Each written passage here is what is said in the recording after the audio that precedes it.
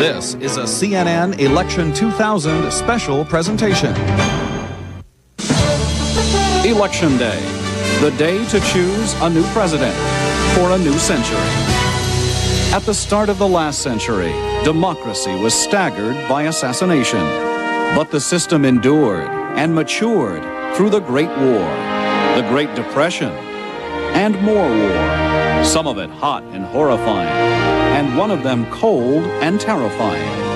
Through a pivotal decade of redefinition and deep division at home and abroad. Through executive scandal and the confusing contrast of tragedy and triumph. And into a final decade, both prosperous and notorious. Today, America is again forging its future by choosing the man to lead it into the 21st century. This is CNN's coverage of Election 2000. Now, from the election desk, here are Judy Woodruff, Bernard Shaw, Jeff Greenfield, and Bill Schneider.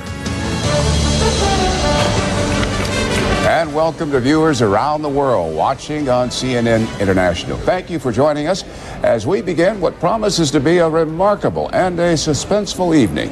As voting continues literally at this hour and will continue across the nation, there is every indication that George W. Bush and Al Gore are indeed locked in a presidential race that may be too close to call for hours. Jeff Greenfield, our senior analyst, this is the kind of election those of us who love politics have been living for. If you've ever wanted, Judy, and folks out there, if you've ever longed for those nights that you've heard about when people waited late to find out who their leader was, pull up a chair. This may be it. If you want to know how tight this presidential race is, you have only to know this. This afternoon, the Al Gore campaign dispatched Reverend Jesse Jackson to Pennsylvania at this hour to try to increase the turnout among core Democratic constituencies. They asked Senator Ted Kennedy to dispatch 100 of his advisors and supporters, union people, labor activists, environmentalists, up across the border to New Hampshire, where that race is apparently so tight. The presidential race we are hearing, Senate race after Senate race, we simply do not know. It's an election like we haven't seen in decades. And Bill Schneider, people are leaving the polling booths. How can we characterize some of the things you're saying? Well, I think we can say that voters in this election, it's very unusual. They're very two-minded. They are of two minds. You know, in any election in this country, usually one of two themes dominates. Either people say, we've never had it so good, or they say it's time for a change. What's really rare is for people to believe both. And they do. They believe they've never had it so good. Their financial situation is good. They've never seen an economy this good. On the other hand, they want a change of leadership. A change of leadership, but not a change of direction. And I think it all stems from their views of Bill Clinton, the president. He gets a very high job rating, which ought to elect Al Gore, but a very low personal approval rating, so people want a change of leadership. Feels like a long night. All right, well, Al Gore and George W. Bush, speaking of the candidates for the major parties, are right now at their home bases in Tennessee and in Texas. They are waiting for the election results to roll in. Our John King is with the Gore campaign in Nashville. Candy Crowley is with the Bush camp in Austin. And let's go to John King first. Well, Judy, no rest for the vice president this afternoon, despite a 30-hour campaign marathon finale. He is here at a hotel in Tennessee. Aides frantically working the phones, checking in with operatives in key battleground states, heartened by what they hear in some, discouraged by what they hear in others. As all this plays out, a man who has spent the last 24 years in federal public office waiting and watching for the results here in his home state of Tennessee. District 8, Precinct 1, Elmwood, Tennessee. Count 1 for Al Gore. Make that 2. And I voted for my husband, Al Gore. How's that? And it was a thrill. It was wonderful. It was very exciting. It was a signature day in the life. The son of a legendary Tennessee senator, born to be president, his father once said, looking for one last promotion after 8 years in the House, 8 in the Senate, and 8 as the vice president. It is tradition for Mr. Gore to speak to the Forks River School students after voting, and this year was both no different and very different all at once. Same playful small talk. That's part of what freedom is all about. You can pick anybody you want to. What kind of person do you want to pick? My friend. A much bigger audience. Would you all like to wave to them? All right, now wait a second. Let's do it on 3. 1, 2, 3. That Tennessee support was in question said it all. Mr. Gore voiced confidence he would win the White House, but aides acknowledged there was little room for error in their electoral strategy. Caffeine was in order after campaigning all night. This Tampa reunion with running mate Joe Lieberman, the final offensive in the fight for Florida and its 25 electoral votes. This is the last official stop of campaign 2000. It's not an accident that it's here in Tampa. It's not an accident that it's in West Central Florida, because Florida may very well be the state that decides the outcome of this election. We win Florida and we win, period, was the view of the Gore camp. This 1 a.m. rally in South Beach, Miami, complete with Hollywood luminaries and oceanside fireworks. And one last bid to frame the nation's choice. I remember well the deficits and the debt, the unemployment and the higher crime, the family breakups and the repeat recessions. Thank you for giving me and Bill Clinton a chance to bring some economic change to America, and because of that, we now have a stronger economy. If Florida goes Republican, the vice president would need to win most of the remaining late campaign battlegrounds. Washington and Oregon in the West, Iowa, Minnesota, Michigan, Pennsylvania, Wisconsin, and West Virginia in the heartland. Turnout was the focus in the frantic final hours. African American support in places like Flint, Michigan is critical. The muscle-organized labor flexes in an unprecedented turnout drive, the biggest weapon for the Democrats across the Midwestern battlegrounds. Now the vice president with some help from the boss, President Clinton, working the phones, calling radio shows deep into the afternoon, trying to encourage turnout, especially among African Americans. We're also told by sources in the labor movement, organized labor has redirected several major national phone banks into the state of Pennsylvania, looking perhaps to redirect resources into several other Midwestern states as well. Everyone here expecting this race will be very tight to the end. The vice president himself predicting we may not know the winner until sometime Wednesday. Judy? All right, John, and we're going to ask you to stand by right now because we want to go to Candy Crowley, who has been covering this entire year, the Bush campaign right now. She is in Austin. Candy. Judy, George Bush got up this morning after what he called 5 hours of solid sleep and did his morning routine. He made coffee and took it to his wife and then, as he said, talked to the pets. After that, there is really little else to do at this point except what millions of other Americans are doing. Same address. Hopefully soon to change. George and Laura Bush of Austin, Texas voted Tuesday, just another couple of voters, albeit with a vested interest. Tina, this is George W. Bush calling from Austin, Texas. Yeah, well, only in America. Well, thank you. Listen, I'm calling. Part of my hopes is that as many people as possible will vote. Obviously, I hope they vote for me, and I'm calling to urge you to get to the polls today. One candidate, one voter, an intimate final effort in a campaign that began with soaring poll numbers and great confidence 17 months ago, and ended last night with tight poll numbers and great confidence. And if the people do what I think they're going to do, you're looking at the next president of the United States. Despite the bravado, the schedule over the last 48 hours reflected a major worry. Florida, home of Governor Jeb Bush. And when he looked me in the eye and said, Florida is going to be Bush Cheney country, I believe him. Now, we're traveling your big state today with one message. Let's get out to vote. Most experts can't figure a victory for the Republican nominee that doesn't include Florida. Bush strategists say otherwise, but the fact they spent 24 of the last 48 hours there tells you something. Monday, Bush's itinerary reached into 4 states that have not voted Republican since Ronald Reagan. The journey was bookended by stops as symbolic as they were electorally significant.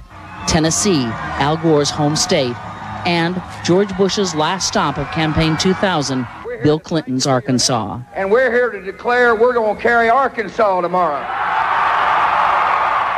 The visit represented the fondest hopes of a campaign that, in the end, believes it fought the good fight. I believe, we poured our hearts and souls in this campaign. The organization here in Austin and around the country have worked hard, and the people are going to decide. And I trust the people. I trust their will and trust their wisdom. At this point, the word those closest to Bush used to describe his mood is serene. Look, said one of his closest friends, he's a competitor, and if he should lose, we don't think he will, but if he should, he's not going to like it. But he is serene, and he will accept that. Judy? All right, Candy, I want to ask both you and John a question. John, to you first. You said that the people around Mr. Gore are heartened by some news they're getting, discouraged by others. You want to share that with us? Well, Judy, they're checking in with operatives in key states. Again, organized labor, the key engine of Democratic turnout. They're looking at the states Candy just mentioned the vice president is focused on. If the vice president wins Florida, he believes that gives him a cushion to lose one or two states that might be considered reliably Democratic but have been battlegrounds this year. Look at West Virginia, look at Missouri, look at Iowa, look at Wisconsin. Those are the biggest worries in the Gore campaign. They believe they've solidified things on the West Coast. Oregon's still a bit of a worry. They think California and Washington are in the bag, but they're worried now if they lose even these 11 electoral votes right here in Tennessee, that they have to make them up elsewhere. Losing states like Iowa and Wisconsin that voted for Clinton Gore twice could be devastating. We started this campaign saying the big battlegrounds would decide it. We might end it looking at some of the very small states making the difference. That's what the campaign's worried about, even now, still pouring resources into some of those states. Judy? And conversely, Candy, as you talk to the people around Governor Bush, what is on their mind? What are they worried about? Well, you know, they're watching turnout. They think that's obviously key, as the Gore camp does. They're watching some of the key states, but you've got to believe they are zeroed in on Florida. They believe they can put together a victory without Florida, but it'll be a whole heck of a lot easier for them if they have Florida in the bag. I think that's the one that worries the most. That and Michigan they're also keeping an eye on. All right, Candy and John, and we're going to be coming back to both of you throughout this long night. So thank you both, and be braced for a long one. Bernie. Voter turnout, key to this election. Coming up, we will visit precincts in 3 crucial states. And we're going to talk with Kwesi Mfume and Pat Robertson.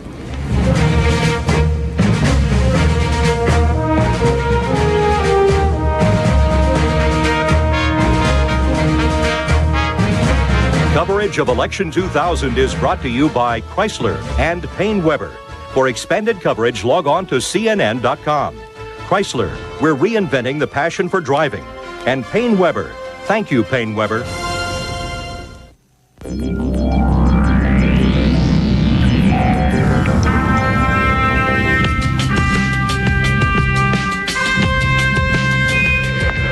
whole world watches as a single step becomes a giant leap for mankind.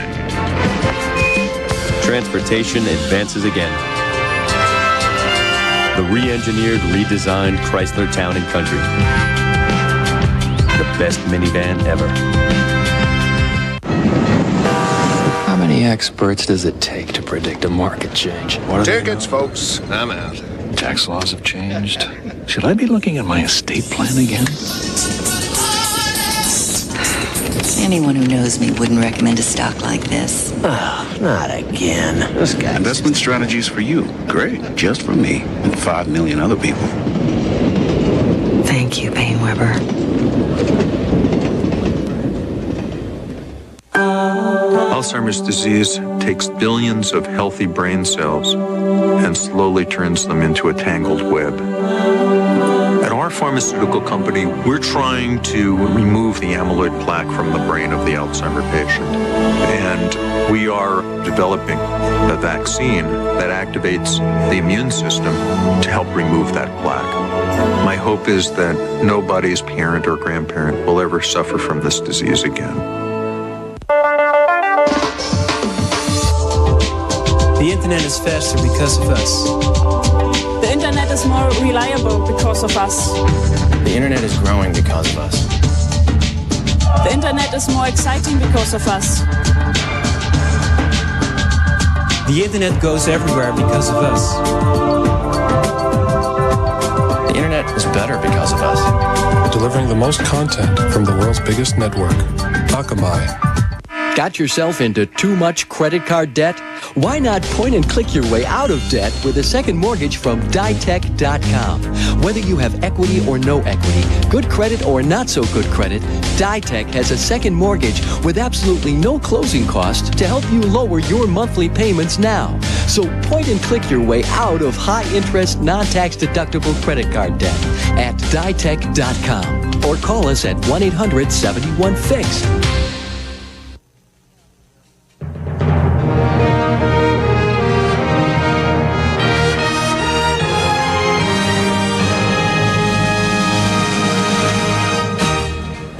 Turnout has been cited as one of the keys to today's election, and with that in mind, we are going to touch base now with our reporters at precincts in 3 key states. Maria Hinojosa is in New York, Jeff Flock is in Aurora, Illinois, and Greg Lamont in Rancho Mirage, California. And let's begin with Maria in New York.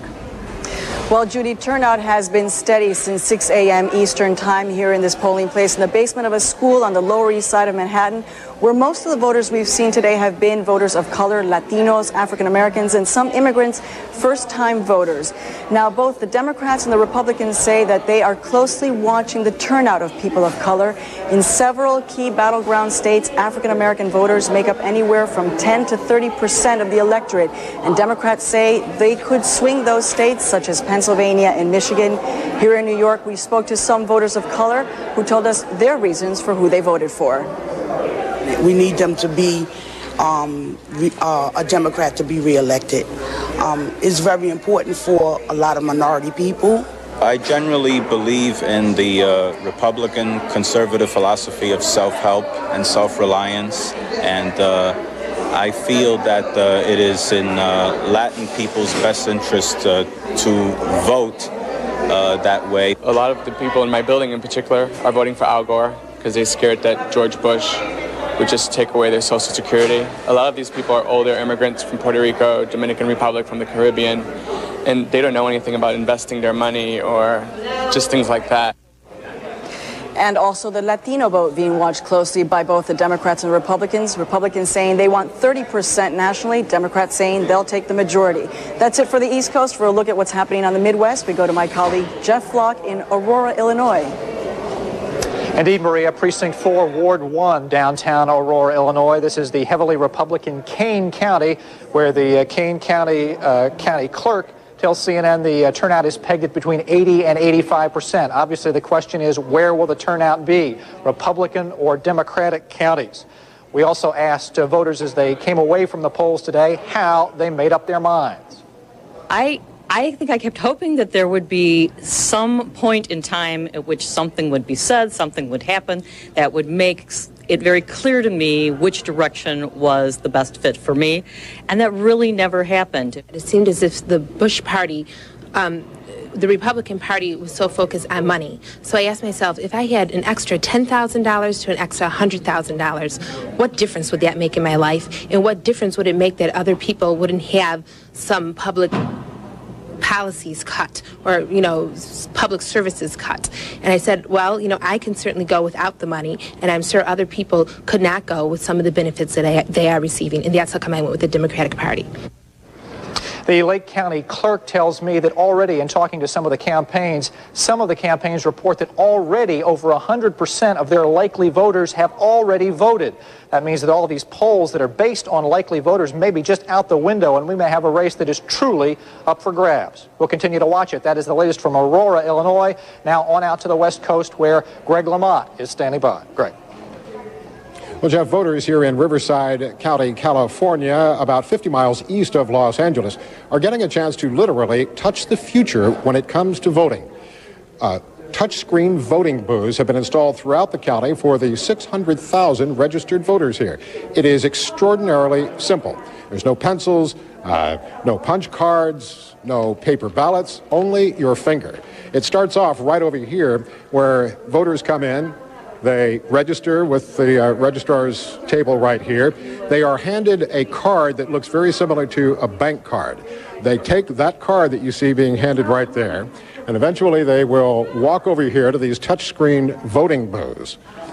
What you do with that card that she was handed is you slide it right into this slot right here. Up on the screen pops the list of candidates and any propositions that may be involved in the election. You press them, you push that you want to vote, and you are done. There's even an area where you can write in candidates' names. This is the largest election in U.S. history using electronic touchscreen voting, and the people using these touch screens really seem to like them. I thought it was fabulous, very easy to read, especially for older people. I didn't even have to put my glasses on. It was fast, it was rapid, and I was prepared. If I hadn't been prepared, I think it may have been a little confusing. Well, I thought it was a good innovation. It's easy to use, straightforward, and if you come prepared, it's very quick. The voter registrar here in the county says it will cut in half the time that it takes to tally all of the votes. Bernie? Okay, thank you very much. Joining us now, Christian Coalition President Pat Robertson. He's with us from Virginia Beach, Virginia. We had hoped to have Kwesi Mfume, the president and CEO of the NAACP from Baltimore. We're looking forward to talking to him a little bit later in this hour. Reverend Robertson, what kind of muscle and money have you poured into this Get Out the Vote effort? Bernie, it's unprecedented what we've done. It's probably double to even triple anything we've ever done in the past. We have distributed 70 million voter guides that have on the first page the presidential issues, 14 of them, and on the back the key congressional or Senate races in the respective states. In addition, we've got 5 million voter guides going out to the Hispanic community in Spanish. And then we're making 1 million telephone calls. For example, in Oregon, we've made 100,000 calls to those people who have not voted. They're voting by mail in Oregon, and so we had a list of people who hadn't yet voted, so it was a Get Out the Vote call. So it's unprecedented for us. On these voter guides, have you put to rest people's criticism from some quarters that you're violating campaign law? Well, 2 judges did that, Bernie. One judge ruled against the FEC very clearly, Judge Joyce Greens in Washington, and then a federal district judge in Norfolk ruled against the IRS. We sued the IRS, and in both cases won decisive victories, and so there's no question that these things are in totally conformity with the election laws and with the Internal Revenue Service Code. Is there any anti-Clinton feeling propelling your folks to the polls today?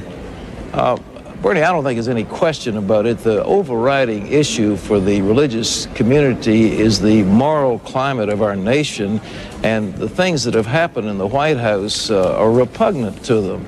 I think many people admire Clinton for his brilliance in government, but nevertheless the personal life is repugnant. I think beyond that, there's several other issues that are driving them, but I would say the whole concept of big government, the excess spending, the waste in Washington is a major factor, and as one of the respondents said on your program just earlier, that the whole concept of individual initiative versus government solutions to problems. These are major issues for us. Now let's go to the ground in the battleground states. Exactly what are you doing even at this hour in places such as Michigan, Illinois, Wisconsin, Missouri? I visited Missouri 3 times just a few days ago. I was in Springfield, I was in St. Louis, I was in Kansas City with major rallies. We have I think, if memory serves me right, 1.5 million voter guides going out in Missouri. We have a significant effort in Michigan going on. There are people at the polls right now, and they have been passing out voter guides. I was out Sunday in Arkansas. I think Arkansas is going to be a key state, and we have a significant effort in Arkansas, also Tennessee. It seems like to me these states, these little states that we never thought too much about, may hold the key to this election. Tennessee. Indeed they might. Arkansas, Missouri. We've been active in all of them. Well, thanks very much, Reverend Robertson, for joining us. It's going to be a long night. It sure will. And later on, we hope to hear from Kwesi Mfume, president of the NAACP. Judy? Well, that's 2 folks now who have said the little states may make a difference. We've got a lot to look for tonight. Well, just ahead, the balance of power on Capitol Hill. Wolf Blitzer with the key races in the fight for control of the House and the Senate.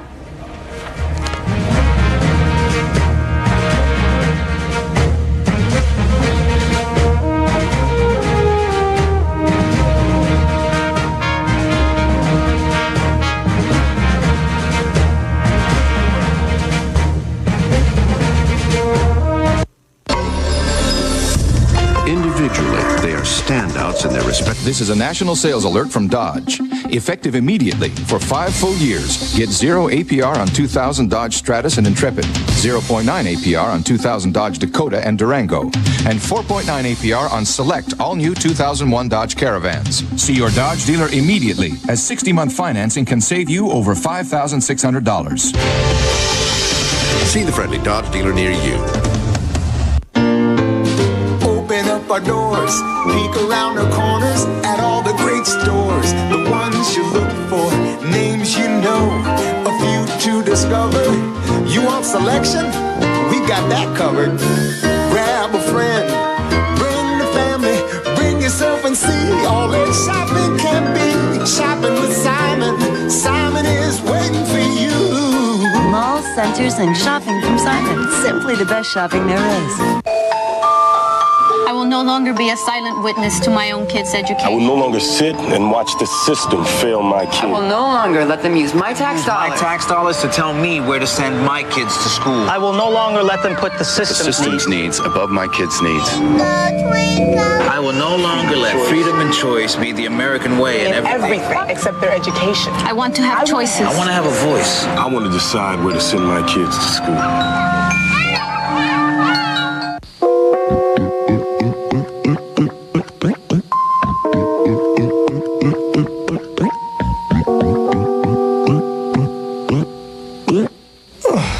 Total. Now with 100% calcium.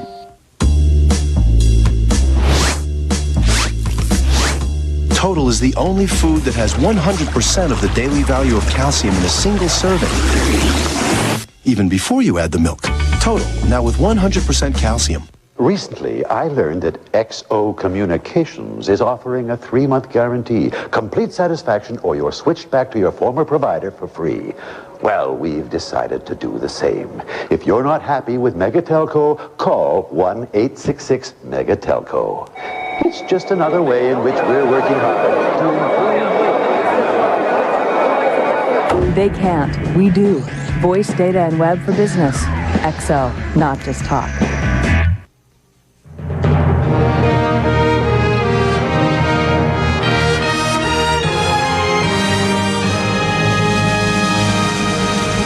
We said later this hour we'd be talking to Kwesi Mfume, the president and CEO of the NAACP. The time has come. He joins us now from Baltimore. What can you tell us about your Get Out the Vote effort at this hour? Well, Bernie, it's a huge success by every indication that we have, and we've looked at precincts and polling places in every region across America. And throughout the larger black community, it seems that it has worked, and it's working in a way that may even exceed our wildest expectations. We have put 18 months of hard work into a large educative process. We spent months registering people. Now we're in the days of this GOTV campaign, and have spent almost $12 million in the process. It's a very, very serious election for African Americans and for all Americans, quite frankly, for many reasons, not the least of which is the fate of the Supreme Court as a result of the next president. Are you by chance getting hourly reports from around the country? We are. What are they telling you about percentages of turnout? Well, percentages are running as high as 80% in some areas to about 65% in other areas. But one thing seems to be clear and holding throughout this pattern is that in every instance, it's a significantly higher turnout than was the case 4 years ago in the previous election. And what does that tell you? It tells me that people are energized, that they believe that their vote will make a difference, which is very, very good. And they're prepared to stand up and not necessarily be talked about by pundits and pollsters about what they will do or what they won't do. People seem to be coming out to say, look, this is about me. It's about my future. It's about what I believe in, and so I'm going to participate. And that the interesting thing about that is, as stewards of this democracy, we all have that responsibility. So when we see turnout like this, it's heartening and it's encouraging. And we believe also, quite frankly, that at the end of the day, it will make a significant impact on the outcome. Why did some people have the impression that the Republicans had a more energized base turning out than the Democrats in the closing weeks of this campaign? I don't know. I think people were talking a good game. Our work at the NAACP was to wait for Election Day and to use all of our energy there to make sure that we did the kind of GOTV campaign that we needed. There is energy among Republicans. We don't doubt that. I think many sense that this is a chance for them to win back the White House and to hold the Congress.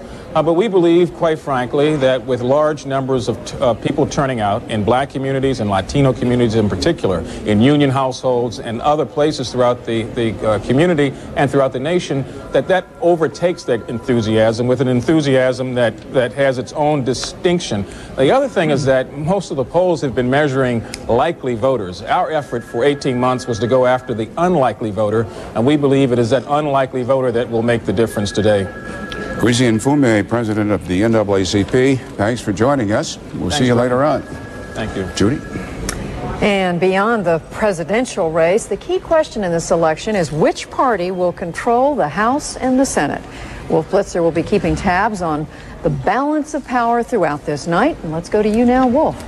Thank you, Judy. Not only is there an extremely close race for the presidency, this is also the first time since 1948 when control of the White House, the Senate, and the House of Representatives all have been legitimately up for grabs on Election Day. Republicans currently control both the House and the Senate, but by relatively slim margins, which could become even slimmer by the time all the votes are counted. And there are 34 Senate races on the ballot this year. Republicans are defending 19 seats, the Democrats 15, with several just too close to call. Let's take a look at two of the races which could tip the balance of power in the Senate. In Virginia, Democratic Senator Chuck Robb is fighting hard for a third term against the former popular Republican governor, George Allen. And in Michigan, Spencer Abraham, the Republican incumbent, is seeking a second term in a very tight race with the Democratic challenger, Debbie Stabenow. Joining us now to talk about this, Stuart Rothenberg. You'll be with us throughout the entire evening. This Senate contest is critical right now. Well, Wolf, it's all about pickups, about gains and losses. And in Virginia, as you mentioned, Chuck Robb, Democratic senator, has had a very difficult race against Republican George Allen. He's somewhat of an underdog. The Democrats really need to hold this if they're going to take over the Senate. And in Michigan, Spence Abraham has had a lead. At least he did a few weeks ago. But Democratic challenger Debbie Stabenow is coming on strong. This race is a toss-up. All right. As happens, of course, every 2 years, there are 435 seats up for grabs in the House of Representatives. Republicans currently hold a 13-seat majority, but with some 36 races too close to call, this could be a long night. Stu, let's take a look at two of the races that potentially could have an impact. In South Florida, for example, longtime incumbent Clay Shaw, Republican, is being challenged by Democrat Elaine Bloom. And in Connecticut, Republican Robert Simmons is challenging the Democrat Sam Gadenson. He's been in Congress for almost 20 years. Well, Shaw is one of a number of Republican incumbents who are facing difficult races. In order to maintain control of the House, the Republicans need to hold on to Clay Shaw's district and a number of other GOP incumbents. And in Connecticut, you mentioned Sam Gadenson. This race was not on the radar screen a couple of months ago, but local issues and an attractive Republican challenger, Robert Simmons, a state legislator, could prove Sam Gadenson's downfall. All right, Stu, thanks. Back to you, Bernie. We'll be back to you many, many more times and oftener. Just 1/2 hour until the first poll closings in Indiana and Kentucky. Ahead, we're going to offer some tips on what to look for hour by hour this evening. Plus, the 7 keys to Election 2000. We're also tracking state ballot measures. Please log on to CNN.com for results throughout the night.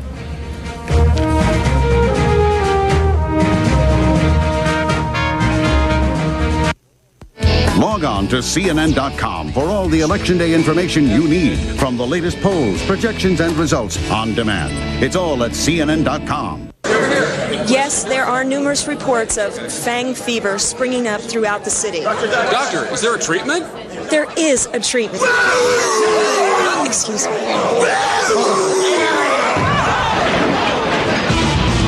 Thursday, November 16th, it's the Predators and Columbus Blue Jackets. Every fan there gets a team poster from the Tennessee sports fan.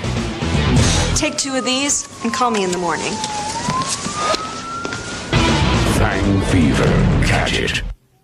For over 100 Thanksgivings, Kroger has set the table for more family gatherings than any other grocery store in America.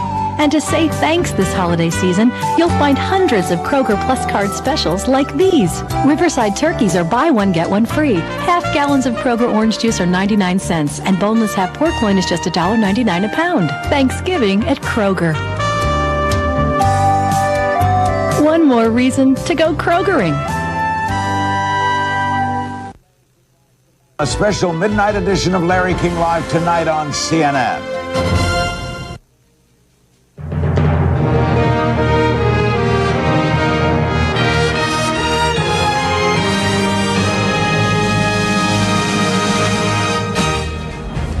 Just 25 minutes until the first polls close in the states of Kentucky and Indiana. We're all sitting here eagerly awaiting those first real results, states that we can call. Bill Schneider, we just heard Kwesi Mfume, the head of the NAACP, say, you all have been talking about likely voters all along. We've been targeting the unlikely voters. Who are these people, and why haven't we been talking about them? Who are these? Well, if they're unlikely to vote, we usually say we're not going to be real interested in what they have to say because they're unlikely to vote. But that's what both sides are doing. The gun owners and the National Rifle Association, the Christian Coalition, the NAACP, the unions, they're looking for people who you really can't rely on to vote. If this election is flooded with unlikely voters, people who rarely vote, then all bets are off, and all those polls could be very misleading, and pollsters are going to have a lot of explaining to do. Okay, welcome to CNN Election Night 2000. I will be your guide. Now, here are the stories we will be reporting hour by hour as the night goes on. 6 p.m. Eastern. The first polls close in Indiana and Kentucky. 20 electoral votes at stake. Keep an eye on Kentucky. It's voted for the winner in every election since 1964.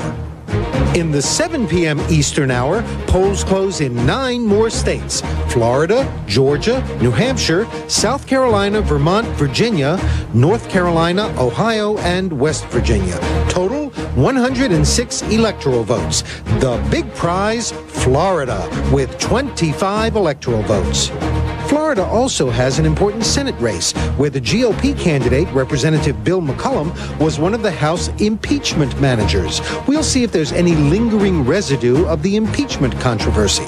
Another big Senate race is in Virginia, where Charles Robb is the most vulnerable Democrat running for re-election this year. Ohio is crucial for Bush. No Republican has ever been elected president without carrying Ohio, a state that went for Clinton twice. The 8 o'clock hour could be the deciding point in the election.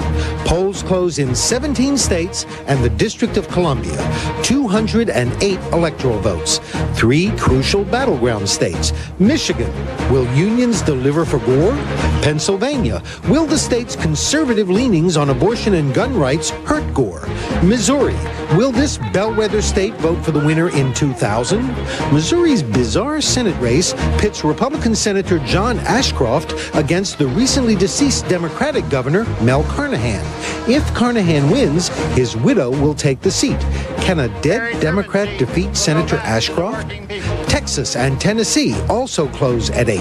Texas looks like a big win for Bush, but Tennessee is no sure thing for Gore. Gore could become the first candidate who fails to carry his home state since George McGovern in 1972. 9 p.m. Eastern, 12 more states come in, another 102 electoral votes, including the battleground states of Minnesota and Wisconsin. Will Ralph Nader take enough votes from Gore to put those 2 historically liberal states in the GOP column? But the headline in the 9 o'clock Eastern hour will be New York. Senate, not president. Will Hillary Rodham Clinton become the first lady who overreached or the first lady who made it on her own? At 10 p.m. Eastern, 23 more electoral votes come in from Iowa, that's a battleground state, and a number of western states. At 11 p.m. Eastern, the big enchilada comes in, California, with 54 electoral votes. California is expected to go for Gore, but Bush hopes to put Ronald Reagan's state back in the GOP column, where it was for almost 50 years before it became Clinton country. Also, Oregon and Washington, two more West Coast battleground states where Nader voters will play a key role. One more big Senate race in Washington State, where incumbent Republican Slade Gorton is facing a self-financed multi-millionaire challenger who happens to be a woman, Internet executive Maria Cantwell. We'll be looking to see if the gender gap plays a decisive role in that race, and all over the country. If men are from Mars and women are from Venus, then Election 2000 could end up being the latest installment of Star Wars. Now, by 12 midnight Eastern Time, only Alaska is left with 3 electoral votes. You know, it's kind of chilly up there in November, but not to worry, because if this race is as close as it looks right now, at the midnight hour, we may still be counting ballots in Florida. Gee. But we're always happy to think about Alaska while we're doing it.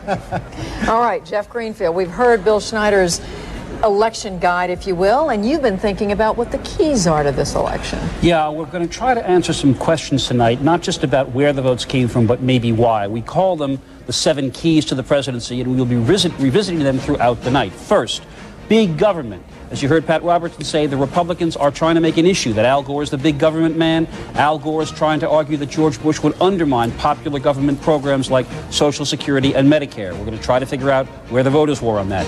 2, the gender gap. Now, men always vote more Republican than women. The question is, which candidate keeps the gender gap narrow on his side and widens it on the other? If women vote for Bush more than they normally do in in Republican areas, Bush has a very good night ahead of him. 3, the social issues. The Gore campaign had argued months ago that the environment and gun control and abortion would play for them. It may be that in states like Pennsylvania and Michigan and West Virginia, issues like guns and the environment will work against Al Gore. We're going to find out. 4, was it the economy, stupid? You already heard Bill Schneider explain that the public seems to like the economy, but may also be worried about non-economic issues. Which of these 2 strains dominated, if either? That's one other question we're going to try to be answered, and in some case on a state-by-state basis if we can. 5, the Clinton factor. Once again, Mr. Schneider has cued us on this. Clinton, high job approval ratings, low personal approval ratings. Were the voters looking for a change, or were they looking to keep the Clinton administration philosophy going? 6, the Nader factor. In Wisconsin, in Minnesota, perhaps in Washington or Oregon, could it be that this third-party candidate will take enough votes to defeat Al Gore, and will he get the 5% needed to become a federally funded party 4 years hence? And finally, what kind of leader is the country looking for? If it's experience, that speaks well to Al Gore. If it's leadership, if it's amiability, if it's personality, that speaks well to George W. Bush. And as I say, throughout this evening, we're going to be revisiting these questions as the exit polls and the votes come in. And Bernie, we think if we get the answers to these questions, we might know who the president is. But I'll tell you something, if it's as close as it looks now, we could still answer these questions and say, your guess is as good as ours. Indeed, very much so. Well, we're going to stand down for just a moment, a brief moment, and when we come back, we're going to hear from the former White House press secretary for President Clinton, Joe Lockhart, and Scott Reed, the man who managed Bob Dole's campaign in '96. More from CNN and Atlanta in a moment. Coverage of Election 2000 is brought to you by America's pharmaceutical companies and Ditech.com. For expanded coverage, log on to CNN.com. America's pharmaceutical companies and Ditech.com. Home loan savings direct from the lender. Does everybody know what this is? A heart. 50 million Americans suffer from high blood pressure. There are no symptoms, yet high blood pressure is the primary cause of heart disease. There are still millions who are unable to lower their blood pressure with medication. That's why we're developing this new medicine, and it has excellent effectiveness in treating blood pressure. Maybe by the time these kids are my age, we'll have found a way to prevent high blood pressure in everyone. Got yourself into too much credit card debt? Why not point and click your way out of debt with a second mortgage from Ditech.com? Whether you have equity or no equity, good credit or not so good credit, Ditech has a second mortgage with absolutely no closing costs to help you lower your monthly payments now. So point and click your way out of high-interest, non-tax deductible credit card debt at Ditech.com or call us at 1-800-71-FIX. Hi, My car's out front. We'll get started right away.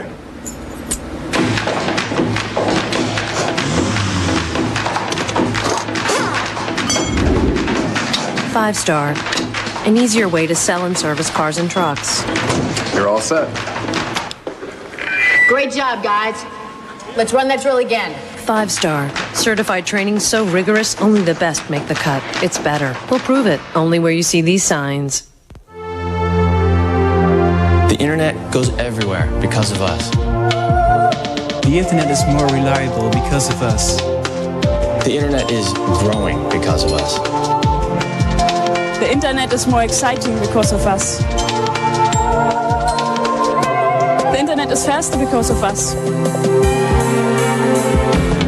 The internet is better because of us. Delivering the most content from the world's biggest network, Akamai.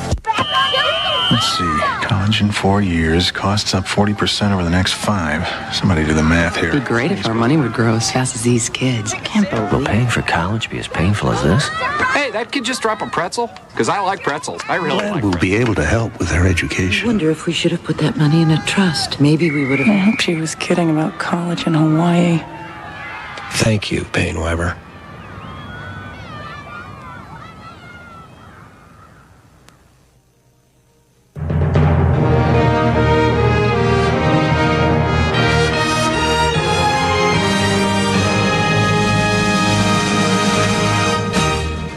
Now let's hear from two men who know what it's like to be campaign insiders on Election Day. We're joined by Joe Lockhart, former White House press secretary for President Clinton, and Scott Reed, Bob Dole's campaign manager in the 1996 election. Gentlemen, you both are very well plugged in. I know you're both talking to people in Scott's case in the Bush campaign, and certainly in Joe's case in the Gore campaign. What are you hearing, and what's going on, for example, with deploying Jesse Jackson to Pennsylvania at this late hour? Joe? Well, I think it's a reflection of just how little people know at this point about how this is all going to turn out and just how tight it is. And I think on Election Day, people who are generally type A personalities running around have nothing to do. So if you can find something to do, if you can deploy people out to states, if you can call into radio stations, if nothing else, it keeps you busy and it makes you feel like you're doing something. So what are we doing? Just spinning our wheels? Is that what's going on, Scott? Well, I don't know about that. I mean, Republicans are very upbeat and optimistic about this election. They feel Bush has run a very smart campaign. He's finishing strong. He had a good, strong finish into Texas last night, going both to Arkansas and Tennessee. And Republicans believe that he's asked for a mandate to lead with some very specific issues, and we're very excited about tonight. Also in the Congress, a lot of excitement there. Joe, we hear Scott saying that Governor Bush has run a very smart campaign, but there are some Democrats who question whether going to Arkansas, going to Tennessee, may be overreaching on his part. How do you read this? I actually think he overall has run a smart campaign, but I think he finished rather badly. He was pushed off course a little bit by the drunk driving revelation. And then I think over the weekend he got more partisan and personal, and he sort of walked away from the issues that he had run on, which was he was different. I think going to Arkansas and Tennessee looked a little cocky, looked a little sort of the in-your-face politics that people have turned off to, and that he made a case against. So I think Al Gore has finished very strongly, has charged up the base, and I think Governor Bush, after running a smart campaign, finished kind of slowly. Scott, I'm assuming you don't see it that way these last few days. No, I don't quite see it that way. Again, Bush has talked about issues throughout this whole campaign. He had huge crowds in Tennessee and Arkansas. I don't know if Tennessee's Gore's home state or if Washington, D.C. is his home state, but either way, finishing in those states, it looks like we're going to win these culturally conservative states that are going to move towards Bush, I believe, because of Bill Clinton.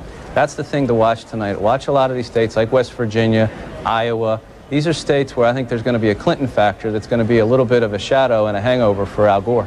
Joe, what about the Clinton factor? How much is that going to hurt Al Gore tonight? Oh, you know, I think that the Republicans love to talk about Bill Clinton because they can't talk about the economy. They can't talk about how great the last 8 years have been. This isn't about Bill Clinton. It's about Al Gore and George Bush, and that's what the country's making a decision on. And I think Al Gore over the last week has come under some criticism, but he's played it about right, which is Bill Clinton went and tried to energize particular parts of the base. But in the battleground states, Al Gore went out and said, this is about me and George Bush. Make a decision. I think he's going to do quite well tonight. Folks, it's Jeff Greenfield. Just for a minute, put aside the partisan hats. Joe, Scott, Joe first.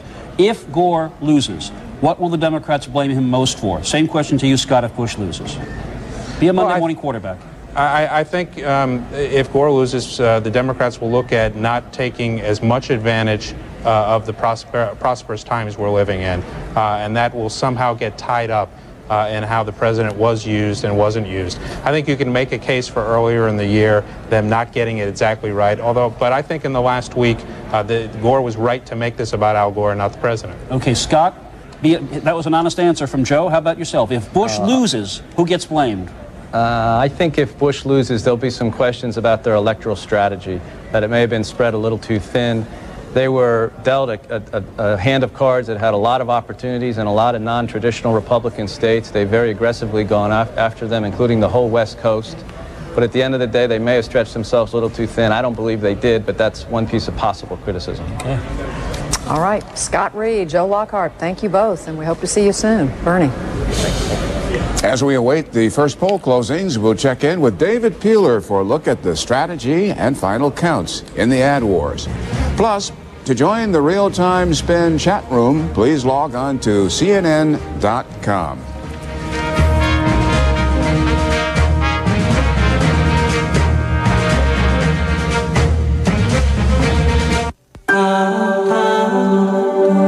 I'm a pharmaceutical company researcher. My area specialty is women's health. We're looking at all ages of a woman's life, developing better medicines for the diseases we've already started on: osteoporosis, Alzheimer's disease, and breast cancer.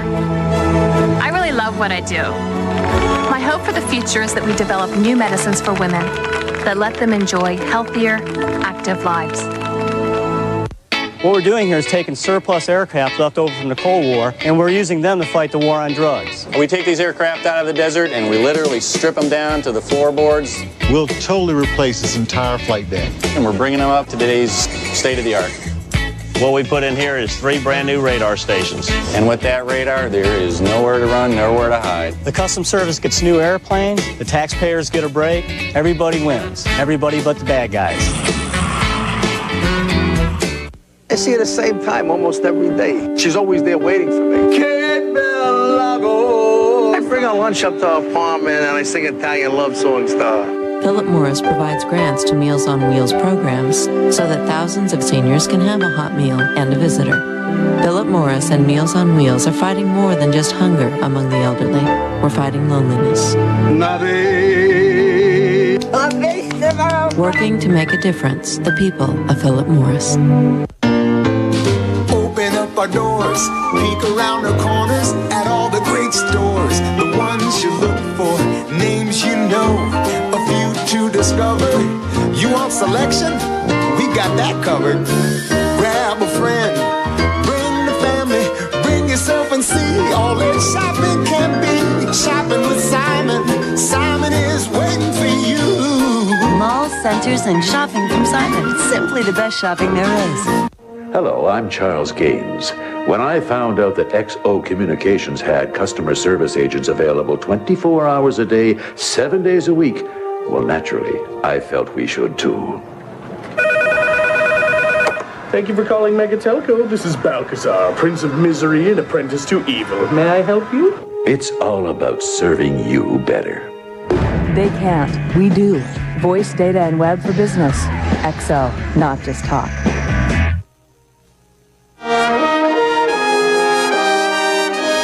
Coming up at the top of the hour. At 6 p.m. Eastern Time, the Election 2000 count begins as the first polls in the country close in Indiana and Kentucky.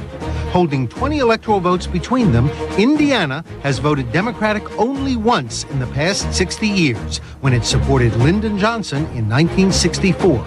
And Kentucky may be considered a bellwether state. It has voted for presidential winners for the past 36 years. Will the state that hosts the Run for the Roses continue its winning streak in such a close run for the White House? The night is early. Stay tuned. Nice stuff. Joining us now, a familiar personage on Inside Politics, David Peeler of Competitive Media Reporting. He tracks ad spending in the top 75 markets. David, what was different about the ad spending in this election? Well, Bernie, I think there's a couple of things that are of note. You know, we've talked about both Bush and the RNC combining to spend $85 million versus Gore and the DNC $64 million and Ralph Nader $1 million. But I think here the story is really a couple of things. One, you know, this is the first race that we've seen where the candidates went on air as early as they did. Both parties did, both candidates did. I think the second thing that stands out is there used to be a line between what was party-funded advertising and what was individual candidate advertising. That line's been all but erased now. I mean, you really can't tell the difference between the two at this point in the race. And I think media is always about tactics. You know, it's always been about the swing states. That's where the media dollars go. What we've seen this year is some surprising things. We've seen, for example, the Bush campaign spend $11 million uncontested in the state of California. Al Gore and the DNC didn't spend a dime in California, and the Bush campaign spent quite a bit. I think as we've gotten down to the last couple of weeks here, we've seen two different tactics emerge. We've seen Bush try and stay on 3 or 4 messages and try and get that out in a national campaign. I think we've seen Al Gore and the DNC take their themes but try and do a state-by-state individual media tactic. So that's what's different from a presidential front. Moving on to the Senate races, I think we're seeing the effect of the wealth effect come into play here. The new thing now is the self-financed candidate. We saw John Corzine, who we spoke about yesterday, spend $31 million in the general election on top of $30 million in the primary. Maria Cantwell spent $5.5 million in the state of Washington. Mark Dayton, the Dayton-Hudson family, $4.5 million, and much of that of their own money. So it's clearly the Senate races continue to get more and more expensive to run, and you're seeing more and more self-financed candidates. Moving on to the House races, what's of interest here is last cycle we joked about independent groups, and we talked about the parties ultimately spending more than the candidates. Well, this cycle it's happened.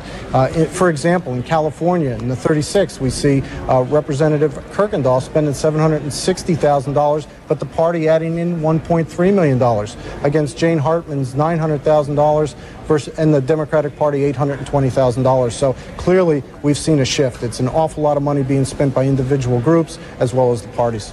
Okay, thank you, David Peeler. Thank you. Judy. And we are literally 3 minutes away from the polls closing in the first 2 states tonight, Indiana and Kentucky. We're going to take a break. When we come back, we're going to try to call those elections.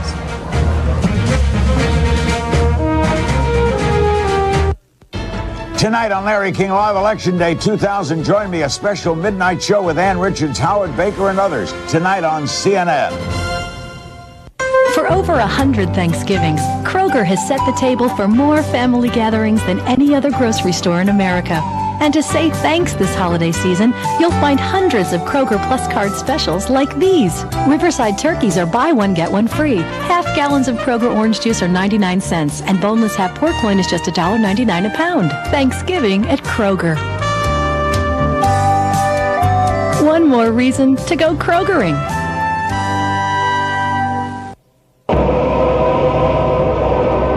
Are you ready?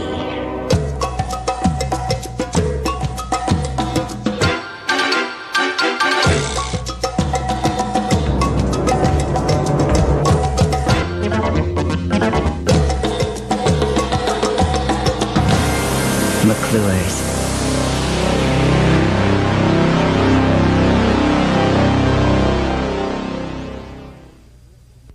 What do you get when you add 1.9% APR with 49 miles per gallon and a 100,000-mile powertrain warranty, and then 24,000 miles of paid service?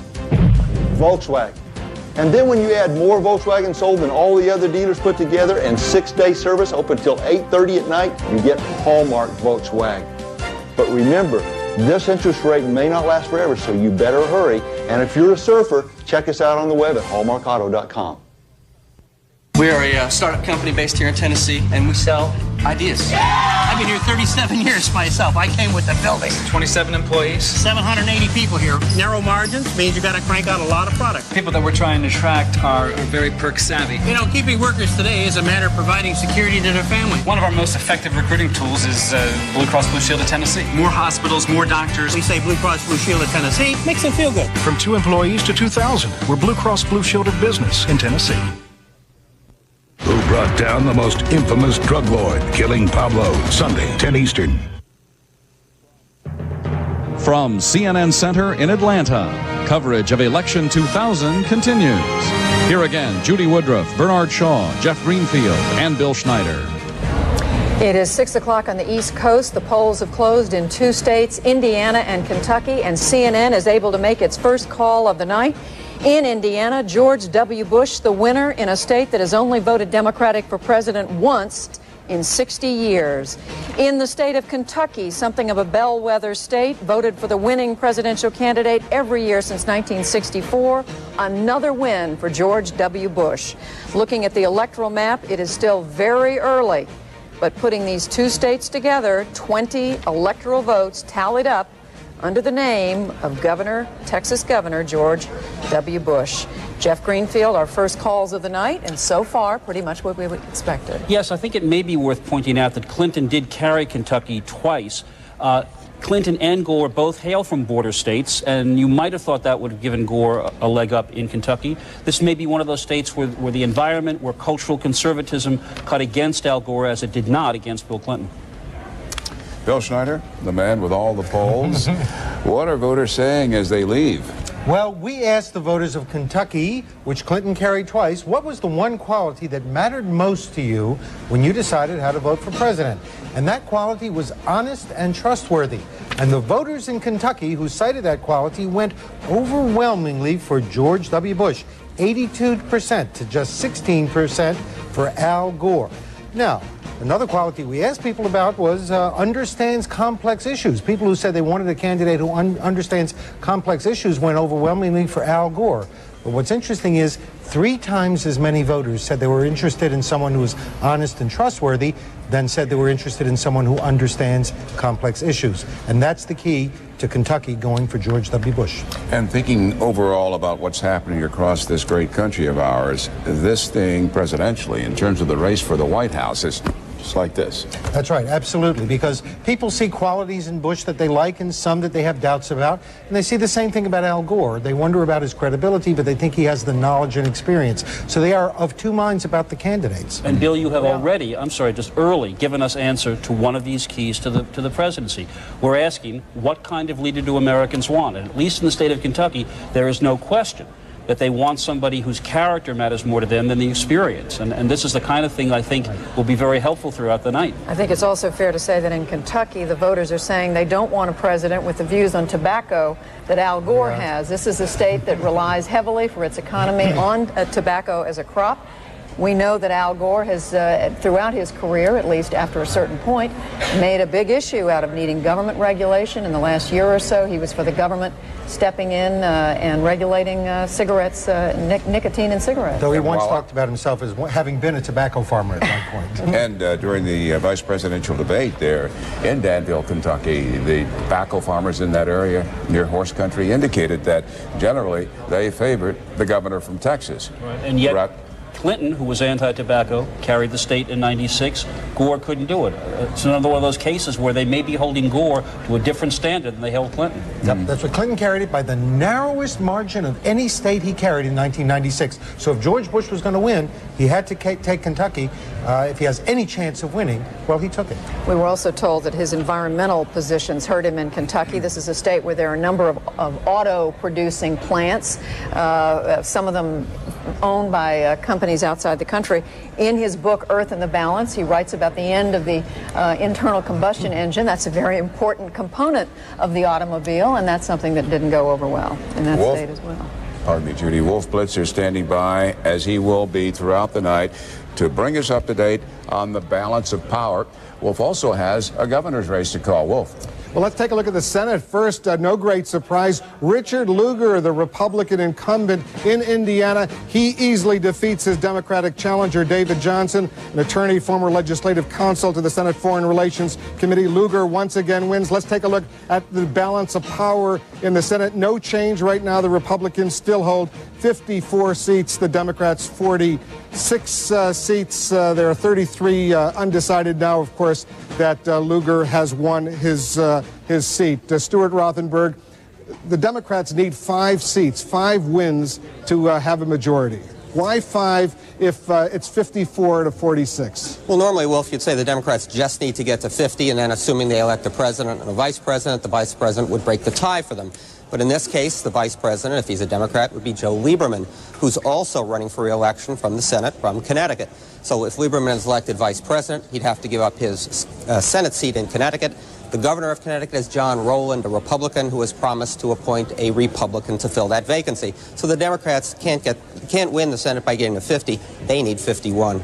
In the House, we're closely following 2 congressional races, one in Indiana, the incumbent, the Republican John Hostetler, facing a challenge from the Democrat Paul Perry, and in Kentucky, Representative Ann Northup challenged by Eleanor Jordan. 2 races. Let's take a look at the balance of power in the House of Representatives. Right now, there are, of course, still 223 Republicans, 210 Democrats, 2 independents. The Democrats need to win 7 seats, toss-up seats, in order to have a majority. But they really, Stuart, need more than 7. They need 8 or 9, don't they? That's right, Wolf, because it's one thing to say, what do they need to get to 218? It's another thing to say, what do they get to elect their own speaker? In this case, it would probably be Dick Gephardt. A number of Democrats, at least one, Jim Traficant of Ohio, but others are mentioned as possible defectors, people who might vote for a Republican for speaker. So the Democrats need something of a cushion if they're going to be sure to be able to organize the House. All right, and we're also ready at this point to declare a winner in the gubernatorial race in Indiana. Frank O'Bannon,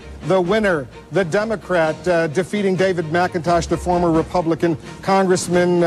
If the Republicans, Stuart, are so easily the winner in the gubernatorial race in Indiana, yet Bush is the easy Republican winner. It seems people in Indiana can split their vote. Absolutely, and it's the difference between federal races and state races. I think in many conservative, generally Republican states, voters are willing to send a Democrat to the state house, feeling that the Democrat is generally moderate to conservative, reflects those values. I think they're more cautious about sending them to Washington, D.C., where they get those other Democrats there, and their views might change. And I think we're going to see a pattern of that throughout the night. That's it for now from the Balance of Power desk. Back to the National Desk. You know, it's interesting to me that Richard Lugar's election, he, like Orrin Hatch, reminds us of something. In Washington, a powerful, respected man. Lugar tried to run for the presidency 4 years ago. He was less than an asterisk, just as Orrin Hatch was this year. There's something about long-term senators, I guess, that doesn't play on the presidential stage. But I'm always fascinated. We talked about this the other day, Bill Schneider and Bernie. In a state like Indiana, you think of it as so Republican, and yet they've just re-elected a Democratic governor there. Well, times are good, and when times are good, incumbents do very well, whether they're Democrats or Republicans. And so I think we're seeing some of that beginning to show up here. The interesting point is Gore ought to be doing a lot better if times are good. It shouldn't be a close race, as it looks like it will be. Across the country. Across the country, yes. Yeah. All right, we are going to take a short break ourselves, and when we come back, we're going to preview that big Senate race in the state of New York. There's 3 hours to go before the polls close, but we've got a lot to talk about there. It's Rick Lazio versus the First Lady. We'll be right back.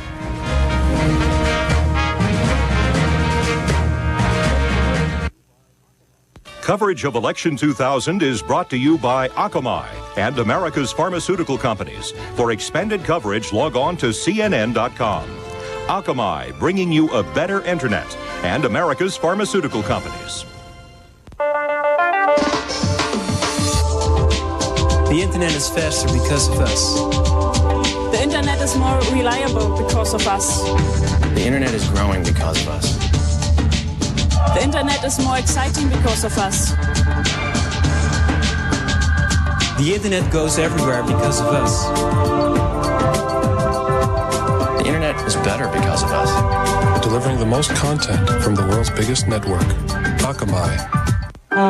Does everybody know what this is? A heart. 50 50 million Americans suffer from high blood pressure. There are no symptoms, yet high blood pressure is the primary cause of heart disease. There are still millions who are unable to lower their blood pressure with medication. That's why we're developing this new medicine, and it has excellent effectiveness in treating blood pressure. Maybe by the time these kids are my age, we'll have found a way to prevent high blood pressure in everyone. Got yourself into too much credit card debt? Why not point and click your way out of debt with a second mortgage from Ditech.com? Whether you have equity or no equity, good credit or not so good credit, Ditech has a second mortgage with absolutely no closing costs to help you lower your monthly payments now. So point and click your way out of high-interest, non-tax deductible credit card debt at Ditech.com or call us at 1-800-71-FIX. How many experts does it take to predict a market change? Tickets, folks. I'm out. Tax laws have changed. Should I be looking at my estate plan again?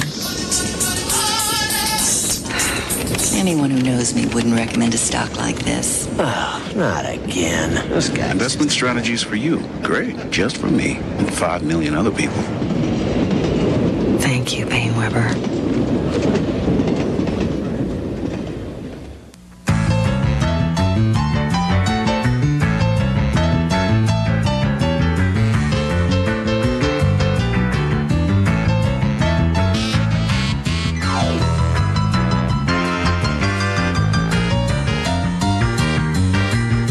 The world, they take people where they need to go. But wherever the road ends, there's a good chance it started with Caterpillar equipment.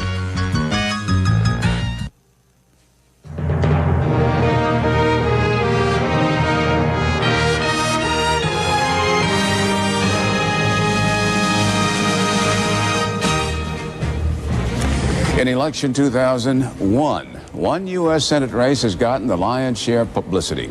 It's the showdown in New York, featuring the unprecedented candidacy of First Lady Hillary Rodham Clinton.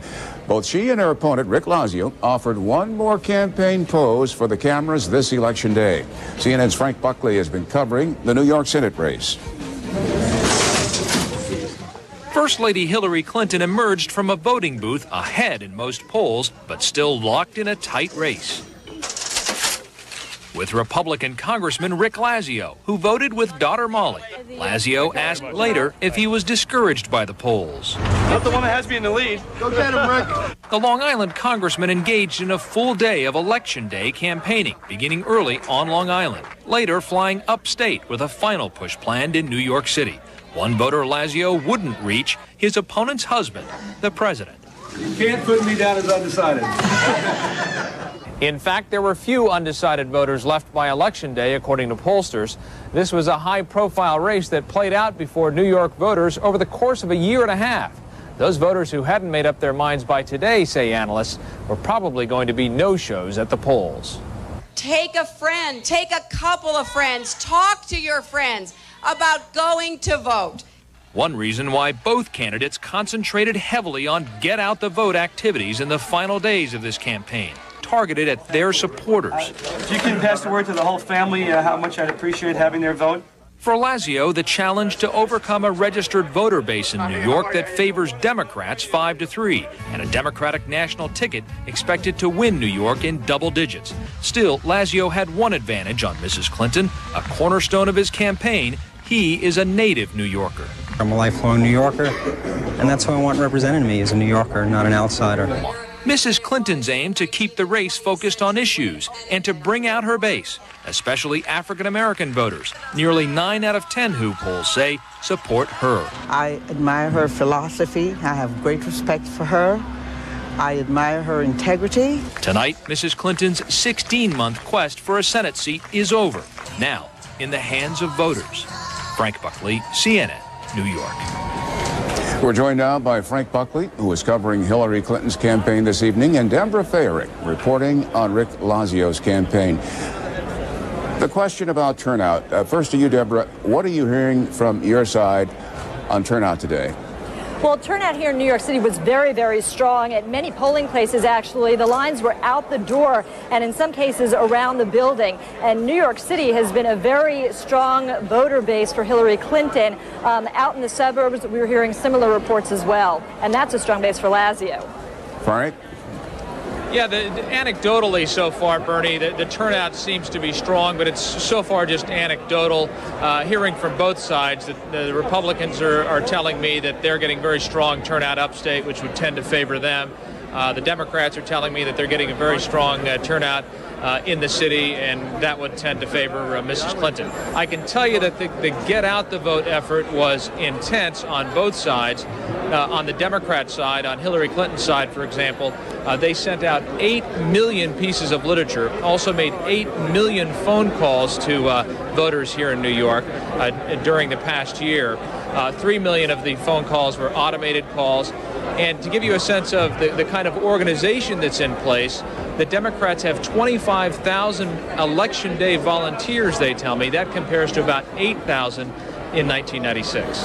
Deborah, in the Lazio camp, what are you hearing about their concerns right now as they await, obviously, the returns, but also reflect on the kind of campaign run, especially in the last 48 hours? Well, what we can tell you is this. We spoke to a spokesperson earlier this afternoon. She said that he was feeling very enthusiastic, very energized. However, as he watches the election returns, the spokesperson also said this was going to be a very tense time. And one thing that we're beginning to hear is this whole issue of timing. Remember, Rick Lazio didn't get into this race until about 5.5 months ago when New York City Mayor Rudy Giuliani decided he was not going to be running. And this morning, the governor's wife, Libby Pataki, on WROW radio in Albany, said that the mayor's timing, that he just hung around too long. And in her words, he was just jerking people around. And she called the mayor selfish because of that. Later in the day, we also began to hear that from Rick Lazio himself. And he said that if I had a magic wand, I would have gotten into this race earlier, but that was not the way it was. So we're beginning to hear this timing issue, the fact that he has only been in this race 5.5 months compared to some 16 months for the First Lady. And Frank, before we leave you, a rather facetious question. Somewhat passing media interest in the Clinton campaign headquarters there? Bernie, let me give you a sense of the kind of media interest. We have another camera on the other side that's looking back to the riser that I'm sitting on. We'll take that camera shot, and you can get a sense. This riser that is looking toward the podium, these are all the cameras and reporters that are looking in on this race tonight. I mean, this has not been the interest every day of this campaign during the past year and a half, but certainly there's a great deal of national interest and local interest, international interest as well on this race, and all of the cameras will be facing toward Hillary Clinton at some point tonight. Frank Buckley, Deborah Favorite, thanks very much. Judy. And now we want to bring in to the picture two people we're going to be going to throughout this evening, a CNN political analyst. First, former Clinton press secretary Mike McCurry and Mary Matalin, co-host of CNN's Crossfire. Both of you are in Washington. Before we move on to the presidential contest, let me just pick up with a quick question about this New York Senate race. Mary, to you first. Given the fact that the polls have been showing Mrs. Clinton ahead, is there anything Rick Lazio could have done differently? And today, of course, now we're hearing, as we just reported, this, I guess for lack of a better word, sniping about whether Rudy Giuliani got out soon enough. Well, it's pretty hard to overcome a 2 million vote advantage, which is what is going on in New York. And of course, Al Gore is carrying it heavily. Surprisingly, Mrs. Clinton didn't do as well as she should have done, or Lazio did better than was expected. And probably if he had more time and wasn't having to spend as much time as he did fundraising, and it's not over yet, but, you know, it might have been a different race. But I don't think sniping at Giuliani is the right way to go. Mike McCurry. Well, I think Mrs. Clinton is going to be, if she's elected tonight, a great United States Senator from New York, a very worthy successor of my old boss, Pat Moynihan. She will also probably become a godsend to the National Republican Party because they're going to use her as sort of the replacement for Ted Kennedy and all the direct mail pieces that bash liberals from here going forward for at least the next 6 years. But I think in the end, the people in New York will be very satisfied with their choice. Now, Mary, that wouldn't be the case, would it? I don't, unless Ted Kennedy's planning on leaving. I think he'll still be the main source of our mail. All right, let's talk about the presidential contest. Of course, we've been able to call Indiana and Kentucky the two states where the polls have closed. Mary, it's still very early. You are clearly, though, talking to the George W. Bush campaign. What are they saying right now about how they feel?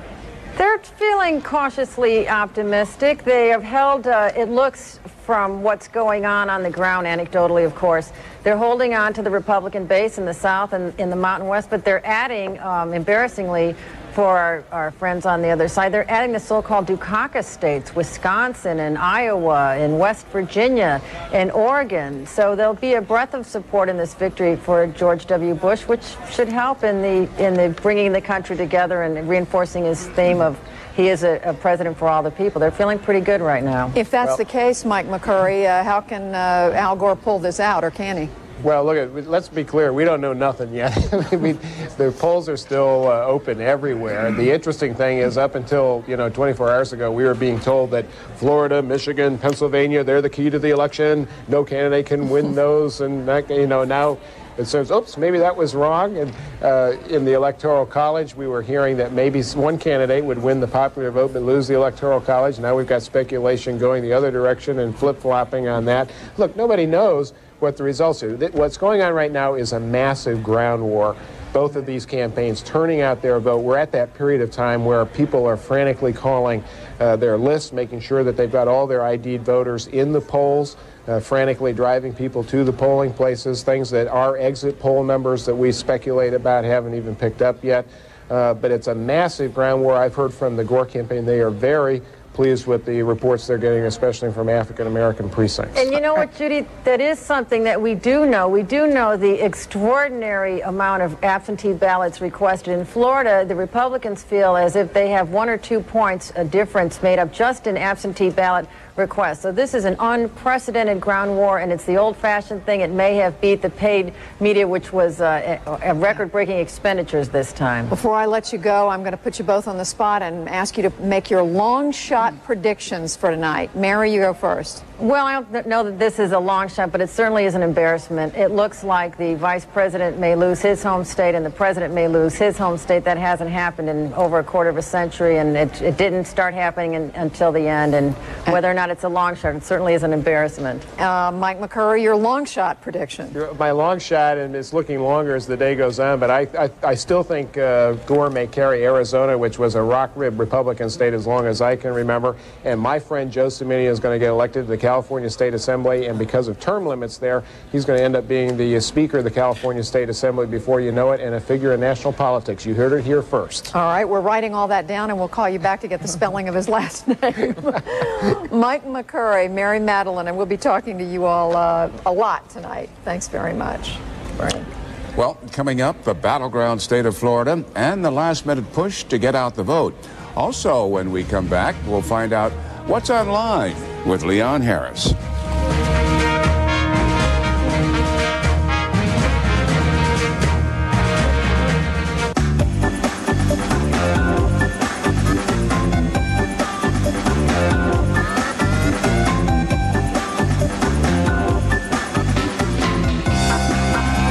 The all-new responsive Chrysler Sebring Performance Sedan. Proof that it's not the destination. It's the drive. Now, during the Chrysler Holiday Sale, lease the Sebring LX sedan for $259 a month. My sister has one of the most devastating forms of arthritis. Dangerous side effects really prevented her from taking medications that would ease her pain. At my pharmaceutical company, we work to discover medicines that are as effective for that pain, but with fewer side effects. To know that we're helping millions of people every day, it's a high point of my career. To know that I've helped my sister is the high point of my life. The internet goes everywhere because of us. The internet is more reliable because of us. The internet is growing because of us. The internet is more exciting because of us. The internet is faster because of us. The internet is better because of us. Delivering the most content from the world's biggest network, Akamai. It has arrived. Listen to me. We have absolutely nothing to fear. We're never going to survive this, none of us. Something so powerful. There's something wrong here. Something so advanced that it knows no boundaries. We've got to upgrade the server. It's our only chance. Sun Microsystems presents The Dot. Your competition will never know it hit them. Someday that'll be me. It really will. That plan Dave laid out with Guardian is paying off. Of course, I'll still get up early every morning just so I can remember I don't have to make a meeting. Maybe I'll grow a beard, buy an old pickup truck, become an embarrassment to the kids. Might get Dave to ride in my truck, too. There's a place we all want to be. Go there with Guardian. You showed me the way.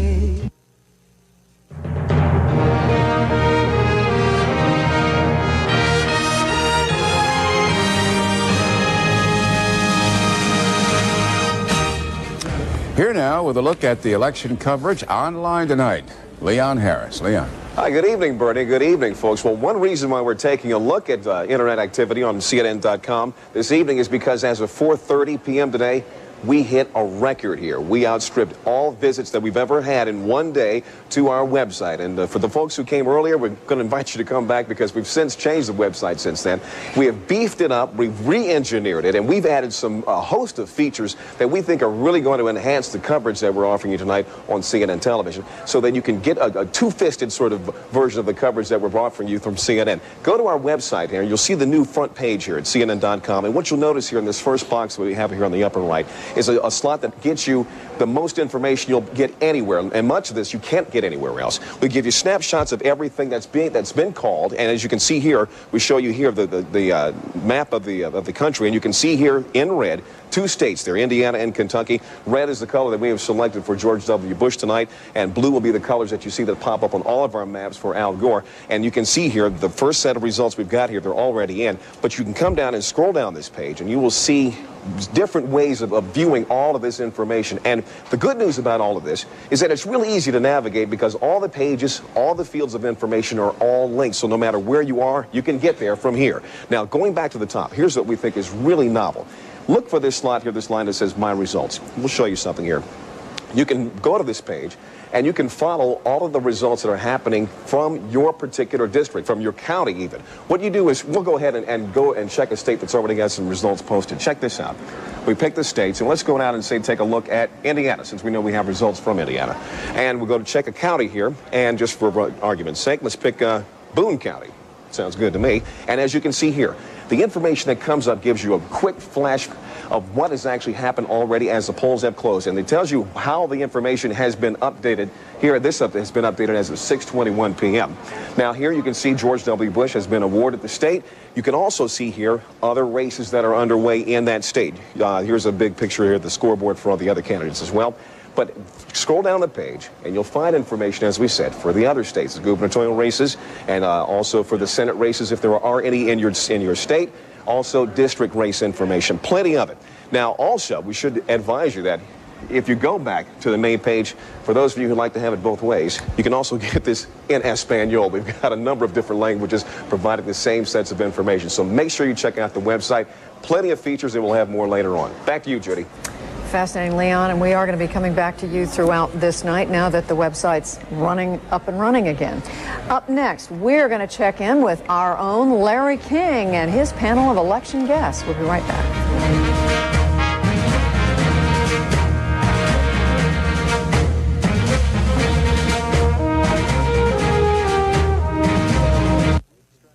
Closed captioning for this program has been provided by Verizon Communications. Who brought down the most infamous lord of the drug trade? Killing Pablo on CNN Perspectives. Sunday, 10 Eastern, only on CNN. Welcome to Shop at Home. Hi, I'm Kim Boyd. I want you to see, this ring you can see from way across the room. I was talking yesterday about men. I don't want the boys out there to get me wrong. I love boys.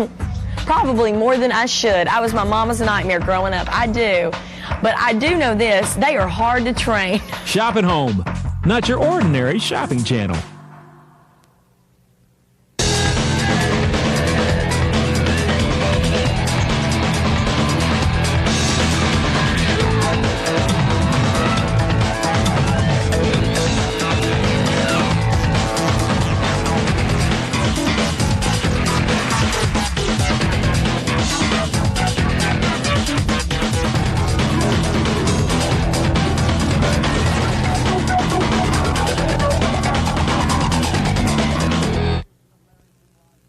A special midnight edition of Larry King Live tonight on CNN.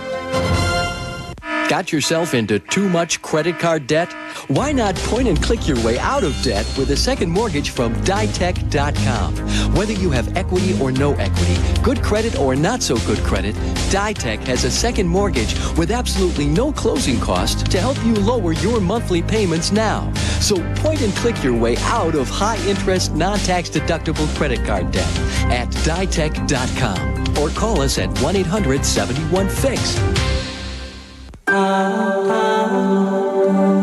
a pharmaceutical company researcher. My area specialty is women's health. We're looking at all ages of a woman's life, developing better medicines for the diseases we've already started on: osteoporosis, Alzheimer's disease, and breast cancer. I really love what I do. My hope for the future is that we develop new medicines for women that let them enjoy healthier, active lives.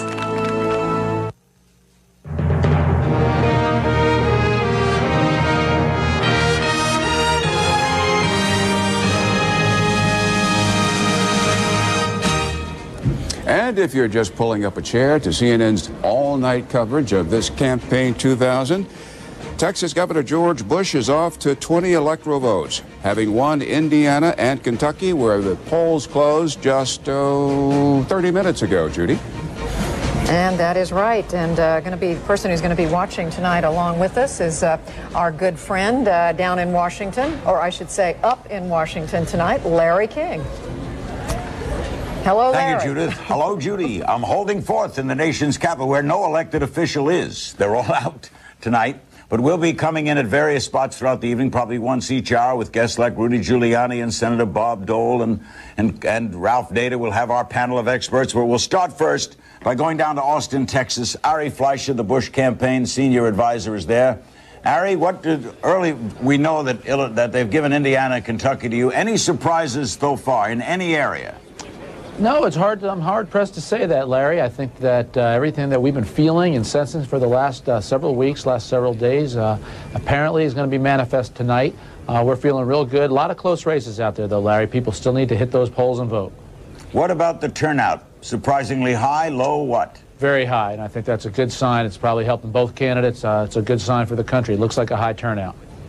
What, if any, was the factor, do you think, of Perot and Billy Graham coming forth? Billy didn't outright endorse, but just about this week. What were those factors? Well, in a close race, every little bit counts. And Florida, indeed, has always been a battleground state, close race.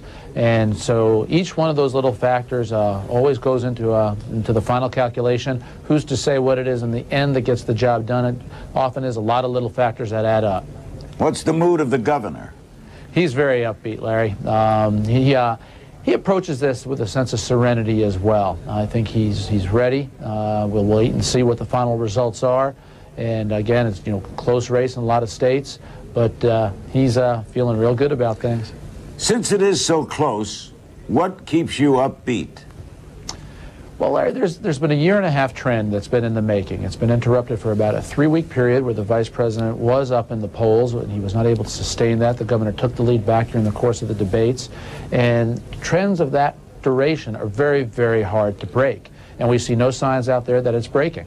And so when you look at that, when you look at what we know of the results, of what we know about absentee ballot programs, of our strength in a lot of states, particularly in states that used to be strong Democrat states, it gives you a good feel going into the evening. Any reversal happening? Is there any, and I know you contact people all day long, where you thought you had it and you're worried? Well, you always worry, Larry. You never go into a race that's going to be a close race without really being ready with plans everywhere. and a contingency ready to increase your phone calls in different states, for example. And so we were ready. We've had a very big ground game that's been out there in all the states, unprecedented for a Republican campaign. It's bigger than anything the Democrats, interestingly, even have put together. And that's also very helpful here in the final day. And a humongous amount of absentee ballots all over the country. That's right. Does that tell you long night, or might we go a few days from now? Oh, I don't think anybody knows yet whether it's going to be a long night, a short night, how long a night. That's too soon to say. I think people are going to, when they hit the closing time, a lot of states will be too close to call. But within that, it still is all looking pretty good for us. Ari, always nice seeing you. Have some coffee. Ari Fleischer in Austin, Texas. Now let's hop over to Nashville, Tennessee, where Doug Hattaway, a campaign spokesman for Al Gore, is standing by. I guess you just heard Ari. How do you feel? Yes. I think if I have another cup of coffee, I'm going to go sky high here. We feel good there? About the... very good. We've been really happy with the heavy turnout we've seen. We've always said that turnout's going to be a good sign for Al Gore and Joe Lieberman. We've seen it particularly in Florida, particularly the crucial area of South Florida, and it looks like Florida is going very well. It's not over yet. We are still getting out the message to people who still need to vote, to come out and vote for Al Gore and Joe Lieberman. Every single vote is going to count in this race. Did you expect to lose Indiana and Kentucky as is projected? The recent polls had showed that trend, and that's fine. We're continuing to focus on states like Michigan, Pennsylvania, Florida, which, as you know, are some of the big prizes in the East. We're really reminding people across the country that important things are on the ballot tonight. Freedom of choice is on the ballot tonight. Prosperity itself is on the ballot tonight. We're continuing to get out that message and really pushing people who are inclined to vote Democratic, women, working people to get to the polls and cast those votes, because it ain't over yet. All right, now, Doug, as you look at this, Ari said that he is optimistic even though it's close. Are you saying the same thing, optimistic and close? Surprise, surprise. Yes, we are very optimistic. Again, we got optimistic early today by the unusually heavy turnout early in the day. The Democratic vote tends to come in later in the day. So it's a very good trend for us to hear about record turnouts in South Florida, record turnouts in a lot of Democratic areas, even Democratic areas in traditionally Republican states like New Hampshire and Nevada. We heard about what they call overperforming Democratic districts, where more Democrats were coming out today to vote than had come out in recent elections. So the pundits were saying voters weren't interested. I think we're seeing the voters had something else in mind entirely. And what, Doug, is the mood of the vice president? He's very upbeat as well. He campaigned 30 hours straight. He said he's going to work hard every day, not let us down. That's exactly what he did here. He's gathered with his family. They're finally able to relax a bit. They're starting to watch the returns. I think he's very optimistic about the outcome, given how hard we've worked to get out the vote, how hard he's worked to get out the message. And are you prepared, Doug, for a long night as well? We're prepared for anything, Larry. I think we are still working hard to get our people to the polls. That's going to go on until the very last minute in every single state and every single community available. This is where the polls are still open. This is a very close race. We all knew it was going to be close, and we think that everybody who can hear my voice, who's inclined to vote Democratic, ought to get up and go to the polls, because that's going to make all the difference. Thank you, Doug Hattaway. That was Doug Hattaway from Nashville, Tennessee, spokesman for the Gore campaign. We'll be back in the next hour with more guests, and at 12 o'clock tonight, midnight Eastern time, we'll have a full panel discussion. Now let's go back down to Atlanta and our buddy Judy. Judith? All right, Larry King, we wish you were here with us, but we're glad you're on our air, and you're right, we'll be coming back to you often throughout this night. Well, we are 23 minutes away from the polls closing in 6 states, including the crucial state of Florida. When we come back, we're going to take a look at the races in the state of Florida with Mark Potter. We're also going to bring in Hal Bruno for a look at the electoral map and all the states up for grabs. We'll be back.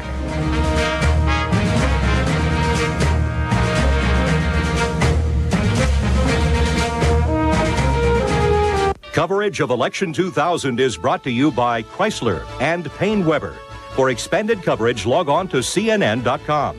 Chrysler, we're reinventing the passion for driving. And Payne Weber, thank you, Payne Weber. Looking to save more and spend less this holiday season? With the Chrysler Holiday Sale, you can do just that. Because now you can save over $2,300 when you buy a new 2001 Town & Country LX with 4.9% financing.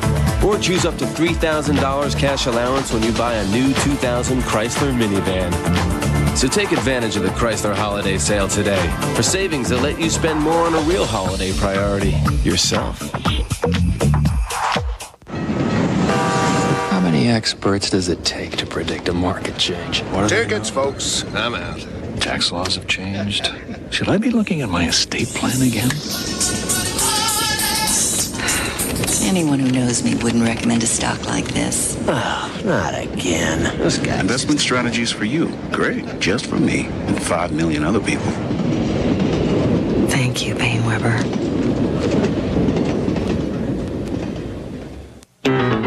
So, where are you hiding this new internet honcho of yours? From Fred. Yeah, and he's super busy. Okay, see in here? 1 moment. Okay. Fred, got time to meet a business associate? No can do, Chief. I'm working on that new e-commerce package for you. What's the best kept secret on the web? Interland, with everything from affordable site design and hosting to e-commerce, plus your own personal account manager. Workaholic.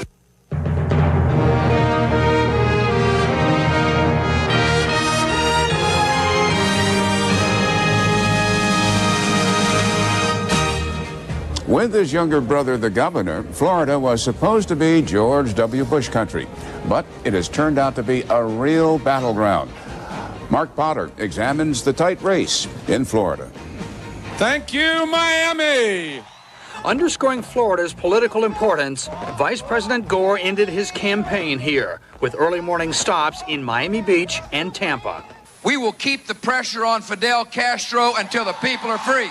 Over the weekend, Governor George W. Bush also rallied supporters in Miami and Central Florida. In the 11th hour, with 25 electoral votes at stake, the political parties called in all their stars. Nibbling on sponge cake, watching the sun bake. All of these Democrats covered with oil. Fired up, ready to vote. Get Out the Vote drives concentrated on African Americans. Good afternoon, Mavis. Seniors, and in Miami, the Cuban Americans. Es de la campaña de George W. Bush. Many analysts call the closeness of the Florida race the biggest surprise of election 2000. It was long believed that Governor Jeb Bush could easily carry Florida for his brother. By the time the Republican Party woke up, or the Bush-Cheney campaign woke up to the fact that this was going to be a real dogfight, they had to play catch-up. Vice President Gore made inroads by appealing to Florida's powerful senior voting bloc. Early on, he sensed that the issue that was going to drive the vote here in Florida was going to be Social Security and prescription drug costs, senior issues. Analysts believe the election could be won in Central Florida along Interstate 4 from Tampa through Orlando to Daytona Beach. The folks that have moved in there they're not strong partisans. They're people who are independent in their political thinking. The next United States Senator from Florida is going to be Bill McCollum. The closeness of the presidential race will likely affect Florida's tight U.S. Senate race. Republicans hope Congressman Bill McCollum will replace retiring Republican Connie Mack. But Democrats view the seat as a likely pickup and are betting on State Insurance Commissioner Bill Nelson. I want to ask every one of everybody here for your vote. Historically, for Republicans, a win in Florida's presidential race is considered essential. No Republican has made it to the White House without winning Florida since 1924. Mark Potter, CNN, Miami. Well, Florida is just one of several states where the race for the White House is incredibly close. Our analyst Hal Bruno joins us now with a look at a couple of those contests. Hal? Well, hi, Judy. You see this map behind me. You see red for Bush in Indiana and Kentucky. Everything else is gray. That means the polls haven't closed yet in those states. When they do, we'll start reporting them, and they'll be red for Bush, blue for Al Gore, and a lot of them are going to be yellow, which means it's too close to call. And those are the states in particular that we're going to be talking about. I'm going to go into my John Madden routine here and show you on this handy little telestrator. Let's look at Florida, which is one of the most important ones. This is part of George Bush's electoral vote base that he has to win. And Al Gore is mounted, as our correspondent said, a very serious challenge there, appealing to the senior citizens who are 21% of the state vote, 65 and over, using the health care issues and Social Security. Now, the strength of the Democrats is here in Miami, and it goes up the East Coast, called the Gold Coast, all the way up to West Palm Beach through Fort Lauderdale, Hollywood. This is where the Democrats have to build up a huge margin in order to counter the Republican strength in other parts of the states. Now, you've got the Cubans in Miami who are mainly Republicans. That's about 12%. But you got Jewish voters who are about 6%, and you got African-American voters who are about 10% of the state vote concentrated in these areas. Now, the Republican strength is over here along the Gulf Coast, up through central Florida, up into the north and out into the Panhandle. Then you have the Tampa Bay area. That's the swing area that can go either Republican or Democratic. And this is where the Florida battle is being fought. Take a look at Pennsylvania now. Pennsylvania is the must-win state for Al Gore, and his strength is concentrated right here in Philadelphia. He's got to come out of there with about maybe a 300,000, 400,000 majority to counter what the Republican strength is in the rest of the state. Also up here in the southeast, that could be Democratic too. That's where the Reagan Republicans were back in the 1980s. The Republican strength, though, is all through north into central Pennsylvania, down here into the southeast. Then you get to Pittsburgh in the west, up here in Erie. This is all the swing area. This can go either Republican or Democrat and could very well determine who carries this state. Hal, a quick question. The selection of Joe Lieberman makes how much of a difference for Al Gore in Florida? Well, it's like noodle soup. It can't hurt him. But in terms of trying to get out the Jewish vote, you can't do much more than is already there naturally. They have about the highest percentage of voting of any group in the country. All right. Hal Bruto, we'll be checking in with you again and again. When we come back, Farai Chideya and Tucker Carlson, their thoughts on Election 2000 as CNN's coverage continues throughout the evening.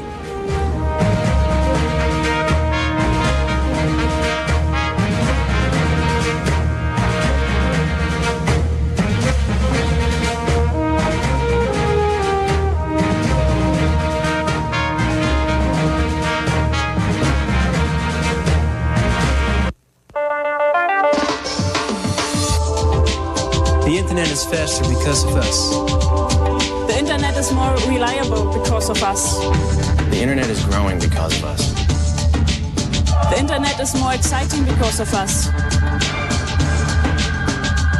The internet goes everywhere because of us. The internet is better because of us. Delivering the most content from the world's biggest network, Akamai. Hello? Server? Got it.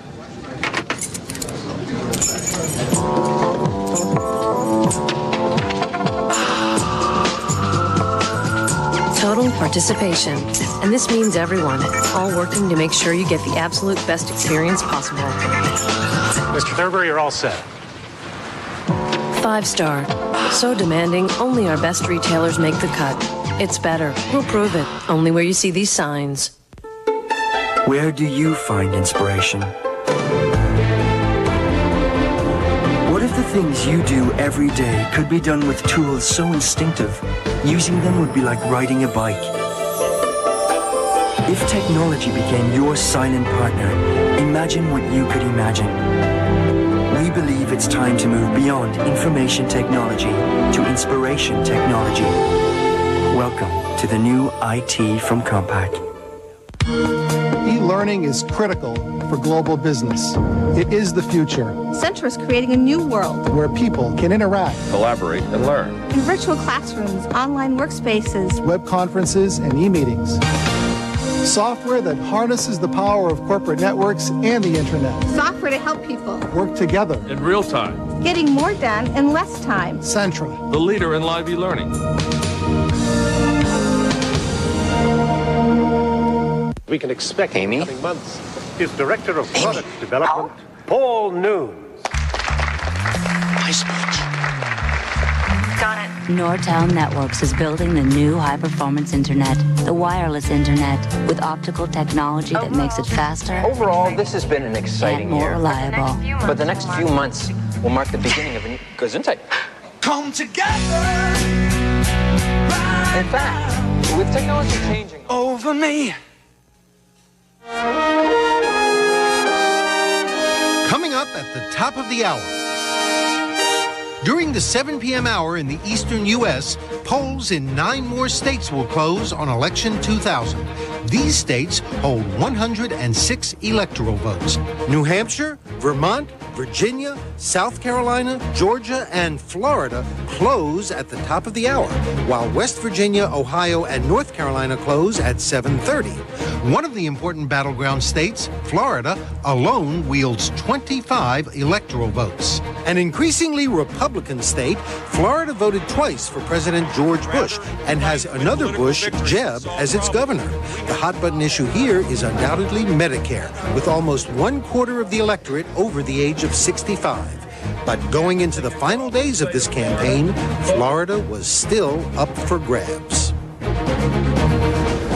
And joining us now, Tucker Carlson of the Weekly Standard and Farai Shadea of popandpolitics.com. Farai, first to you. At this hour, coming up at 7 o'clock Eastern Time, CNN will have some more races to call.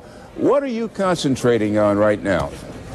Well, certainly I want to look at Florida. I mean, we're talking about a massive amount of electoral votes, and I think that the vice president has got to feel fairly comfortable that he's got a good shot at this. The polls were giving him a slight edge, and I think that even when you talk about the gains the Republican Party has made with Latinos, most Latinos are not going to vote Republican.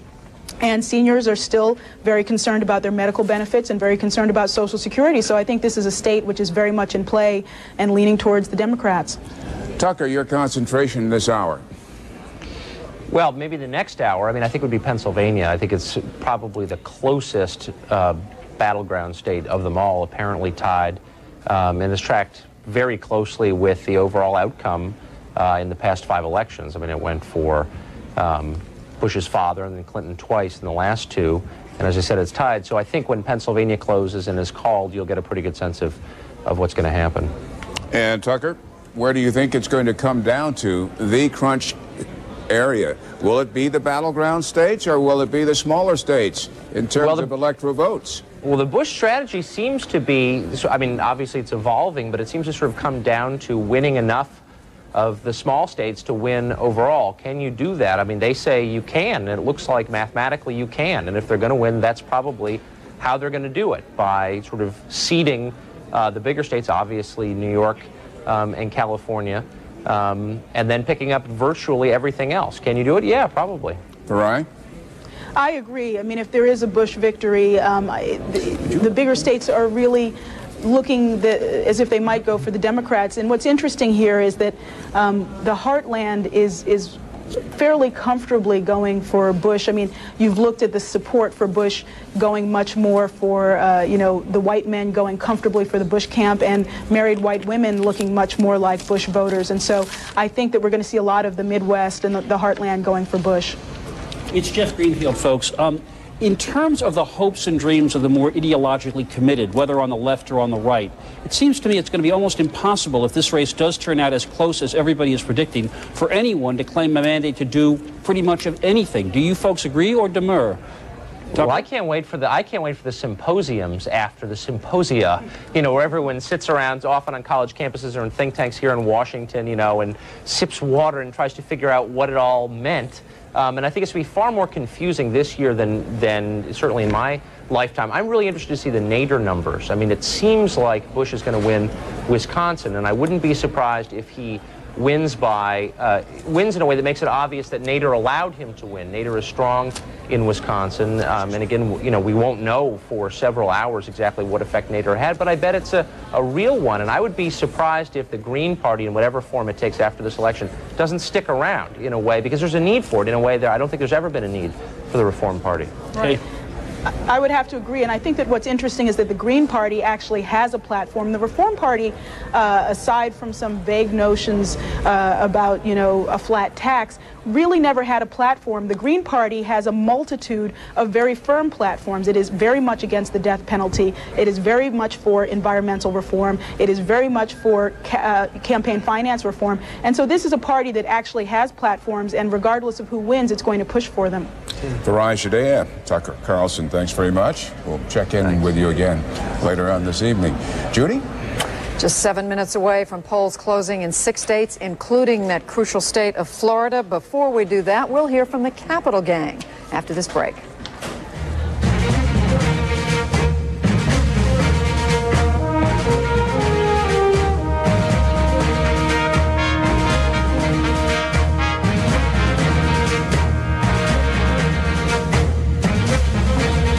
Log on to CNN.com for all the Election Day information you need, from the latest polls, projections, and results on demand. It's all at CNN.com. We are a startup company based here in Tennessee, and we sell ideas. I've been here 37 years myself. I came with the building. 27 employees. 780 people here. Narrow margins means you got to crank out a lot of product. People that we're trying to attract are very perk savvy. You know, keeping workers today is a matter of providing security to their family. One of our most effective recruiting tools is Blue Cross Blue Shield of Tennessee. More hospitals, more doctors. We say Blue Cross Blue Shield of Tennessee makes them feel good. From 2 employees to 2,000, we're Blue Cross Blue Shield of Business in Tennessee. Sometimes I cheer too hard. I can't help it. Sports on Demand on digital cable lets me see all the games I want to see. Oh, I've had glove rash, I've had foam burn, I've had fan elbow. Yeah, there's risk involved. I accept that. Sports in Demand on digital cable. Complete sports packages for total sports fans. Call your cable company today. No, this was a boating accident.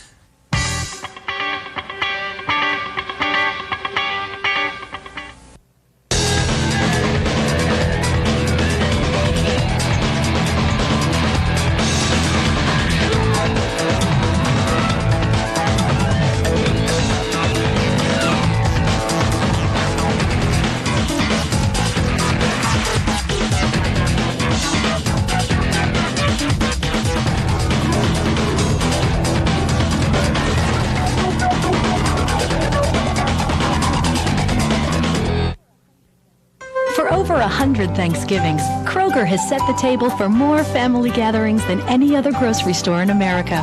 And to say thanks this holiday season, you'll find hundreds of Kroger Plus Card specials like these. Riverside turkeys are buy one, get one free. Half gallons of Kroger orange juice are 99 cents, and boneless half pork loin is just $1.99 a pound. Thanksgiving at Kroger. One more reason to go Krogering. A special midnight edition of Larry King Live tonight on CNN.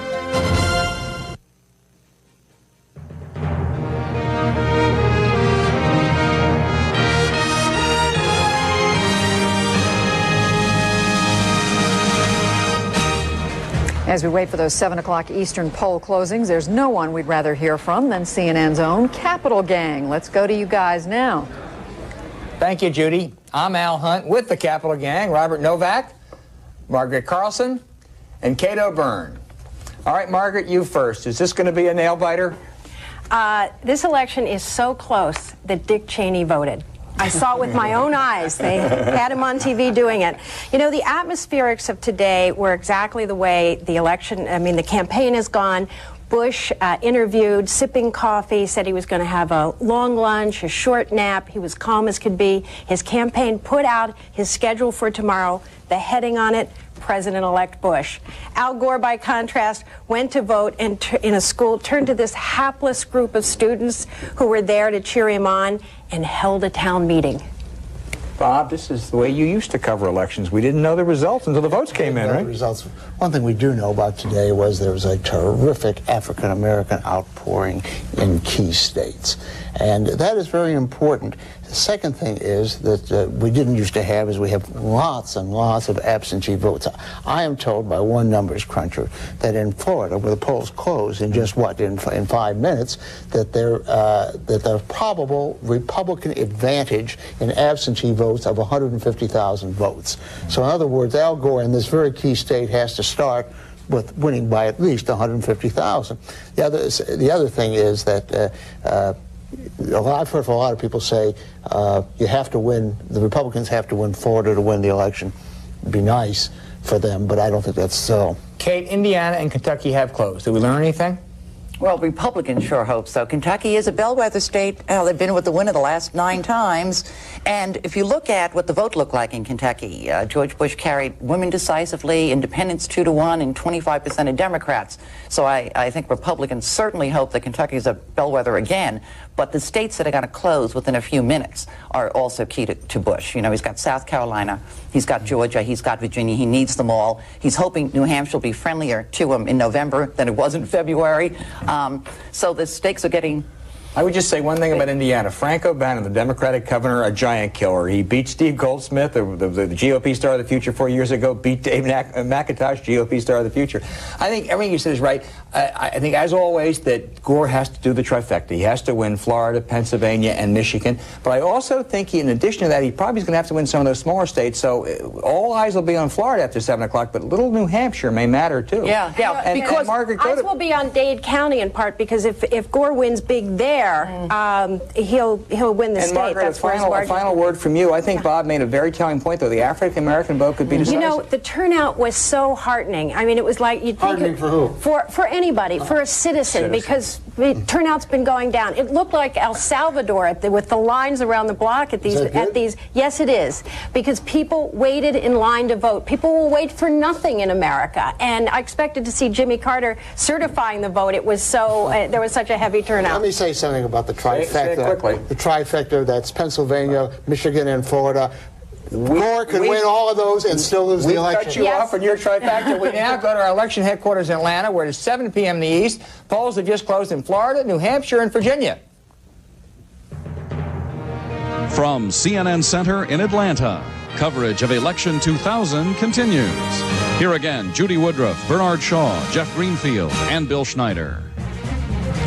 At 7 o'clock, the polls have closed in certain states, and CNN is looking at what is going on in Florida. This race between Gore and Bush, too close to call, Jeff. This is the one we'll be watching all night. Gore made 19 visits to the state, Bush 13. They poured in millions of dollars. 4th biggest prize, and it's up for grabs. Mike McCurry says what's going on tonight is a ground war, a massive one, and look at this. Look at the war in Georgia. Vice President Gore, Governor Bush, this race for CNN at this hour, too close to call. And this has got to be a shocker in Austin. They had this race put away in their pocket for weeks, if not months. We'll see. Let's go to Thomas Jefferson State. What's happening in Virginia? Again, the race, too close to call. Bernie, Virginia has not voted for a Democrat for president since Lyndon Johnson in 1964. It is the heart of the Republican base in the South. They should have won this one going away. In New Hampshire, Governor Bush lost the primary there, but right now it's neck and neck between his opponent and himself. Looking at South Carolina with its 8 electoral votes, Governor Bush has won another southern state tonight. And in Vermont, Vice President Gore wins Vermont's 3 electoral votes. Now, for your viewers watching our coverage, this is the electoral map.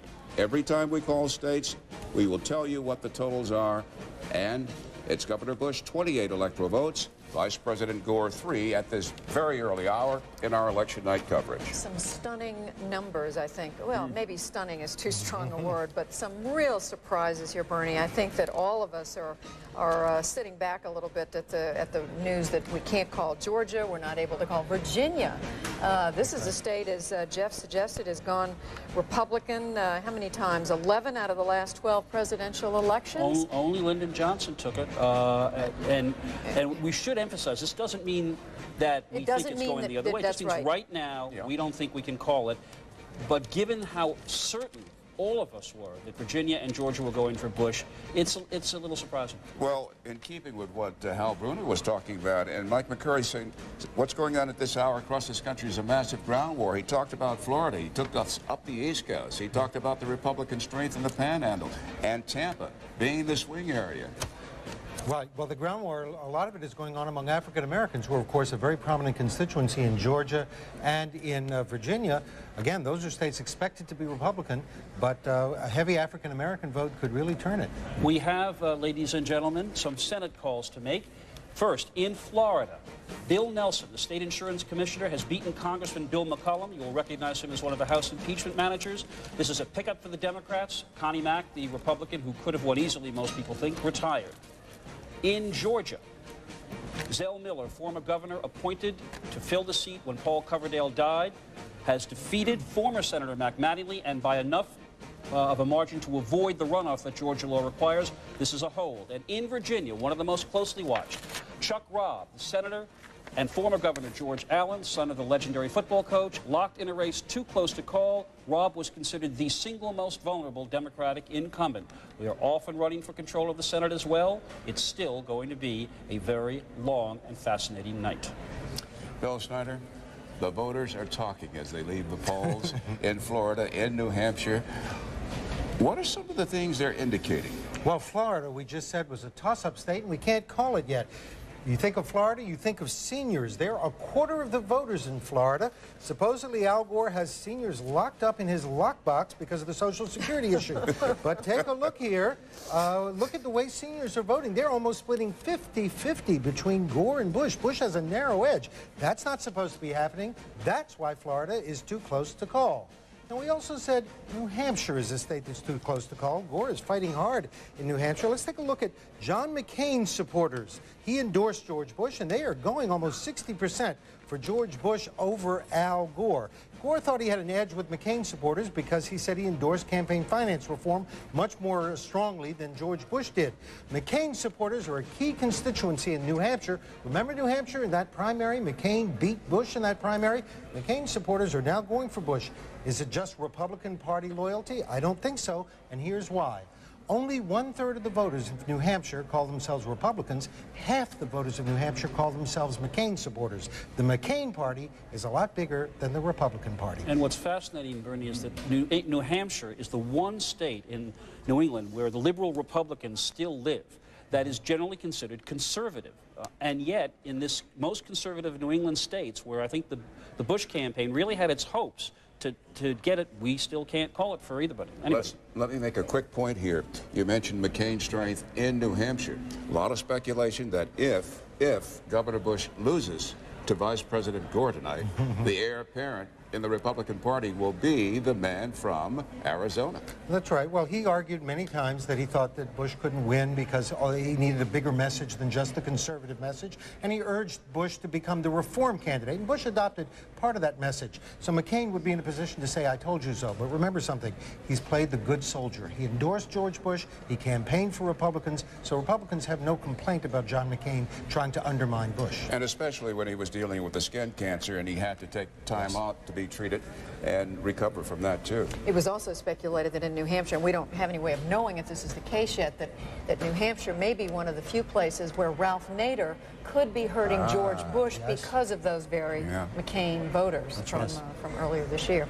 All right, let's go over to the balance of power desk, arena, I should say, and talk to Wolf Blitzer. Wolf, what are you saying?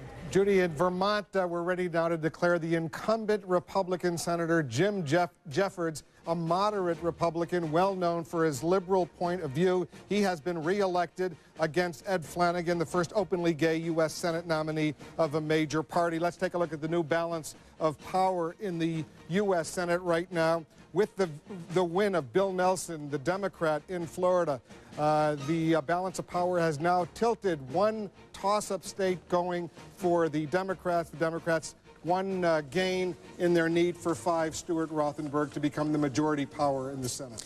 Well, Wolf, McCollum, of course, was one of the House impeachment managers. He started out behind. A lot of Republican insiders, both in Washington but also in Florida, wondered whether he really had enough appeal statewide to beat somebody like Bill Nelson. Obviously, he closed, but he didn't get over the top. It would be interesting to look at the exit polls to see if that fact that Bill McCollum was an impeachment manager had any significant impact in his defeat today. Let's take a look at the House of Representatives. We're now ready to declare in Kentucky Representative Ernie Fletcher, the Republican, the winner over former Representative Scotty Basler. It looks like a pretty significant victory. There's no change, though, in terms of a pickup in the House of Representatives. Still the same as it was before. The Democrats need 7. Well, if this is a big race, though, I think a year ago many insiders would have said Ernie Fletcher is headed for defeat. Scotty Basler, a former member of Congress from this congressional district, a statewide candidate who narrowly lost the U.S. Senate bid.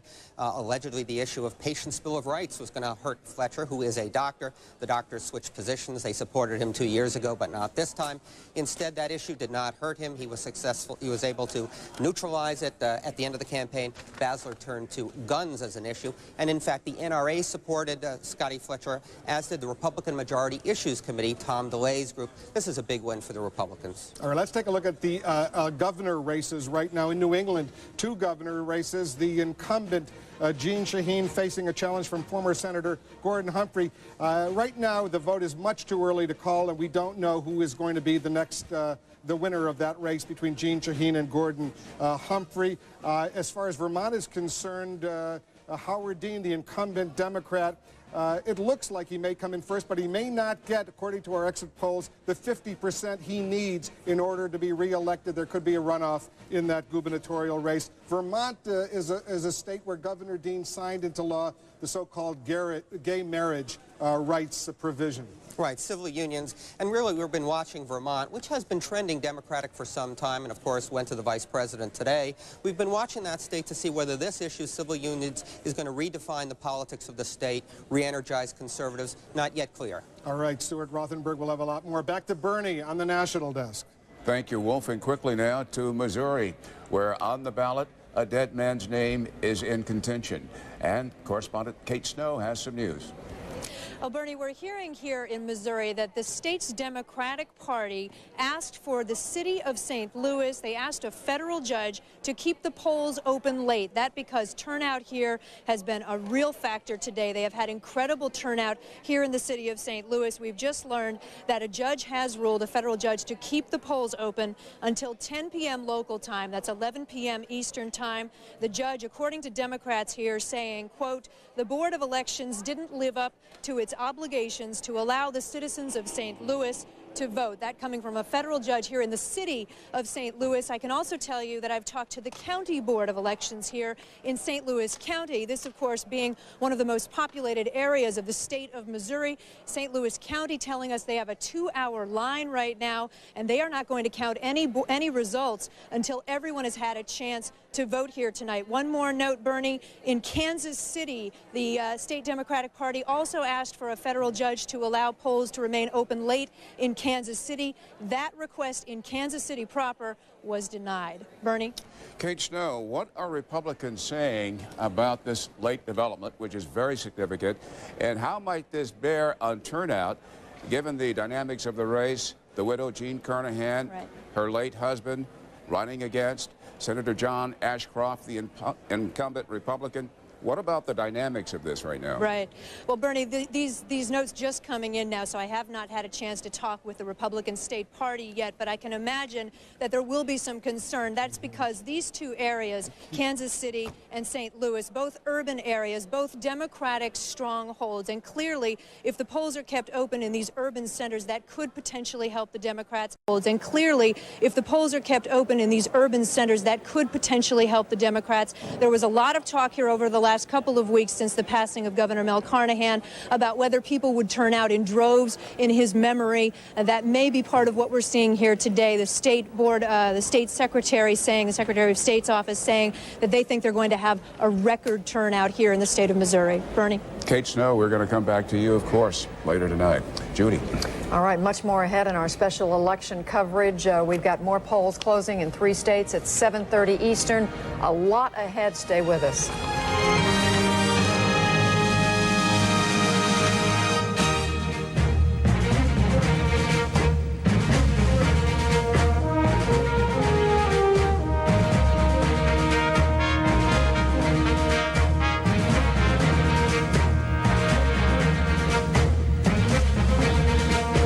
Coverage of Election 2000 is brought to you by America's pharmaceutical companies and Ditech.com. For expanded coverage, log on to CNN.com. America's pharmaceutical companies and Ditech.com. Home loan savings direct from the lender. My sister has one of the most devastating forms of arthritis. Dangerous side effects really prevented her from taking medications that would ease her pain. At my pharmaceutical company, we work to discover medicines that are as effective for that pain, but with fewer side effects. To know that we're helping millions of people every day, it's a high point of my career. To know that I've helped my sister is the high point of my life. Got yourself into too much credit card debt? Why not point and click your way out of debt with a second mortgage from Ditech.com? Whether you have equity or no equity, good credit or not so good credit, Ditech has a second mortgage with absolutely no closing costs to help you lower your monthly payments now. So point and click your way out of high-interest, non-tax deductible credit card debt at Ditech.com or call us at 1-800-71-FIX. How many experts does it take to predict a market change? Tickets, folks. I'm out. Tax laws have changed. Should I be looking at my estate plan again? Anyone who knows me wouldn't recommend a stock like this. Oh, not again. This guy. Investment strategies for you. Great. Just for me and 5 million other people. Thank you, Bain-Weber.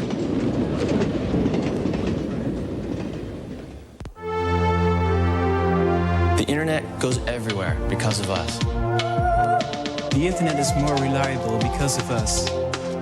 The internet is growing because of us. The internet is more exciting because of us. The internet is faster because of us. The internet is better because of us. Delivering the most content from the world's biggest network, Akamai. Looking to save more and spend less this holiday season? With the Chrysler Holiday Sale, you can do just that. Because now you can save over $5,100 when you buy a new 2000 Concorde LX with 0% financing. Or choose a low $259 lease on the award-winning 2001 Sebring LX sedan. So take advantage of the Chrysler Holiday Sale today for savings that let you spend more on a real holiday priority, yourself.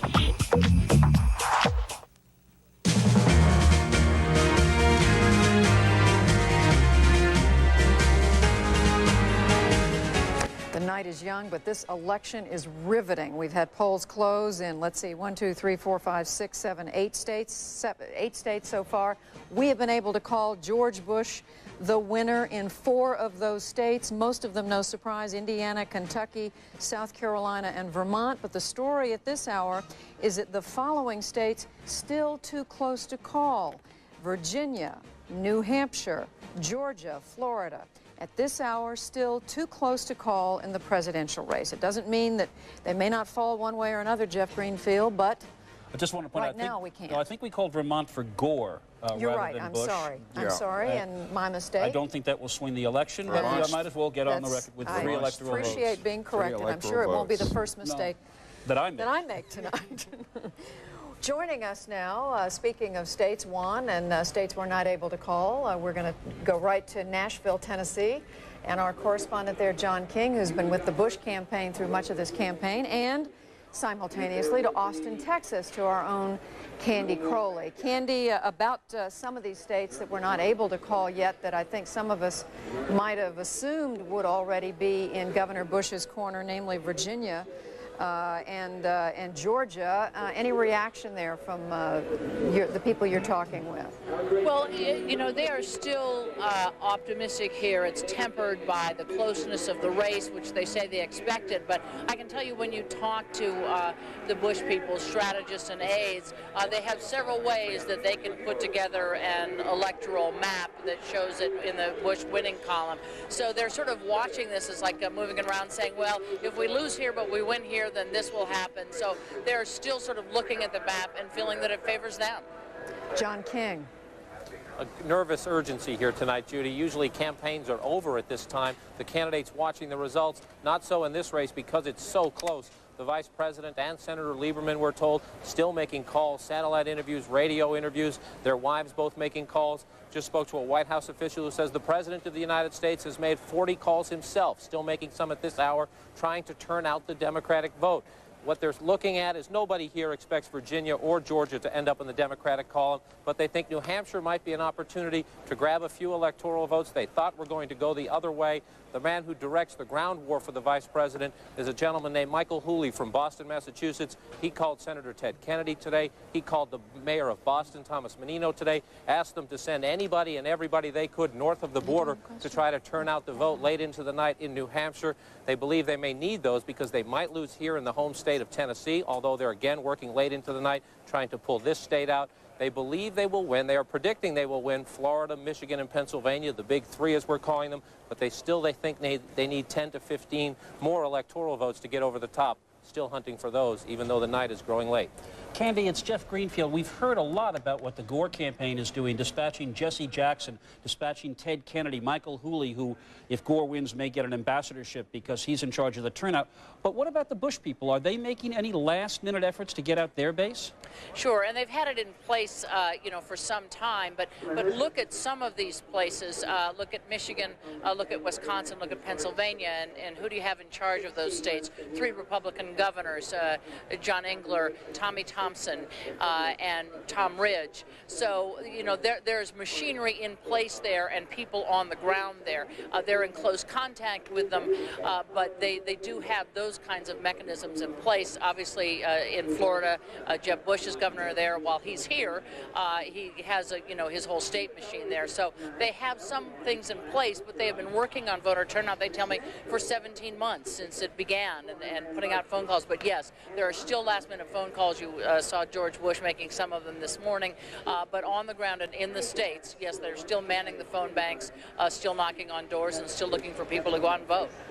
John King, the news from St. Louis that the polls are going to stay open later there, and we're looking at pictures now of Governor George Bush arriving at, I believe, is it the hotel in Austin where he's going to be watching the returns, Candy? Actually, he's going to a restaurant next door with his father, his mother, and his brother Jeb. But they will be watching the election returns from the local hotel here, yes.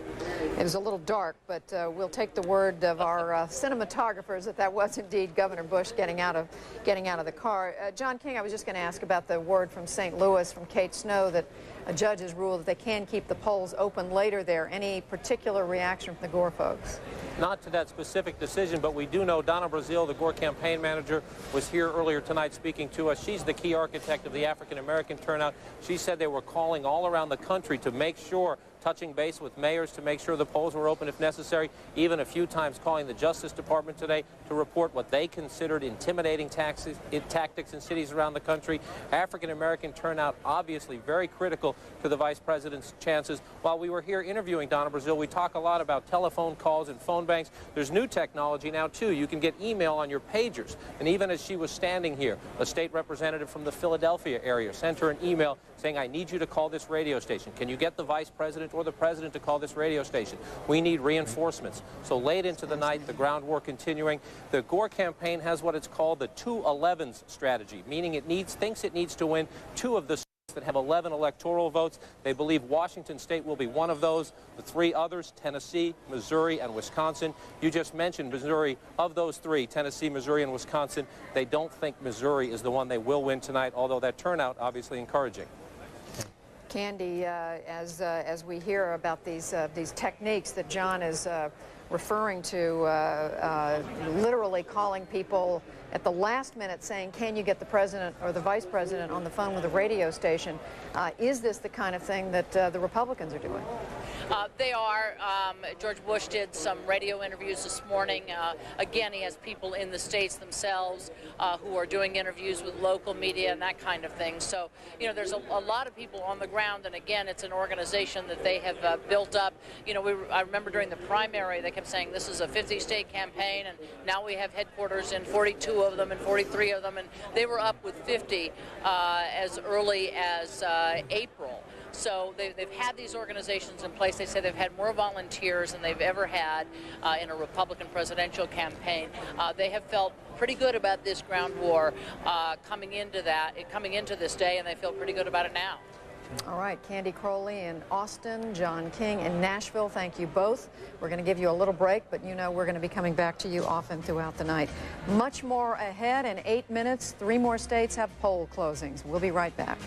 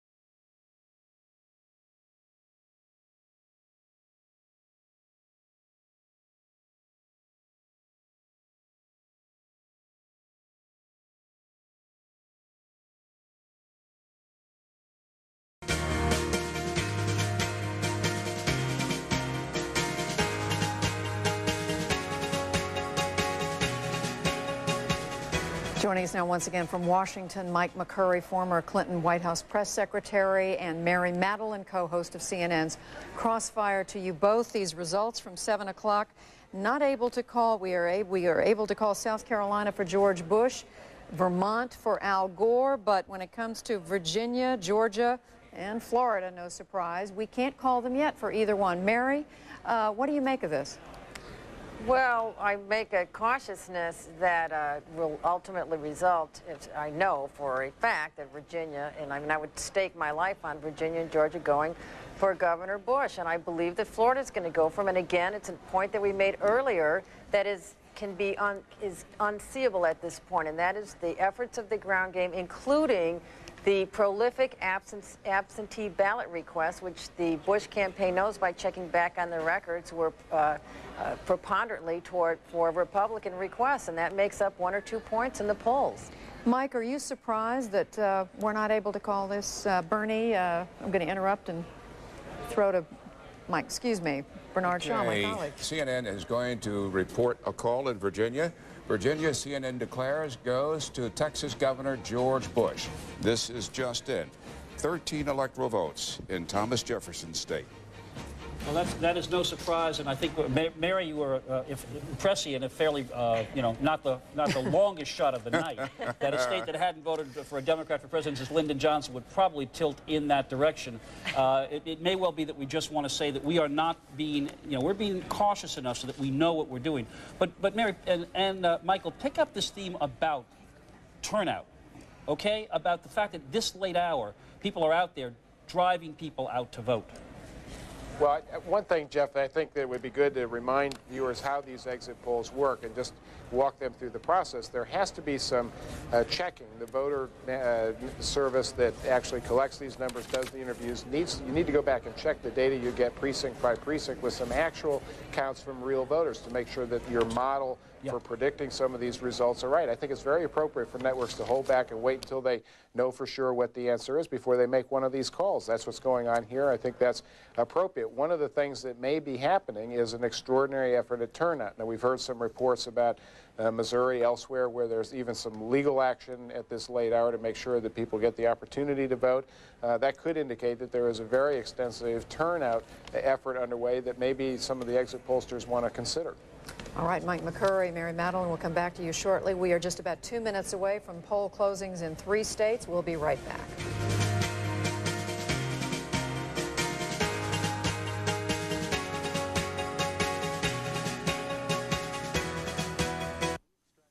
Closed captioning for this program has been provided by Verizon Communications. It's a world of rare insight and unique perspective. Unconventional Wisdom with Jeff Greenfield. Fridays, 10 Eastern on CNN. Channel 2 Action News with anchors Monica Kaufman and John Pruitt. For major news, 1,500 people remain stranded by rising. For breaking news, updating a breaking story. For news with balance, clarity, and depth. Every day. Clark Howard's consumer reports that will save you money. Health news that could affect your life. And Glenn Burns' detailed weather forecast. For the most complete, in-depth coverage every day. Channel 2 Action News. Coverage you can count on. You've seen the debates. It's time for a fresh start. You've heard the speeches. I want to focus on results. Tonight, only one station offers convenient election coverage. 11 Alive News and NBC News join forces to bring you the most immediate results. And starting at 7, 11 Alive delivers live local coverage on TV 33. Join Brenda Wood and Wes Sargentson for Decision 2000, tonight on TV 33. A special midnight edition of Larry King Live tonight on CNN. From CNN Center in Atlanta, coverage of Election 2000 continues. Here again, Judy Woodruff, Bernard Shaw, Jeff Greenfield, and Bill Schneider. It is 7:30 p.m. on the East Coast, where the polls have closed in Ohio, North Carolina, and West Virginia. And to show you the extent of the ground war between these two gentlemen, we are not able to call Ohio yet in the presidential race for the White House. Too close to call in Ohio. Too close to call in the Tar Heel state of North Carolina, with its 14 electoral votes up. And too close to call in West Virginia, with its 5 electoral votes. And as we look at the electoral map, we are obviously putting none of these states in anybody's column, but we should note once again that in any puzzle that adds up to the White House for George W. Bush, Ohio and North Carolina have to be in that puzzle. West Virginia, which is a predominantly Democratic state, is one of those states that the Republicans thought they could take away from the Democrats. Wherever you see yellow, that's a uh-oh. We can't tell you anything about that state, Judy. Ohio is a state, as we know, that has no Republican has ever won the White House without Ohio. We can say the same thing about Illinois, which we'll be talking about in the next hour or so. 2 states, at least symbolically important for George W. Bush. Just because we cannot call Ohio right now doesn't mean it's not going to end up in his corner later. But for the time being, as Bernie said, still very hard fought there on the ground. Bill Schneider, what are you hearing? What I'm hearing is West Virginia, that's remarkable in the sense that that ought to be an easy win for Al Gore. It's only voted for Republican twice in the last 10 elections. Remember in 1992, Bush called Gore ozone man? Well, we asked voters in West Virginia, which is more important to you, promoting economic growth or protecting the environment? In West Virginia, those are not environmentalists. They say economic growth by almost 2 to 1 is more important to them. And the people who cited economic growth voted very heavily for George W. Bush. And that may explain another interesting pattern we're seeing in West Virginia. You know, the union vote is supposed to be going heavily for Al Gore. Unions are delivering for him. Well, among voters from union households in West Virginia, they are splitting their vote almost evenly between Gore and Bush, probably because of concern over Gore's environmental stand. Which leads us to another of the keys that we have been talking about. We asked about social issues, the environment, which plays well for Democrats in places like California. But in this state, it's, as you say, it seems that the fear of Gore's environmentalism has hurt him among lunch bucket union Democrats. And that's why this traditionally Democratic state may be in play. Yep. It's a state where coal is big.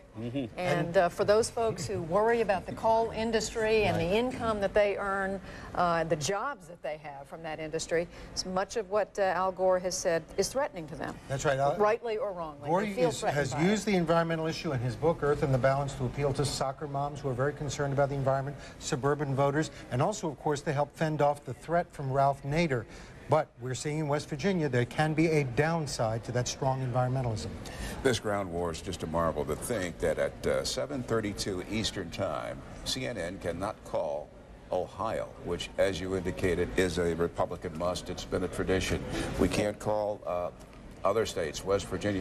This is a marvel. I think what Bill Schneider said, I guess it's 2.5 hours ago, I think we'll be talking about this for hours, that this is a country fundamentally divided on two of the central premises of any election. Is it time for a change, or do you want to stay the course? And this country appears to be, on issue after issue, you know, so far, cutting it right down the middle. And you know, Governor Bush's father, George Herbert Walker Bush, said that he thought the reason why he lost to Bill Clinton was that the American people wanted a change. And not surprisingly, former President Bush says he believes in this instance tonight on this election 2000, the American people want a change and will elect his son. Some kind of change, maybe not, maybe prosperity they want to continue. They want to change in style of leadership. Maybe they want to change in values, which is something that George W. Bush, the son, talked a lot about during the campaign. What we're finding is that a remarkable number of Americans, 50%, sometimes more in some states. Let me interrupt you for a moment. I'm getting some information.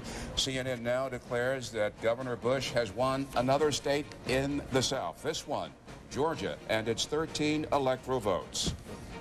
Expected, and that is an important win for Governor Bush. And it illustrates what we were pointing out. The fact that we say a state is too close to call doesn't necessarily mean that the state is really in play or it's 50-50. It simply means at that moment we can't do it. Georgia is a state that President Clinton contested, actually carried it in one of his... in 92, by 1 percentage point. Right, and then lost it by a couple. But it is certainly no shock that these southern states ought to be falling like dominoes for George W. Bush. I mean, ever since the Civil Rights Revolution of '64, the South has been a state that's very hard for Democrats to win, and you've got to be from the South or a border state to do it. Carter, Clinton. This is how our electoral map looks at 7:34 Eastern Time. Governor Bush far ahead of Vice President Gore, 54 electoral votes to 3 so far. And the yellow, you see, wherever you see yellow on our electoral map, that means that that state in particular is too close to call. One of those states, Bernie, too close to call, Ohio. We've been saying, of course, all the polls that were done leading up to this election showed it was going to be pretty comfortably in George W. Bush's corner, but it's also a state that Bill Clinton won narrowly 2 times in 1992 and 1996. That's right. So it's even though we said it's no Republicans ever won the White House without Judy, it. Excuse me. State This is. I know it sounds like I'm being rude, but we have a call to make, and it is a significant one. In the state of Virginia, former Governor George Allen has defeated and unseated Senator Charles Robb. Charles Robb, a 2-term senator, former governor, once thought to be possible presidential material, involved in various personal problems several years ago, barely beat Oliver North in a very hot race in '94. This time, George Allen has defeated him, and this represents a pickup, and a significant one, because it makes the Democrats' attempt to capture the Senate that much harder. Their most vulnerable incumbent has fallen. And that means the Democrats have picked up a seat in the Senate in Florida. The Republicans have picked up a Senate seat by defeating Senator Robb in Virginia, so they're even Steven as of right now. And since it's a 54-46 majority, that's a good news for the Democrats' Republicans. road got tougher. Quite an upset there. Son-in-law, the late President Lyndon Baines Johnson. Married to Linda Johnson. Chuck Robb. This is a race, of course, we see many of the ads because, three of us live in Washington, D.C. One of us lives in New York. You don't see as many of these. The heartland. Right, the heartland of America, Manhattan, West 57th Street. Something. And some of us were born in Virginia. But we've been seeing a lot of the ads, and they've been some very tough ones in the Robb Allen race. You know, there are many people who said that Chuck Robb in this campaign never really seemed to many people like he wanted it.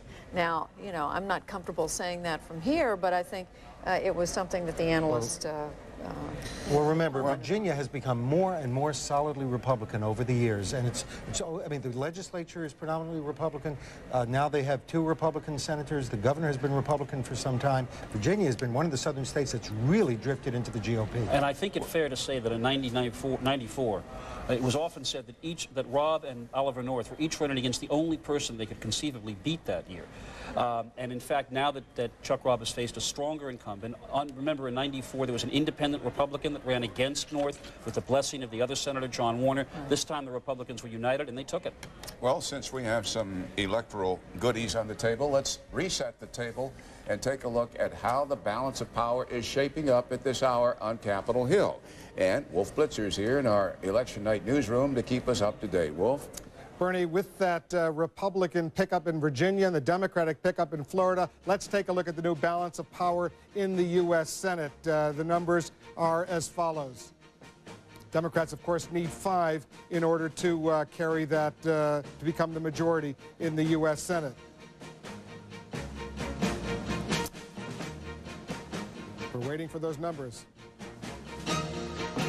That's it. The numbers are even. There's no pickup right now because the Democrats have won 1 in the in Florida. The Republicans have won 1 in Virginia. No change so far. There are 2 Senate incumbents who have been reelected. We'd like to call those winners right now. Senator Mike DeWine of Ohio, the Republican, reelected over Ted Celeste. Robert Byrd, the Democrat in West Virginia, the longtime senator, reelected in West Virginia.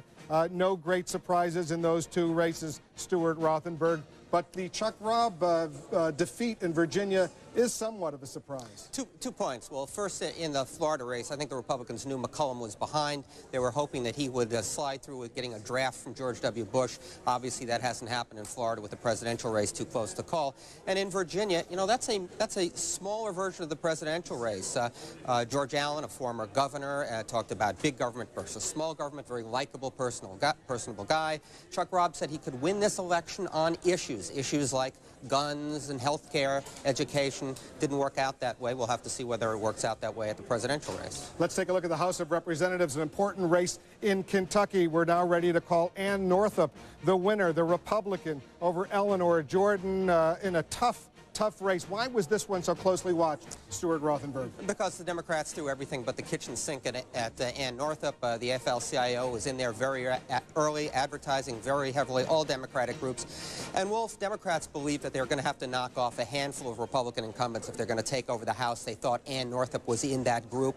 They fell short there. In the balance of power in the House of Representatives, still no change, no pickups as of right now. The Republicans have won 12. The Democrats have won 8, 1 independent. It stays as it was before. Let's take a look at the gubernatorial race in North Carolina. We're now ready to call Mike Easley, the Democrat, reelected over Richard Vinroot in North Carolina, and too close to call in West Virginia, Cecil Underwood, challenged by Bob Wise.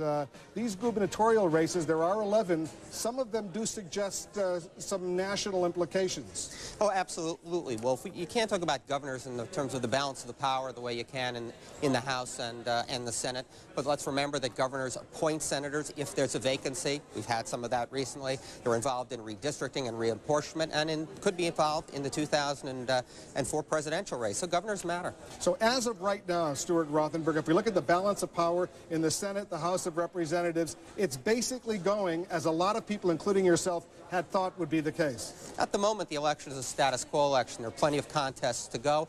And in fact, for the Democrats in the House, they're looking toward the West Coast, California, Utah, Washington State for big wins there. So we have to wait till we get to a couple more time zones. Opportunities primaries for 4 or 5 potential pickups in California alone for the Democrats. Right. Clearly, Kentucky has been a good state for the Republicans this year in the congressional races and the presidential. Let's look elsewhere. Stuart Rothenberg will be back to you. Back to Bernie on the National Desk. And our election night coverage will continue when we come back.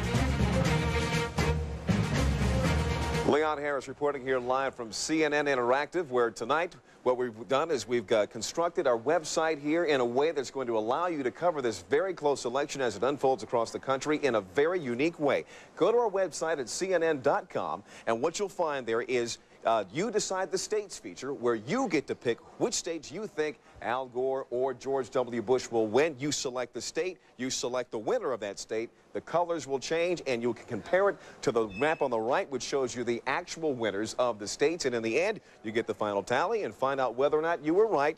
You don't win anything, except maybe a little pride. Now, back to the National Desk for more coverage. All right, sorry, we're so carried away with what's going on tonight. We want to talk about it with everybody. Hal Bruno is with us once again to take a look at some of those states that we can't call yet. Hal, over at your map. Judy, let's take a look at 2 states that right now are too close to call. That's Ohio and West Virginia, and the battle within the battle for the Ohio River Valley. Now, let's take a look at Ohio first.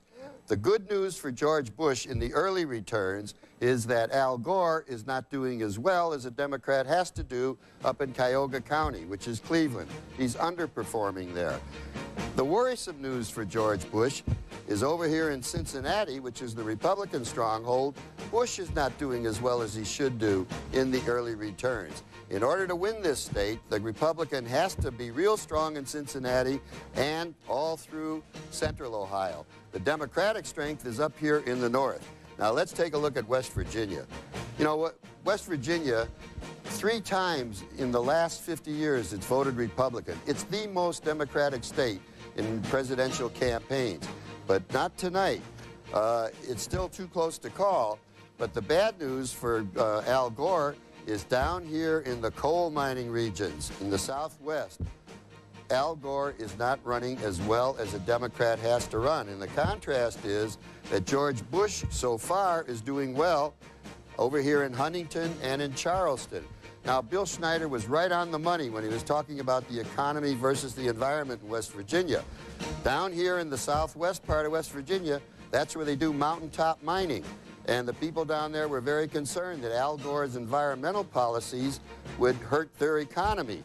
They also were concerned about his policies regarding Appalachian coal, which is high sulfur burning. Gore tried to explain he was going to penalize the power plants, not the mines. The other big fight in West Virginia was between the NRA and the United Mine Workers. The United Mine Workers is all out for Al Gore, but the NRA was fighting against that because the miners down in West Virginia, they like their guns and they like to hunt. Hal, it sounds like you're describing exactly with real votes what our Bill Schneider was describing, that when you pull a union vote, you think you're pulling a Democratic vote, but if the social issues are bothering them, if the Democrats are on the wrong side from their point of view on the social issues, those union votes are going to be pulled and they're not going to vote for the Democrat. You think that's what's going on in the Southwest that you were pointing to? It's exactly what's going on throughout the Ohio River Valley, Jeff, and it's not only the social issue, it's also that all-important economic issue of jobs. The same thing has happened in eastern Kentucky and to a certain extent down in southwest Pennsylvania. So that's why I call it the battle for the Ohio River Valley. But Hal, I have to ask you, you know, this is a state that Bill Clinton won twice. Is there that much difference between how these people perceive Bill Clinton and Al Gore? Yes, Judy, there is a big difference because with Bill Clinton, the environment was not the major issue that it's been for Al Gore throughout his political career. He is seen as the environmental man. And in West Virginia, that is causing a lot of worries. It's still a battleground. It's still too close to call, but there's no doubt that Al Gore has trouble there. As part of that trouble, Al Bruno, the millions and millions of dollars thrown into this battle by the National Rifle Association. And how? That's trouble with a capital T. As I said, the United Mine Workers Union went flat out for Al Gore in West Virginia, as it has in other states, Pennsylvania, for example. But the NRA was in there in force. I mean, Charleston Heston, Moses himself, was campaigning in West Virginia on the gun issue. All right, Al Bruno, and there's much more we want to talk to you about tonight. I'm tempted to ask you about Ralph Nader and what he says about there's no difference between the candidates. We can save that for later. We're going to take a break. When we come back, Larry King with the man who ran on the Republican ticket for president 4 years ago, Bob Dole.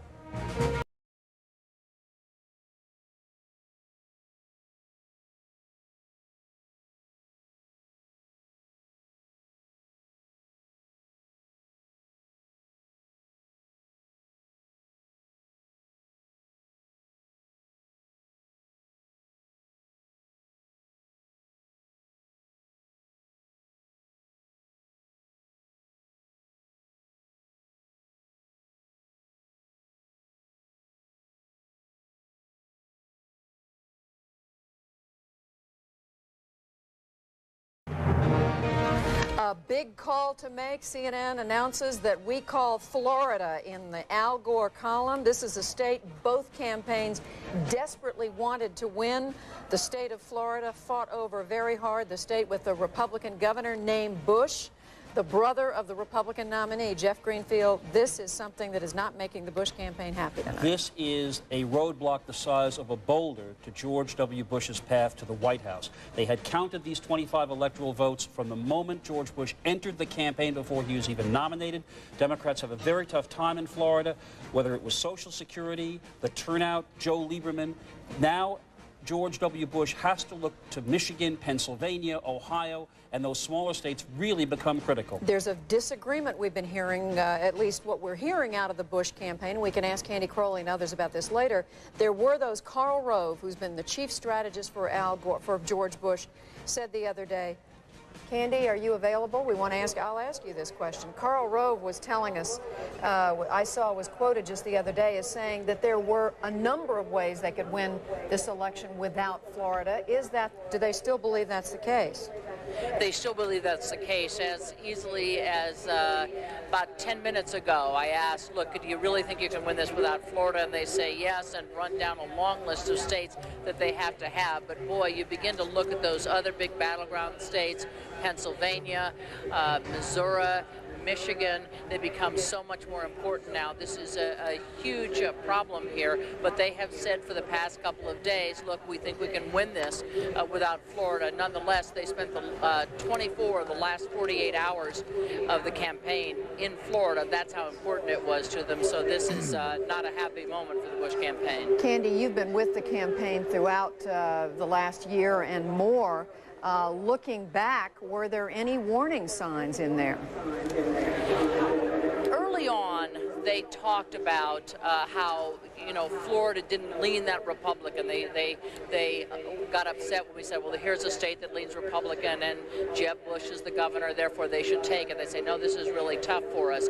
But it really was one that they counted in their column that they thought they could use as a base of votes from which to get to that magic 270. So they have said all along, we knew this was going to be tough.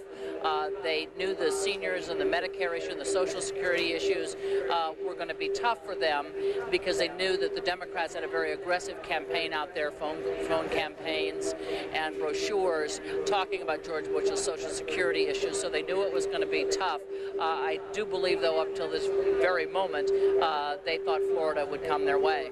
John King, talk about the psychological warfare involved here. Here you have Governor Bush, who went into Arkansas and Tennessee in an obvious effort to embarrass both men, favorite sons from those states, and also to try to convey the message of this will be the president, if he's elected, to bind up wounds and have dialogue. Psychologically, Al Gore seeing that happen, and yet he gets Florida tonight. Is this a shot in the arm for the Gore campaign? It certainly is, Bernie, and the first big surprise of the night, what the Gore campaign would tell you is despite the spin from the Bush camp that those trips to Tennessee and Arkansas were not psychology, they were simple mathematics, that the Bush camp realized Florida was slipping away, and realized it had to find 25 electoral votes elsewhere. Now, the Gore campaign entered the night thinking they would win 15 states and the District of Columbia solid. We should make clear that includes Pennsylvania and Michigan. They're confident they're going to win those, although our early information is that those states are very tough battlegrounds. But if they won those 15 and the District of Columbia, that gets them to 227 electoral votes, 43 shy.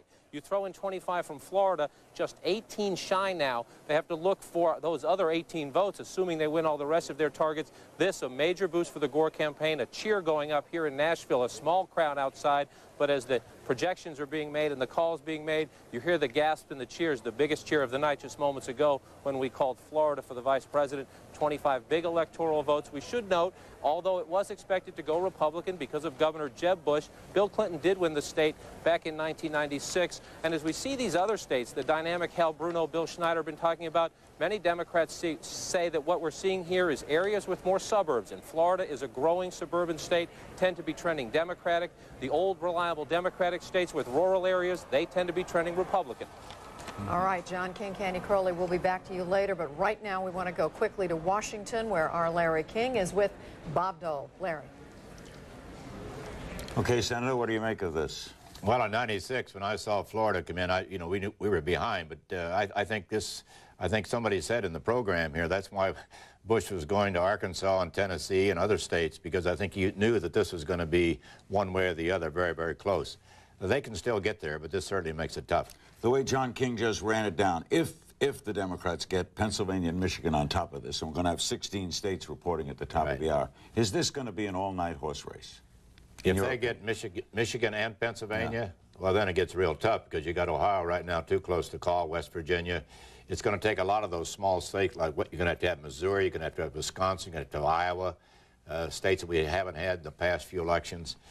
But it's a very close race. I mean, I think... What surprised you tonight so far? Well, I just sort of felt like everybody else with Jeb Bush as governor, and Florida, I know it's Social Security, it's a lot of different things in that state, but I thought Bush would eke it out. But it didn't happen. That doesn't mean it's over. So my view is they've got to be very disappointed. But the fact that even New Hampshire, even though it's only 4 electoral votes, has come in for Bush is encouraging because, in my view, the newspaper up there, the Union Leader, has driven a lot of Republicans out of the party, moderate Republicans. But to come back and win that state and what the margin was, now if they can win Maine and some other small states, but it takes quite a while to add up to 25. And how about your old bailiwick, the Senate? How does that look? So far, it's they've lost one, Democrats have lost one, Republicans have lost one. We pick up one in Virginia. We lose, we lose one in Florida.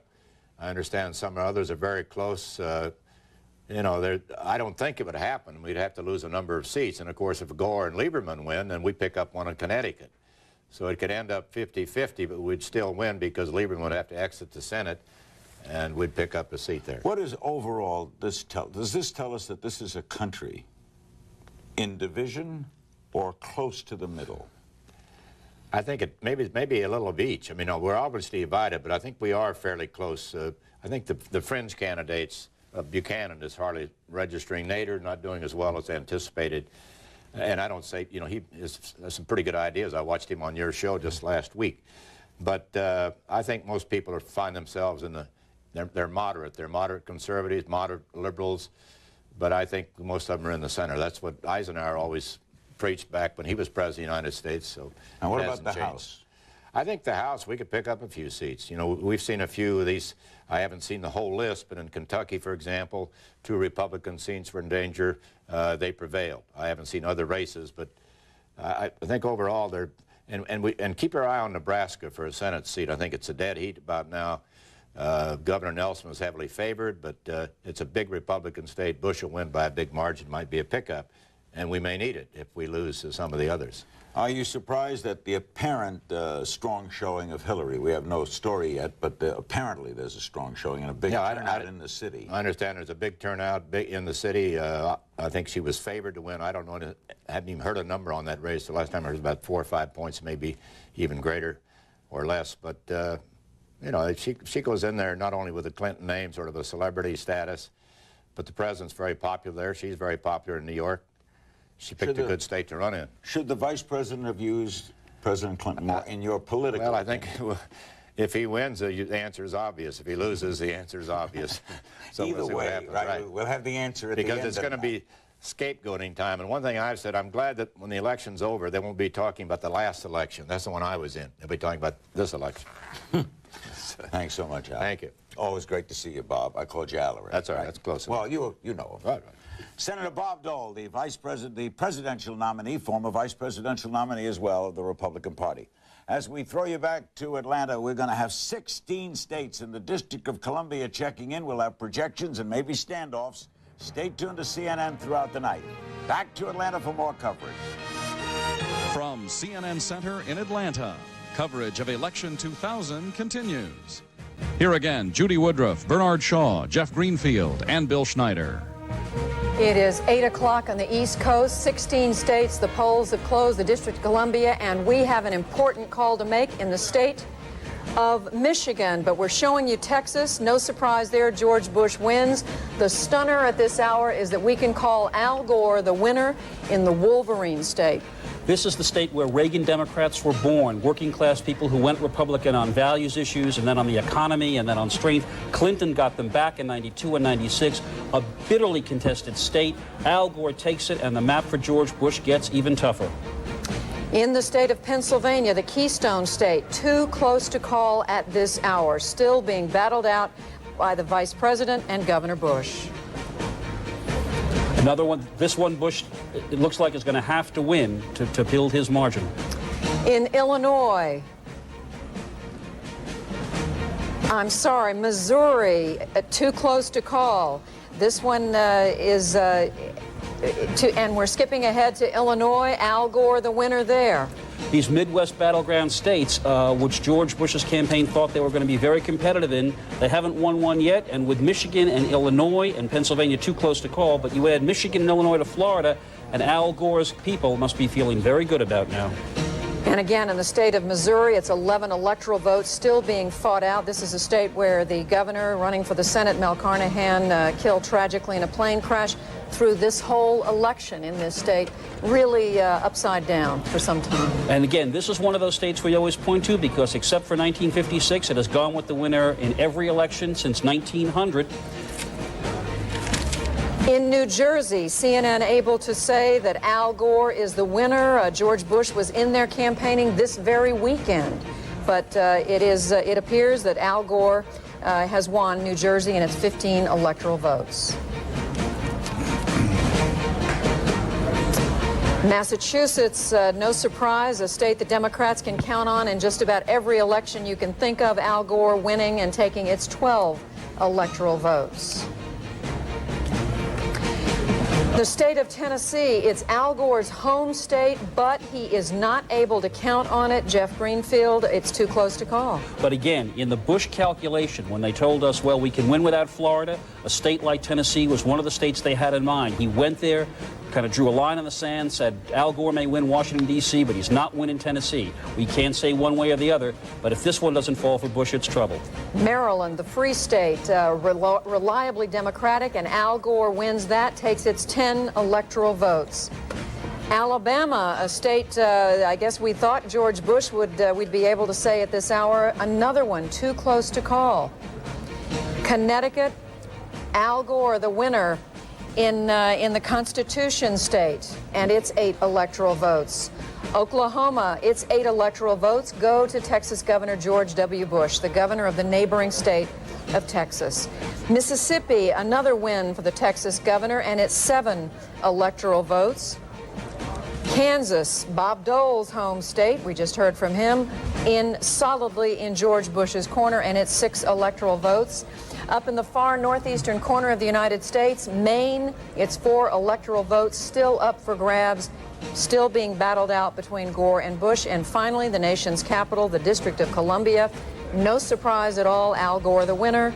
And finally, Delaware in this 8 o'clock count, Al Gore the winner. That is a state where George Bush had been making threatening noises, but it looks like Al Gore has called it. Here is how, and we want to add that we are able at this hour to say the state of North Carolina is in George Bush's corner. This is a poll that closed about half an hour ago in North Carolina, and its 14 electoral votes go to George Bush. Looking at the map, the national map at this hour, you need 270 to win to become president. At this hour, it couldn't be any closer. I guess it could be by 2 votes.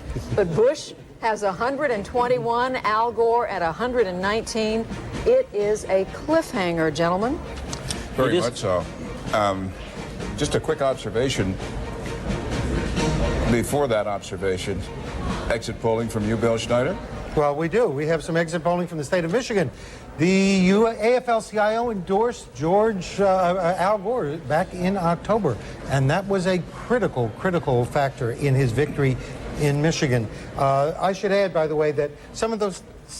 All right, well, here we have the vote among union household voters in Michigan, and as you can see, the unions delivered big time. 2-1 for Al Gore over George W. Bush, and union households made up 42% of the voters in Michigan. Gore's big victory in Michigan was a union victory. Sweet victory for Al Gore, sweet victory for John Sweeney and the AFL-CIO.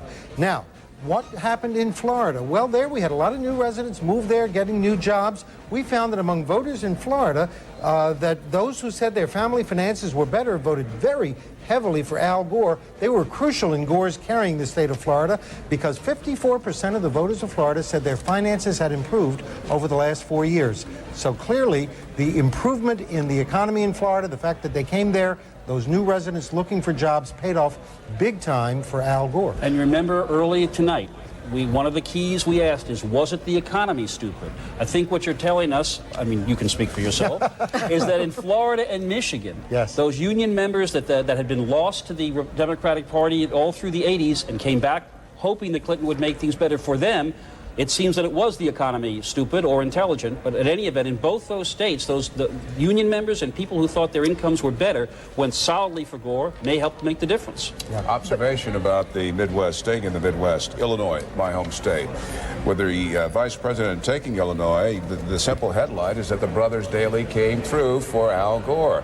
William Daley, the vice president's national campaign manager, Richard J. Daley, Richard M. Daley, the mayor of Chicago, they came through. There was some concern as recently as a month ago, but obviously the machine turned out. And apparently all these voters were alive. Yes, that's right. Wasn't always the case in Chicago. Well, usually from Chicago we vote early and often. But if the brothers Daley came through for Al Gore, the brother Bush did not come through for his brother, George W.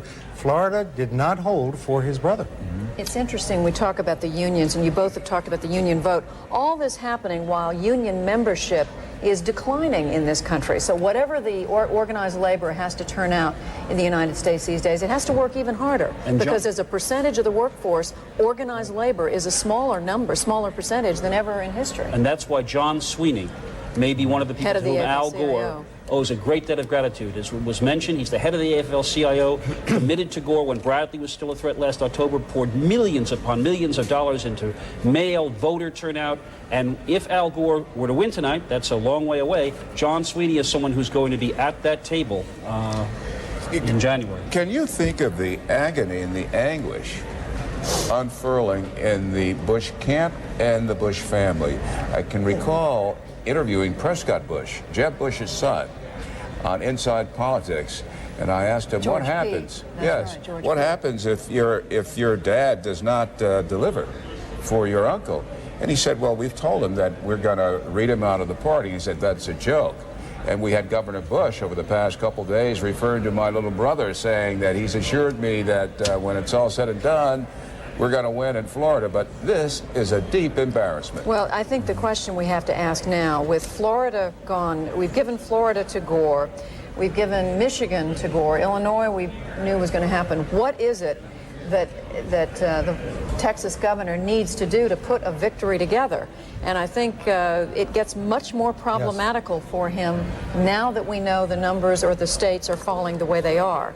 In fact, Jeff Greenfield, do some quick calculating. I mean, what would George W. Bush have to do now, assuming these calls stay as they are, to put 270 together? Well, Pennsylvania looms very large as one of the big battleground states that he has a shot in. And then you have to go down the middle of the country and pick up Arkansas, pick up Tennessee, pick up Missouri, later pick up Wisconsin, try for something in the Pacific Northwest, because that 270 electoral vote Which total is not out of the realm of possibility. It is not out of the realm of possibility. It just gets tougher. And Judy, let me add that the Nader factor could loom large here, because in some of those states that are left that Al Gore hopes to pick up, like Wisconsin and Minnesota and Oregon and Washington, the Nader vote could be absolutely crucial. If he takes enough Democrats away from Al Gore, they could go for Bush. And while we talk about the presidency, the Senate is up for grabs, and we have some calls to make, if you want to call them calls. Some of these calls are telling you that they're not calls. In Michigan, where Spencer Abraham is battling Congresswoman Debbie Stabenow, we say that race is too close to call. In New Jersey, where John Corzine, the Goldman Sachs executive who dumped $60 million of his own money into this race against Congressman Bob Franks, we are saying at this moment that race is too close to call. Probably one of the most watched Senate races, Senator John Ashcroft running against Governor Mel Carnahan, who died a couple of weeks ago in his plane crash. In a plane crash, his widow, Jean, says she would take the seat if Mel Carnahan gets more votes. That one is too close to call. Now, we are calling Joe Lieberman the winner in Connecticut, but of course, if Al Gore wins, Joe Lieberman will have to resign the Senate, but if not, he at least has a day job. Now, here is a pickup. In Delaware, Governor Thomas Carper has unseated Senator William Roth, a 30-year veteran of the United States Senate, chairman of the inevitably described powerful Senate Finance Committee. Age was a real issue in this race. Senator Roth had the misfortune to collapse while a TV camera was running. That is a pickup for the Democrats. Roth is out. One of the lions of the Senate gone. All right, while we're looking at the Senate and some of these other very, very important elections taking place, let's go over to the man who's keeping a close eye on all this, our Wolf Blitzer. He's over there with Stu Rothenberg. Wolf? Judy, with that pickup, that Democratic pickup in Delaware, the new balance of power in the Senate, let's take a look at where it stands right now. There were 35 Republican holdovers, 31 Democrats, 9 Republican winners tonight, 7 Democratic winners. That brings the new number now 44 in the Republican camp in the Senate. 38 Democrats will be in the Senate. At least 18 races still undecided. We have some other Senate races we're ready to call right now. All as predicted. Senator Kay Bailey Hutchison easily reelected in Texas. In Pennsylvania, Rick Santorum, the incumbent, easily reelected, defeating Ron Klink, the Democrat. In the Commonwealth of Massachusetts, Senator Edward Kennedy easily defeats Jack E. Robinson as expected. In Tennessee, Bill Frist, Dr. Bill Frist, the incumbent, he is reelected in Tennessee. In Maryland, another easy race for Paul Sarbanes, the longtime incumbent, beating Paul Rappaport. In the state of Mississippi, the Senate Majority Leader Trent Lott, once again easily reelected. And in Maine, Senator Olympia Snowe, the Republican, moderate Republican, reelected once again. Stuart Rothenberg, there is a change, though, that we're seeing some changes in the U.S. Senate. Yeah, we sure are, Wolf. Roth, as Jeff mentioned, a 5-term U.S. Senator, chairman of the Senate Finance Committee, a powerful political figure. Roth IRAs, many people know that, named after him. Tom Carper, however, was also a very established figure, is an established figure, much younger, 54 years old, was the at-large congressman, a state treasurer. Well-known figure. In fact, polls show that both men were highly regarded, but I have to mention, Wolf, that a year or two ago, there were a lot of Republican insiders who thought that maybe it'd be better if Senator Roth stepped aside. The Republicans nominated Mike Castle, a congressman, a former governor, that he would have a better chance of holding the seat. Roth didn't think so. They didn't. All right, speaking of Delaware, we're ready to call the next governor of Delaware. Ruth Ann Minner, the Democrat, wins that open seat, defeating John Burris. And one important ballot initiative we're ready to call at this point right now. In Michigan, there was a very controversial voucher initiative that would have allowed vouchers, money, government money, to go to private parochial schools. That voucher initiative in Michigan, we're now saying will go down to defeat no vouchers in Michigan. Tell us why that's important. Well, the vouchers would have given students about $3,100 under current figures for students in schools that had a low graduation rate. Senator John McCain actually cut a TV ad for the pro-voucher people.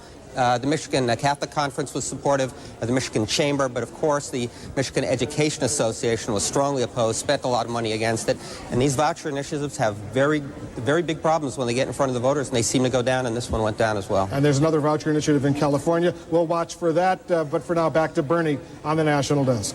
Thanks very much. And quickly to Nashville, Tennessee, and Austin, Texas. In Austin, Candy Crowley covering the Bush headquarters there, and in Nashville, our man John King. As you know, the CNN Electoral College count stands at 121 for Governor Bush, 119 for Vice President Gore. John King, are things evolving the way your people there, you're covering, expected them?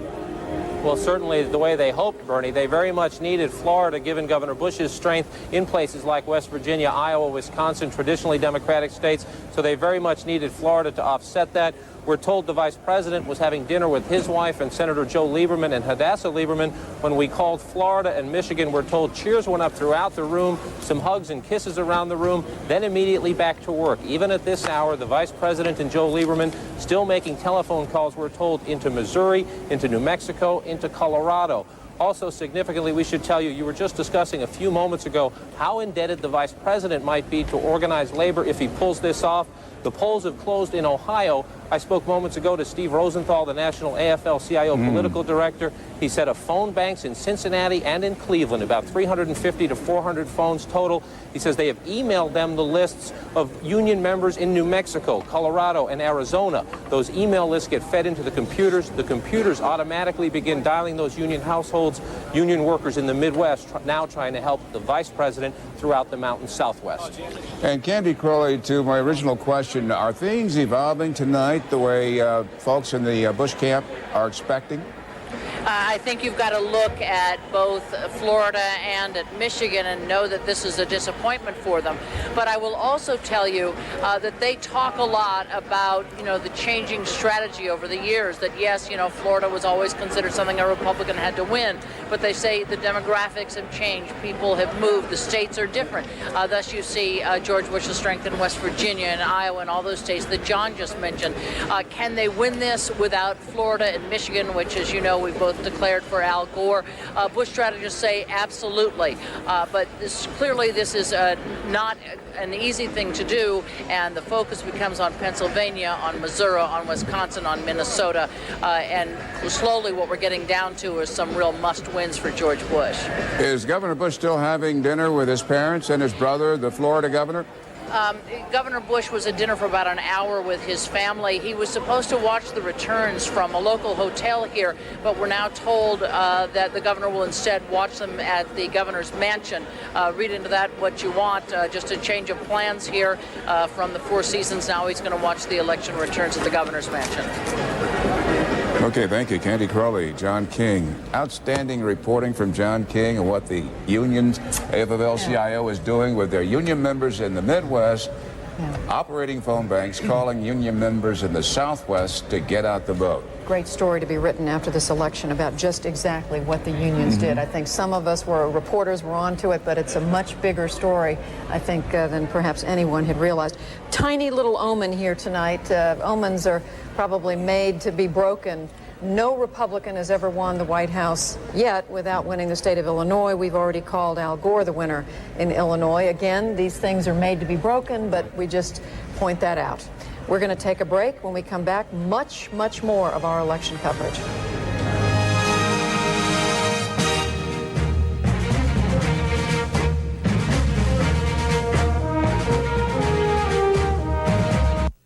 Coverage of Election 2000 is brought to you by Akamai and America's pharmaceutical companies. For expanded coverage, log on to CNN.com. Akamai, bringing you a better internet, and America's pharmaceutical companies. The internet is faster because of us. The internet is more reliable because of us. The internet is growing because of us. The internet is more exciting because of us. The internet goes everywhere because of us. The internet is better because of us. Delivering the most content from the world's biggest network, Akamai. This disease takes billions of healthy brain cells and slowly turns them into a tangled web.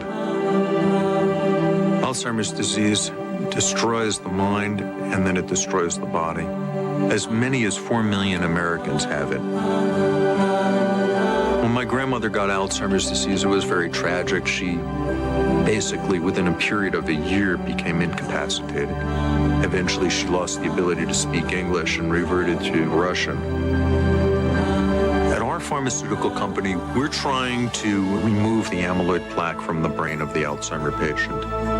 And we are developing a vaccine that activates the immune system to help remove that plaque. And we're very, very hopeful that that will work.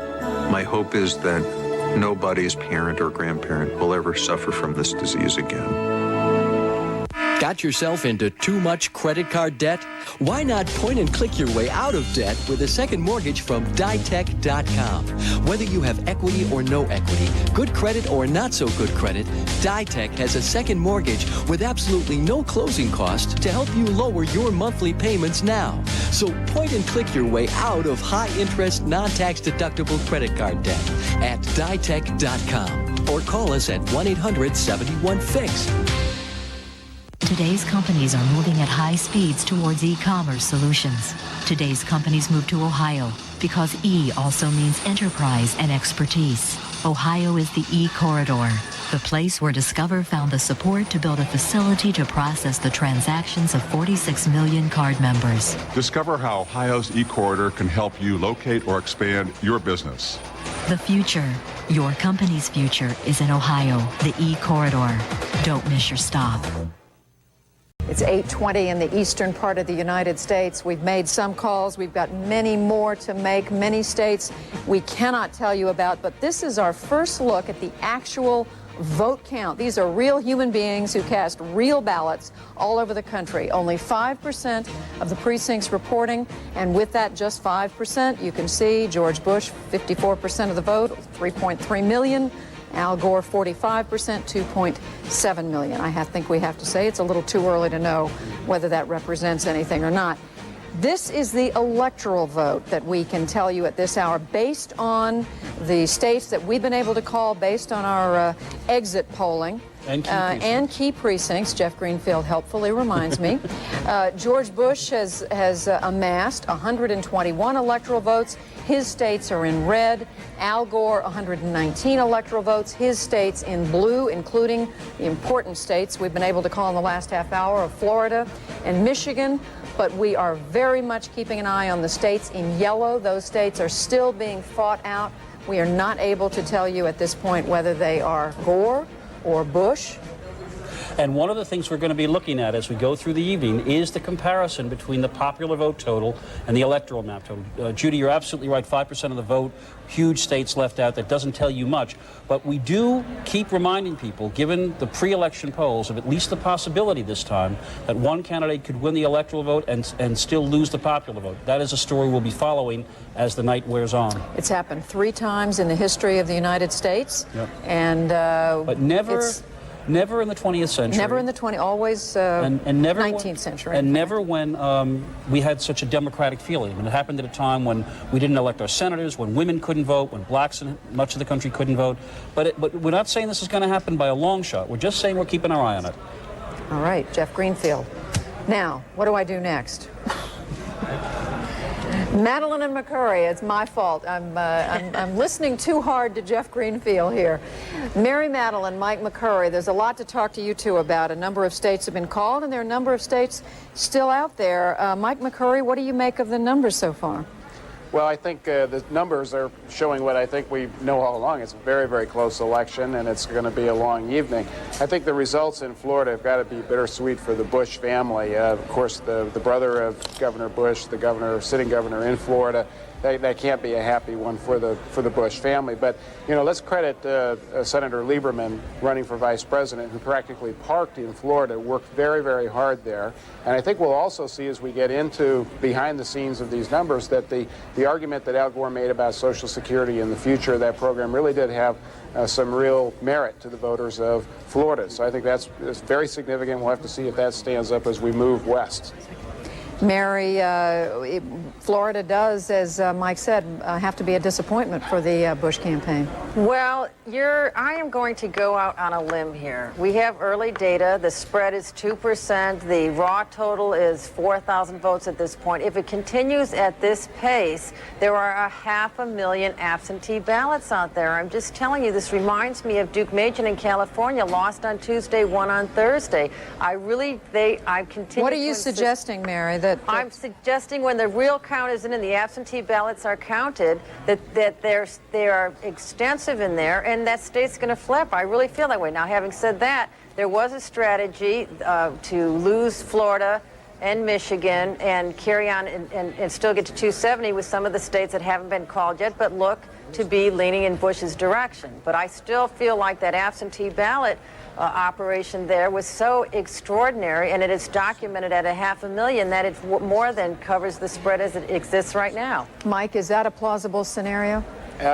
Not a likely scenario. Sounds like a little bit of wishful thinking, but I can understand with the numbers that close how Republicans might still want to think that there's a chance there. But you know, there is something very important. The closeness of these numbers so far, and as we are reporting it and talking about it and reflecting on it, is surely driving up turnout in the West, because people out West who in past elections have been told that their votes aren't going to count are suddenly realizing that there are very large stakes here. It's a very close election, and nobody is running away with it. This may have a real significant impact on turnout out in the Pacific Northwest especially. Mary, what about the state of Michigan? Clearly, George W. Bush put in you know, a really strong effort there. I mean, he was in and out of that state a number of times. He certainly fought hard there in the primary, lost that, but there was reason to believe he had a good shot at Michigan. Well, it was a battleground state. You couldn't just give it up. We have a Republican governor there who worked hard. There are a lot of other things going on in that state, not the least of which was the voucher initiative, which the governor feared would be detrimental to Governor Bush's race there. And you had the heavy union effort. So you couldn't just give it up. But of those big three, it was the one least expected to end up in Bush's column. All right, Mary Madeline, Mike McCurry, we're going to come back to both of you for some time, and throughout this night, I want to. I have one quick point. The UAW got Election Day off as part of its contract for the first time in its history, and I think when people look at Michigan and that union vote that Bill has told us about, once again, John Sweeney, once again, vote poll, Election Day off as a paid holiday.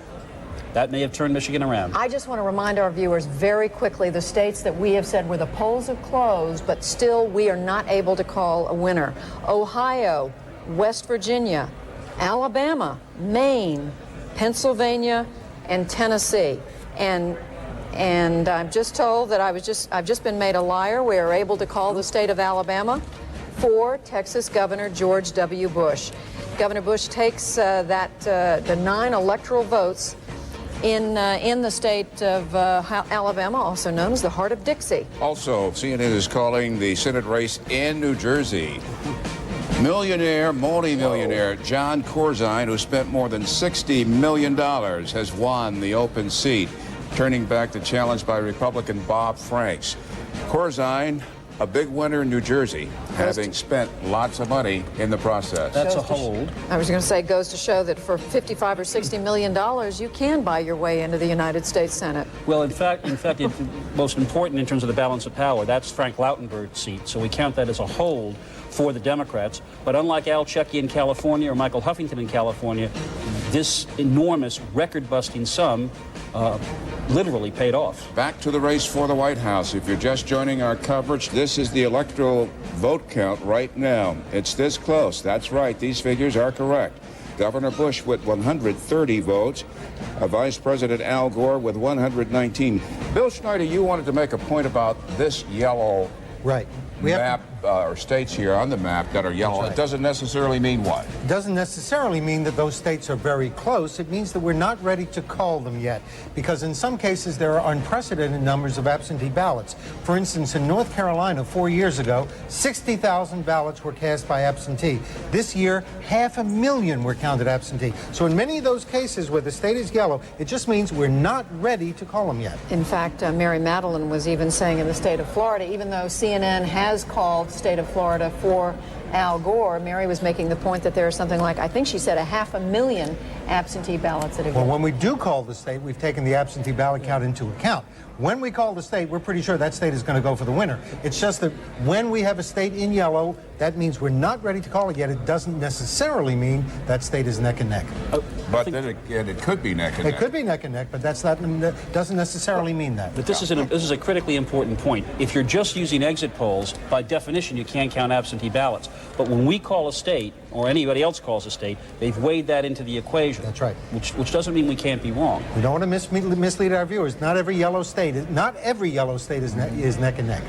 David Peeler has been telling us for days, he was just here at the beginning of our coverage, it's been 3.5 hours ago, that Mr. Corzine in the primary alone spent $30 million, and here in the general, another $31 million. So, my, what an expensive seat. Well, speaking of states that we are not able to call, I'm going to wait 13 seconds until I can say this. In the state of Arkansas, where the polls are closing literally as I speak, the home state of President Bill Clinton, we are not able to call. The polls close in Arkansas at 8:30 Eastern Time, and as of this hour, this moment, we are not able to call the result. The land of opportunity. And looking once again, a quick check of the electoral map. George W. Bush racking up 130 electoral votes. His states are in red. Al Gore, the vice president, 119 electoral votes. His states are in blue. And as Bill Schneider just very carefully pointed out, the states in yellow, We are not able to call them yet. It doesn't mean that they will end up close. It just means we don't have enough information at this hour. Even though the polls are closed, we don't have enough information to put them in one corner or another. And if I... Okay. Mr. Schneider, I believe you have some data. Yes, we do. Tennessee and Arkansas, these are states that are too close to call. Now, how did that happen? Well, take a look at the voters in Tennessee. We asked them, oh, here it is from Arkansas. Their opinion of Bill Clinton as a person. These are his fellow Arkansans. 61% have an unfavorable personal view of Bill Clinton. So it doesn't look like Bill Clinton helped Al Gore very much in Arkansas. Now, if we can shift to Tennessee, here's what we find. We asked them, the voters there, in deciding how you'd vote today, how important is it to you that Al Gore comes from Tennessee? And look at this, almost 2/3 of them said, you know, that's really not very important at all. So, if you know, that's one reason why the state is very close. If Al Gore does not carry the state of Tennessee, he'll be the first presidential candidate not to carry his home state since George McGovern in 1972. And the first, and if he were to win the White House without winning Tennessee, he'd be the first since what, James Polk? James K. Polk. I looked this up today. Well, it depends on how. Well, let's see. Richard Nixon, no, he didn't win the White House, so you'd have to go all the way back to James K. Polk. Nixon didn't carry California in 1960, but he lost. I covered that campaign, so I can James speak K. with Polk? authority. Yeah. It's interesting that I wasn't going to bring that up. Thanks. It's interesting you point out in Arkansas how the president is regarded, because one of the things we're going to be looking at is what we call the Clinton factor, and trying to figure out whether people who don't like Clinton as a person somehow put that on Al Gore. In Arkansas, it may be that the negative opinion of Bill Clinton is one of the reasons why maybe that's closer than certainly Al Gore would have hoped. But weren't the polls showing that at least in some instances, people were willing to overlook Clinton's personal failings in their eyes because they agreed with his policies and saying that they would stick on theoretically with the vice president. Here's the line that our colleague Mark Shields often uses. If Bill Clinton drove through a car wash in a convertible with the top down, Al Gore would get wet. It may be that even if he were in the trunk, I think. It may be, even if he wasn't in the car, it may be that people are willing to forgive Clinton, but they we're going to find out, but stick Al Gore with the responsibility for what they didn't like. This is something that we'll be finding out through the night. As they do in the National Football League, I'm going to throw a yellow flag on the anchor desk and say, if you're just joining us, Governor Bush is leading Vice President Gore 130 to 119 electoral votes in the race for the White House. We have much, much more to come. When we come back, Larry King live with special guests and Wolf Blitzer bringing us up to speed on the latest on the battle for the Hill and the balance of power. Back in a moment, wherever you're watching in the world.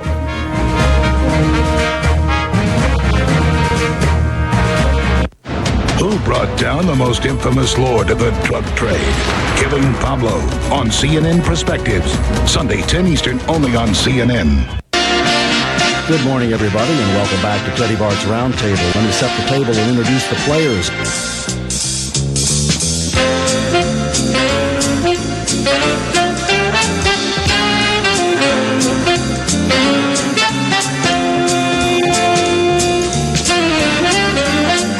Who says politics can't be fun?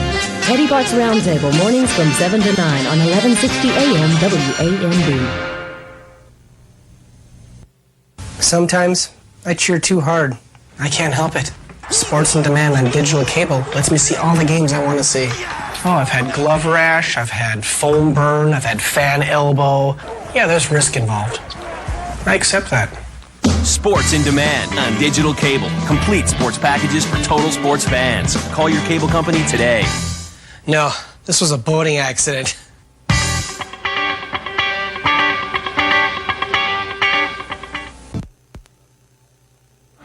CNN, America's campaign headquarters.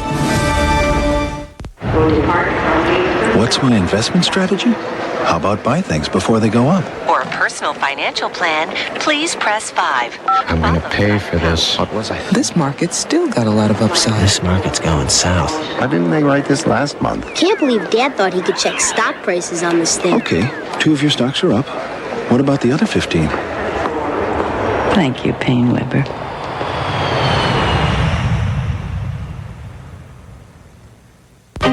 Today, business is composed of 2 worlds. One a brick and mortar, the other a digital reality. And as these worlds continue to grow, one company will be right there, delivering the products and materials needed for success. From the steel that builds our cities to the silicon that builds our networks. Norfolk Southern, moving the goods that move the economy. An epiphany is a sudden awakening to the essential nature or meaning of things. The day you realize that babies aren't delivered by storks, that was an epiphany. The day you recognize that men and women are not the same, that was an epiphany. The day you realize that your website is your business and your software can't handle the traffic, that is an epiphany. It's a different kind of world. You need a different kind of software.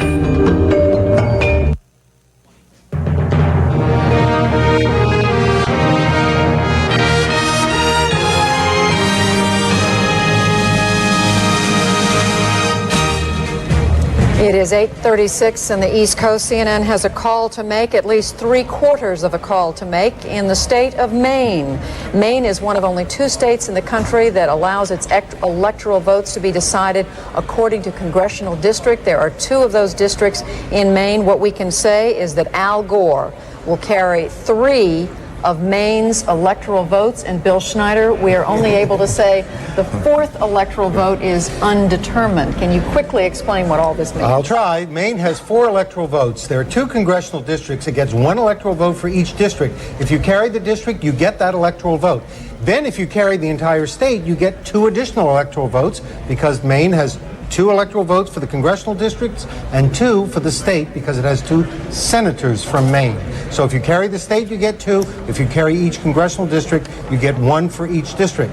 The other state that does that is Nebraska. It divides its electoral votes up district by district. At least this much of the Maine result, I think, has to be a personal disappointment for the Bush family. They have a longtime summer home there in Kennebunkport. George W. Bush was in there at least a couple of times campaigning. So, but we will see. Perhaps he'll be able to pull out, one assumes he'll be able to pull out that vote. We don't know. Larry King is in Washington with a special guest. Thank you, Judy, with 3 special guests. They are the Honorable Ann Richards, former Democratic governor of Texas, Howard Baker, the former Senate Majority Leader, former Reagan Chief of Staff, and Bob Woodward, the Pulitzer Prize-winning assistant managing editor of the Washington Post, right up to what we know right now, they just gave it a Maine.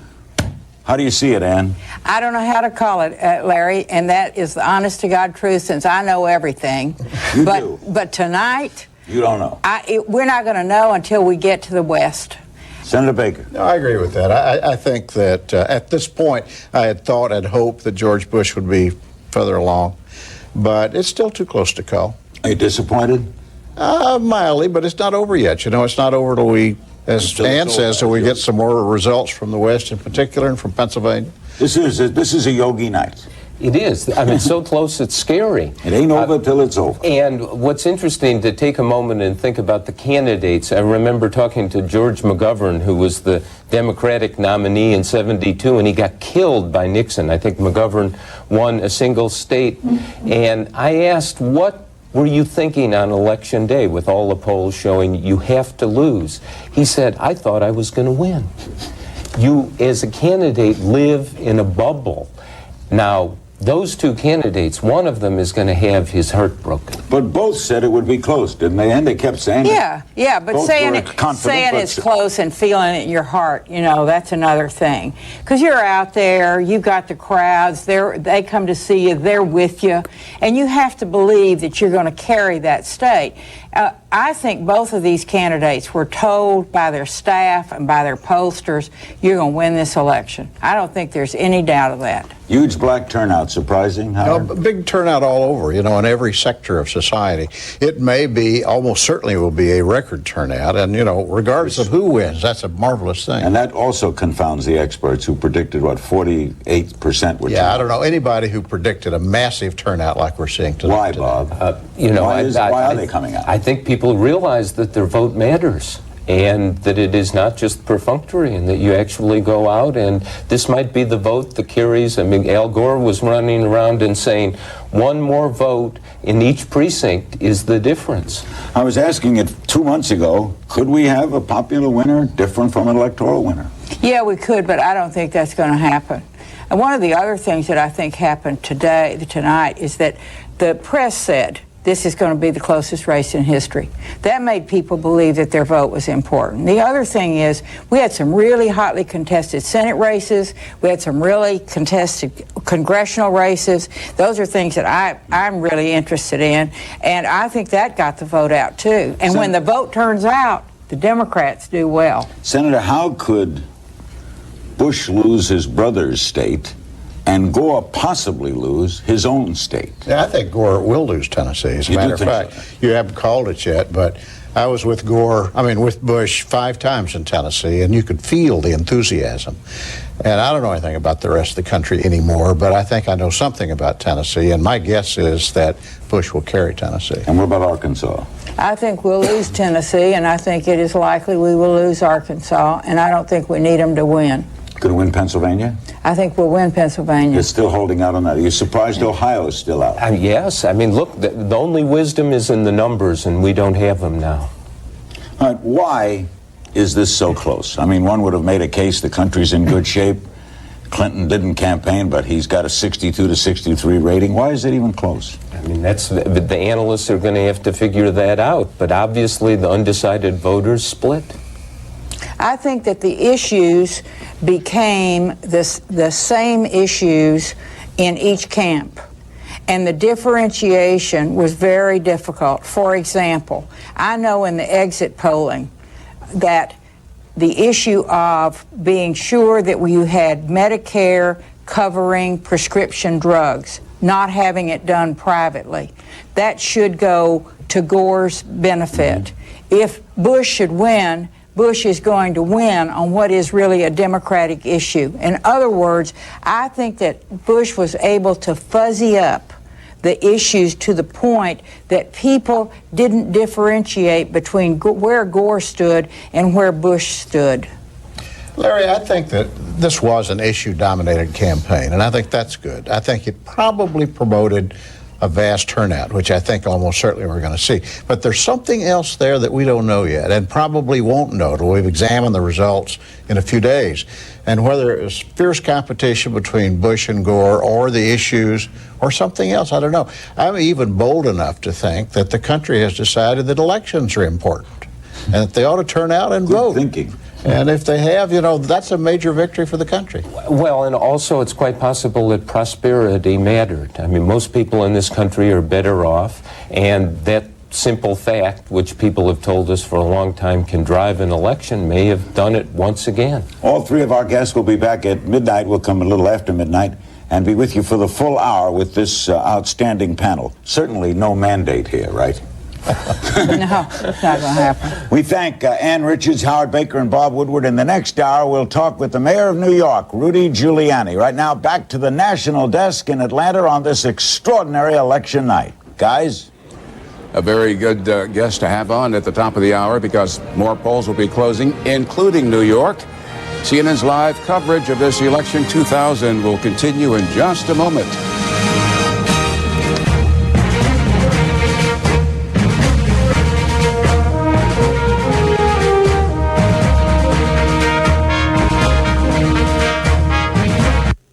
Coverage of Election 2000 is brought to you by Chrysler and Payne Weber. For expanded coverage, log on to CNN.com. Chrysler, we're reinventing the passion for driving. And Payne Weber, thank you, Payne Weber. Looking to save more and spend less this holiday season? With the Chrysler Holiday Sale, you can do just that.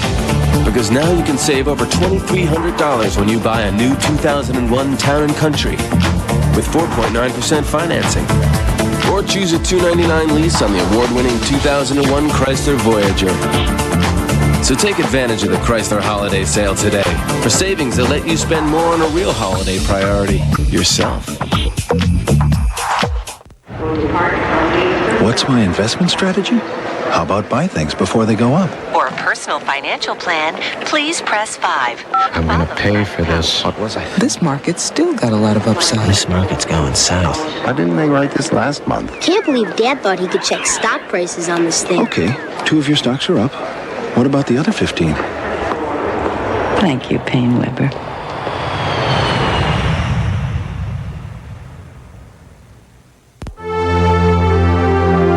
internet goes everywhere because of us. The internet is more reliable because of us. The internet is growing because of us. The internet is more exciting because of us.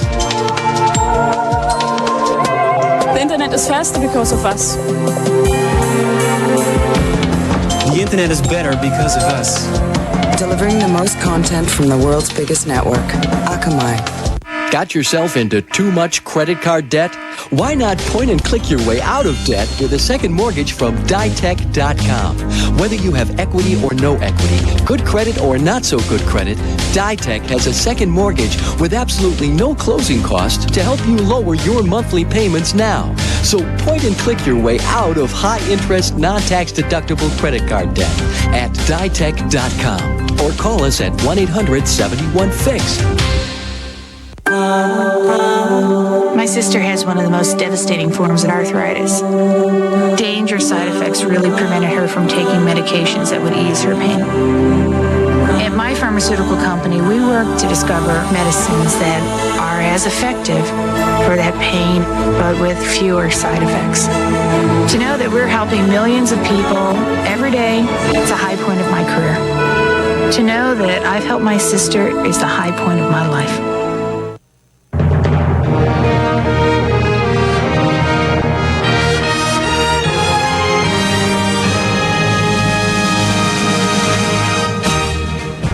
We're 13 minutes away from another set of states having their polls closed, having the doors closed, if you will, on the places where voters go to cast their ballots. Let's take a look now at the electoral map at this moment. With George W. Bush has 130 electoral votes. His states are in red. Al Gore, 122 electoral votes. Those states in yellow are the states where we are not yet, at this moment, able to declare a winner. And let's take a look at what those states are.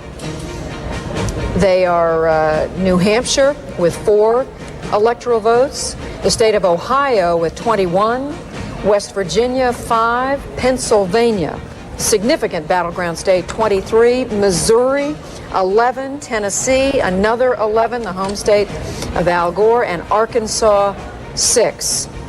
And we are able to call Pennsylvania for Vice President Al Gore. 23 electoral votes go to the Vice President, Jeff Greenfield, Bernie Shaw. This is a major disappointment for George W. Bush, and Jeff makes it all the harder for him to put together a winning combination. It absolutely does. It means that of the states that are now undecided, we can begin to say that George Bush has to more or less run the table on them. He has got to win Ohio. He has got to win Tennessee and Arkansas. He has got to win Missouri.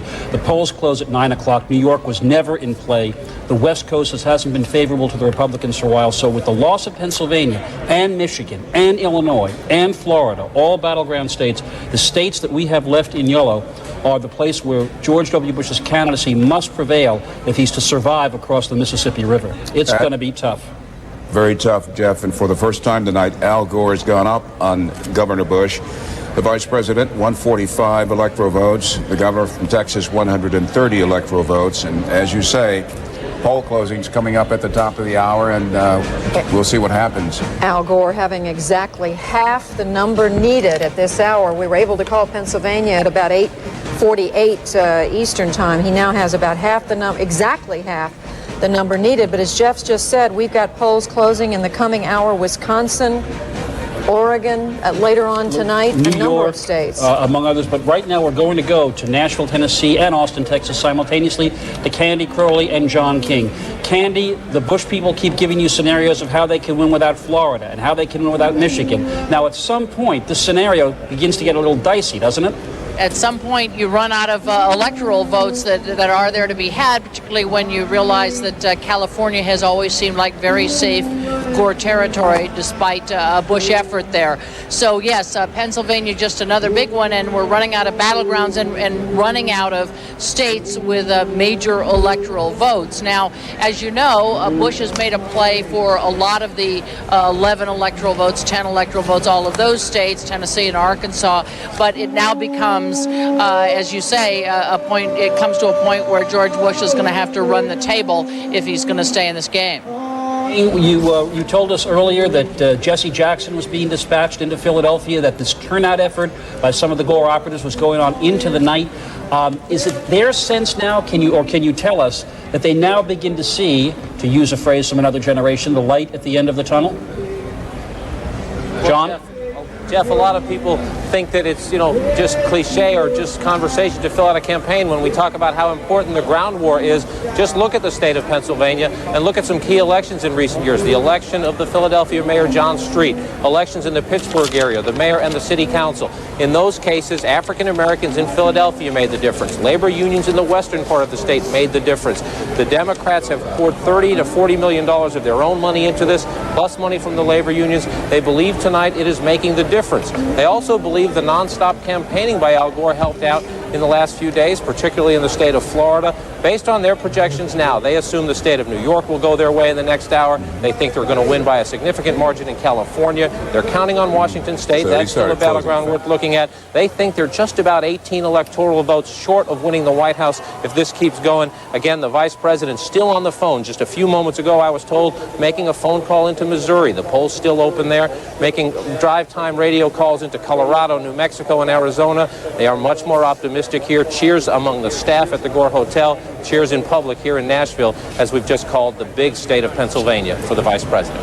All right, John King in Nashville, Candy Crowley in Austin. Back here at the studio in Atlanta, let's go quickly to Hal Bruno over at our big electoral map. Hal, what happened in Pennsylvania to pull it together for Gore? There was a big surprise, Judy. It was over here. He not only won the city of Philadelphia, but he did very well in the suburbs, and he held his own over here in the west, which is the swing section of the state. That's the way he did it.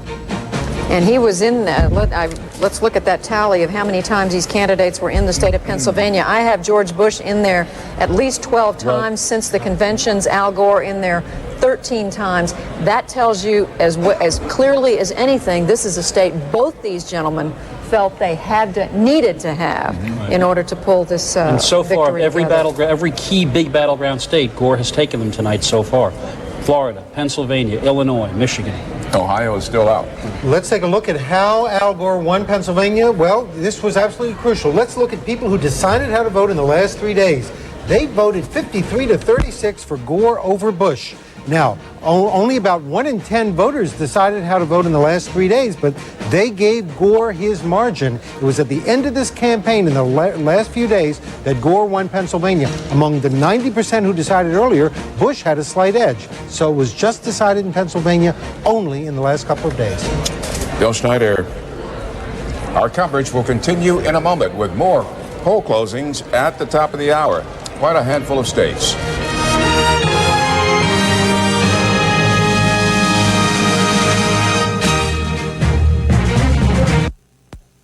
Closed captioning provided by USSearch.com. Find out if anyone you know has a criminal record. One of over 50 information products now available at USSearch.com.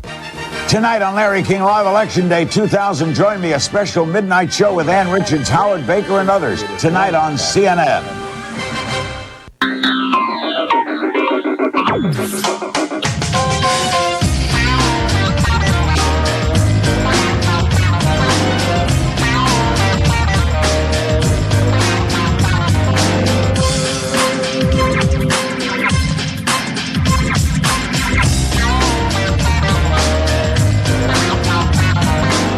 Get the pay-per-view movies you want and only what you want. In demand, you rule.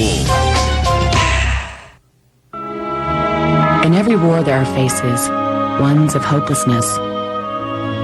In every victory there are faces, ones with hopes and dreams. The fight against cancer is a war we believe we can win. Our work has earned us selection by the National Cancer Institute in a ranking among the top 5% of cancer centers nationwide. Nice accolades, but nothing compared to looking into those faces and telling them they've won a victory over cancer. In the southern Appalachian Mountains, the biggest problem is strangers. Exotic pests threaten the survival of native species.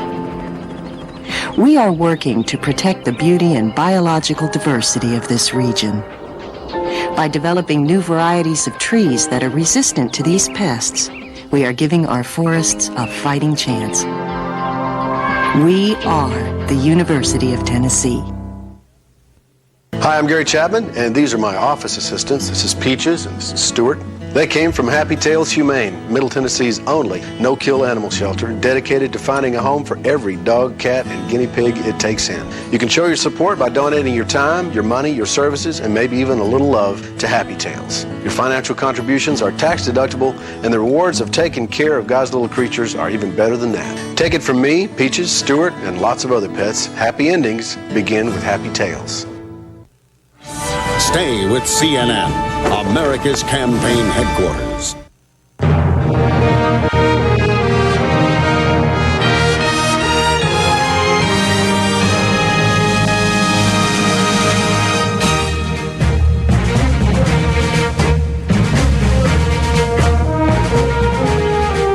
Four minutes till more polls close. Let's go straight to the Capitol gang and Al Hunt. Thanks, Judy. I'm here with Cato Byrne and with Robert Novak. All right, Bob, for weeks we've been talking about Gore has to pull off the political trifecta, Florida, Michigan, Pennsylvania. He did it. Where does that leave us? I think it leaves him just a step from being the next president of the United States. He could do it, I think, by winning his home state of Tennessee, which everybody had thought that Governor Bush was going to win. My information is the returns are not that good for Governor Bush. But then if Bush does, if he's able to get Tennessee, then we move out west to some important states out there, Arizona, Oregon, and before that, Iowa. And those are states that Bush would have to win. He has very little margin of error and not much confidence, I think, in the Bush ranks right now, considering the disappointments they've had so far tonight. We're in hand-to-hand combat, right, Kate? Absolutely. With Gore winning those big three battleground states, it's up to Bush now to win all the skirmish states. He's got to win states Bill Clinton carried twice. He's got to win Wisconsin, Oregon, Iowa, New Mexico. He's got to win a couple that have already closed but are too close to call. New Hampshire, as I said, he better hope they're kinder this time around. Ohio, West Virginia. He needs to be greedy about all the smaller states that are still out there because this gives Al Gore such a boost. You know, one thing I'm struck by, this is primarily looking at the exit polls. In 1980, we talked about Reagan Democrats. After that, in 1992, we talked about some Clinton Republicans. He got some Republican votes. I'll tell you, George Bush is not getting any Democrats, and Al Gore is not getting any Republicans. There will be no mention of Gore Republicans or Bush Democrats, which may create a mandate problem for governance, whichever one of these guys wins, Bob. But the real story is that the ground war has apparently been won by the Democrats. Unions, yeah. The unions came really out, mattered. the blacks came out, and that's why some of the Republicans I've talked to are a little bit on the pessimistic side, because they've been losing the ground war in state after state. The only other point is that the ground war is most effective with union members and, may I say, African Americans, and in these other states they're perhaps a little less important. I think Tennessee becomes really hugely important. Who would have thought that the battle for Tennessee by Al Gore would be that important? Tennessee or Missouri, which is going to, may stay open late, too. Michael Hooley has put together for the Gore people a great get out the vote operation. Well, the Democrats had a terrific get out the vote operation in '98, and it cost the Republicans some seats, but they promised themselves that they'd match it this time.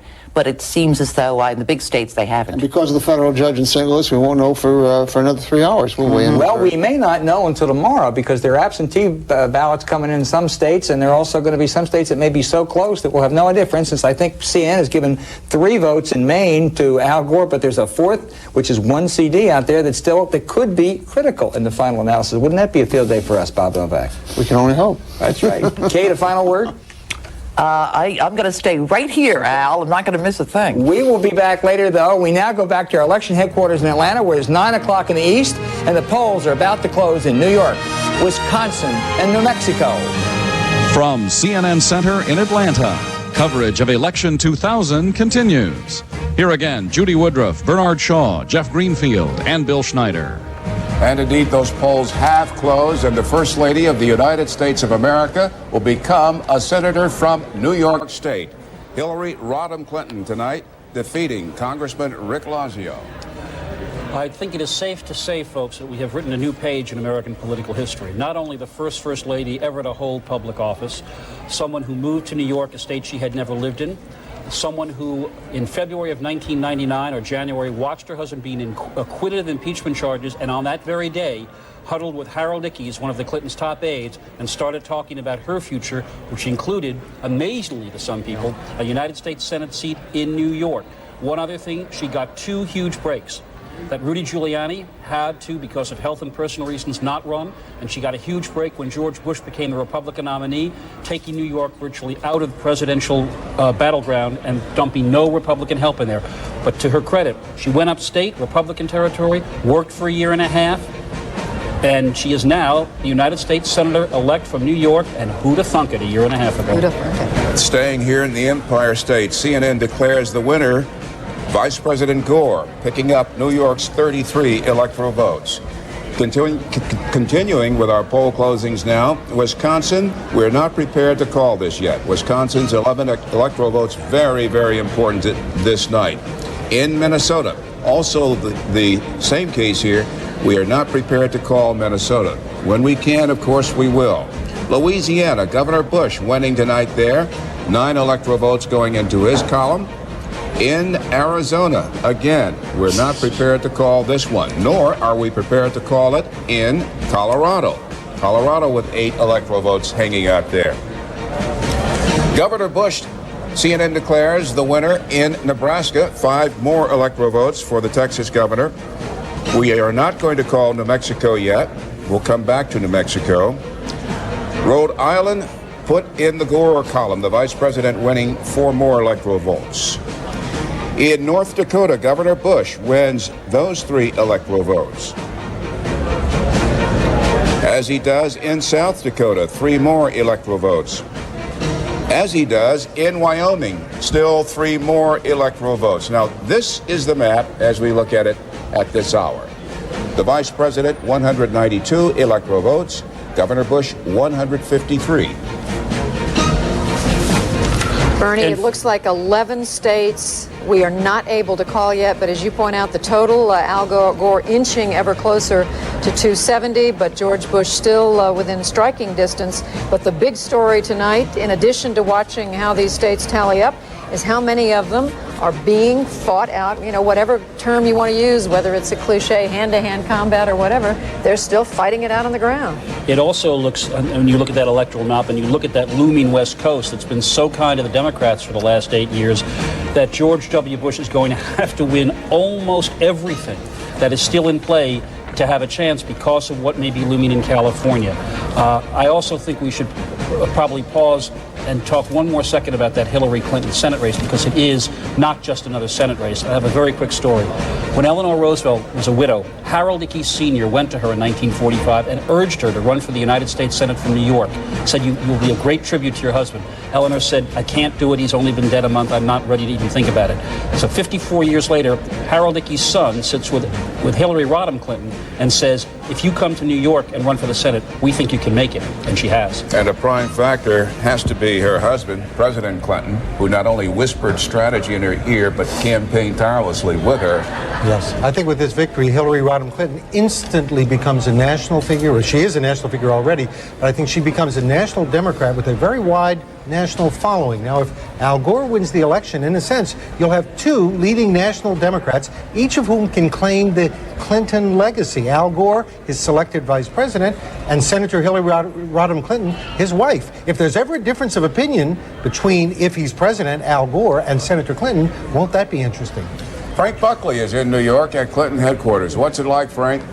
Well, the mood jubilant here, the crowd erupting in cheers as the TV reports of Hillary Clinton being declared the winner came out on the big screen TVs, the people here in the audience cheering. And to pick up on a thread that you were just talking about, yes, Mrs. Clinton did embrace the president in campaigning later on in the campaign. Early, she did not campaign with him very much.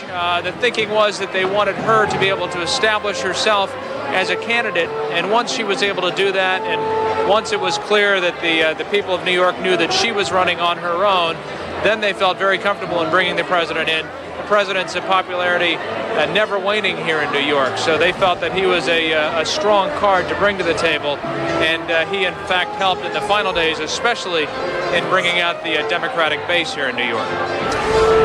Deborah Fayrick is over at Rick Lazio's campaign. Well, this is what you're seeing. You're seeing a live picture of the room right now. There was stunned silence when this race was called for Hillary Clinton. No reaction from any members of the crowd who had been cheering wildly every time a state was announced for Governor Bush. No reaction whatsoever. Several people looking visibly upset. One woman left the room. Now, Lazio, we spoke to a spokesperson from his campaign not more than 10 minutes ago, and they were adamant. They said that this thing is not over yet. They were really hoping to get a very big boost from voters between 5 and 7 o'clock, a time that they had deemed sort of Republican voting time. Rick Lazio was at Grand Central Station campaigning. It does not appear to have been enough. Right now, no comment, no reaction as to whether they're going to concede or when they will concede. Rick Lazio has always considered himself the underdog in this race. He was the underdog when he first won election back in 1992 to the House, and he was really hoping to repeat that with another come-from-behind victory. Judy, Bernie? Bill Snyder, what was persuasive among the voters? Well, let's look at the voters of New York. To whom does Hillary Rodham Clinton owe a debt of gratitude? And the answer is whom? Women. Women voted 58% for Hillary Rodham Clinton, almost 60%. Phenomenal. Men didn't vote for her. Men voted very narrowly for Rick Lazio. And let me point out that Gore won New York by carrying both men and women. But in Hillary's case, it was women who put her over. What about the carpetbagger issue?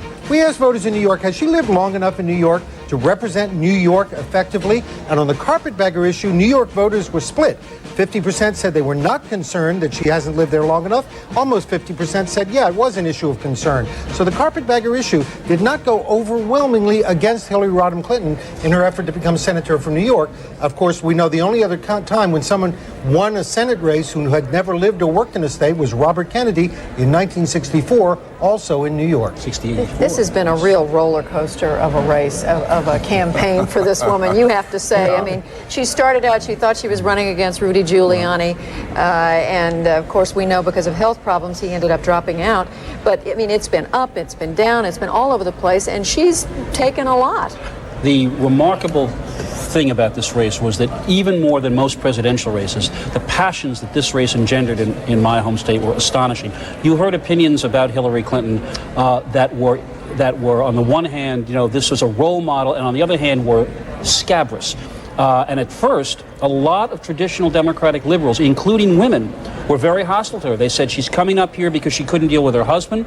I mean, it was pretty rough, and I do think in part of it was that the Democrats came home on issues. But the other thing was she worked her head off. Her head off. Her head. But how many people were neutral about Hillary Clinton this year? Everyone went into this with a strong feeling one way or another. And what you're saying is that strong feelings against were shifted to some extent. If I may, just one quick thing. I think that even the people who were undecided emotionally. They really had problems with her personally. They had problems with the relationship, and they were really had problems if they were Democrats with giving another Republican vote to Trent Lott. I mean, those things, I think, helped. That's right. I think it's fair to say that the race was about Hillary. It was not about Rick Lazio, about whom most New Yorkers did not have strong opinions. If men didn't vote for Hillary, it's because they had strong opinions about her, not because they were voting for a man. All right, Hillary Clinton will be going to the United States Senate, and our man who's keeping an eye on the Senate and the House and the governors tonight is Wolf Blitzer. Let's go straight to you, Wolf. Well, Judy, let's take a look at what's happening in the U.S. Senate. First of all, with this pickup in Minnesota, Mark Dayton defeating the incumbent Rod Grams. Right now, the Republican holdovers, 35. Democratic holdovers, 31. As of right now, there have been 12 Republicans who have been elected, 13 Democrats. That suggests that there's still only a few races left to go before the final outcome is determined. Let's go to some of those races that we can now call. 9 undecided Senate races, by the way, we're still waiting for. In Wisconsin, Herb Kohl, the incumbent, has defeated John Gillespie, the Republican. In Arizona, John Kyle, he had no Democratic opponent, easily winning in the Arizona re-election. In New Mexico, Jeff Bingaman, the incumbent Democrat, re-elected, defeating Bill Redmond. In Rhode Island, Lincoln Chafee, the Republican incumbent appointed, has been re-elected, defeating Bob Wagand. In North Dakota, Kent Conrad, the Democratic incumbent, he has been re-elected. In Wyoming, Senator Craig Thomas He has been reelected. Stuart Rothenberg, so far in all of these Senate races, including Mrs. Clinton's in New York State, they seem to be going as the polls, the final poll numbers had suggested. I think you're right, Wolf. I think so far things have been predictable. The biggest problem for the Democrats is the defeat of Chuck Robb. If they had held on to that seat, they would have had some leeway in picking up these other Republican seats that are yet to come, Michigan and Missouri and the like. They're going to need wins in most of those states. The one race I think that's notable that you just mentioned was Rhode Island, a state that went for Al Gore for president. It was held by Lincoln Chafee. He was appointed to the seat after his father passed away. It's a Democratic state, but he held it as a Republican. Even incumbency for a short term has its advantages. Let's take a look at some of the gubernatorial races. Governor Jeanne Shaheen has won her bid to be reelected in New Hampshire. That was too close to call earlier in the evening. And in North Dakota, John Hoeven, the Republican, defeating Heidi Heitkamp. A lot of people had watched that race in North Dakota. You're right. That was regarded as a toss-up. The Republican governor decided not to seek re-election. She has had medical problems. Some question would evoke some sympathy. But Hoeven, the Republican, in a Republican state, eked out a win. Two ballot initiatives also we're now ready to say in Colorado, both of these statewide ballot initiatives. Colorado passed the gun control initiative that does now require background checks at gun shows. Also, Colorado passed the medical marijuana initiative that allows marijuana to be used for medical purposes in the state of Colorado. Well, Wolf, these ballot measures give the voters a clean shot at issues. Unlike candidate races where there are lots of issues involved and there's personalities as well, these are very focused on issues. And Stuart, we're also monitoring all of the 435 races in the House of Representatives, all up for grabs right now. About 25% of those races have been determined, and what we're seeing is so far no pickups for the Democrats or the Republicans. Wolf, very few House races were in play this year. There haven't been any turnovers yet. It won't take very many to get the Democrats to creep up toward a majority. There is a barn burner going on in Florida's 8th Congressional District in Orlando based, a Republican open seat, where at the moment the Republican Rick Keller has a very narrow 1,000 vote advantage with over 90% of the votes cast. That's the race we're looking at right now. And that's the seat that Bill McCollum gave up. He ran unsuccessfully for the U.S. Senate as a Republican, former House impeachment manager. Stuart Rothenberg, thank you. Back to the National Desk. Okay, thanks very much, Wolf. An observation about Mrs. Clinton's win in New York State. It seems to me she's paraphrasing a famous line from Vice President Gore's convention acceptance speech in Los Angeles. I am my own woman, against the backdrop of her problems with her husband. Well, when you think that it was the day her husband had such huge troubles of his own that she announced that she was striking out on her own, I think that leads you to draw that conclusion. Yeah, a lot of people admired her. Some criticized her, of course, for sticking with her husband and standing by him in all of his ordeal.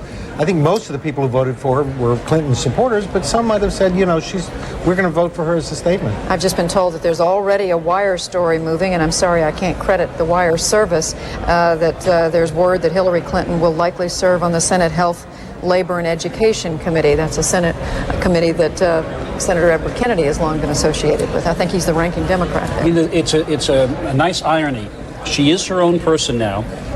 I think it's fair to say that she got where she got, A, because she was First Lady of the United States. Second, a figure who was often seen in harsh terms, especially after the health care debacle, who was seen as a figure of sympathy because of what her husband put her through.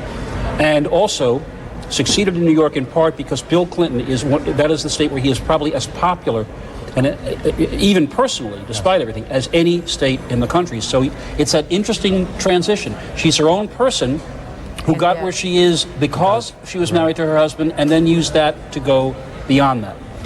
Fascinating story.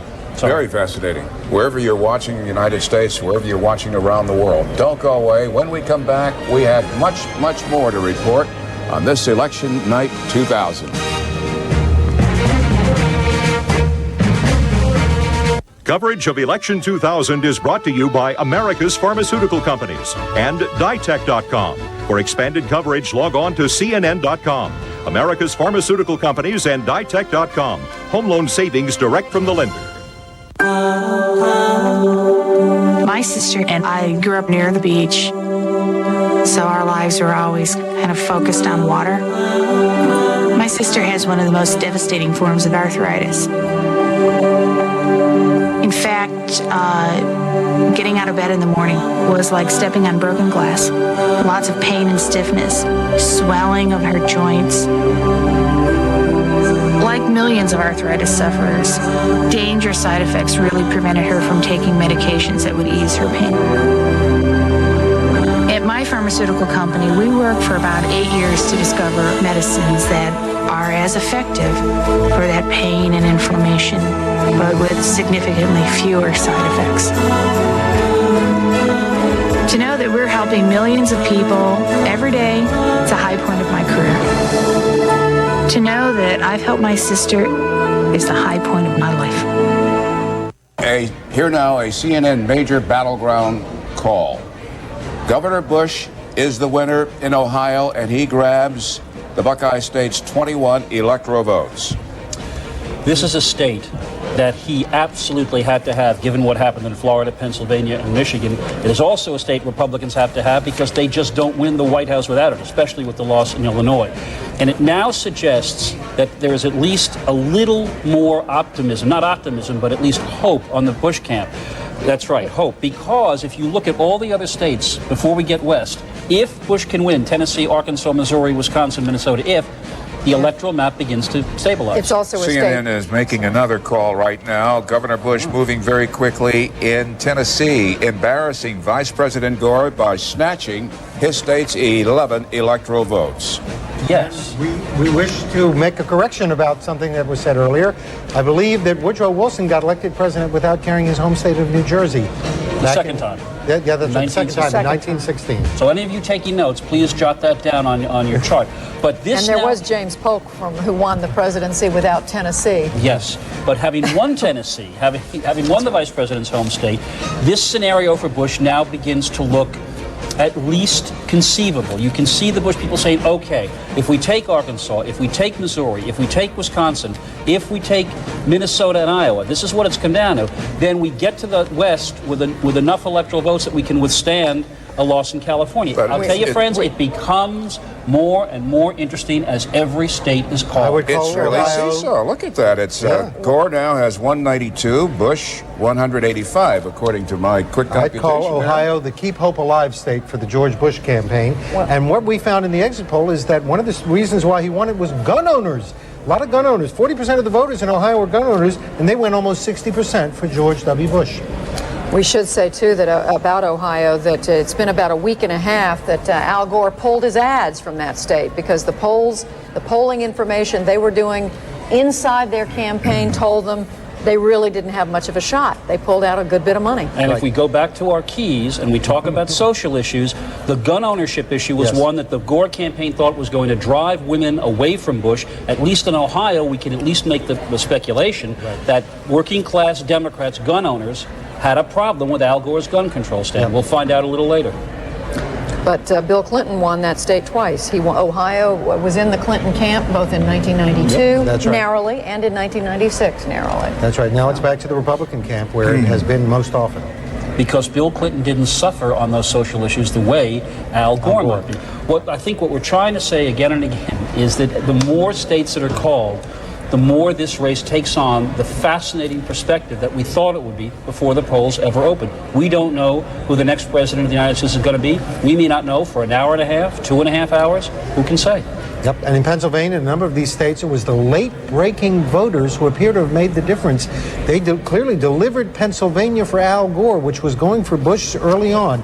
They shifted in the last few days. Bill, I want to, just for clarification, if we have a minute to do this, it's, 9:20 on the East Coast. The polls closed in Ohio almost 2 hours ago.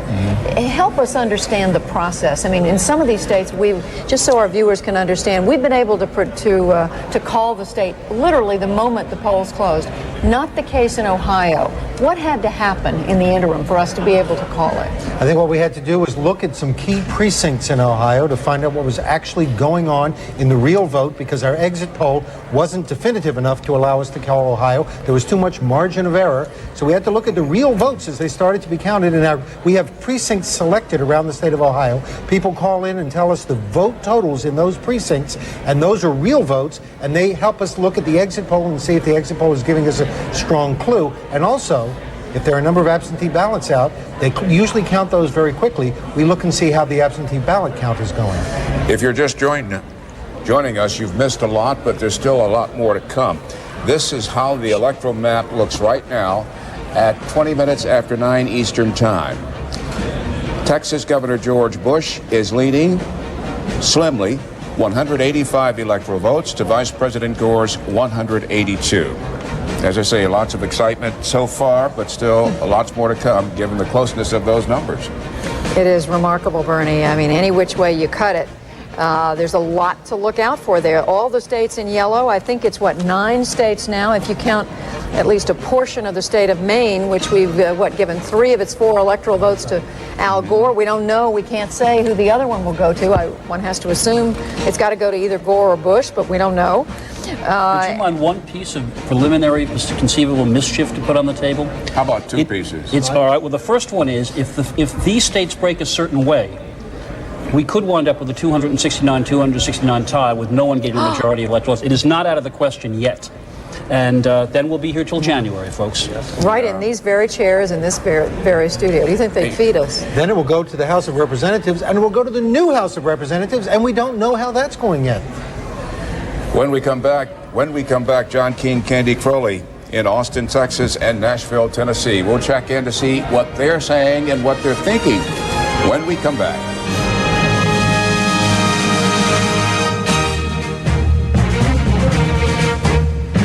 Got yourself into too much credit card debt? Why not point and click your way out of debt with a second mortgage from Ditech.com? Whether you have equity or no equity, good credit or not so good credit, Ditech has a second mortgage with absolutely no closing cost to help you lower your monthly payments now. So point and click your way out of high-interest, non-tax deductible credit card debt at Ditech.com or call us at 1-800-71-FIX. My dad wouldn't have called this retirement. I mean, who would have... When do I get to retire from managing my money? Now that I have co-trustees. 7 grandkids. Kind of funny how investing was easier when I didn't have any money. Titanium bikes are overrated. Just always thought earning money was the hard part. Keeping it's the real job. I wonder, should we take the income? Should we reinvest? Thank you, Payne Weber.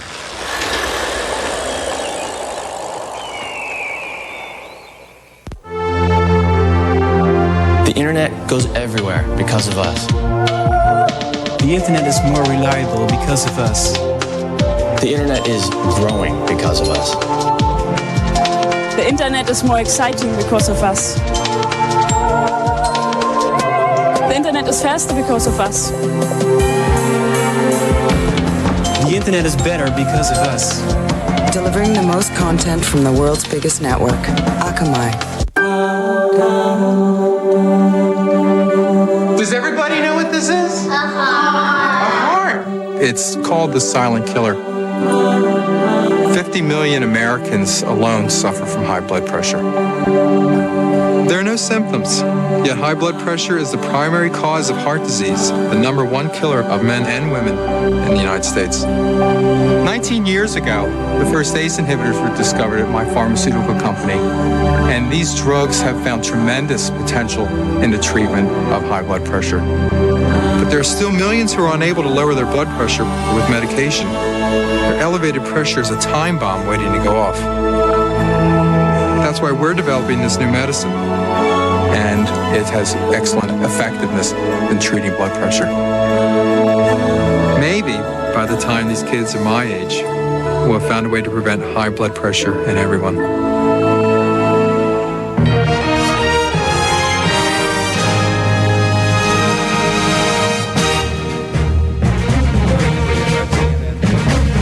Welcome, viewers watching CNN's election night coverage around the world on CNN International. You are witnessing a cliffhanger as Al Gore and George Bush battle to become 43rd President of the United States. Look at the closeness of this race at 25 minutes past 9 p.m. Eastern Time. The Texas governor with 185 electoral votes.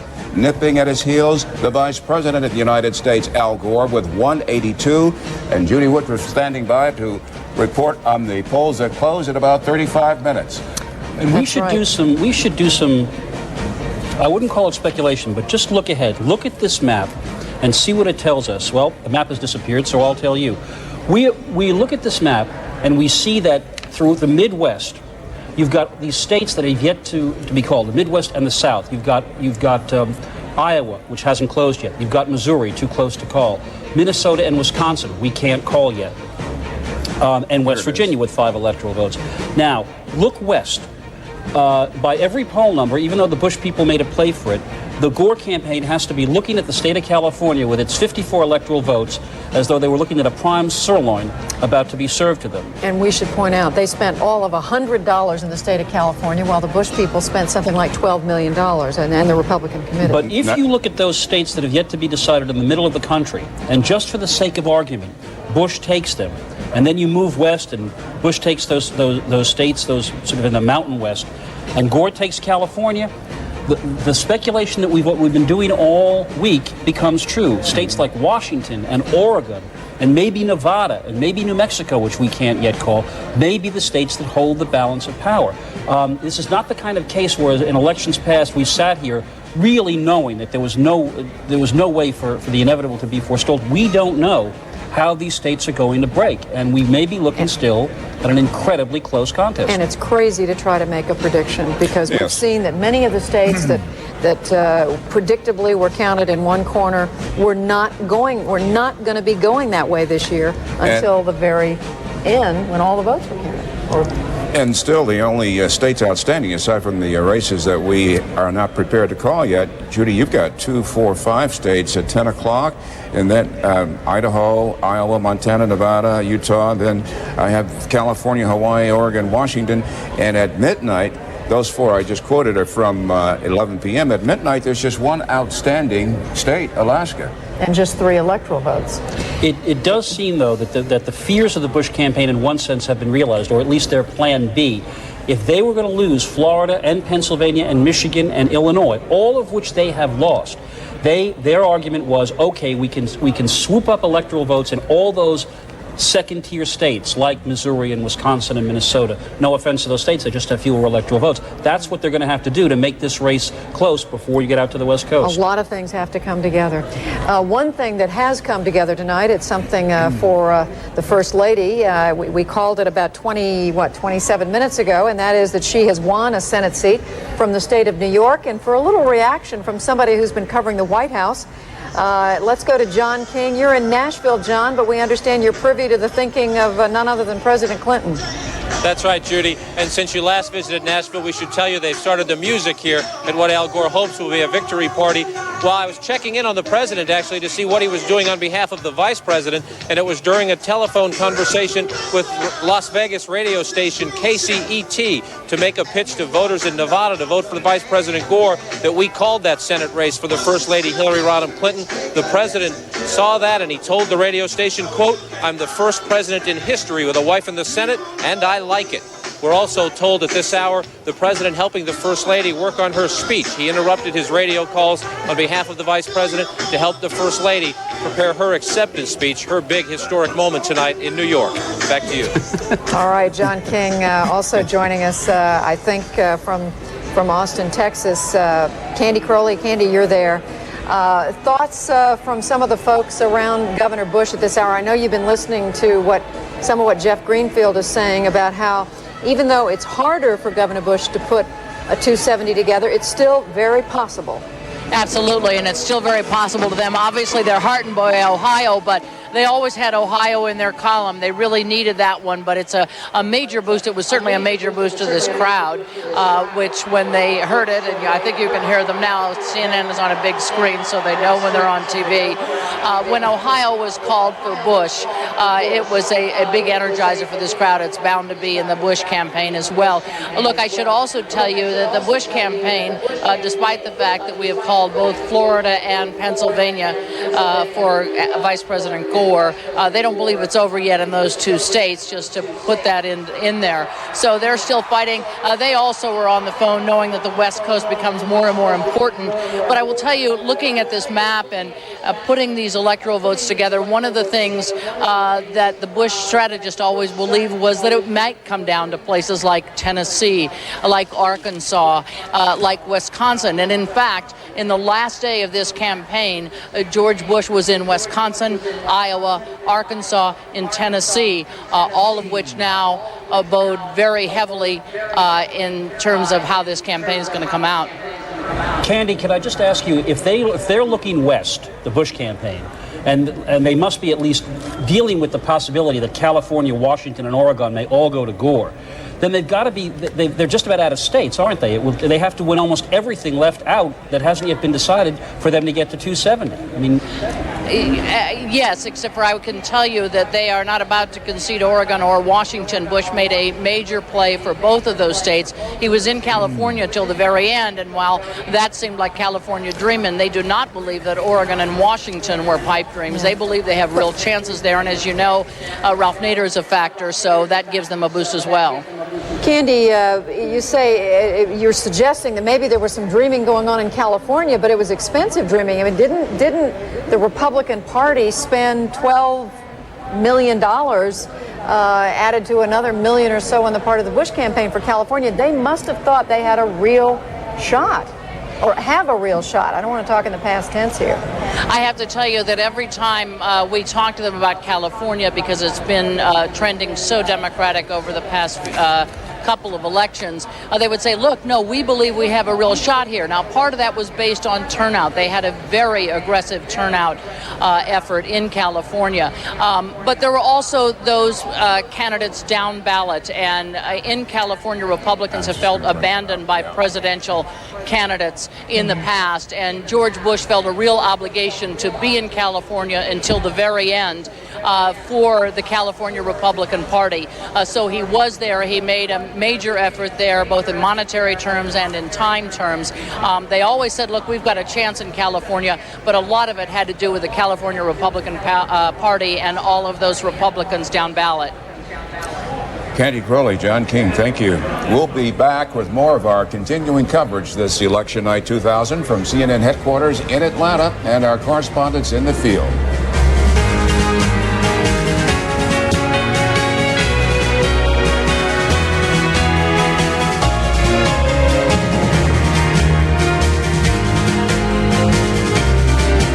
Log on to CNN.com for all the Election Day information you need, from the latest polls, projections, and results on demand.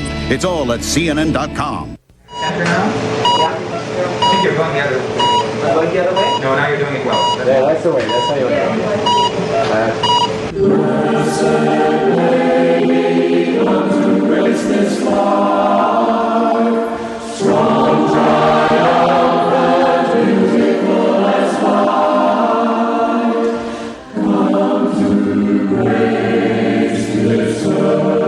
More women choose Baptist. Are you ready?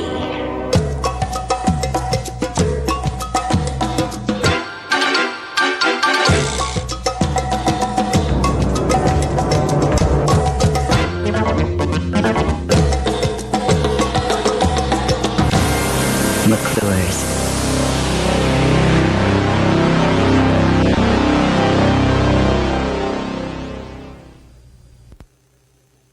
Ann Richards, Howard Baker, and more on a special midnight edition of Larry King Live tonight on CNN. Got yourself into too much credit card debt?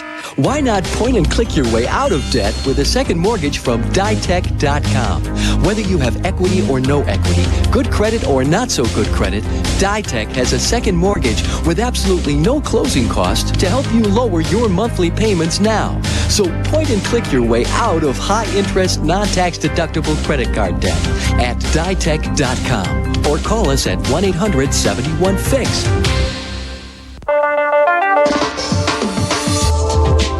The internet is faster because of us. The internet is more reliable because of us. The internet is growing because of us. The internet is more exciting because of us. The internet goes everywhere because of us. The internet is better because of us. Delivering the most content from the world's biggest network, Akamai. Chris was like my shadow. She was always there. For 3 years, she'd drive down from her job at Kraft to tutor me. My grades went way up. For 40 years, the Philip Morris companies, including Kraft, have given to programs like Chicago's Off the Street Club, and our employees have volunteered their time to help make a difference in people's lives. When she left to have a baby, I told her I hoped she'd have a daughter. She already did a great job helping to raise a son. Working to make a difference, the people of Philip Morris.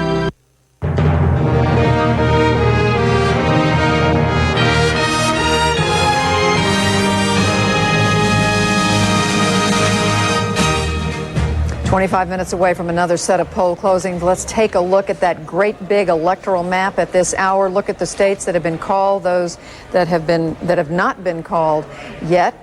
And you can see we are at about 180 some electoral votes. I think it's 185 for George W. Bush, 182 for Al Gore, at least by my last count.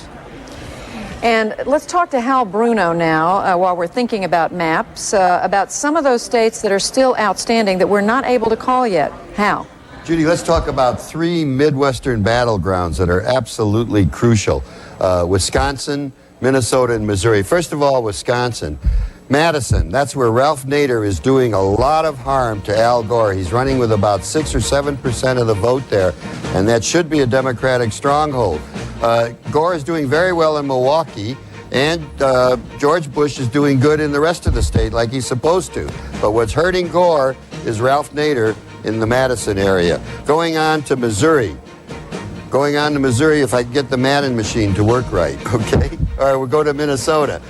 In Minnesota, Al Gore is doing very well in Minneapolis, and then he's doing surprisingly well in the Minneapolis suburbs. So it's sort of a repeat of what happened over in Philadelphia. However, up here in the Iron Range country, which should be, well, Bernie, take it away. Something's happening here. Well, we'll come right back to you. CNN declares that Vice President Al Gore wins Minnesota's 10 electoral votes. And you were just making the point about his voting strength in various parts of the state and surprisingly having done well outside in the suburbs. Doing well in the Minneapolis suburbs, and Ralph Nader was not as much a factor there as he was down in Wisconsin. Now let's talk about Missouri. Missouri is a crucial state. Okay, we don't have time for Missouri, we'll do it later. Well, we always have time for the Show Me State, but we just want to talk about some of the things behind that victory in Minnesota. But here now is the very latest count. Vice President Gore still slightly ahead of Governor Bush in the electoral vote total, 192 to 185. CNN just declaring Mr. Gore the winner in Minnesota. And if you look at this map once again and cast your eyes out west to where everybody has expected for most of this campaign to happen in California, you begin to see that the states begin to close around the hopes of George W. Bush. There are simply fewer and fewer places where he can pick up enough votes to get to 270 unless an amazing upset happens out west. But we should keep in mind, as Candy Crowley just told us from Austin, where she's talking to the Bush people, she said they have not entirely accepted the notion, as we and some other news organizations have called it, that Florida and Pennsylvania will end up in Al Gore's camp. She said they are still looking at absentee ballots. They are not ready to concede those 2 states yet. Mm-hmm. And while it's clear he's running out of real estate, why do I have the feeling that there are going to be some races contested? Well, I think it's possible in a really, really close race. What we haven't reported, of course, are the margins in these states. You have a very good point, Bernie. If some of these states come down to a couple of thousand votes each, that's exactly what we can expect to happen. But I think here, Bill, we've been talking about how issues like the environment and guns may have hurt Al Gore in some places, but surely in the suburbs around Minneapolis, those are the kinds of issues that play pretty well. Well, Yeah, that was the point Hal Bruno was just talking making. about all that is Hal Bruno. Hal, let's go back to you for the rest of your explanation about Minnesota. Yeah, it all happened so fast. Al Gore did very well within the Twin Cities, but what was surprising, as we said, is in the Minneapolis and St. Paul suburbs, He did much better than expected, and he did well up here in the Iron Range country. George Bush did fine in the rest of the state, but it was up there in the Iron Range and in those Minneapolis suburbs and the Twin Cities itself where Al Gore won it, and Nader was not the factor in Minnesota that he's been in other places.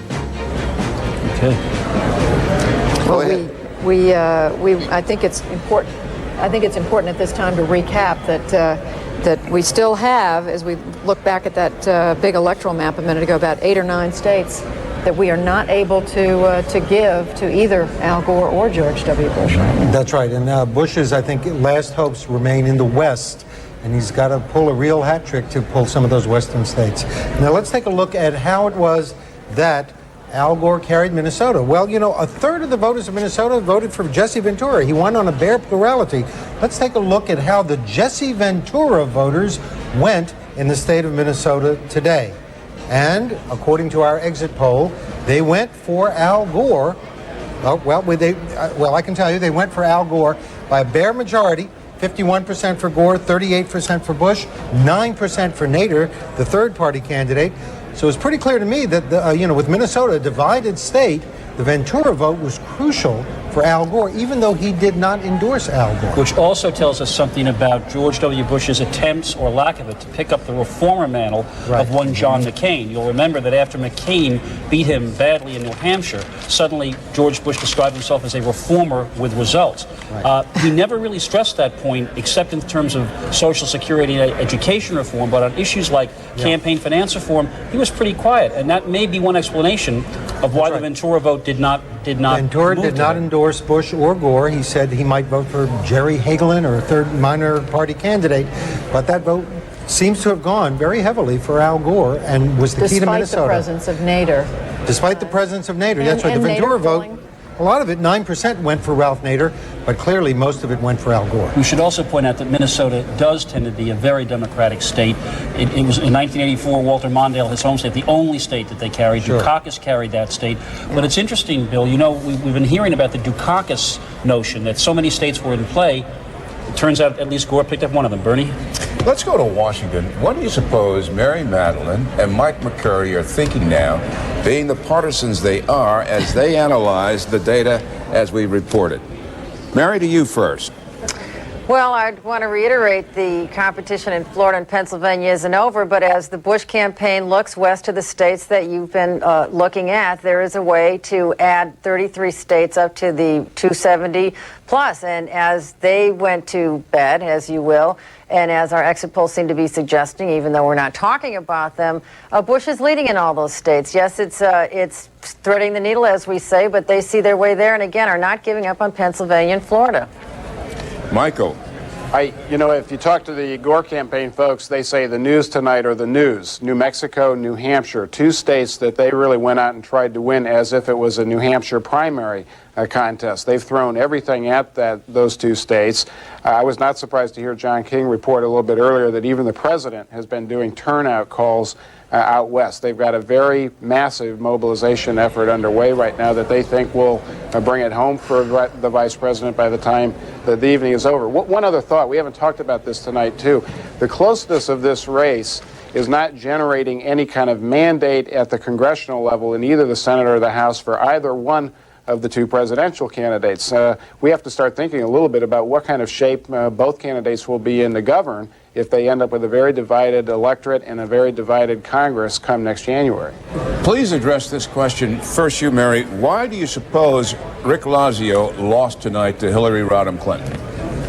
Well, I think we addressed this earlier. There are 2 million more Democrats in the state of New York. He only campaigned for 5 hours. 5 months, and he didn't have the entire weight of the White House behind him. He wasn't able to bed people in the Lincoln bedroom for fundraisers. He wasn't able to use the president to drop photos out of the White House. He was at a serious disadvantage up against a formidable foe who had all of this at her back, all of these advantages of the incumbency of the White White House. Mary missed one very important fact. Hillary Clinton worked her heart out. She went all over that state, even upstate New York, where sometimes Democrats are not greeted warmly. She went and really did convince the people of New York that she wanted to be their senator, and that message sent her to the Senate tonight. Bernie, let me make a point about this. Hillary Clinton went state shopping for a Senate seat. She has grown up in Illinois. She lived in Arkansas. She looked for a state where there was a significant Democratic registration advantage. She's no dummy,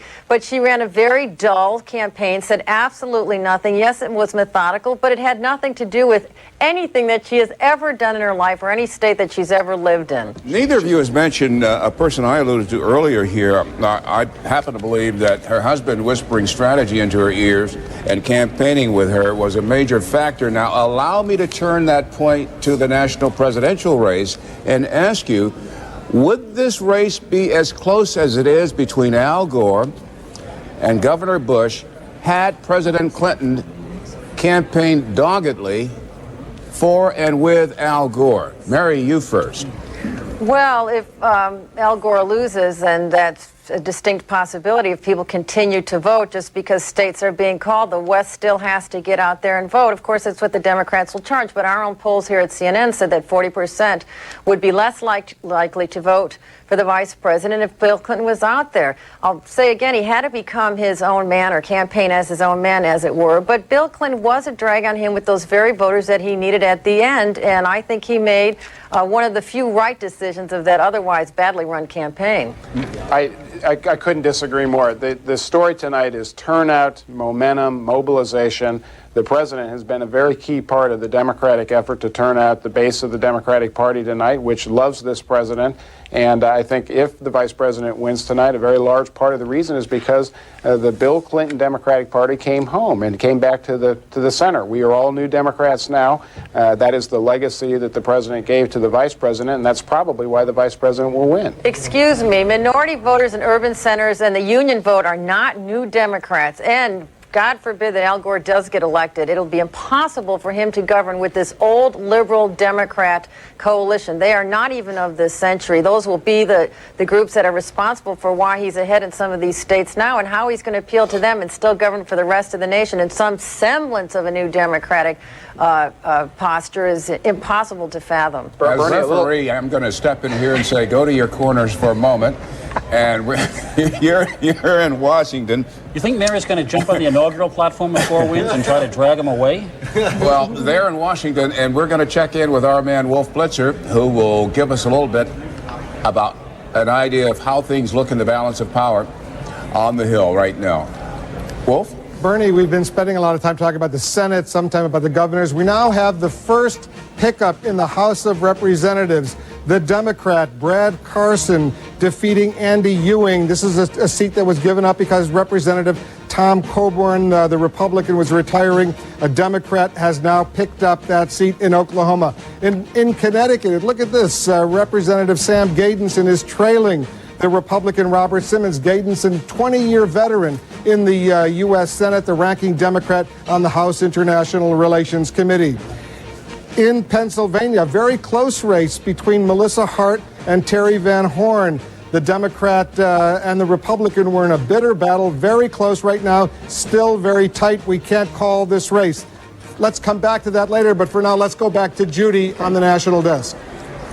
Wolf, we have some video we want to show you right now. Just a few minutes ago, Governor Bush in a Texas hotel suite with his wife, Laura. Let's listen in to some of this. You just happen to be calling when about 1, 2, 3, 4, 5, 6. Careful. Photo dogs, y'all are a lot little harder. Be careful.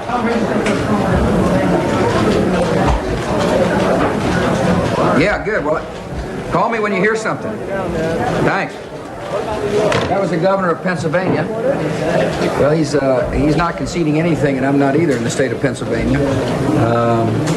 Nor are we conceding anything in Florida. I know you've had all these projections that you've been reading about, but the people are actually counting the votes. Rooney, you need to...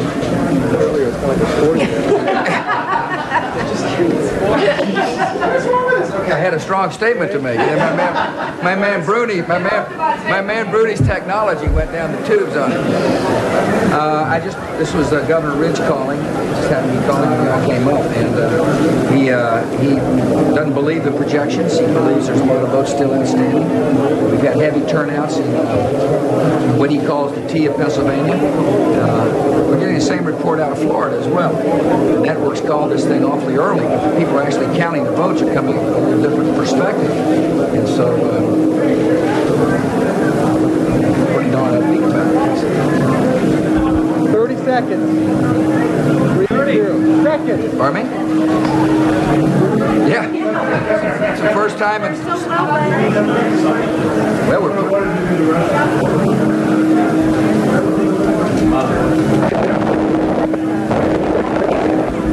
One of us returns.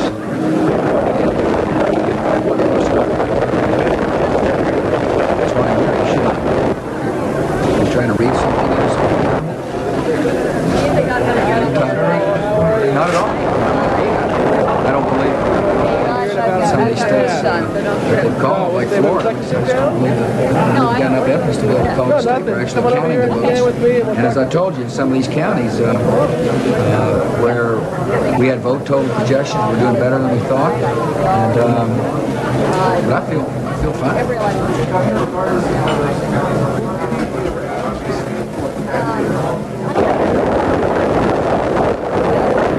No, it's been a close race. As I said, I was running against a limited opponent. And it's going to be a close race one way or the other. That's the whole future. And I'm not worried about media.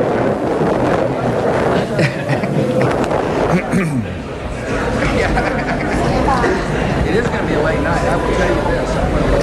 Television cameras allowed into the hotel suite there in Austin, Texas, where Governor George W. Bush watching returns with his father, former President George Bush, his mother Barbara, his wife Laura, and others in the room.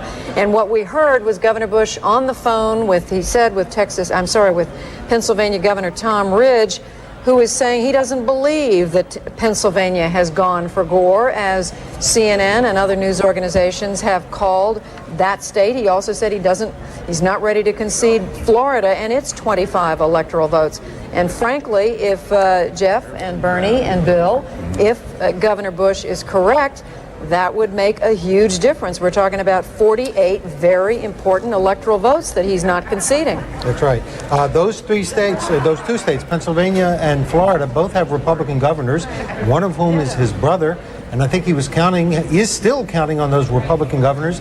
Tom Ridge in Pennsylvania, a very close friend of Governor Bush, and his brother in Florida, and for that matter in Michigan. He didn't mention that, but John Engler, one of his earliest supporters, all Republican governors, he's probably counting on them to deliver and to prove the networks wrong. Yes, and Governor Ridge apparently telling Governor Bush that in the T of Pennsylvania, there's still lots of votes out. I did hear, just quickly, Governor Bush, when he talked to reporters mid-afternoon, he said his parents were, in his words, nervous about tonight. He said, I feel confident, but they're nervous.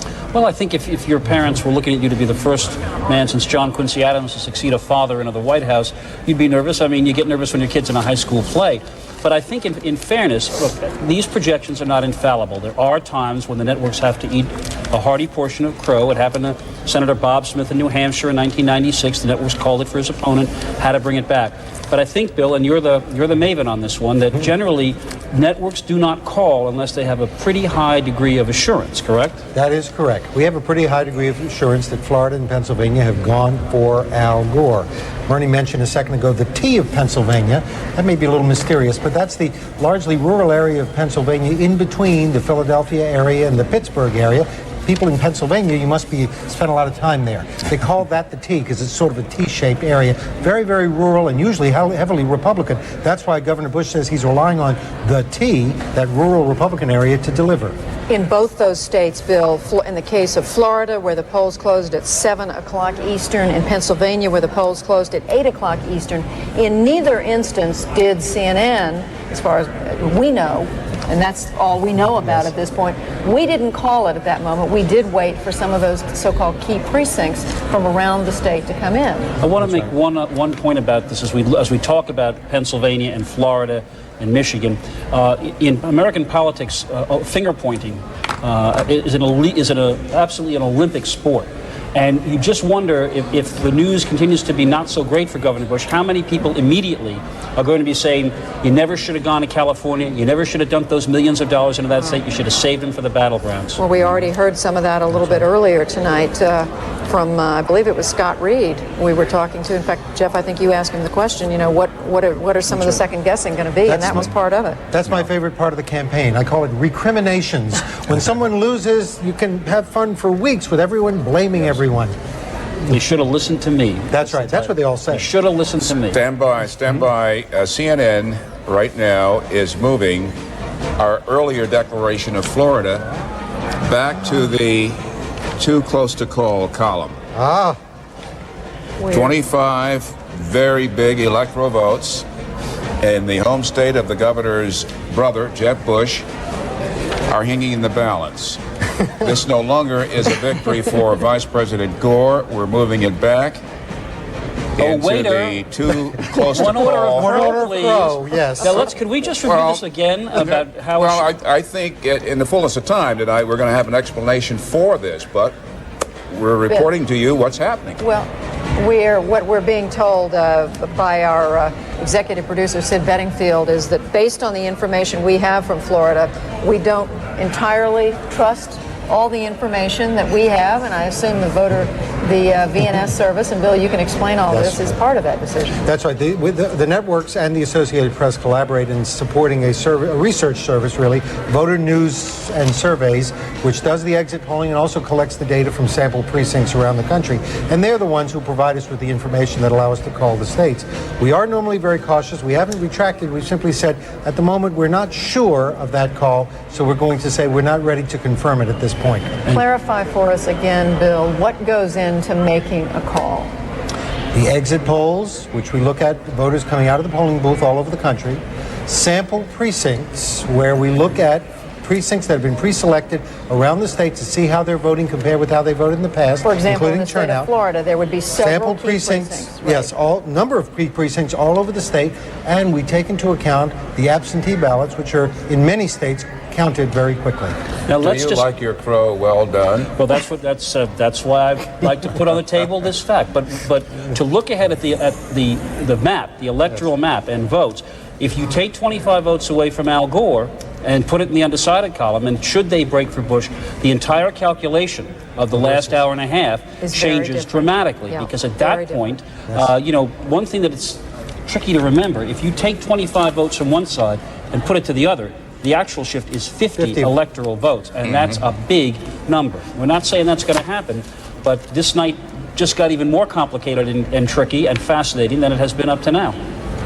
Candy Crowley joins us from Austin. Candy.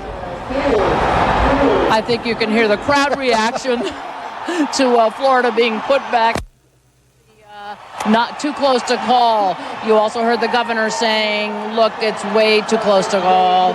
So that's what they've been feeling all along. Obviously, they have to be satisfied with this change back into the toss-up column. Candy, explain again, if you will. I know you've been talking about this all today, but why is Florida such an important piece of their calculation, and Pennsylvania, for that matter, both of which the governor was challenging? Well, first of all, Florida is one of those states that they've always said, the pundits have always said, very tough to put together an electoral map without Florida. There was also, obviously, the family connection. I have to tell you, though, that even now they say they can win without Florida, but they don't believe they're going to have to. Pennsylvania, obviously a major battleground state. They felt that they would get a boost with Tom Ridge. You saw the governor talking to Tom Ridge. They have been in there quite a bit. They still hold out hope for that state.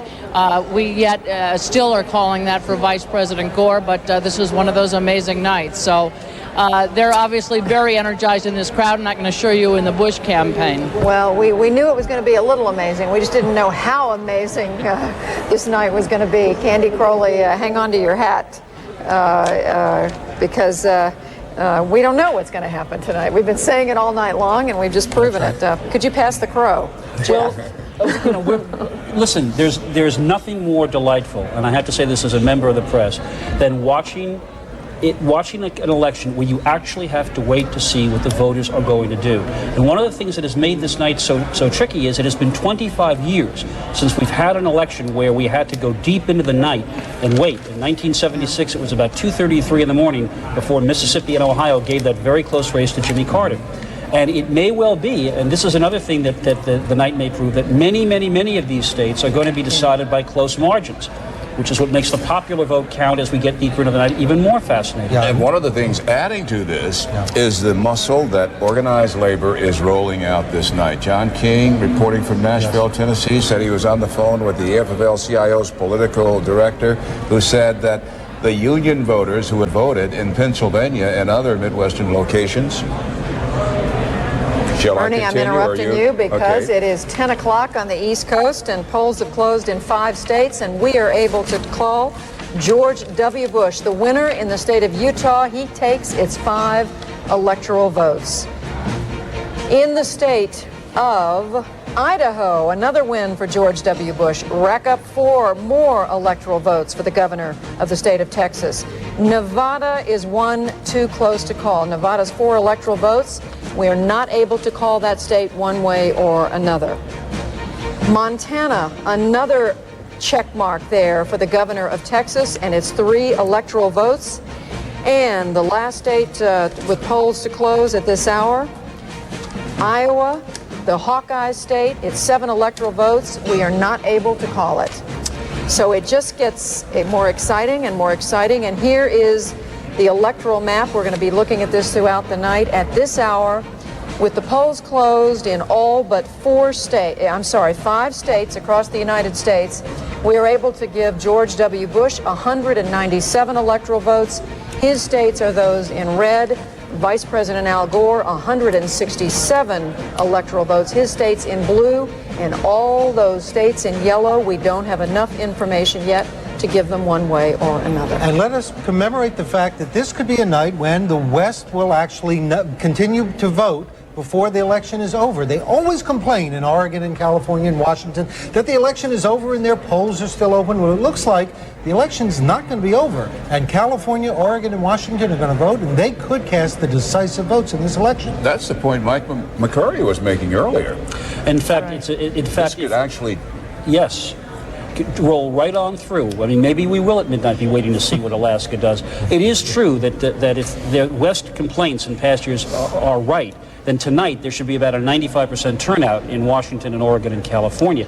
But do you remember, in one sense, the pre-election predictions have been true. That is, we have been saying for a long time, we may be here late at night waiting for Florida, Iowa, Wisconsin, and some of the western states to report. Well, it's 10 o'clock, which is late by some of our standards, and we're waiting for Iowa and Wisconsin and Florida and the West to report, and it is as close as you can imagine in terms of trying to put together this 270 vote total. One other point.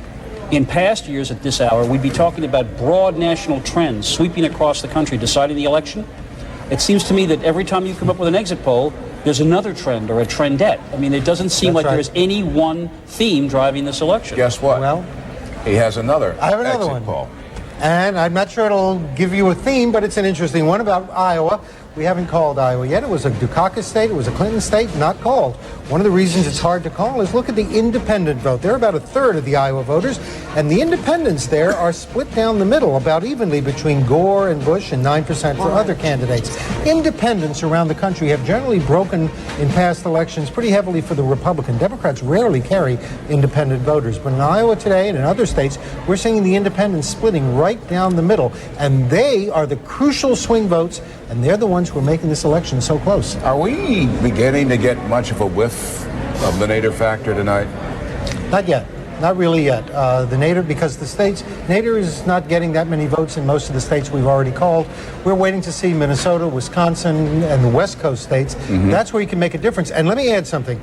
There was a movement among Nader voters to wait until late at night to vote for a simple reason. They said, they want to find out if Al Gore needs their votes. So some of them may be waiting up in Oregon and Washington and California and elsewhere to decide how to vote to see whether or not Al Gore needs their vote or whether they can safely vote for Al. Just one point. We have called Minnesota for Gore, however. We have called Minnesota. Yeah, but and that was a state where we thought Nader might play big. But Wisconsin, Iowa, Washington, and Oregon to come, we still don't know. Interesting, more than a little calculation on the part of some Nader voters. We learned in the last couple of weeks or so there have been websites set up for Nader voters in states where they were worried that their vote for Ralph Nader might hurt Al Gore, might tip the state to George W. Bush. They set up a swapping system where they would communicate with a voter in a state that was going to most definitely go either all for Gore or all for Bush.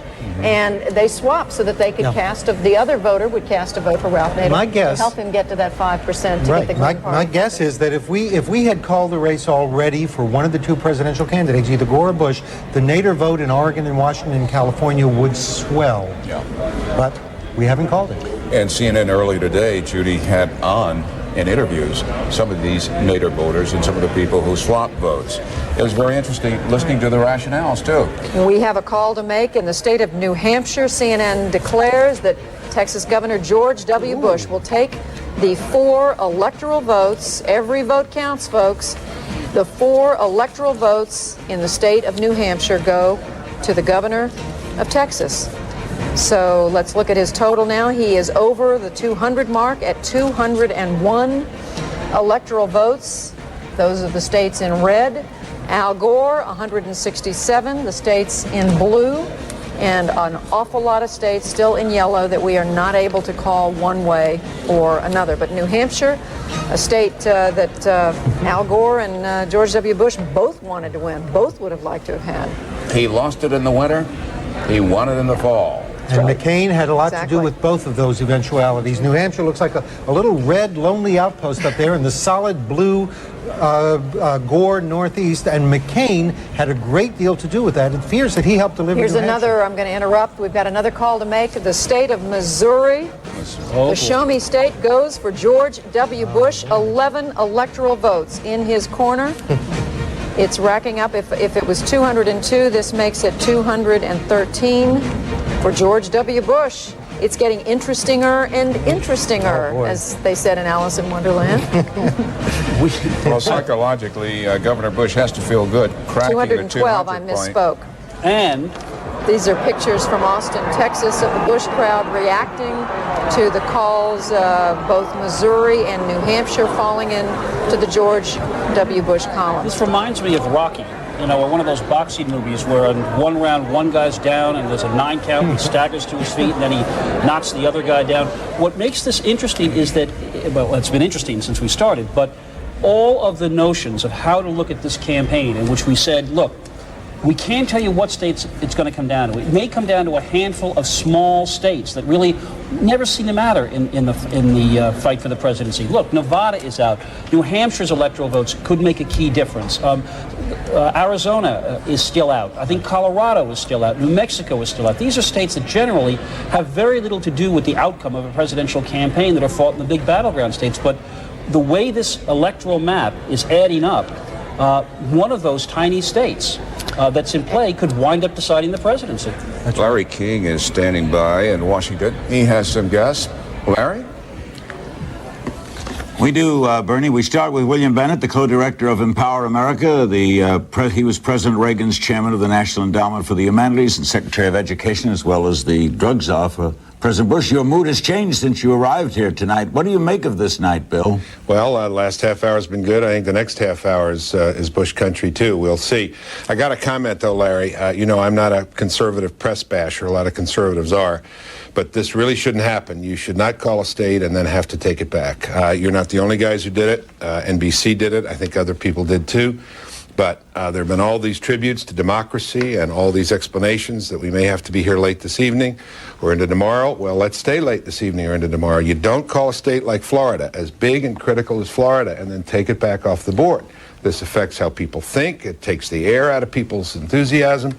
I mean, I'm glad the mistake is corrected, but Bill Schneider was saying we're going to be very cautious. Well, should have been very cautious and not called it in the first place. That's And really an interference in democracy. The same on the other side. Do you think if Bush is close on one, they should not call it? They should obviously observe whatever structures and rules they've got. But of course, this isn't a point about liberal bias I'm making. This is a point about procedures and following it right and counting right, doing your math right or doing your homework. But I mean, this should not happen to either side. I don't know if it's the eagerness for ratings, but we've already been told that we might expect a long night into tomorrow. And you Fine, were told correctly. democracy can survive that. We can do that. The American people are grown up enough. You don't have to tell us something that you're not really reasonably sure of. What do you make of this swing through the night, one way back and forth? Well, I mean, it's a very close contest. Obviously, the turnout's interesting. There's some pieces here I don't understand. I have heard that there was a large, absentee ballot participation in Florida and in other states. I think there was a big one in Texas when Governor Bush ran for governor. Your other guests can talk about that. I may be right. I may be wrong about that. But what's the turnout of the Christian right? We've heard a lot about labor and African Americans. That's surely in big numbers. Where's the religious right? I'm curious about that. Where are the Catholics? They were a big target. I'd like to know the answer to that.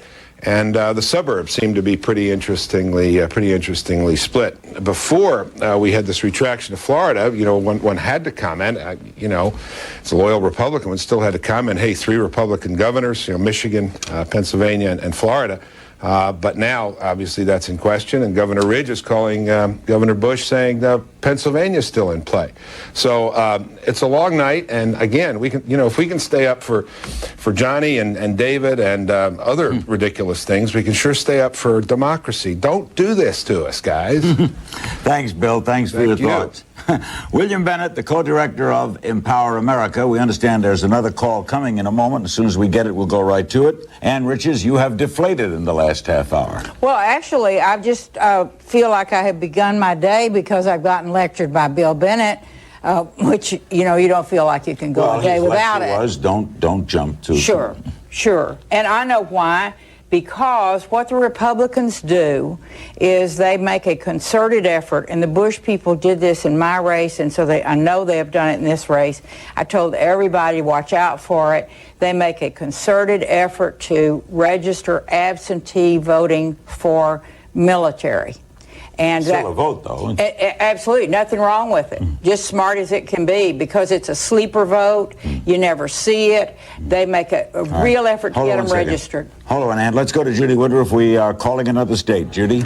Larry, we do have a state to call, the state of West Virginia. CNN Calls is in the corner for George W. Bush. The Texas governor takes West Virginia's 5 electoral votes. This is based not only on interviews with voters as they left the polling places, but also on our analysis of key sample precincts throughout the state. Now let's look again at the totals on the electoral map. 270 needed to win at this hour. It's 10:12 Eastern Time. We are giving George W. Bush 217 electoral votes. Those states in red, we're giving Al Gore 167. The states in blue, the ones we are not able to call yet, are the states in yellow. So the map is ever changing. Larry, back to you. West Virginia, a state that should never be lost by the Democrats. Yeah. What do you make of it? I thought we would lose West Virginia. So what do you need to do now to win this? So what we have to do now to win it, and I think the one that's hurt us the worst for my news is New Hampshire. We have to win Washington now. We have to win Oregon now. We've got Minnesota, win California, Hawaii. And then we have to pick up another small state like Arizona, New Mexico. Florida back? Of course we have to have Florida back. We understand Donna Brazil, who is the wheel behind the cog of the Gore campaign, is with us now. Donna, are you there? Yes, sir. Good evening. How are you? What do you make of these? Also say good evening to Governor Riches as well. Hey, Donna. Good job, girl. What do you make of these shifting tides, Donna?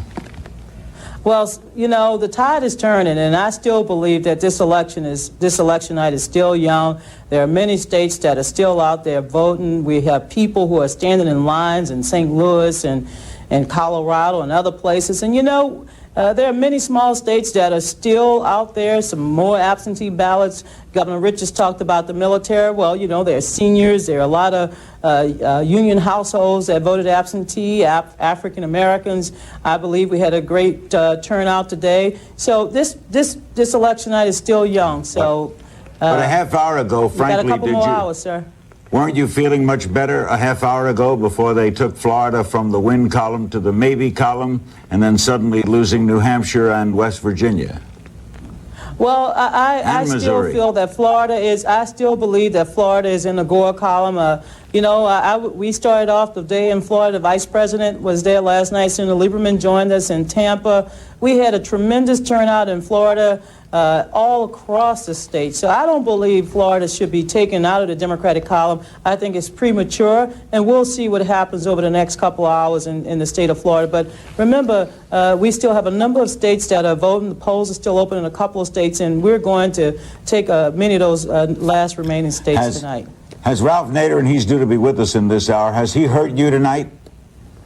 I haven't heard a lot about Ralph Nader today. I've talked to radio stations across the country, to our campaign workers, and we didn't see a lot of force out there. It was a lot of hype, but not a lot of votes. So I believe that Vice President Al Gore is doing a great job tonight. We're bringing home a lot of Republicans and Democrats and independents alike voting for Al Gore, and as well as Green voters. So are you, Donna, predicting that you will pull this out? I'm still predicting a victory tonight. It'll be a surprise to some of you who are, you know, calling it the shots right now, but I still believe the American people are speaking, they're voting with their feet, and they're standing in line waiting to cast their ballot, to have their voice heard, and Al Gore will still be the winner tonight. Thank you, Donna, and Ann Richards will be back with us at midnight when we're joined once again by the rest of our panel, Senator Baker and Bob Woodward. We also expect to hear from Ralph Nader in this hour. I'm Larry King. Now back to Election Central down in Atlanta, and here's Judy. All right, Larry, thanks a lot. And it is a heart-stopping night of an election. We are going to take a break now, but when we come back, we do expect, as Larry said, to hear from Ralph Nader shortly. We also will talk to Tom Daschle, who's a Democratic leader in the United States Senate. Much, much more. Stay with us.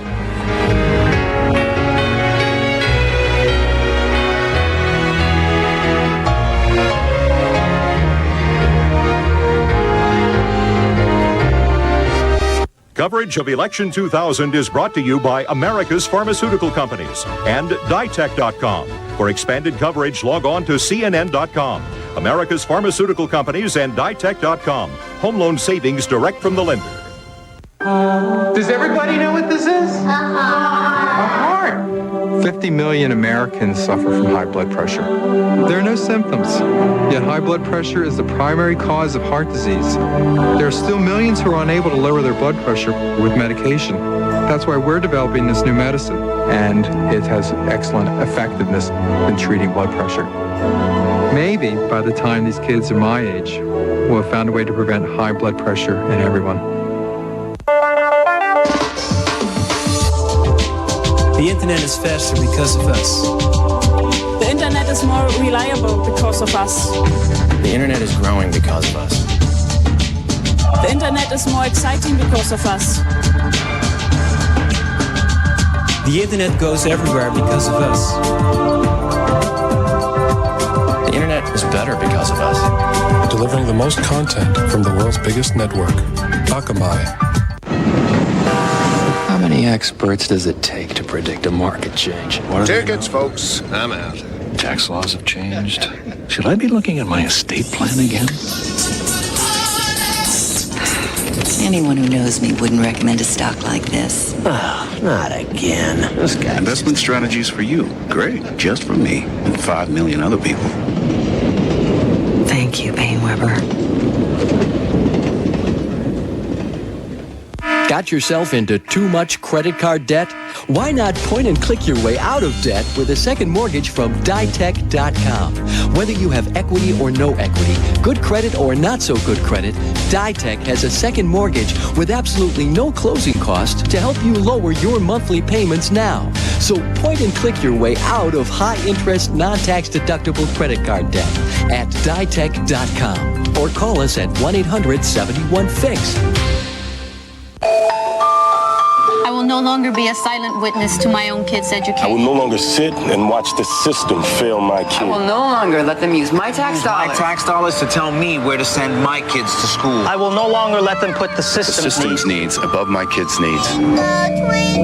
I will no longer let freedom and choice be the American way in everything except their education. I want to have choices. I want to have a voice. I want to decide where to send my kids to school.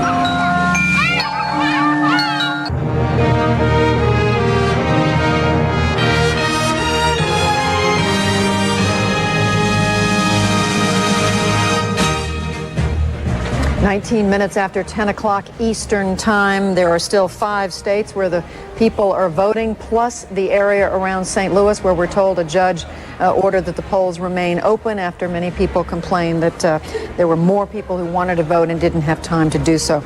We've been looking at the electoral vote. Let's look now at the raw vote total. These are real counted numbers. Well, we will look at the electoral vote first. I take that back, my mistake.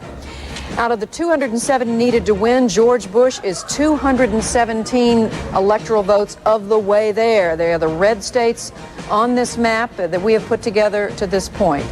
Al Gore, 167 electoral votes. His states are the ones in blue. The yellow states are the ones we are not able to call yet. With 37% of the precincts in the country reporting, this is the raw vote. George W. Bush with 50% of the popular vote, 20 million votes, 20.4 million, and Al Gore with 48%, 19.6 million. We were told going into today that maybe about 100 million Americans would be voting. We'll see whether that's correct. We never know those turnout numbers until every vote is counted. Joining us from, I believe, is it Washington, Tom Daschle. From Washington, D.C., the nation's capital, a familiar face. Tom Daschle, of course, the Democratic leader of the United States Senate. Senator Daschle, I'm going to ask you about the Senate in a minute, but first of all, your reaction on what's happening in the presidential race so far. Well, Judy, we knew that it was going to be close from the very beginning, and as you said, there are still 5 states that are still counting votes and still allowing people to vote, so this is far from over. We're going to watch how those states come in. We know that these other states are going to be very close, and we're still optimistic. We still are very hopeful that this thing could be ours before the night is out, and I think that there's a real possibility of that. What are you, at this point, what is, in your estimation, what does Al Gore have to rack up some more numbers on that map that we've been showing to put him over 270? Well, obviously, we have to take those states that have not yet been won. We know we've got a real good chance in Florida. We know we've got a real good chance in some of the western states that have not yet been counted.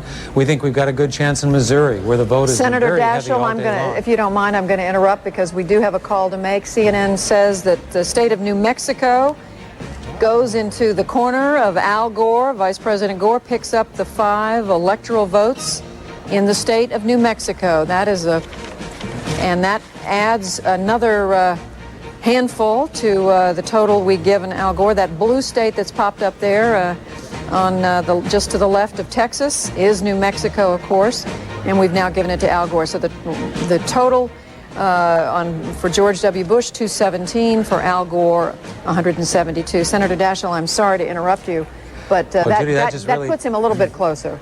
Exactly, and that makes my point. There are all these states that are still out there that are very close, and I think that you're going to see more of those blue states coming in tonight. What about in the institution that you are most closely connected with, the United States Senate? At this point, we have Democrats with a pickup of 1. Where do you think this night is going to end up? What are you hearing from all your sources? Well, we're very encouraged, and as I said, there's still a lot of states that are still voting, and we don't want to discourage anybody from making sure that they participate tonight. But I do believe that we're going to be picking up additional seats as we go through. We have a real good chance, as you know, in Missouri. We've got an excellent chance in Michigan. We know we've already won in Minnesota. I still think there's a possibility, of course, in Montana and Washington. So we've got a lot to look forward to tonight, and these states look very good for us right now. All right, Senator Tom Daschle, the Minority Leader of the United States Senate, we thank you very much for being with us, and we hope we can talk to you again very soon. And right now we want to go, thanks very much, Senator. Right now we want to go back to Washington to Larry King. Thank you, Judy. And joining us now is Ralph Nader, the candidate of the Green Party. He is still expectantly awaiting the results in Washington and Oregon, where he's supposed to run strong. Are you disappointed tonight, Ralph? Ralph, do you hear me okay? Yeah, I can. They just quieted down here. They're so boisterous. Yes. Are you disappointed? Yes, go ahead. Are you disappointed? Oh, no. We're coming out of this election with millions of votes, with the third largest political party in America, replacing the Reform Party, the fastest growing party. In the year 2002, there are going to be thousands of candidates on the Green Line, local, state, and national. And right away, this week, we become a watchdog party, a viable watchdog party on the two parties, telling them they're going to have to shape up, or they're going to shrink down and lose votes in the future. And I think the progressive wing of the Democratic Party understands that they're going to be more influential in trying to wrest control from their party away from the right-wing Democratic Leadership Council. Are you disappointed, though, in only 2% of the vote thus far, around 2% nationally, and you were expecting, I think, 4 to 5? I'm expecting a new party with millions of voters. We're 9% in Minnesota. In New England states, we're 6-7%. Colorado, 7%. It's too early to tell. We've got a lot of young voters that tend to vote late, and we've got polls still open in the West Coast and Hawaii and Alaska, and they're coming in. I mean, they got a terrific get out the vote out there. Whatever it is, Larry, you know me. I like to be the underdog. We're going to build this party in a big way, and we're going to challenge the two parties. This is just the beginning. This is just the beginning, the takeoff stage to the next leap forward. And are you going to be candidate again, by the way? Well, one election at a time. All right. Do you think you're going to cost Al Gore the election tonight? Honestly. No. I think Al Gore only can beat Al Gore, as Dave Letterman said. I think it's important to note that whether Al Gore or George W. Bush gets in the White House, they're no longer the decision makers on most issues, Larry.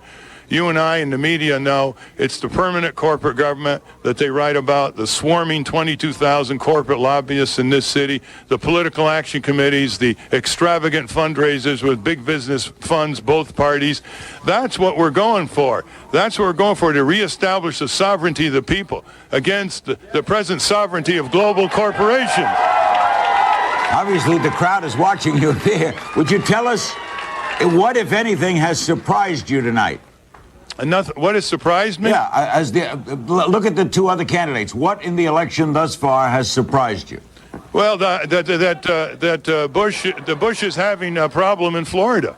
I mean, this is really amazing. I think the two mistakes Bush made were on Social Security and on this tax cuts that benefit the wealthy. But, you know, don't worry. The Democrats are very good, Larry, at electing very bad Republicans. They're going to lose the Congress to the Republicans probably. Once again, the extreme wing of the Republican Party. You can't rely on the Democratic Party anymore to defend us. They sent Scalia and Thomas to the U.S. Supreme Court as well. Wouldn't you rather have a moderate Democrat than an extreme Republican? I'd rather have a person in the White House who doesn't take in the marching orders from the corporate paymasters, and both of them don't qualify. They both flunk, and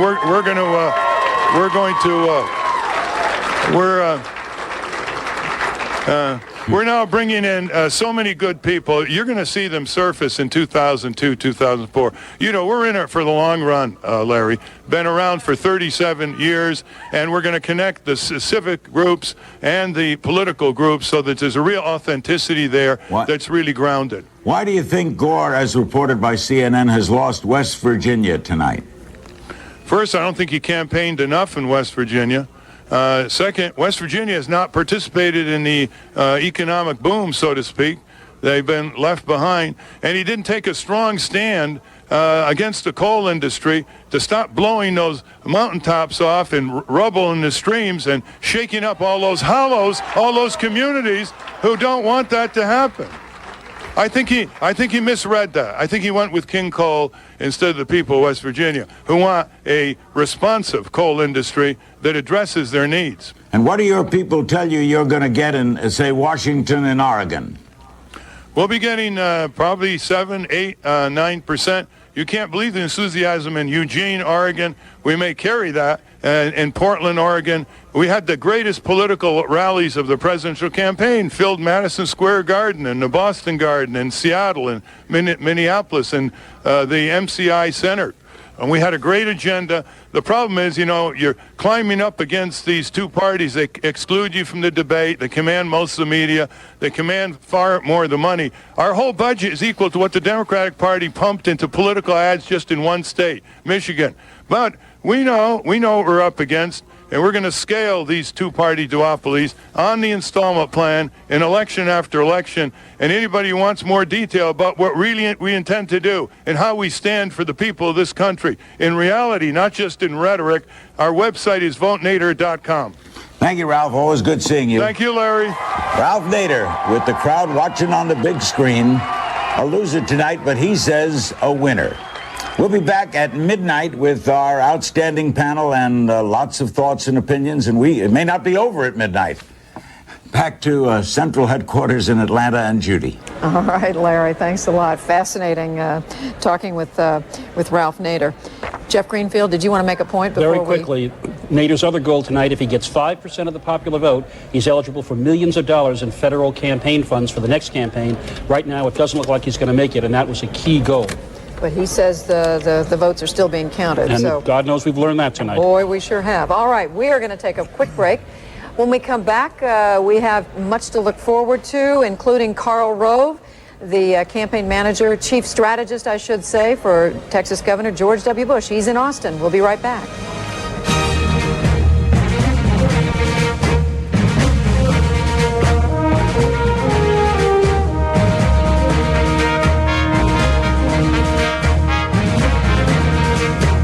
Tomorrow on a special edition of CNN Newsstand, Jeff Greenfield wraps up Election 2000 with a unique look at who won the undecided vote. 10 Eastern on CNN. Hit the trail with the Westerns Channel. Come and get it, boys! You'll find the biggest stars, the fastest shootouts, and the wildest antics from the only channel dedicated to 100% Westerns. Wild Bill. Commercial free all day, every day. The Western Channel. Saddle up with the legends.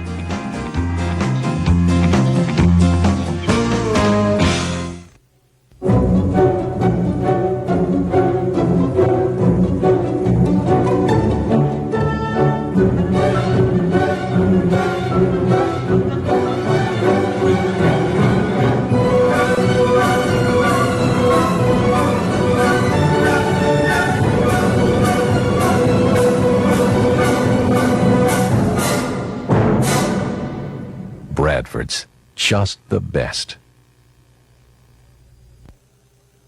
Ann Richards, Howard Baker, and more on a special midnight edition of Larry King Live tonight on CNN.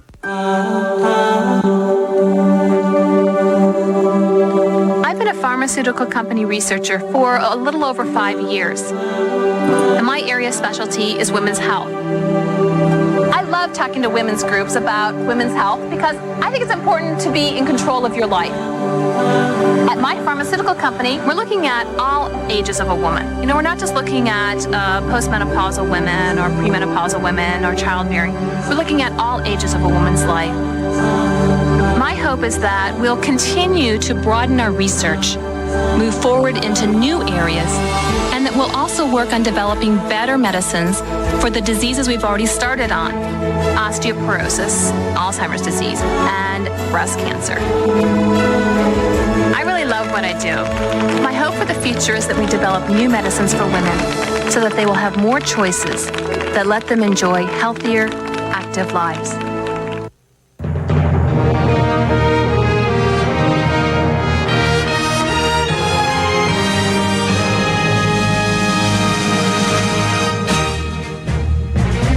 Updating you now on the battle for the White House, the battle between Vice President Al Gore and Texas Governor George Bush. Looking at the electoral map right now, the governor is leading the vice president 217 electoral votes to 172. These are the uncalled states, the undecided states. Arizona, Arkansas. You see what kind of electoral power they have on the right column. Colorado with 8, Florida 25. That has been moved back into the too close to call column by CNN. The Hawkeye State 7, Nevada 4, Wisconsin 11. This is the raw vote nationwide with 41% of all precincts reporting. Governor Bush with 22.6 million to Vice President Gore's 21.9 million. Perhaps fewer people are watching these figures more intensely than Governor Bush's chief strategist, Karl Rove, was in Austin, Texas. How do you cobble together the magic 270 electoral votes you need? Well, first, you named a number of states which are going to fall into the Bush column and which are already falling on other networks. Wisconsin, Arkansas, Iowa, Nevada, Oregon, Arizona, Alaska, Colorado. These are all states that we feel comfortable with, and there are 98 votes there. If you include Florida, and Florida, let me tell you, Bernie, you all called Florida before Florida even closed its polls. Florida is a state which votes in 2 time zones. The Republican Panhandle of Florida is in the central time zone, and you all called Florida before the polls had even closed in Panama City and Fort Walton Beach and Pensacola, and we feel good about Florida. We have a fabulous organization there. Let me just give you a few examples. In Congressional District 1, our goal was, which is the westernmost part of the Panhandle, our goal was to come out of there with about an 80,000 vote margin. We'll come out of there with a 100,000 vote margin. In the Jacksonville area, some of the Jacksonville counties, St. John's, our goal was to come out of there with a 12,000 vote margin. We'll come out with a 20,000 vote margin. In Clay County, our object, we're 7,000 votes ahead of our vote goal. In Pasco County, 7,000 votes ahead of our vote goal. There's only one county in the state that we found where we are running behind our vote goal. We're running behind our vote goal by 16,000 in one county, but we're making up for it all across the state. That's why Governor Bush is leading in the popular vote, and while he will win Florida in its 25 electoral votes and the White House tonight. Which county is that, where you're trailing by 16,000? Yeah, Orange County, we'd hoped to win it by 10. We lost it by 6. But Pinellas County, which we'd expected to lose, we're running ahead in Pinellas County by 22,000 votes ahead of our vote goal. And in Democrat parts of the state, like Dade County, Miami, we'd anticipated losing the county by up to 50,000 votes. With 12% of the vote in, we're actually up 8,000 votes in the county. In Broward, where we anticipated losing by 150,000 votes and still winning statewide, with about just over a quarter of the vote in, we're only 35,000 down. And in Palm Beach, with nearly half the vote in, we'd anticipated running 80,000 votes down in that county. We're only 30,000 down. So we're running stronger in the Republican areas than we need to, and we're running much stronger than we need to in the Democrat areas, and we're very comfortable with where we are in Florida. 2 points. We had some difficulty with the VNS data we received. The other point is that our criterion for calling races is we do so when 75% of the precincts in a state have closed. Question. Well, I do think that that's one criteria you might want to think about changing, because again, you called the state before the polls had closed in a considerable part of the state, and the results are becoming clear tonight. That part of the state is the Panhandle is voting overwhelmingly for Governor Bush, and it maybe has something to do with why the numbers that were used in the earlier projection were wrong. Carl, and it's Jeff Greenfield. So just to be fair, are there other states that have been called for Al Gore that you would now say to us, watch it, you may be wrong about those too? Well, I think one of them may be New Mexico, but we'll watch and see. I just think this whole issue of calling states on the basis of exit polling is something that needs to be taken another serious look at, just like the whole issue of running all these polls in the midst of the campaign. But back to the main issue at hand, Governor Bush with 217 electoral votes has an easier path to 270 tonight than does Al Gore. We have a bunch of states in the West that Governor Bush is expected to win and will win, and what's left out in the Midwest, we feel very comfortable we're going to take Wisconsin and Iowa for certain, and Arkansas as well. And notwithstanding the fact that you have California, Hawaii, Oregon, Washington still to be called. Well, we're going to take a couple of those states. All we need under your calculation is 58 electoral votes. Florida provides half of them with 25. And then we get into Wisconsin with 11, Iowa with 7, Arkansas with 6, Nevada with 4, Oregon with 7, Arizona with 8, Colorado with 8, Alaska with 3, and we're more than enough there. Well, we've put Florida back into the too close to call category. You're saying you're going to take Florida? Well, you asked me how we were going to be able to do it, and yes, we're going to take Florida. Karl Rove, thanks very much. Did you have a question, Bill Schneider? Yeah, well, I was going to say, do you believe you're going to take Oregon now? Do you have I believe we will. I mean, Oregon has been a logistical effort because they, as you know, Dr. Schneider, they vote by mail. Okay. There are only 240 locations in the state where you could drop off your ballots today. You had to mail them in.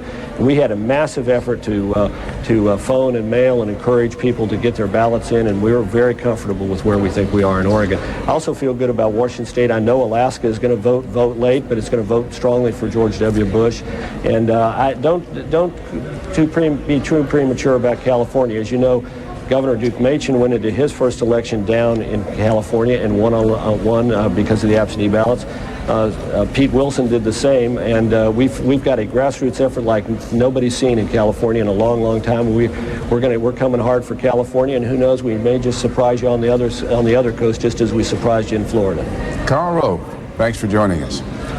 Judy. If I heard him correctly, he said he thinks they're going to win Wisconsin. All of these states now, I believe we have not called. Wisconsin, Arkansas, Oregon, we just heard him say Arizona, Colorado. He's optimistic about Florida, and he said, don't be too premature about the state of California.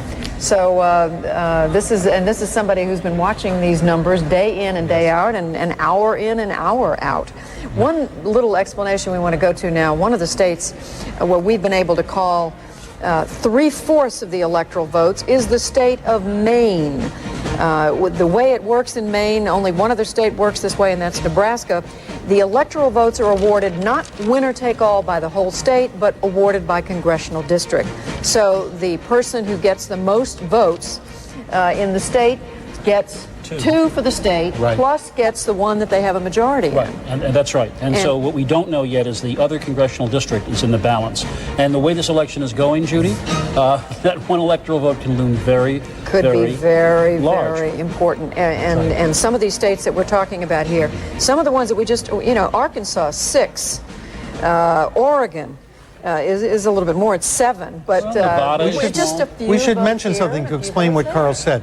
Oregon is the only state that had no polling places today. The Oregon election was conducted entirely by mail. Now, what Karl Rove just told us was that they had a very concerted, organized effort in Oregon to get the vote out from the Bush supporters, and that's why they believe they're going to win that state. I think maybe with a little help from Ralph Nader's voters.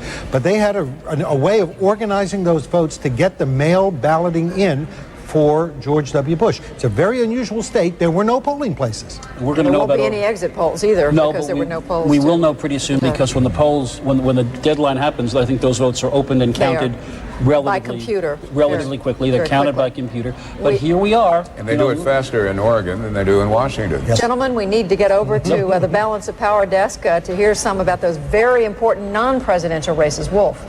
Judy, let's take a look, first of all, what's happening in the U.S. Senate. As you know, the Republicans had a 54-46 majority. Right now, this is what it looks like. 35 Republican holdovers, 31 Democratic holdovers, 14 Republican wins tonight, 13 Democratic wins tonight. Right now, the new total, let's take a look at what we can project. It will be 49 Republicans in the U.S. Senate as of right now, 44 Democrats, 7 of those Senate seats still undecided. We can call Orrin Hatch, the Republican from Utah, the winner, the former presidential candidate for the Republican nomination. He won. There's a very close race going on right now in Missouri. Senator John Ashcroft, the incumbent, facing Mel Carnahan, the governor who passed away in a plane crash only a couple of weeks ago. Very close race. There was a controversy a little while ago, earlier this evening. A lower court judge in Missouri kept the polls open for a while. They were subsequently closed by a state appeals judge. But the incumbent Republican, Kit Bond, speaking out in Missouri earlier, lamented that decision to keep the polls open a bit longer. Listen to this. So the Democratic Party in the city of St. Louis wants to perpetrate the biggest fraud on the voters of this state and on this nation that we've ever seen. I believe that criminal vote fraud should be prosecuted by the federal government. Senator Kit Bond speaking out earlier on that decision to keep the polls open for a while in Missouri. Let's take a look at what the pickups are in the U.S. Senate as of right now. In Florida, Bill Nelson, the Democrat, has won. In Delaware, Tom Carper, the governor, has won the Senate seat. In Minnesota, Mark Dayton, the Democrat, has won. That is a pickup as well. There are 2 Republican pickups in the U.S. Senate. George Allen, the winner in Virginia, and John Ensign, here we go, the winner in Nevada, beating Ed Bernstein, a criminal defense attorney. That's the open seat. Richard Bryan left vacant. Stuart Rothenberg, what do you make of this battle going on in the Senate right now? Well, Wolf, everything is actually going as expected so far. There are actually 5 competitive seats outstanding, 4 of them currently held by Republicans: Missouri, Michigan, Montana, and Washington. One of them held by a Democrat, actually a retiring Democrat in Nebraska. If the Democrats are going to take control of the U.S. Senate, they're going to need to sweep all these races. That's going to be difficult. There is a fierce battle going on in the House of Representatives as well. We do have a second pickup that we can report right now. The state senator Melissa Hart defeating State Representative Terry Van Horn, the Democrat. That's the seat that Ron Klink gave up, the Democrat, in order to run unsuccessfully for the U.S. Senate in Pennsylvania. Let's take a look at the balance of power in the House with more than 50% now, half of the House races determined. We only have 2 pickups right now, 1 Democratic pickup, 1 Republican pickup. This is as expected as well, right, Stuart? Absolutely, Wolf. There are a number of Republican vulnerable seats that are now off the table. Rick Keller has won in that Orlando district. 2 Republican incumbents in North Carolina, Charles Taylor and Robin Hayes, held on. But so many close seats. In New Jersey, Mike Ferguson leads Marianne Connolly by 1,900 votes with 45% in. Pat Casey, a Democrat, in narrow lead over Don Sherwood in the Scranton Congressional District. Dick Zimmer, former congressman, has a narrow lead now, just pulled ahead in a narrow lead against Rush Holt in a New Jersey district. I could go on, but we don't have enough time, but there are a lot of very close races. And we also are following the governor races. We can report right now in the state of Utah, Mike Leavitt defeating Bill Orton. Not a huge surprise. Mike Leavitt, the Republican in Utah. The races for the governorships are not all that surprising either, are they, Stuart? No, I think actually they're less exciting than the congressional races, where you're really talking about control of a branch of the federal government. But to the people in those individual states, they're pretty important. And so just to button this up, the prospects of the Democrats regaining the majority in the House and in the Senate right now as we speak at 10:45 or so Eastern Time? Well, it's still uncertain. There are just too many races out. But the Democrats need to make some gains over the next hour or two, because when they get to the West Coast, that's their best opportunities. But they're going to probably need to be in plus territory by the time we get to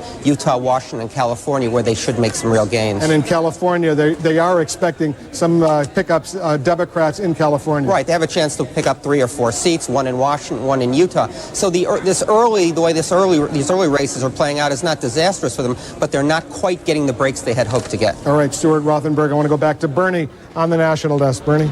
Thank you, Wolf. We continue covering this election night. The United States still does not have a new president. Our live coverage from CNN headquarters in Atlanta will continue in a moment.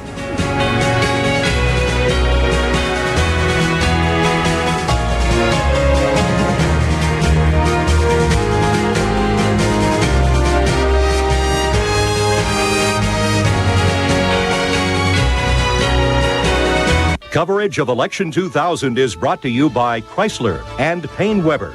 For expanded coverage, log on to CNN.com. Chrysler, we're reinventing the passion for driving. And Payne Weber, thank you, Payne Weber.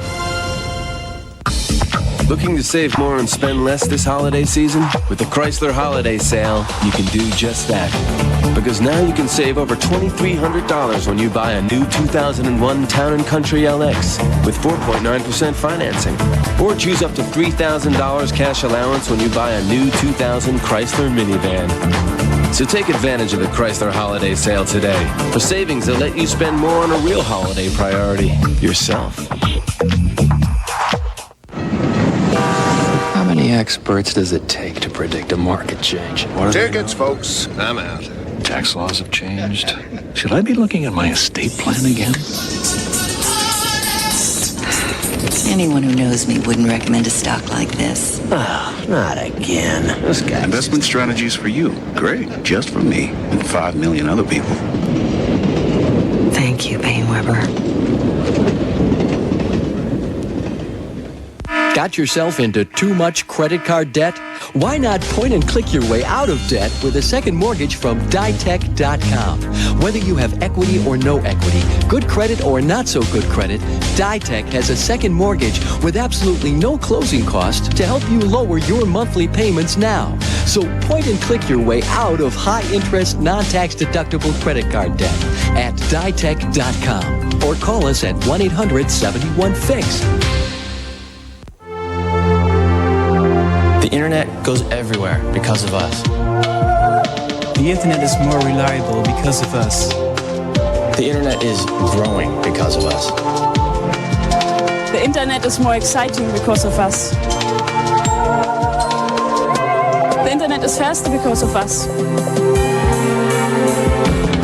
The internet is better because of us. Delivering the most content from the world's biggest network, Akamai.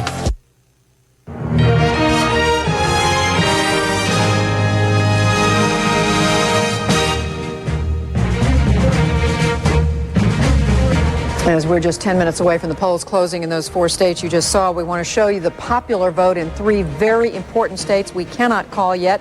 In the state of Florida, with 65% of the precincts reporting George W. Bush carrying 52% of the popular vote to 46% for Al Gore.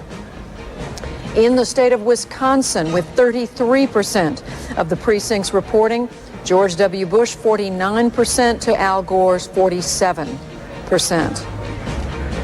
And in the state of Iowa, yet another state where we are not able to call the result, with 39% of the precincts reporting, look how close it is. 50% for Vice President Gore, 47% for George W. Bush. These are some very, very close races. You can see with these vote totals why we have not called these 3 states. Hal Bruno, give us a closer look at what's going on inside these states and why the vote is not certain yet one way or another. Well, let's talk about Florida, Judy. Florida is, Al Gore got what he needed to get out of the Gold Coast area, and George Bush got what he had to get out of the Gulf Coast. But what happened here is George Bush is getting a heavy vote out of Central and North Florida, also out here in the Panhandle. The thing that's making it so close, though, is the Tampa Bay area. That's the toss-up swing area, and both of them are doing well there. All right. I mean, it's remarkable. You can actually see when you draw those circles around the parts of the state how you get a much better idea of the kinds of things that we just heard Karl Rove with the Bush campaign talking about. Yeah, he made a very good point there when he said that, you know, the Panhandle out there in the West is on a different time zone. That's on Central Time, not on Eastern Time. And a lot of votes still had to come in from there. Now, it's not a heavily populated area. Where Bush is really getting his strength is from the Central Florida region. And that's the transplanted Midwesterners. All right. Hal Bruno, Bernard Shaw.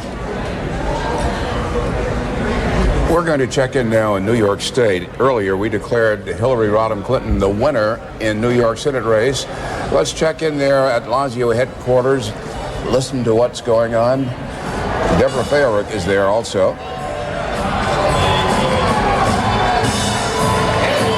Deborah, what's the latest? Hi there. Sorry, Bernie. As you can see, a big roar went up in this crowd. You would think that Lazio won. New York is playing. There are happy, smiling faces. There's a general enthusiasm here. Even Rick Lazio and his wife, unflappable. That smile that you saw throughout the campaign. He's waving to his staff. He's waving to the crowd.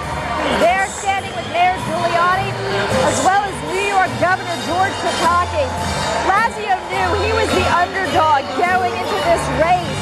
The GOP leaders had asked him to step aside. He had wanted to get into this race much earlier, but you can see the man standing there to the right, Mayor Giuliani, was the bigger political celebrity. And so Lazio didn't get into this race until 5.5 months ago. I don't know if you can hear me, but I'm sure you can hear what's going on behind me. Well, we can hear you. We don't know how much of a voice you're going to have in about 2 hours, but Deborah Fayerick in New York at Congressman Rick Lazio's headquarters. Earlier, CNN declared Hillary Rodham Clinton will become a senator from New York.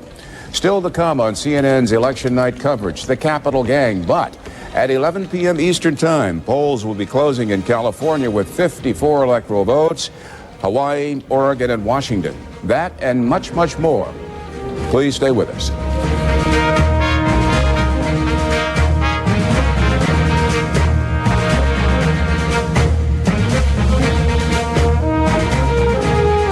Closed captioning brought to you by Uniglobe Travel. We stay in touch with your traveling needs to make your business trip or vacation a success. Uniglobe Travel, always in touch.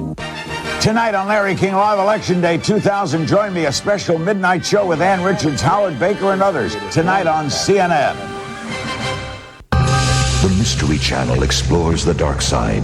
This is crazy. Uncovers the truth. And keeps you in suspense. Why are you following me? It's the only channel dedicated to 100% mystery. Hello? Commercial free, all day, every day. Oh, you were expecting. The Mystery Channel, where suspense rules.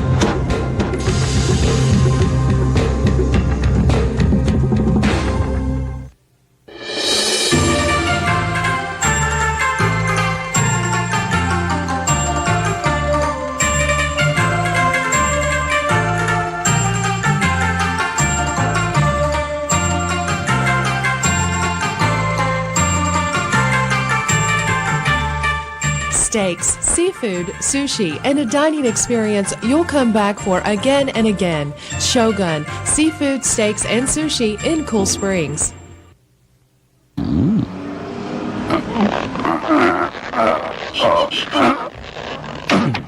Can't find the right car for you? Shop VHIX.com. Want access to 500,000 used cars? VHIX.com. Lease or purchase? VHIX.com. Or do side-by-side comparisons? VHIX.com. Need to find the right local dealer? VHIX.com. Find the right car for you. VHIX.com. Roadmap to the automotive world. Looking for a safe, low-stress way to invest your money? Now you can learn George Fontenelle's insider secrets of high-profit, low-risk trading strategies at an upcoming workshop. Learn how to create explosive profits regardless of market direction, how to hedge risk and protect your profit in volatile markets. And we will reveal high-profit, low-risk trades that take only minutes a day to find. Register now and receive George's Insider Secrets video absolutely free. Visit our website or call our toll-free number on your screen now. An election wrap-up on a special Inside Politics tomorrow, 5 Eastern on CNN. Location.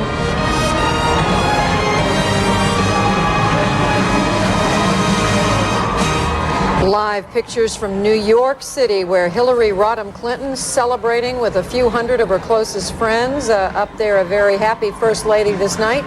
We don't see the president on the stage with her, but we do see the retiring Senator Daniel Patrick Moynihan, whose seat she has evidently, yes, there is the president, whose seat she's been elected to, at least by our call. Their daughter, Chelsea.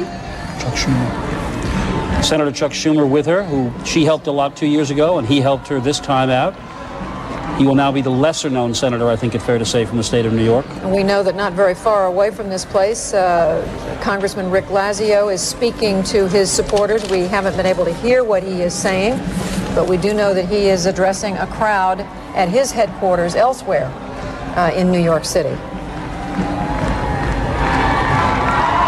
This has to be a sweet, sweet night for Hillary Rodham Clinton. And we should say that Daniel Patrick Moynihan, retiring after 24 years in the Senate, helped ease Mrs. Clinton's path to New York by introducing her when she came up to New York on her exploratory tour. There's Senator Schumer, who beat Al D'Amato 2 years ago. And he predicted many, many months ago that Hillary Rodham Clinton would win. This is a great night.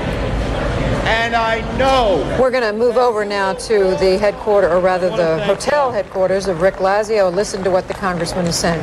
I want to thank the campaign manager who worked so hard. He almost ended up in a hospital. Bill Dalco worked his heart out for this thing. Thank you, Bill.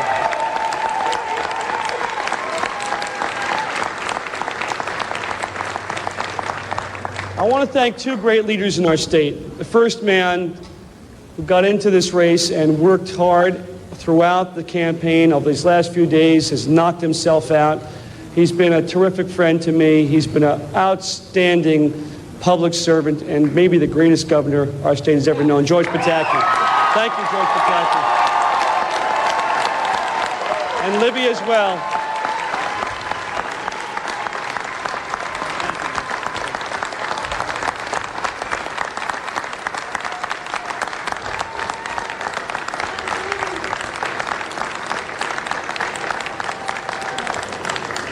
I'd like to thank also another great public servant, somebody who went to bat for me, worked very hard, up until the last possible event right before the polls closed, and that's our great mayor, again, one of the greatest mayors, Rudy Giuliani.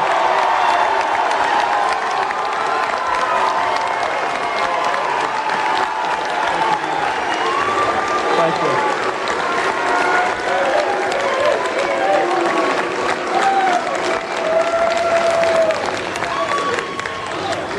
I want to thank a man who stood up for me last year, a man who stood on principle, a guy who has, I love you too, who's a dear, dear friend of mine who has impeccable integrity, whose word you can count on, and there's not a whole lot of folks in public service you can say that about, unfortunately, and that's our great conservative chairman, Mike Long. Thank you, Mike.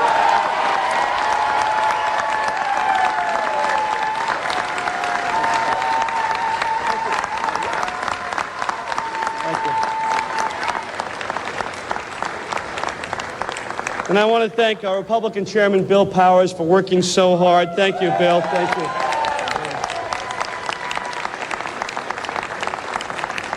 Congressman Tom Reynolds, who chaired my committee, who's, I know, back up in Buffalo, worked incredibly hard. My great friend, Rob Portman, who many of you saw on the campaign trail. Congressman Amo Houghton. My brother-in-law, Mike Moriarty, for his hard work. Thank you.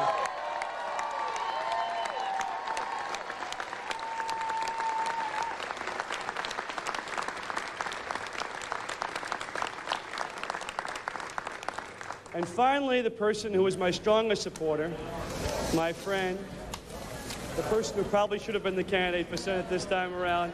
Rick Lazio conceding in New York to Hillary Rodham Clinton. It is 11 o'clock on the East Coast in the United States, and CNN is prepared to make the following calls with the polls closing. Most of them. Al Gore has won California's big prize, 54 electoral votes. Farther west in Hawaii, 4 electoral votes going to the vice president. The situation in Oregon, it is too close to call. We cannot call that race yet, nor can we call the one in Washington State, with its 11 electoral votes. Looking to the moment at our electoral map, the vice president, by winning California, goes up over Governor Bush. Mr. Gore, 230 electoral votes. Mr. Bush, 217 electoral votes. California, that is a state in which George Bush made a run and spent millions of dollars late in the campaign. It raised a few eyebrows. Some thought it was because they had a chance to carry it. Others said it was payback because the California Republicans were among the first group that went 2 years ago to Austin and asked Governor Bush to run and asked him to pledge that if he did run, he would not desert California the way his father and Senator Dole did. Now, in Oregon and Washington, there are 2 states where the nadir factor may or may not come into effect. And now, once again, we take 2 second-tier states, put them in the undecided column. With everything but Alaska reporting, you can see that the fate of the White House is in the hands of about 8 or 9 states that we cannot yet call. All right, we are going to move all the way from the west coast of the United States all the way over to the east coast of the United States, where this woman has made history tonight by being elected to the United States Senate, a First Lady. Let's listen to Hillary Rodham Clinton. I mean, wow, this is amazing. Thank you all. Thank you.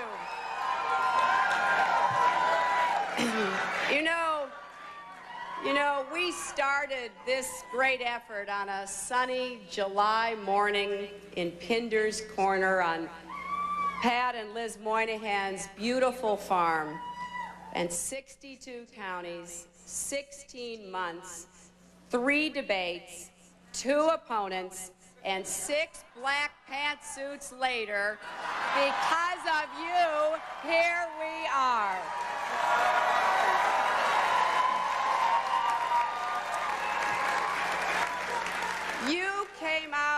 said that issues and ideals matter.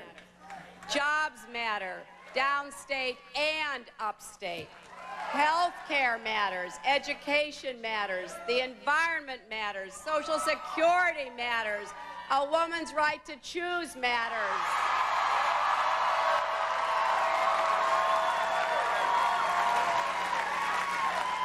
It all matters, and I just want to say from the bottom of my heart, thank you, New York.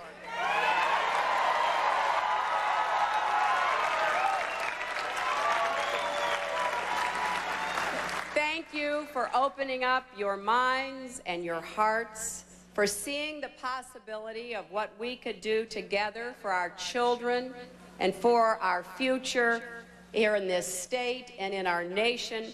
I am profoundly grateful to all of you for giving me the chance to serve you.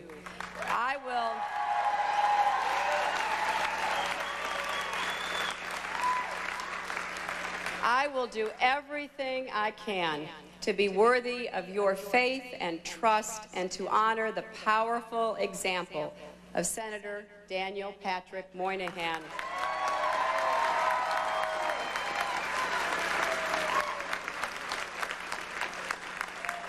I would like all of you and the countless New Yorkers and Americans watching to join me in honoring him for his incredible half-century of service to New York and our nation. Senator Moynihan, on behalf of New York and America, thank you.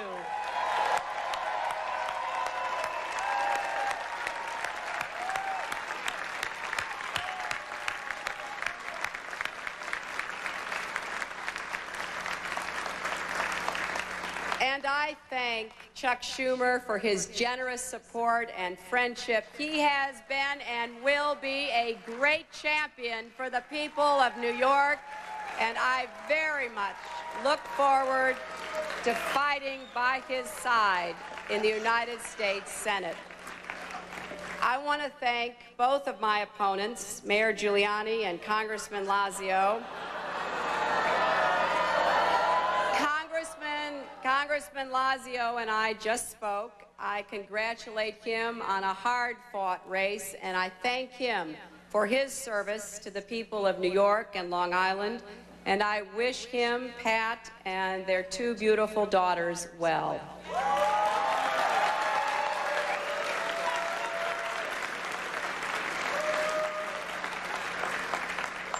I promise you tonight that I will reach across party lines to bring progress for all of New York's families. Today we voted as Democrats and Republicans.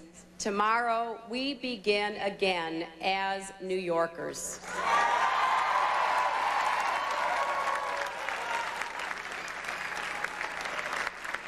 And how fortunate we are indeed to live in the most diverse, dynamic, and beautiful state in the entire Union.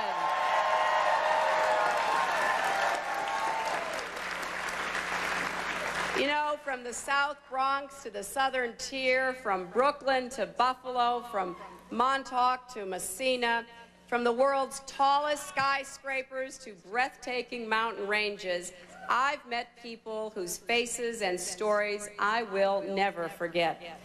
Thousands of New Yorkers from all 62 counties welcomed me into your schools, your local diners, your factory floors, your living rooms, and front porches. You taught me, you tested me, and you shared with me your challenges and concerns about overcrowded or crumbling schools, about the struggle to care for growing children and aging parents, about the continuing challenge of providing equal opportunity for all, and about children moving away from their hometowns because good jobs are so hard to find in upstate New York. Now, I've worked on issues like these for a long time, some of them for 30 years, and I am determined to make a difference for all of you.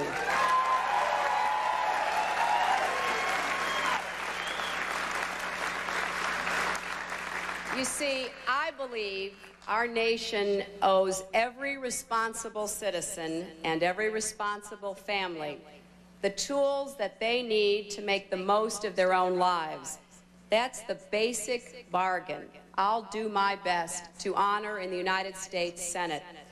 And to those of you who did not support me, I want you to know that I will work in the Senate for you and for all New Yorkers. And to those of you who worked so hard and never lost faith, even in the toughest times, I offer you my undying gratitude.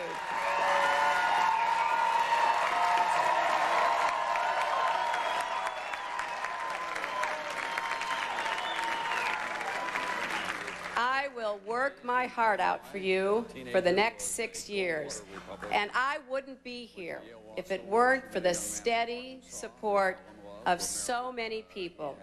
I want to thank Charlie Rangel, Nita Lowey, and the entire New York Democratic Congressional Delegation, my future colleagues.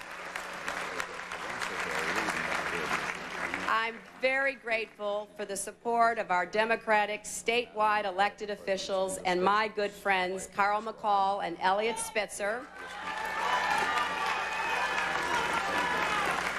I want to thank Shelley Silver and all the Democratic Assembly members, and Marty Connor and all the Democratic members of the state Senate.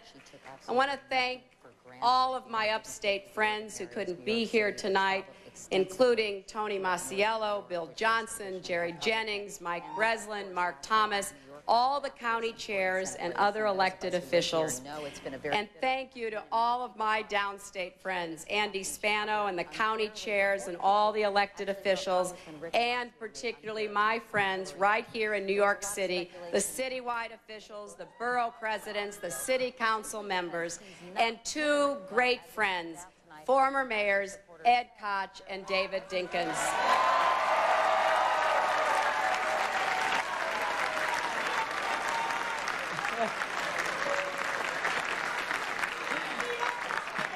Lady Hillary Rodham Clinton, having made history by being the first Lady elected to a major office, the United States Senate. Let's take a look now at the numbers. 66% of the precincts reporting, and I didn't call out the numbers. This is the key, I think, one of the keys, Judy, that in the presidential race, Al Gore is running, even now, 1 million votes ahead of George Bush. She was running about 500,000 votes ahead of Rick Lazio. 60% there for Gore and 35% for Bush. I was talking and couldn't digest the numbers that we just showed in the Senate race. Well, can we see them again? Here they are.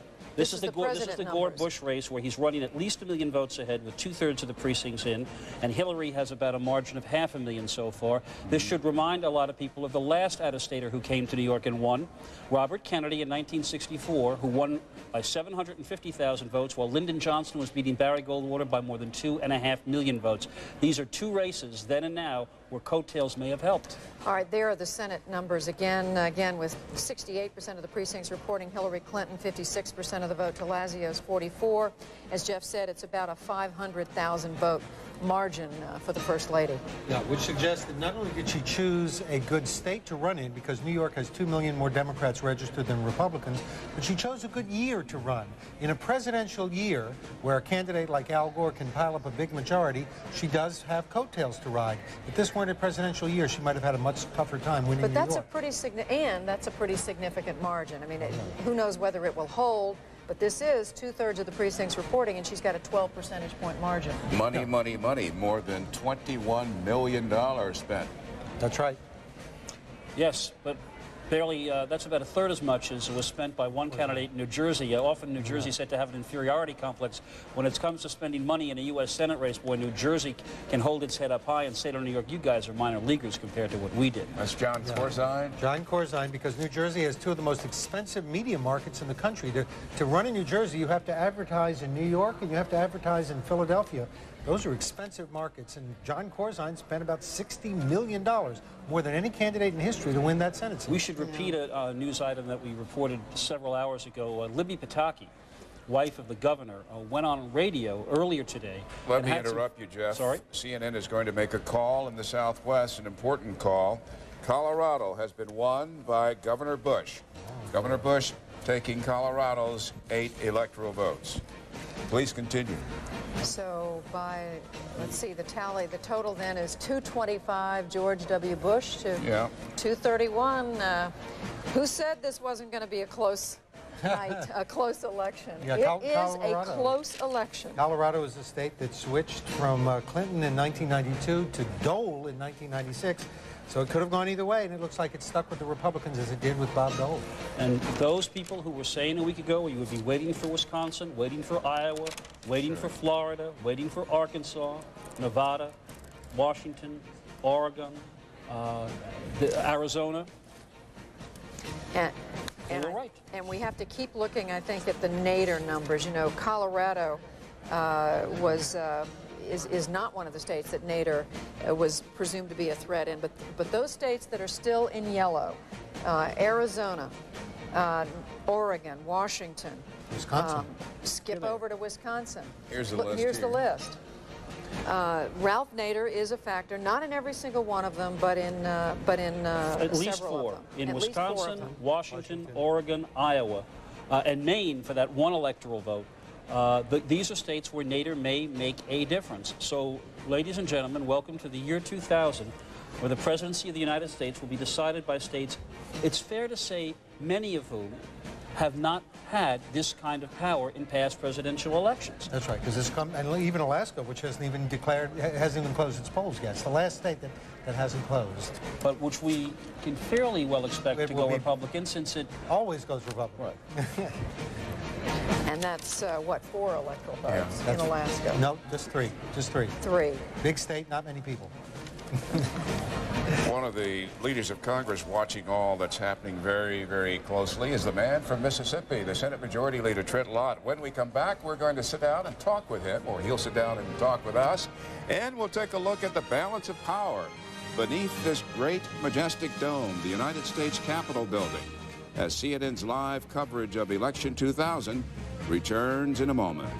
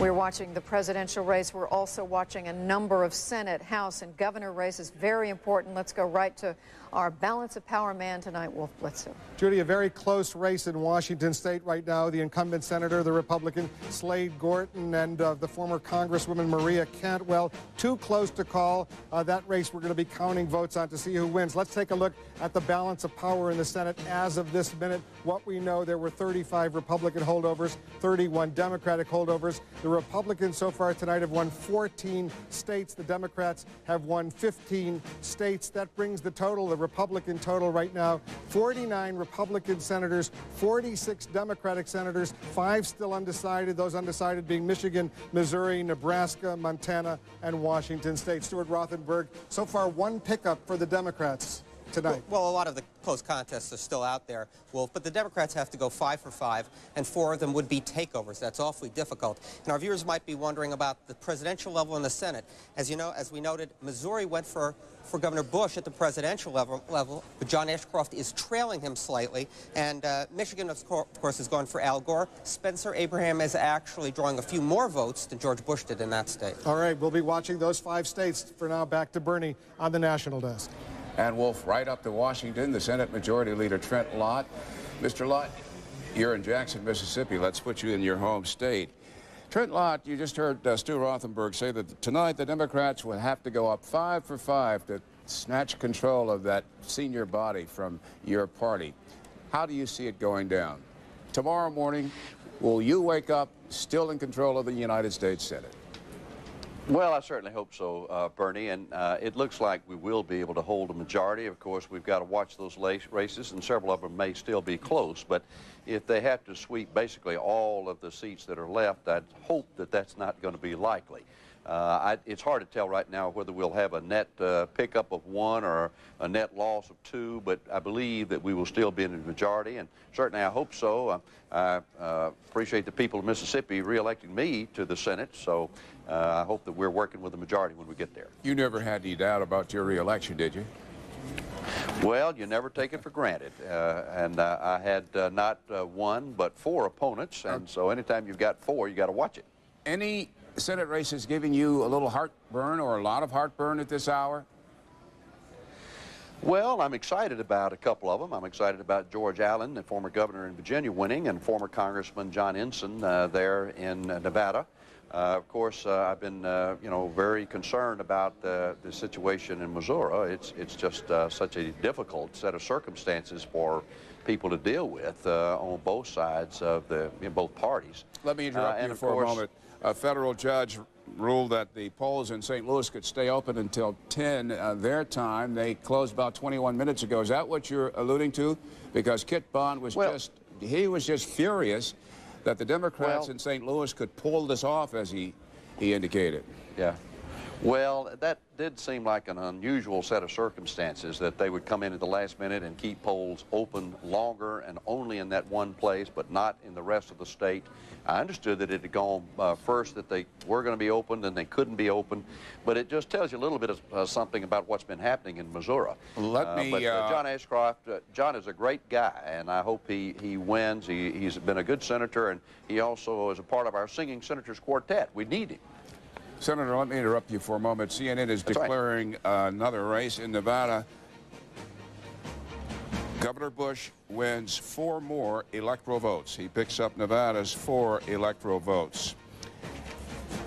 And this is the tally as it stands now. Can it get any closer? Vice President Gore with 230 electoral votes. Governor Bush with 229 electoral votes. Trent Lott, you are one of the masterful vote counters in the United States Senate. How do you see this breaking down, say, over the next hour?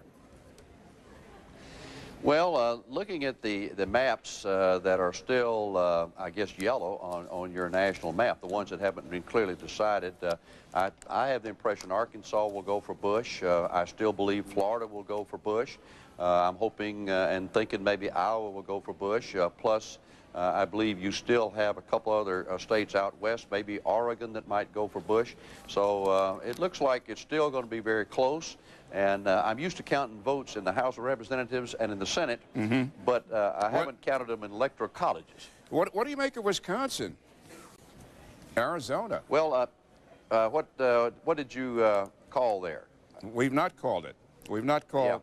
Yeah. This is what we've not called. We've not called Arizona, Arkansas, Florida, Iowa, Nevada, Maine. We just called Nevada. Just called Nevada, pardon me. Oregon, Washington, Wisconsin. There's one electoral vote, of course, in Maine. And Alaska closes in less than 45 minutes. Well, and Alaska certainly will be for Bush, and I believe the first 5 you named there will probably all go for Bush. Wisconsin looks like we have a good chance there. You've got an outstanding governor, Tommy Thompson. Governor Bush had been looking pretty good there, but that's a state that Republicans don't always win, as you know, on a national level, and that would be a great victory. Senator, it's Jeff Greenfield. You're looking at a popular vote that is almost dead even. You're looking at an electoral vote that is almost dead even. People always wonder when a race is this close, when a country in effect really is tied. What sort of mandate can a new president have when he wins, whichever one of these fellows wins, by such a small percentage? Well, I don't know that you would have a sweeping mandate, but I think that the attitude of the American people is we will come together behind the winner. Obviously, I hope that it's George W. Bush. I believe he will bring a new atmosphere and a new approach to how we do business there. But even if it's not Governor Bush, if it's Vice President Gore, he'll be a new man, and there'll be a spirit of effort to cooperate, try to get things done for the best interests of our country. So while you may not have a sweeping mandate, it's going to be different in Washington. It's going to be different without Clinton in the presidency. Senator, have you thought, it's Judy Woodruff, have you thought about the possibility of a tie in the electoral vote? We realize that the odds are against it, but have you and some of your colleagues talked about that? Actually, we have not talked about it. I have seen some speculation about that in the media, the idea that I guess there could be a tie of 269 to 269. I don't believe that's going to happen. I still believe that Governor Bush will wind up getting somewhere in the range of 285 to 295, something like that. Trent Lott, explain to us the credibility that Governor Bush would have if he is elected tonight, coming to Washington, having run as an outsider. Well, unquote. Actually, unquote. Yeah. Well, that's happened many times before. That was true with Jimmy Carter. That was true with Ronald Reagan. That was true with Bill Clinton. And it'll be true with George W. Bush. But he'll bring a new atmosphere. I think he is going to try to bring us together. It'll be incumbent upon people like myself to work with him and to make sure that he understands how the Senate does business and that we understand what he really wants to achieve. I think we need to reach out to the Democrats and say, what can we do together for our country? I mean, Medicare reform, we need it. We know we need it. We've got to provide prescription drugs for our seniors that can't afford it. Let's quit trying to see what we can disagree on, and let's see if we can find 2 or 3 really big things. Churchill would want us to do that. He would say, find a few big things and focus on that. You know, we've got a lot to be proud of. The economy is good. We don't have a war right now in the world. We have balanced the budget. We are reducing the debt. We have cut taxes some, but we need to do more in that area. So we need to take that next step to deal with Social Security and Medicare reform, do some repairs to our defense that has been damaged by the last few years of the Clinton-Gore administration, and we need to do more in returning some of the tax dollars to working Americans. If we could just do those 4 big things, I think that would be really good for the country, and continue to pay down the debt and balance the budget. Speaking of reforms, given what still might happen tonight, do you think it is time really now to look at the Electoral College and do something about that, or are you content with this system? Well, we've talked about doing that in the past. I remember when I was in the House of Representatives years ago, probably in the 70s, we thought about it. There have been some scholars that have talked about how we maybe need to change that, but the person that wins with the Electoral College vote will probably say, this system works pretty well. Our forefathers did a pretty good job, and while I, have difficulty explaining even to my own wife why you could win the popular vote but lose the Electoral College vote and how that wouldn't be fair, I think the system still works pretty well. It has over 200 years, and before we change it, I think we need to be real careful and think about it long and hard. But I don't put it outside the realm of possibilities. I think you always need to ask yourself, is this the best we can do, or should we consider changing it? All right. Senator Trent Lott, the Republican leader of the United States Senate, we thank you very much for joining us from the your majority home. leader, Judy. Did I say minority? No, you said Republican. No, you said Republican, leader. but I still like majority. All right, we'll call you majority. There's no reason not to call you that. Both the Republican leader and the majority leader. Trent Lott, thank you so much for joining us. We appreciate that. Bipartisanship already. Absolutely. We are keeping an eye as we go to a break on so many states that we just don't have a call yet on, and we're going to talk some more about that when we come back.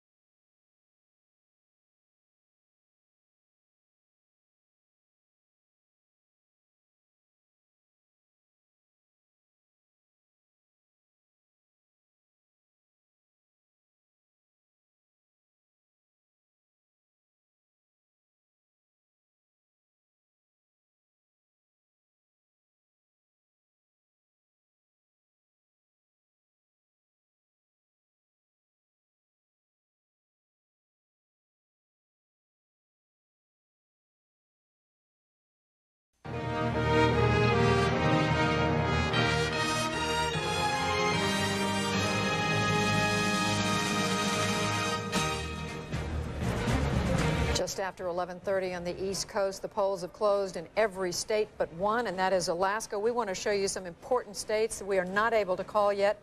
The raw vote totals, 74% of the precincts reporting in the state of Florida. George W. Bush with 51% of the vote, a little over 2 million. Al Gore with 47%, 1.9 million. Another state that's still out there, too close to call, Wisconsin, 47% of the precincts reporting, and look at that, a tie, 48% to 48%. And yet another state we are not able to call, Iowa, with 63% of the precincts reporting, Al Gore leading 50% to 47% for George W. Bush. Hal Bruno is taking a closer look at some of these states tonight. Hal, what about Iowa? Put your spyglass there on the state of Iowa and tell us what's going on the ground. Well, with almost 2/3 of the vote in, it is surprisingly close. And the reason for it is George Bush is doing better than anyone expected he would be doing in Des Moines, which should be the Democratic stronghold. Now, Bush is doing very well out here in the West. That's expected from a Republican. Al Gore is doing fine out here in the East, which is expected of a Democrat.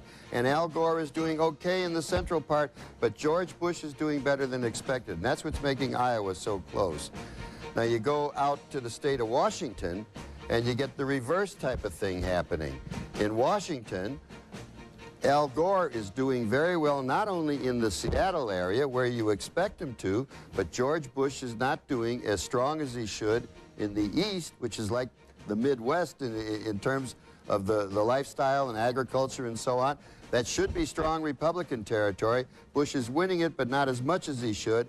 And Gore is doing very well over here in the East Coast, along through the Olympic Mountains. Now, going to Oregon. Now, one more thing about Washington before we leave it. Don't forget, half the ballots there are coming in by mail, so we don't know what's going to happen with those. All right, going to Oregon. Oregon, again, is all mail. They're just starting to count now. M-A-I-L. Yeah, all right, that's right. Yeah, postage. Anyhow, Al Gore is doing very well in the Portland suburbs, which is exactly what a Democrat is supposed to do. And George Bush is doing very good out here in the South and the East, which a Republican is supposed to do. But what we don't know is this area here along the coast, and we don't know at this point what the Nader factor is going to be. Oregon could be Ralph Nader's strongest state. And again, that is, Hal, not based on exit polls, because there were no voters to poll. They didn't go to the polling places today. As you just said, they mailed in all their ballots, or they dropped them off at selected points around the state of Oregon today. Yeah, and the important thing about Oregon is that they count those ballots immediately, and they have to be in by today, whereas in the state of Washington, they merely have to be postmarked by midnight today.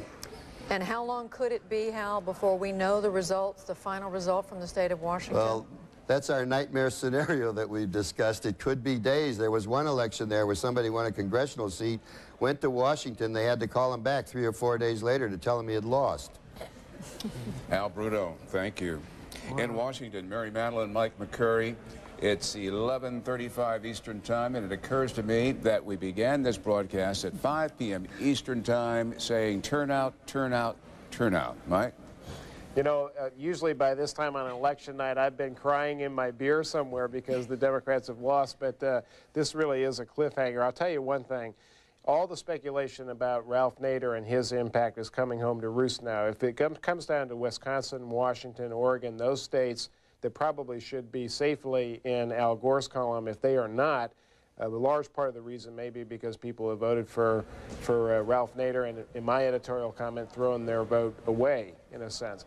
But if that is not the case, then really the story is going to be turnout, turnout, turnout, and Al Gore's campaign has worked very, very hard these last 72 hours. I sensed, in fact, that in a way, Governor Bush's campaign was coasting to the finish line. They were, you know, they took a day off last Sunday. They acted like they had it in the bag. They put out a schedule for tomorrow that had the president-elect's schedule, and I think they took a lot for granted. The Gore people out-hustled them a lot of places. That's why we have a much closer election. Mary?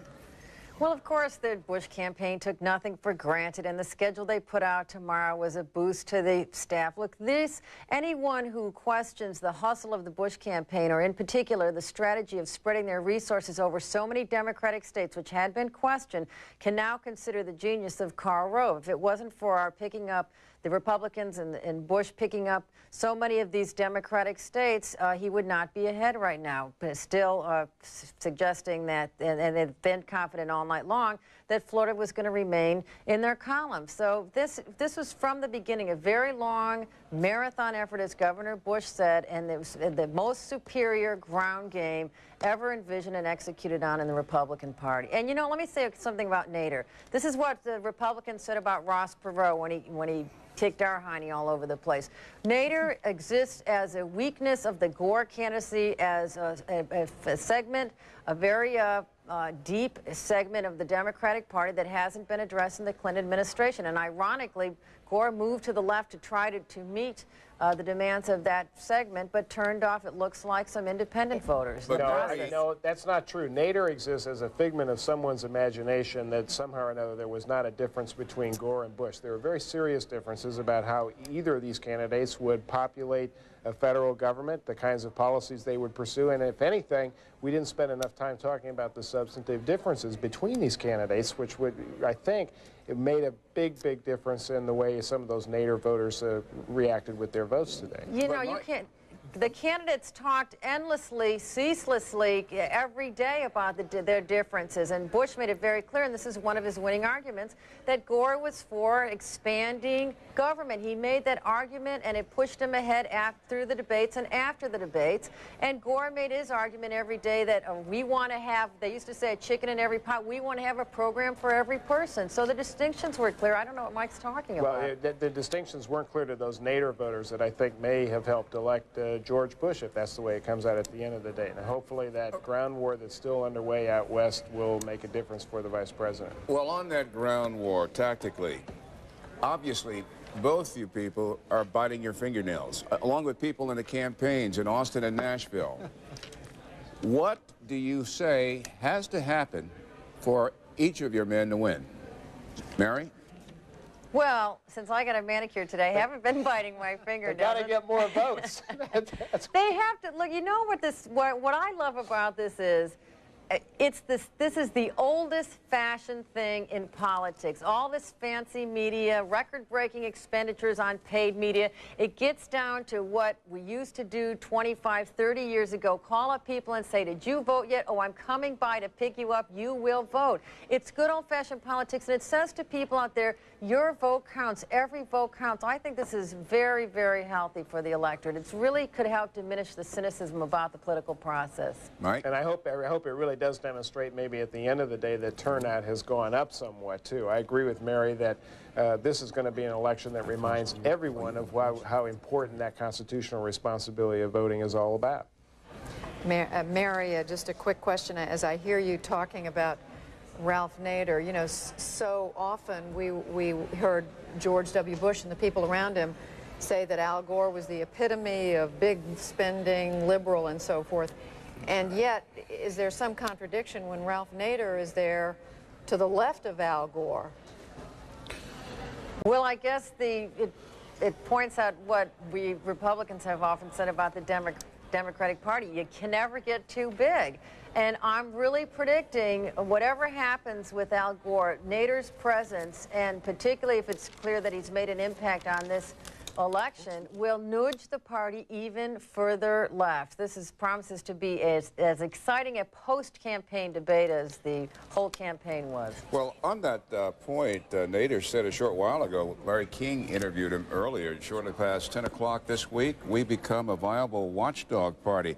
But a point you were making earlier, Mary, Ralph Nader has set a pox on both your houses. He doesn't think either Gore or Bush cuts the mustard.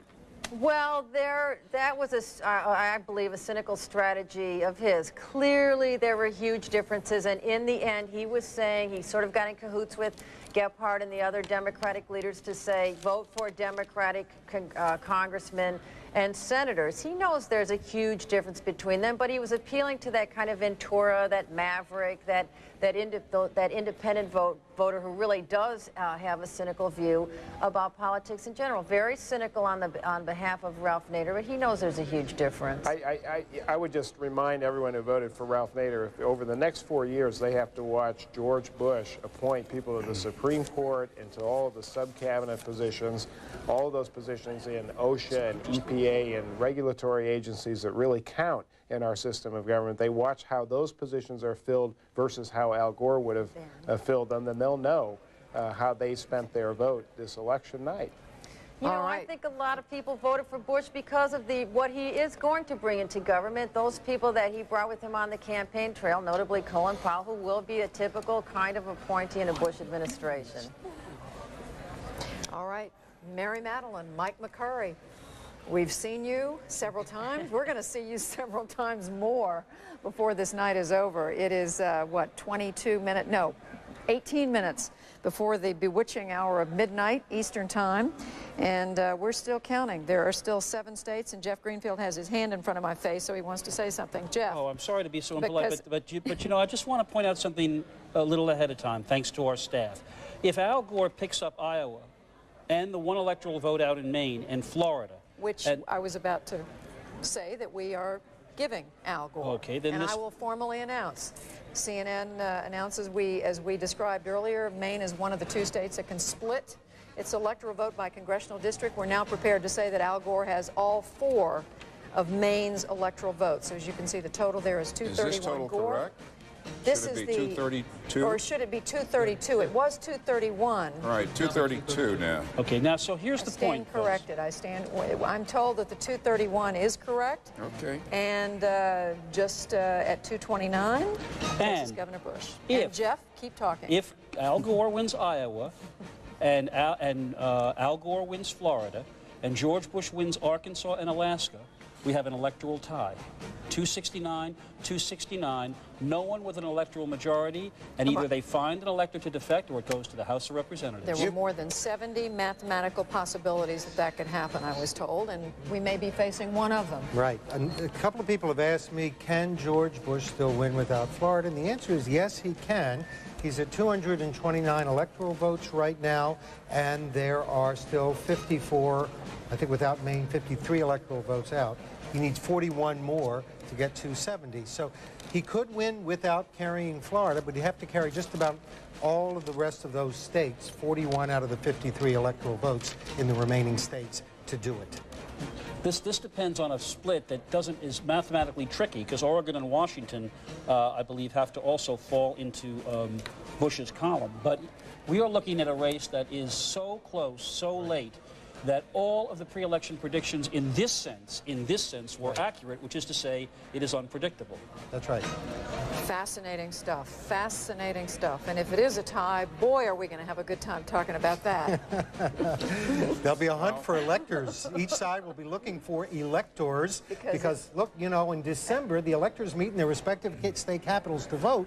So each side will claim a moral victory if they edged out the other in popular votes, and they'll try to get an elector to defect to the winning side in the popular vote. They won't let it stay a tie, is what you're saying. They're going to try not to let it stay a tie because they're going to say morally the person who got the most votes from the people should win. They're going to have to find an elector who will defect. Those electors are chosen for their loyalty. But can you imagine the onus on the person who made the switch?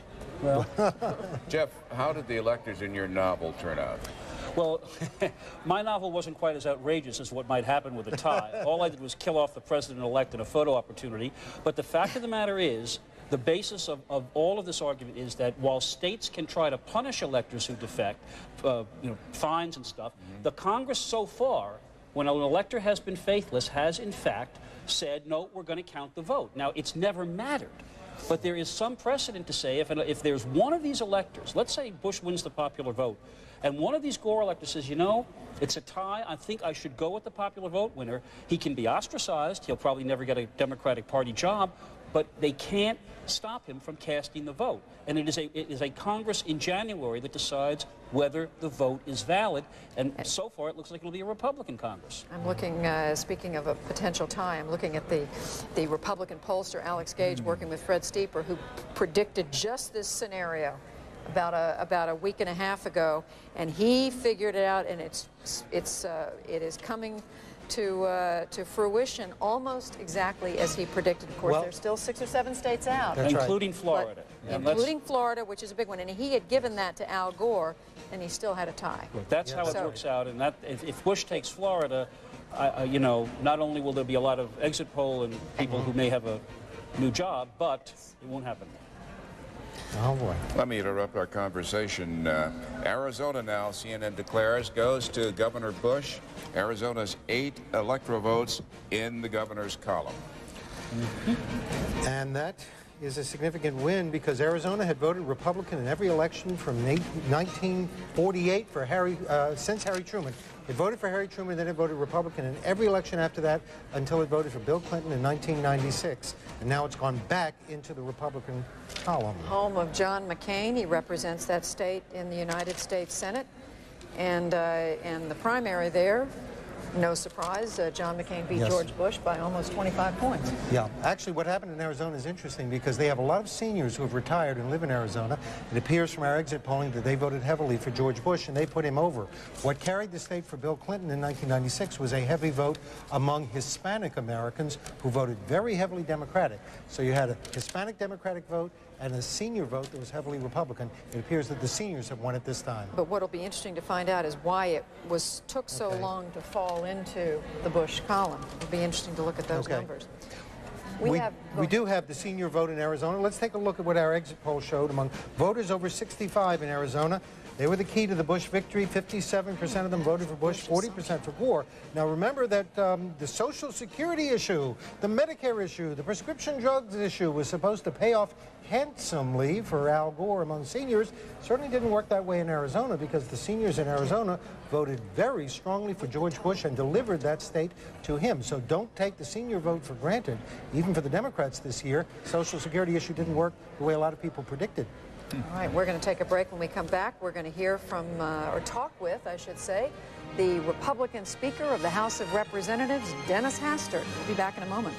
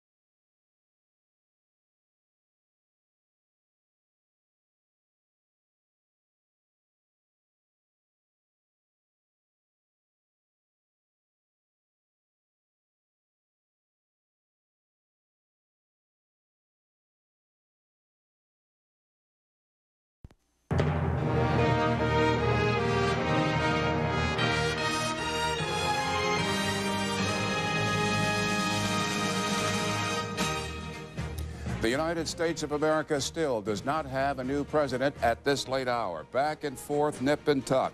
The governor and the vice president have traded the electoral lead. Right now, Governor Bush has gone back up on top, 237 electoral votes to Vice President Gore's 231.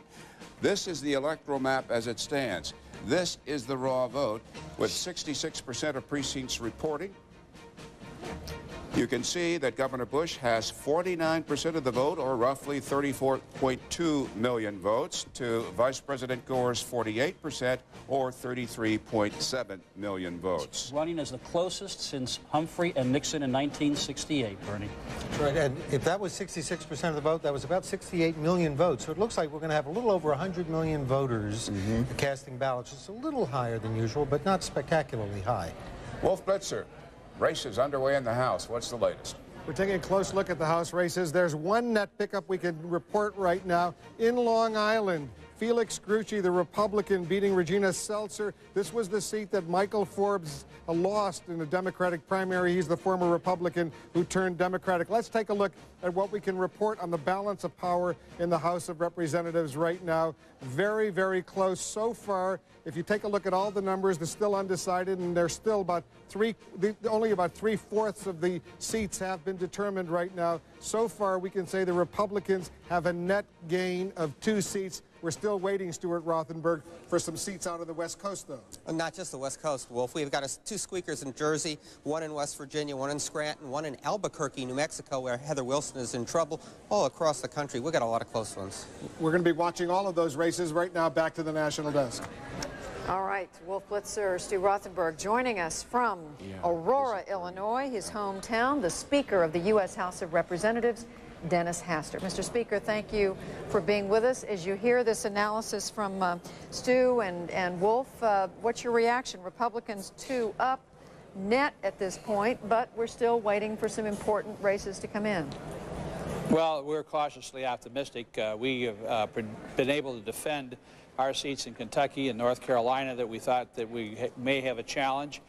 We have an interesting race in Connecticut that we may pick up a seat that we didn't expect, and you know, we have to go in. I think we're doing as well as we can expect. It's going to be a long night. We have to see what happens in California, obviously, but I feel good about the position that we're in.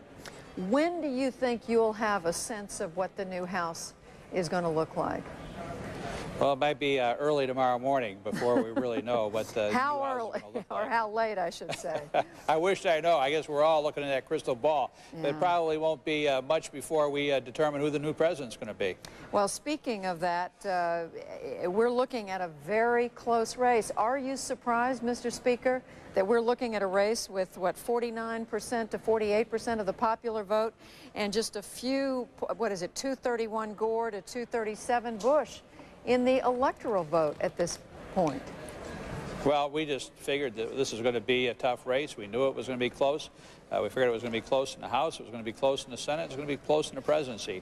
Nobody, obviously, in this election period was running away with it, but we've tried to get our themes out there, talking about balancing the budget and paying down the debt and a better education for our kids, and they've been pretty well united thematically, and I think that appeals to people.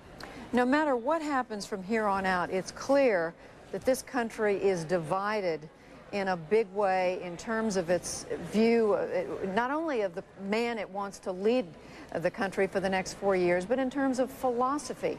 That being the case, how can the House of Representatives and the Senate do business with a president when the mandate seems to be so split here? Well, you know, that's why we need both in the House of Representatives and the Senate and in the presidency to try to bring people together. You know, the important issues, education, health care, are things that should be partisan. They ought to be bipartisan. And we need to be able to bring our arms together and get those things done. You know, 90% of the issues in health care people agree on. We ought to be able to split the difference in the other 3% and get it done. And Mr. Speaker, when you say it needs to be bipartisan, are you saying that all the fault lies with the other party here? I'm not pointing the finger at anybody tonight. It was pretty evident in the House of Representatives this year that the strategy of the Democrats is to try to block everything so that they could run against a do-nothing Congress. We didn't let that happen, but it was awful tough to get anything done when that was the strategy. All right, House Speaker Dennis Hastert joining us from his hometown of Aurora, Illinois. We want to thank you very much for being with us, and we look forward to been my pleasure talking with you very soon again once we know more about what the outcome of the House of Representatives will be. We are going to take a break, and we'll be right back with much more coverage in about 2.5 minutes. The last state, the polls close in the state of Alaska. We'll be back in a moment, and with that call.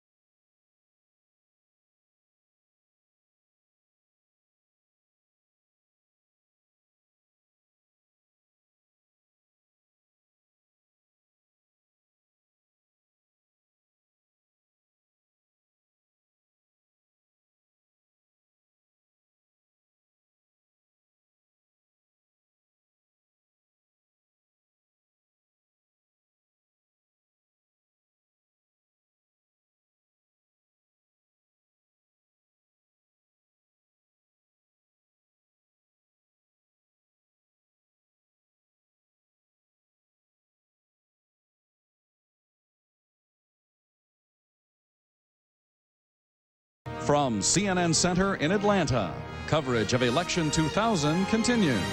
Here again, Judy Woodruff, Bernard Shaw, Jeff Greenfield, and Bill Schneider. 12 o'clock on the east coast of the United States, and we are able to make a call in the last state to close its polls tonight. Alaska, the land of the midnight sun, goes to George W. Bush. It's 3 electoral votes. No real surprise at all here. This state has only voted for a Democratic candidate once since it became a state in the year 1959. So here's the total. George W. Bush, 240 electoral votes. His are the red states on that map. They are from east almost all the way to the west. Al Gore, 231 electoral votes. The states in blue, counting California, and going all the way over to the state of Maine. It is a close Look at this. Just election. 6 states left. One of those will put somebody over the top. We don't know who it's going to be. It's amazing. This is the raw vote total at this hour, with 2/3 of the precincts across the United States reporting. Look at that, 49% going for George W. Bush, 35.1 million to 34.57 million. What is that, about 500,000 About half votes? a million votes between 70 million votes cast, half a million votes separate them. That's right. Let's see now, when was the last time? Hubert Humphrey and Richard Nixon. Nixon took a 500,000 vote win. Before that, you got to go to Kennedy Nixon. But this is the closest race in 32 years, and who knows, it could get closer. These are the states that are going to decide it. Let's take a look. There are 6 of them that we are not able to call. Arkansas, 6 electoral votes. Florida, the big Megillah at this point, 25. Iowa, 7. Oregon, 7. Washington and Wisconsin each carrying 11 electoral votes. There are 67 electoral votes up for grabs. And Judy, 4 of those states were carried by Michael Dukakis in 1988, one of the weaker Democratic presidential candidates in modern times. And Al Gore has not yet been able to put away 4 of the Dukakis states. We've been looking at that all fall long. It looks like it may be pivotal. A lot's changed in 12 years. Why are the many reasons? That's precisely the question of the hour. Why Here's have why. you been able to do it? A man named Ralph Nader.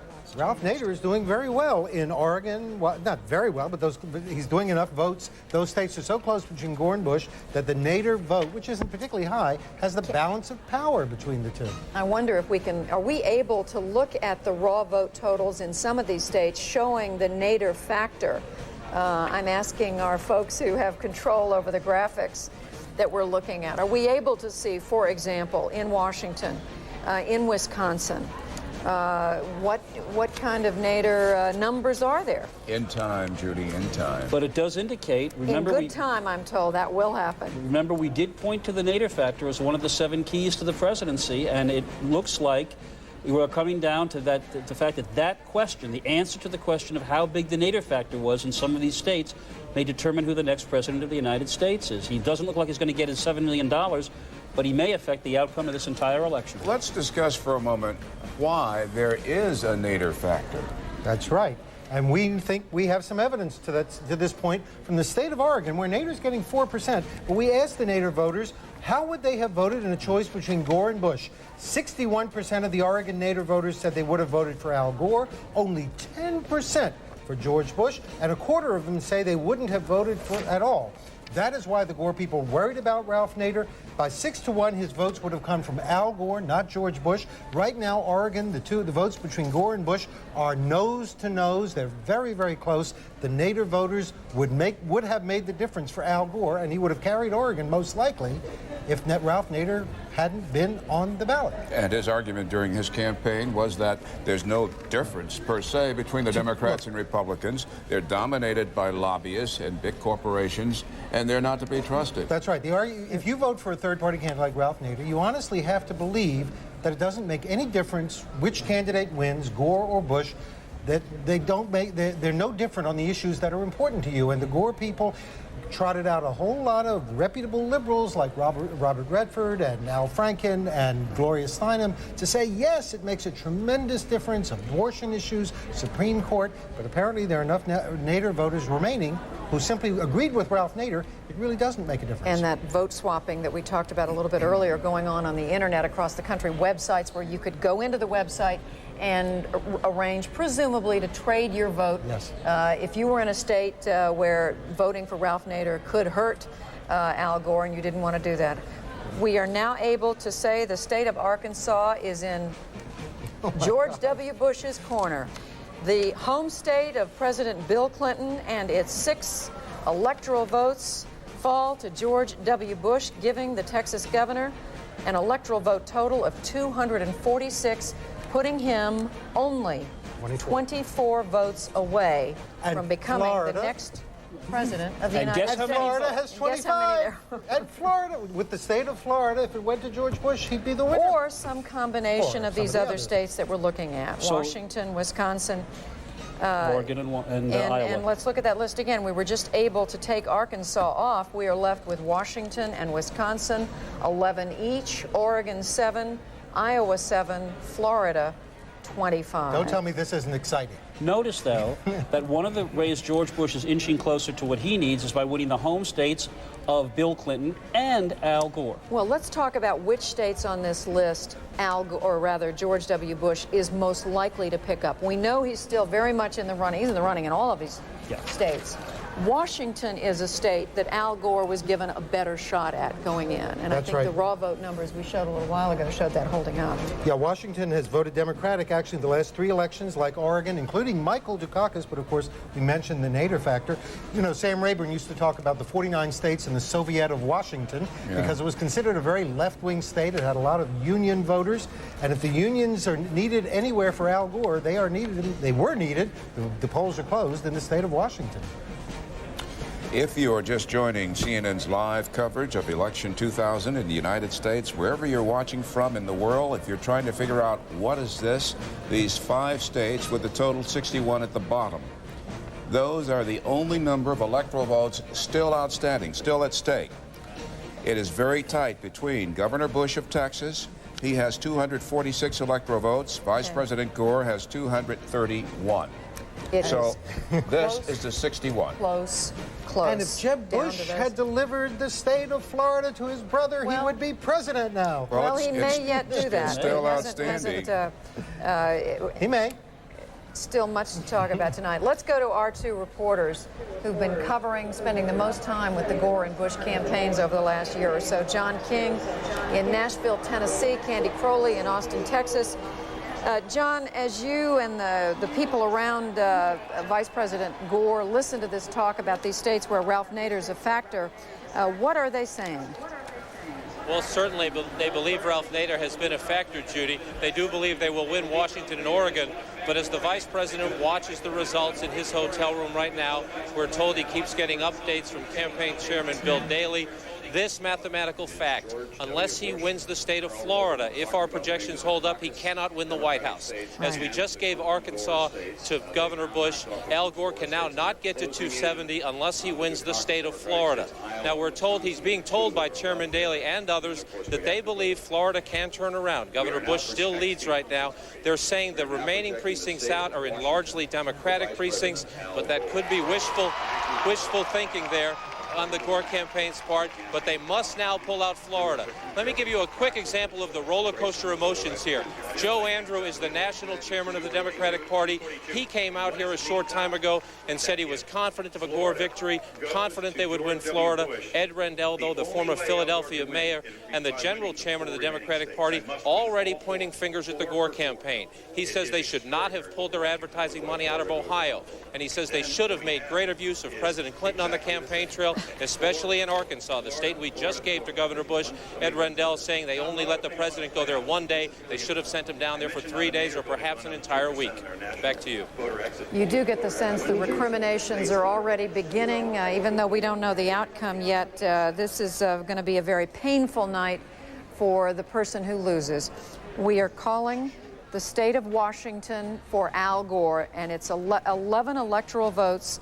We just heard John King say the Gore campaign expected to win the state of Washington, and we are at CNN now able to give those electoral votes to the vice president based on our examination of exit polling and the key precincts. Now here's the total. George W. Bush, 246. Al Gore, 242. You just heard John King say the Gore people now believe that there is no mathematically, statistically possible way that Al Gore can get to 270 without the state of Florida, unless one of the states that have already been called for George W. Bush is taken back. If Al Gore were to win Oregon, Wisconsin, and Iowa, and Florida went to Bush, Bush would win the White House 271 to 267. You think it can be closer than that?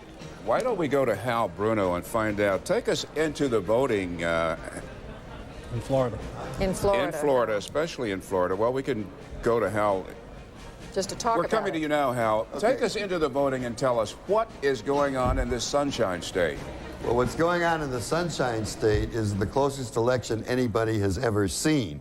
The 2/3 of the vote that's outstanding is right here on the Gold Coast, and that is the Democratic stronghold. 2/3 of the outstanding vote in Florida is in the Democratic stronghold. Over here in Tampa Bay, which is the swing factor, they're running dead even with each other, Bush and Gore. But Hal Bruno, we did hear Karl Rove say within the last hour or so that the results that he was getting back from that part of the state, particularly the Gold Coast, gave him reason to believe that they were going to take Florida. Well, he may feel that way, and who's to say he's wrong, because nobody knows at this point.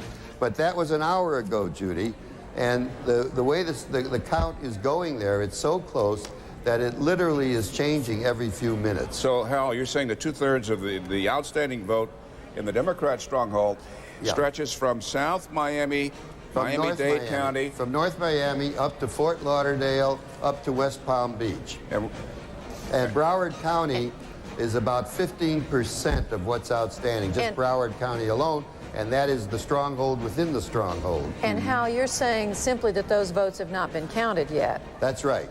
And what it comes down to this is Florida could go either way at this point. We don't know who's going to win Florida. Right now, our vote total, with 86% of the precincts reporting, George W. Bush has 50%, a little over 2.4 million votes, to Al Gore's 48%, a little over 2.3 million votes. It's a 100,000 vote lead for those of us who like our numbers uncooked and raw.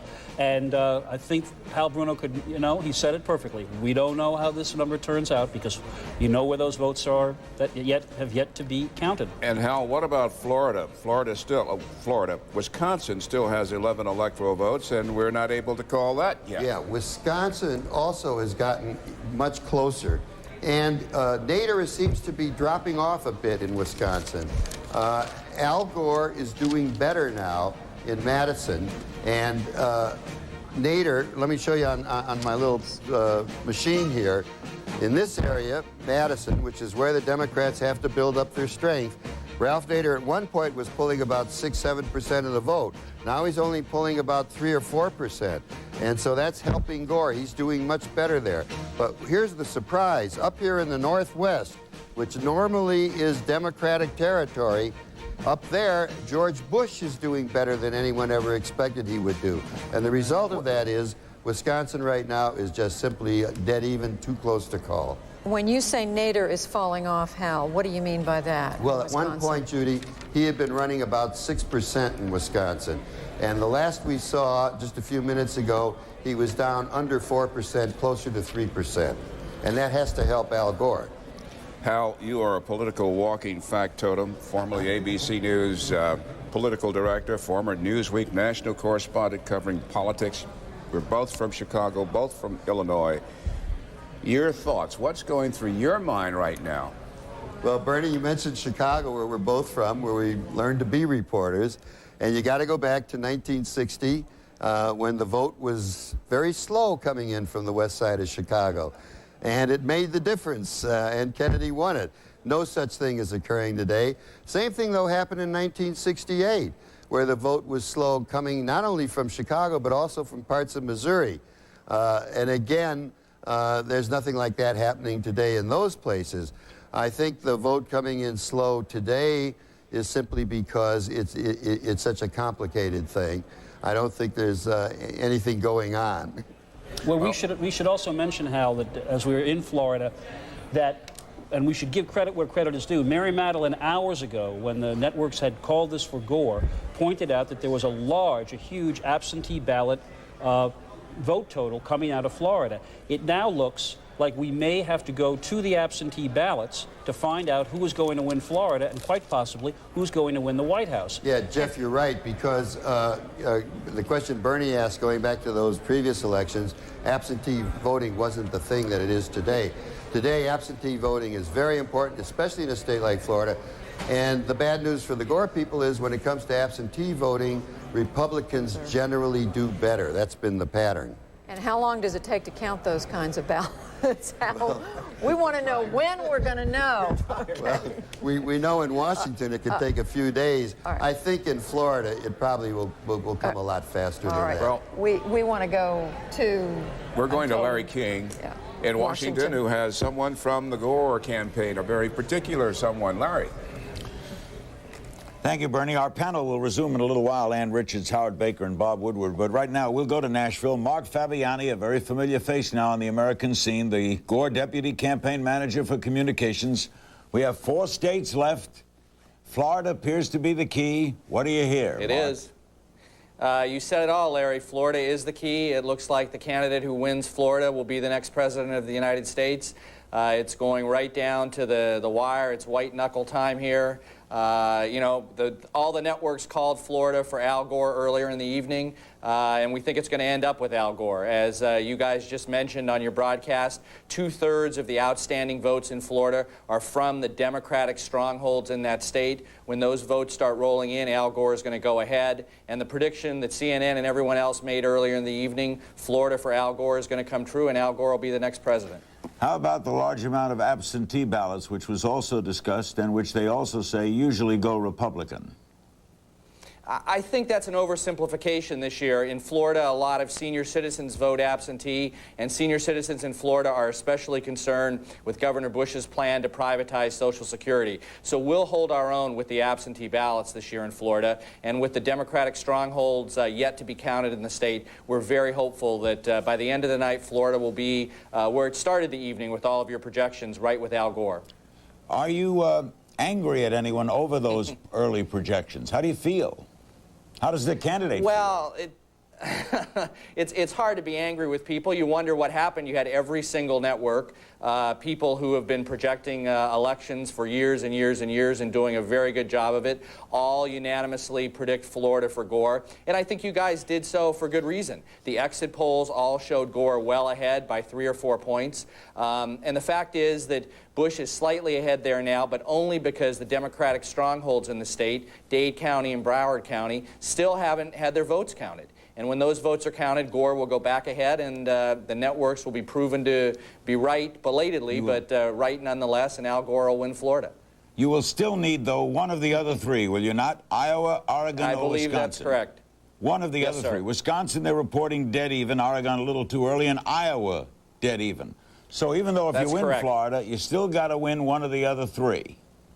That's correct. But we feel good about our chances in the other 3. Those 3 states, as you've pointed out before, are traditionally Democratic states, and one of them will certainly break in our direction, if not more than one. It all comes down to Florida, and we're waiting anxiously for the results, and we remain very hopeful. As our anchors have pointed out, why do you think your candidate has not done as well in, say, Iowa and Wisconsin, 2 states traditionally Democratic? Well, why is that so close? I think, as you pointed out, Ralph Nader has hurt in Wisconsin. He's taken some of the vote that would normally go to the vice president. And I'm not sure about Iowa. I'd have to look at those numbers, and I'm sure smarter people than I am will take a look at those numbers and figure that out. But the bottom line is those states, one of those 3 states that you mentioned, will break in our direction. And when we win Florida, that'll make Al Gore the next president. Is there any chance you see this going into tomorrow? Or Thursday?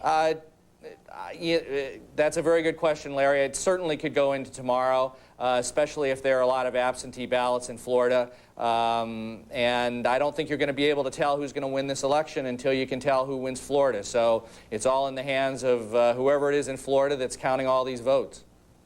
Thanks very much, Mark. We'll stay close. Let's go now to Austin, Texas. Good to see you. Good seeing you. Representative of the Bush campaign, Ed Gillespie. What's the mood there? Have you heard what Mark had to say, Ed, that it's all up to Florida? Do you agree with that? I heard part of it. Not entirely, Larry. We feel good about Florida, by the way. We're outperforming our vote goals in Duval County by about 44,000 votes, and Clay County just south of there by about 7,000 votes. So we are optimistic about Florida this evening. But there's still some things, as you know, earlier in the evening, Florida was being called for Vice President Gore. That's looking like that's going to actually end up being called for Governor Bush. We're optimistic. But for example, in New Mexico right now, they're 98% of the votes are in. And we are down by 1,000 votes. But there are about 96,000 absentee and early ballots that have yet to be counted and opened. But they're identified by party, and 44,000 of them are Republican absentee and early ballots, and 40,000 of them are Democrat. That's a 4,000 advantage. We're down 1,000. Oh, and so if the independents break the way they have during the course of the day, we will end up carrying New Mexico. It's blue on the map on the networks right now, but it's not likely to stay that way. Are you saying, Ed, that you might lose Florida, chance, No, and sir. still win?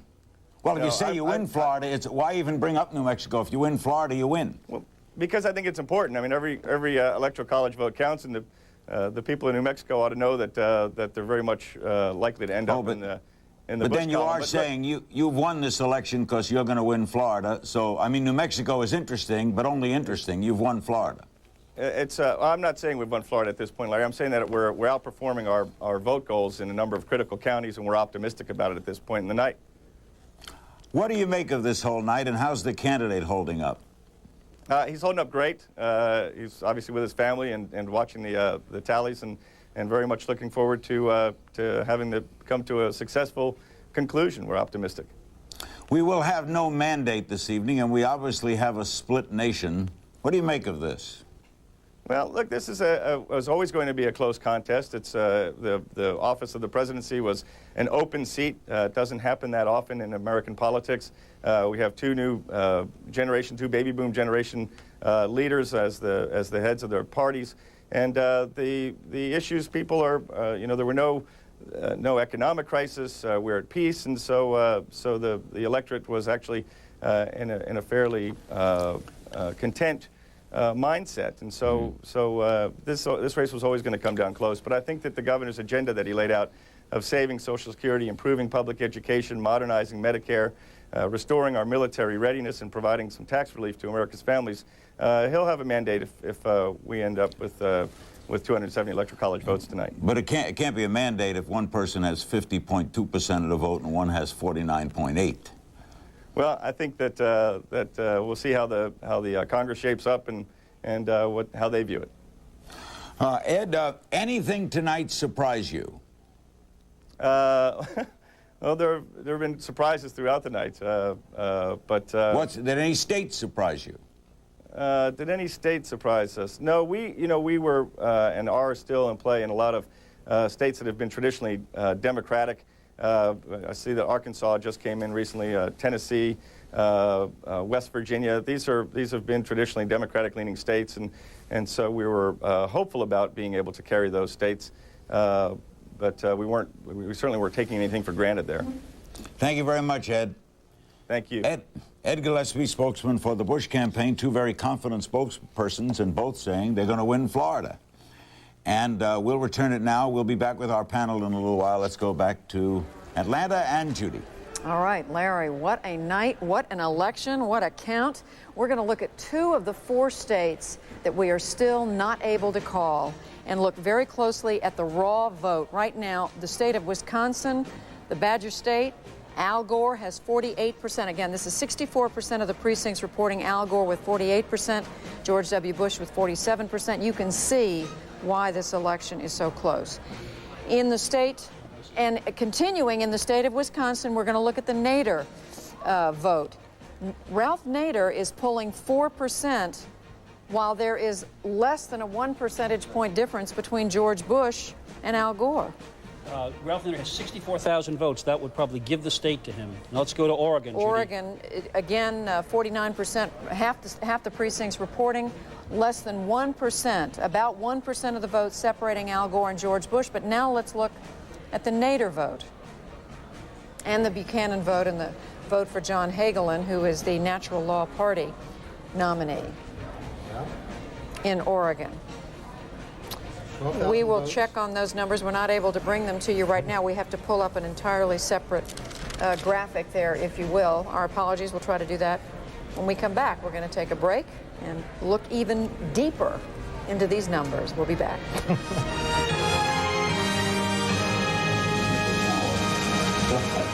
The decision has already been made. The votes have been cast. They just have to be tabulated. Tom, it's 12:25 in the morning. What's my investment strategy? How about buy things before they go up? For a personal financial plan, please press 5. I'm going to pay for this. What was I? This market's still got a lot of upside. This market's going south. Why didn't they write this last month? Can't believe Dad thought he could check stock prices on this thing. Okay, 2 of your stocks are up. What about the other 15? Thank you, Paine-Webber.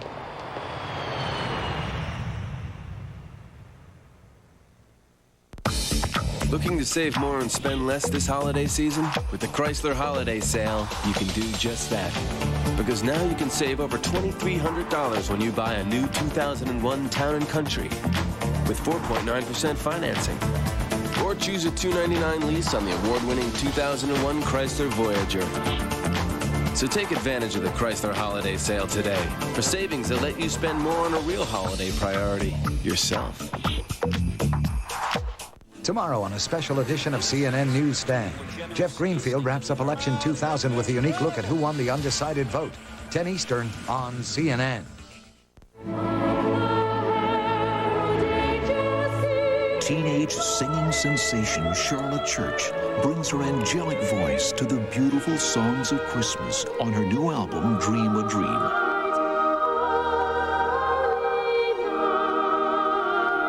Enjoy 19 holiday songs from the one and only Charlotte Church.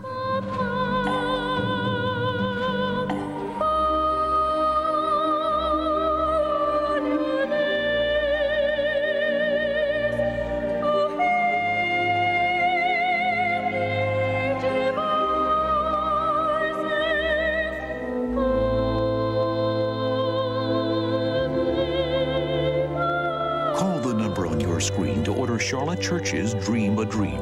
Make this Christmas and every Christmas more joyous with Charlotte Church. Call now.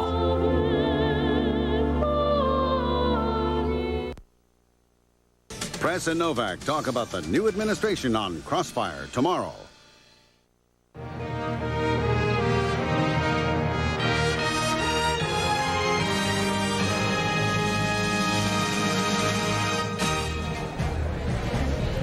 It is a close election, and we're down to 4 states. We don't know the results of the outcome in those states. Let's look at what the states are. In Oregon, with 49%, almost half the precincts reporting, there is a 2 percentage point separation. 48% for George Bush, W. Bush, 46% for Al Gore. And now let's look at what Ralph Nader is drawing. 4%. 32,000 votes. Way more than the margin. Way more than the margin, if you assume that most of the Nader votes would come from Al Gore, which is an assumption that some people will make. Others may disagree. Yes. In the state of Iowa at this hour, with 84% of the precincts reporting, Al Gore is ahead by 1 percentage point, 562,000 votes to 551,000 for George W. Bush. And look, Ralph Nader, 2%. In other words, if you assume most of those votes come from Gore, as our exit polls are showing, Gore's only up by 11,000. You could probably add another 6,000 to 10,000 votes to his lead safely. Right. That's right. And in the state of Florida, the one we've been looking at all night long, look at this, 86% of the precincts reporting. At this moment, George Bush 50% to Al Gore's 48,000, 2.4 million to 2.3 million. And now let's look at the other names on the ballot. Ralph Nader, 2%, drawing 78,000 votes. Gore is losing by 103,000 votes. Nader's drawing 78,000. You figure without Nader, it would be even closer than it is now. But the only state where we can calculate that Nader is clearly tilting the state marginally to George W. Bush is Oregon. Pat Neal is in Washington at Nader's campaign location. Pat? Well, as you were talking about, Oregon is the key here. In Oregon, it appears now that Nader has about 4% of the vote, according to some of these exit polls. Now, Nader is particularly strong. He's just come to the podium here talking about the strength of this growing Green Party, to talk about how people needed to sit up and take notice of this Green Party. Now, people in Oregon understand this. He is particularly strong in the areas of Portland, Eugene, Salem, the Willamette Valley, all the way down to Ashland near the California border. There are issues out there that have gone on for some time that Nader has been involved in, environmental issues, the idea of breaching those dams to save the salmon. Also the fact that one thing we need to point out, that Nader polled 4% in 1996 in Oregon without ever campaigning there. So that is a key factor there.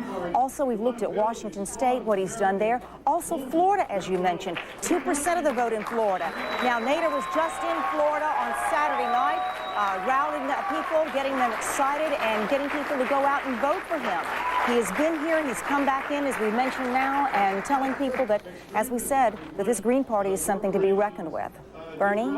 Okay, Pat Neal, I'm wondering, has Ralph Nader privately or any of his people in the campaign had anything to say other than what Nader has claimed, that he's not being a spoiler, he's not raining on Al Gore's parade, he won't cost him the election? Well, he has said all along throughout this campaign, and they are saying privately as well as publicly, that Al Gore, if Al Gore loses this campaign, it was because of Al Gore. It was not because of Ralph Nader. He has said this repeatedly. He has said this defiantly down to today, that he is pulling votes because of his popularity, and it does not have anything to do with Al Gore. Actually, the Nader people have said that they expect and they predict 40% of the vote for Nader would have been people who never would have gone to the polls at all. Bernie?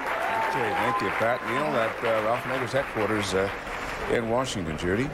All right, Ralph Nader, I'm looking at a quote from him when he singled out the Democratic Party, the campaigning he's done throughout this year. He called it a hollow party that tells labor unions, minority groups, and its progressive members, you've got nowhere to go because we're not as bad as the Republican Party. All right, we're going to go back to Washington now to our own Larry King. Larry. Thank you, Judy, and let's get back to our outstanding panel. They are the Honorable Ann Richards, the former Democratic governor of Texas. She's been with us all night, as has Howard Baker, the former Senate Majority Leader and former Chief of Staff in the Reagan administration, and Bob Woodward, the Pulitzer Prize-winning Assistant Managing Editor of the Washington Post. Okay, we're down to 4. We had the misread on Florida. What do you make of it, Ann? Well, he has to win Florida, right? Yeah, You're a guy. Yeah, he's got to win Florida, and he ought to win Oregon. And if he does, we win. If he doesn't, we lose. Is Nader costing him it tonight? I think Nader is cutting into him, but I don't think he's going to cost him the vote. Senator? I don't think so either. I think that, to begin with, it's a remarkable election. I have never seen anything like it, and frankly, I did not think it would be this close. But in the final analysis, it does come down to Florida and perhaps one other state, and that's just the way it is.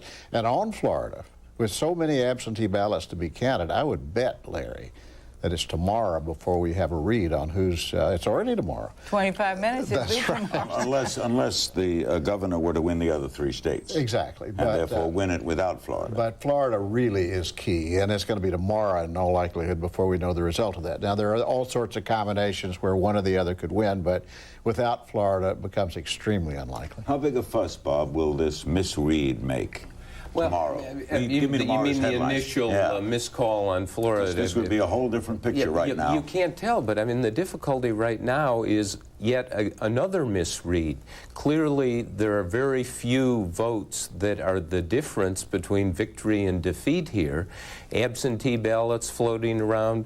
The Bush campaign spokesman was making a good case. It seemed that maybe New Mexico was still in play. So somebody is likely to come out with the Dewey beats Truman headline and have to take that back. But I don't think the question is going to be the miscall. I think the question is going to be if there were irregularities. When you've got a vote that is this close, and you have as much money and time and effort invested, there are going to be some deep discussions about what took place in Florida. Missouri might change with St. Louis voting late. It certainly might. Let me lovingly disagree with Ann about that. I don't think we've seen any signs of irregularity. And even if there were, I'm reminded of that judgment that Richard Nixon made when he chose not to contest the election. And you know, there were patent irregularities in the Illinois result at that time. I really do think that regardless of who wins, Gore or Bush, that the nation will unite behind them. I think they will have a mandate with United Nations the day after the election. And the loser will And I acquiesce. think the loser certainly ought to and almost certainly will coalesce behind the new leader. Is this a case, Bob, where the media, the mainstream, as some critics call it media, was correct? They said we'd be up late. A lot of the others said, nah, it'd be over by 7:38. We'd be up late. We wouldn't know. Closest election ever. Well, it turned out much more so, and I mean, it seems to be narrowing in a very bizarre way. With a close popular vote. I mean, what Howard Baker says is correct, but also it would really be nice when the election is over and everything is counted that there is clarity. It will be so much nicer if one candidate emerges and there is not this kind of ambiguity that lingers for decades as it did in the Nixon-Kennedy race of 1960. It's not going to happen, though, is it, Ann? The other thing to remember, though, Larry, is that there's some other elections taking place. The Senate is very, very close. The House is very, very close. I mean, regardless of what happens later on. Both of those bodies are going to be so tightly between the two parties, and this election being this close, believe me, government ain't going to act a whole lot. The key then for the country is, what do we do, Howard? Let's take this as a fact. Half this country is in one corner and half is in another. How do they govern? Well, they do govern because the country's built that way. And Compromise. Well, perhaps, but I think whichever man is elected president will have a period when there is cooperation with the Congress, and he'll have his opportunity. Some call it the first 100 days, but anyway, he'll have a period when he'll have his own mandate, and he'll be able to do a lot. And the country will demand that. I think if Congress and the president, whoever that president is, decides to go to war instantly, that the country would come down on them like a ton of brick. I just don't think it'll work that way. What do you think? Well, I think the interesting question is, what is the message that the public and the voters are trying to send? And the message is, to a certain extent, we don't want too much governing. We don't want anyone to have a mandate. There is enough uncertainty. Well, we want the military. We want the checks to go out and the military to function, but the programs that were presented by Bush and Gore, no one swallowed them whole. No one has a mandate, and maybe that's the essence of what's being said here. Let's be careful with new programs and new spending, and it's the old Howard Baker theme, less government. Careful doesn't forge great leadership, though, does it? Well, it doesn't. Forge careful leadership. Yeah, it doesn't allow you to step out and become a great leader. It does allow you, though, to be selective in the issues that you're going to push, and I think that's what's going to happen whichever one of these men becomes the president. They're going to refine these issues down to 1 or 2 or maybe 3, because it will be very difficult in a divided Senate and a divided House, as close as it is, to be able to go with any large, expansive program. In a sense, then, Senator, the public is sending these two men a message. Yeah, it is. The public sent a very clear message, and the message, in my view, was not much difference in what you're saying. Maybe technical differences in programs, but you're essentially saying the same thing. Not much difference in what you're proposing. There are significant differences, but that wasn't the determining factor. They chose this election on the basis, really, in my view, of who they instinctively thought would make a better president. And you know, Larry, that's as good a way to judge a presidential candidate as any. It's really better than issue papers. Do you trust this man? Do you want him to lead this country? Woulda, shoulda, coulda. What are they going to say about Clinton? Don't know. What are they going to say about Hillary? We haven't discussed her. She's the only one tonight on any network where they carried her complete acceptance speech everywhere. And at least the part I saw, she did not mention her husband, who was dutifully standing behind her, clapping. What do you make of that story? Well, it is a big victory for her. There were lots of doubters. She went and did it by the book. She really worked hard.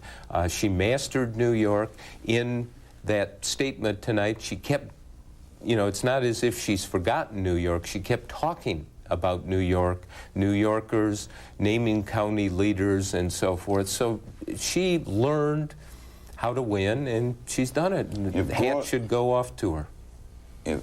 If we have an important call, we understand. Thanks to Ann Richards, Howard Baker, and Bob Woodward. We may be coming back, we may not, but we have an important call. Let's go to Judy. All right, Larry, this is not a call in the presidential race. It is a very important call, and that is CNN is saying that the United States House of Representatives will remain in Republican hands. The Republicans will retain control of the House. Let's go right to Wolf Blitzer over at the Balance of Power arena. Wolf. Judy, the Democrats needed to gain at least 7 seats, net seats in the House of Representatives in order to become the majority, in order to allow Dick Gephardt, the congressman from Missouri, to be the next Speaker of the House of Representatives. That has not happened. Stuart Rothenberg, tell us what's going on in the House of Representatives, why the Republicans are expected now to retain the majority. Well, Wolf, overall, we have not that many seats that changed hands one way or the other, and the Republicans did surprisingly well in the East, enough to offset any late Democratic advantage in the West. So, for example, the Republicans picked up a seat in New York in the 1st Congressional District, in Western Pennsylvania in the 4th. It looks like a surprise win in Eastern Connecticut in the 2nd Congressional District, where Sam Gabrielson may well go down. It looks like he has gone down. In New Jersey, it looks like Dick Zimmer has won that seat over Rush Holt. Zimmer, a former congressman, has come back to retake it from Holt in a close race. Congresswoman Pat Danner, a Democrat, retired in Missouri. Her son was unable to hold a seat for the Democrats. It looks like Republican Sam Graves has won it. And on the other hand, the Democrats just didn't pick up enough Republican seats. They picked up a district, Rick Lazio's district in Long Island, Suffolk County, the 2nd Congressional District, where the Republicans nominated an African-American woman. She lost. That's a Democratic pickup. And in Oklahoma's 2nd Congressional District, which we mentioned a while ago, at least it seems like days ago, doesn't it, Wolf? Other than that, a seat in New Mexico possibly, and some in California in the West, but just not enough takeaways by the Democrats. And as a result of all of this, Dennis Hastert of Illinois will remain the Speaker of the House of Representatives. Well, that's for the Republican conference to decide, but absolutely, yes, the Republicans are going to keep control of the House of Representatives. They might have an additional seat or 2. They might be down 2 or 3. We can't know quite yet. We're waiting for the West Coast to come in, but they're going to hold. We've been waiting for an important race in the U.S. Senate. CNN can now call a winner in Washington State. Maria Cantwell, a major executive of the high-tech industry, defeating the Republican incumbent Senator Slade Gorton. This is not a huge surprise, but it does represent a net gain, of course, for the Democrats. Absolutely, and it's actually the 2nd time Slade Gorton has been defeated as an incumbent in a bid for re-election.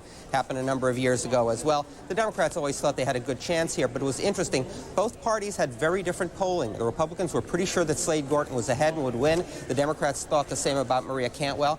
I guess the Democratic polling was better, and they were right. So right now, as of now, the balance of power in the Senate, 49 Republicans, 47 Democrats, 4 seats in the U.S. Senate still up for grabs. Those seats are from Missouri, Michigan, Nebraska, and Montana. How do those states look right now, Stuart? Well, again, if the Democrats have to get a sweep here, Montana is a particularly difficult race for them because it is a generally conservative and Republican state.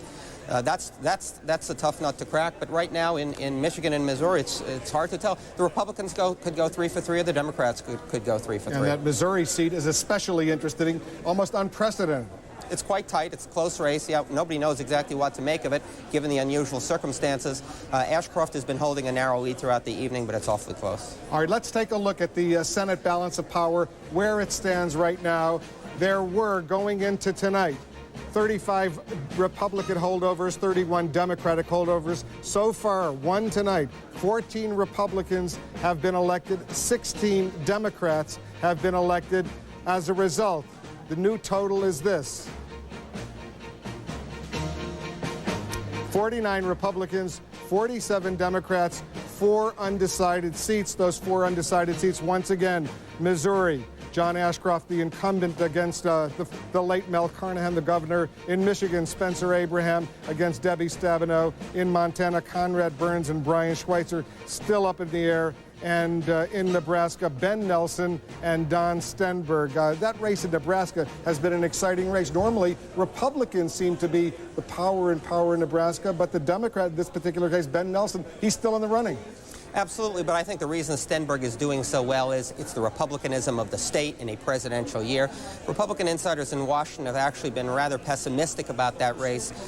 Nelson, a former governor, was popular, lost to Chuck Hagel, you may remember a few years ago, has come back now. He's no longer a governor.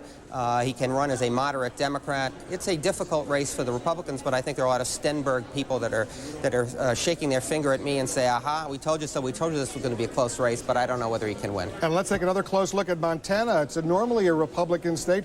Conrad Burns, the incumbent Republican senator, facing a stiff challenge from Brian Schweitzer, a rancher. That race still too close to call. Right, and Schweitzer, of course, used the issue of prescription drugs to his advantage early on to get a lot of earned media coverage, what we call free media, redefine this race. Burns was rather slow to respond, and I think Republicans are nervous about the seat. In the last few days, Republicans thought that their polling showed Conrad Burns with a slight uptick and were somewhat more hopeful. All right, and we have a new race to call now in Vermont. We've been waiting a long time. CNN can now call Governor Howard Dean, the incumbent, the winner, beating Ruth Dwyer in what was a very, very close race. Howard Dean had signed into law in Vermont what's called the same-sex marriage provision, yet he went on to be reelected. Well, this was a three-way race, and the real question was whether Howard Dean was going to get the 50% of the vote that he needed, according to state law, to be reelected, or whether the race would be thrown to the state legislature. As you mentioned, this civil unions issue was quite controversial. The governor had been popular outside of that issue and apparently was able to hang on. So there's basically, as we're looking at the Senate, the House, the governor's races, no huge surprises, but there's still some doubt as far as the U.S. Senate is concerned. The House of Representatives will remain in a Republican majority. The Senate still up for grabs. The one thing we can say, Wolf, there has not been a major sea change in American politics in the House or the Senate. All right, Stuart Rothenberg, thank you. Now back to the desk. All right, Wolf Blitzer, the one other observation I would make about the Senate is that as of now, there will be 2 more women in the United States Senate. Right now, there are 9 women serving with the addition of Hillary Rodham Clinton from the state of New York, Maria Cantwell all the way across the country in the state of Washington. There will be 11, and potentially, if we don't know how Michigan's going to turn out, but we still have Debbie Stabenow running against the incumbent Spence Abraham. And my observation would be to remind everyone what Trent Lott, the Senate Majority Leader, said here in an interview on CNN a short while ago. He really doubts that the Democrats are going to go 5 up tonight in the Senate. One other thing. If the Democrats pick up 3 of these 4 seats that are out, it becomes 50-50, and if Joe Lieberman and Al Gore do win the White House, Joe Lieberman's decision to run for the Senate and not cede the seat to a Democrat who would almost certainly have won will cost the Democrats control of the United States Senate. Yeah. I cannot remember any election where so many things turned on one thin dime. Is there any question if Joe Lieberman had given up that seat that the Democrats would have retained? Attorney General Blumenthal they actually did some polling on this, would have been an easy victor over anyone the Republicans had put out. Yeah. And I think, if Joe Lieberman becomes vice president, becomes president of the Senate, the first thing he'll face is a fairly angry minority of Democrats who said, thanks a whole lot for costing us control of the Senate. Yeah, and what Stu just said, if the Congress does remain in Republican hands, the House is in Republican hands, the Senate, odds are slightly in that favor, then that's really a vote for the status quo. Democrats thought they had a chance to break through. He said there was no sea change in that. It'll be interesting, however, if you have a Republican president, if George Bush wins, and a Republican Congress, this would be the first time the Republicans control everything since 1954. And I think a lot of Republicans would be overcome with excitement, irrational exuberance, and they might overinterpret their mandate if that's the outcome tonight. Would it be so irrational?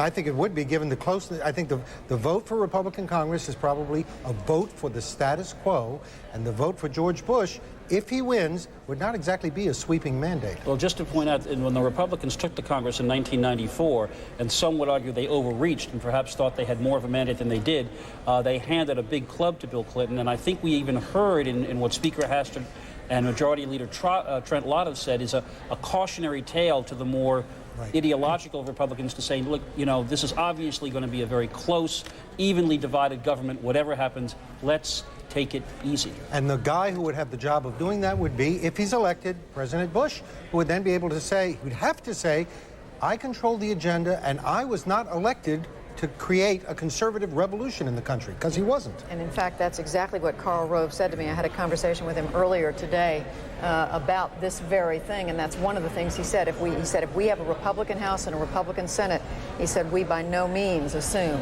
that, you know, we can get what we want. We're going to have to work with both And quickly, parties. if Al Gore wins and the Republican Congress is reelected, that really does look like a vote for the status quo in very good times. All right. And you have to consider the influence of Christian conservatives tonight in this vote. All right, we are... And what they did. Yeah, well, they mobilized a lot of voters for Governor Bush in some key states, like maybe Iowa. We've been able to call the House of Representatives, will be remaining in Republican hands. We're still waiting on the Senate, and we are waiting for the White House. We don't know yet. It's 246 to 242. Much more when we come back.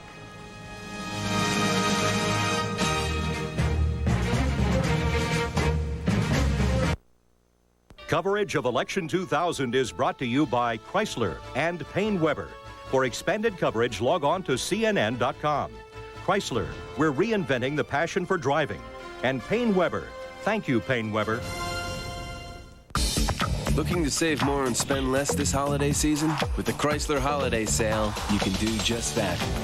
Because now you can save over $5,100 when you buy a new 2000 Concorde LX with 0% financing. Or choose a low $259 lease on the award-winning 2001 Sebring LX sedan. So take advantage of the Chrysler Holiday Sale today for savings that let you spend more on a real holiday priority, yourself. What's my investment strategy? How about buy things before they go up? For a personal financial plan, please press 5. I'm going to pay for this. What was I? This market's still got a lot of upside. This market's going south. Why didn't they write this last month? Can't believe Dad thought he could check stock prices on this thing. Okay, 2 of your stocks are up. What about the other 15? Thank you, Payne Weber.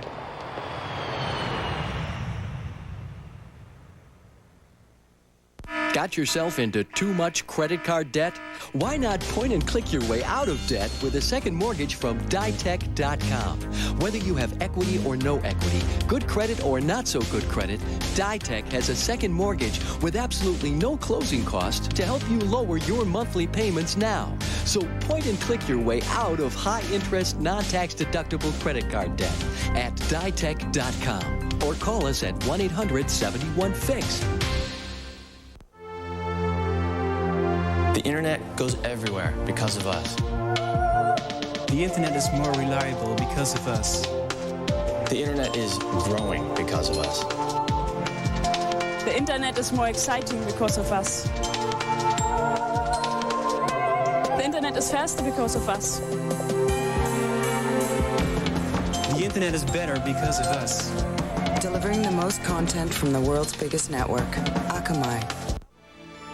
3 great names. 3 great legacies. Now, 1 great company with the power and vision to forge a new legacy, building the global community with innovative solutions for industry, transportation, power, and the environment. 1 great company. Washington Group International, the dynamic new force in the engineering and construction industry.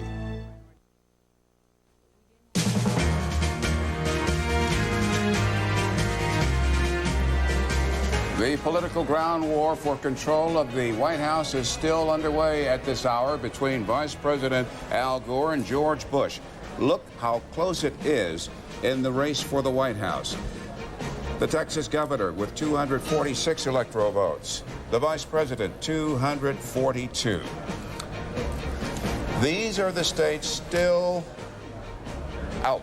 We cannot call these states. Florida has 25 electoral votes, Iowa 7, Oregon 7, and Wisconsin 11.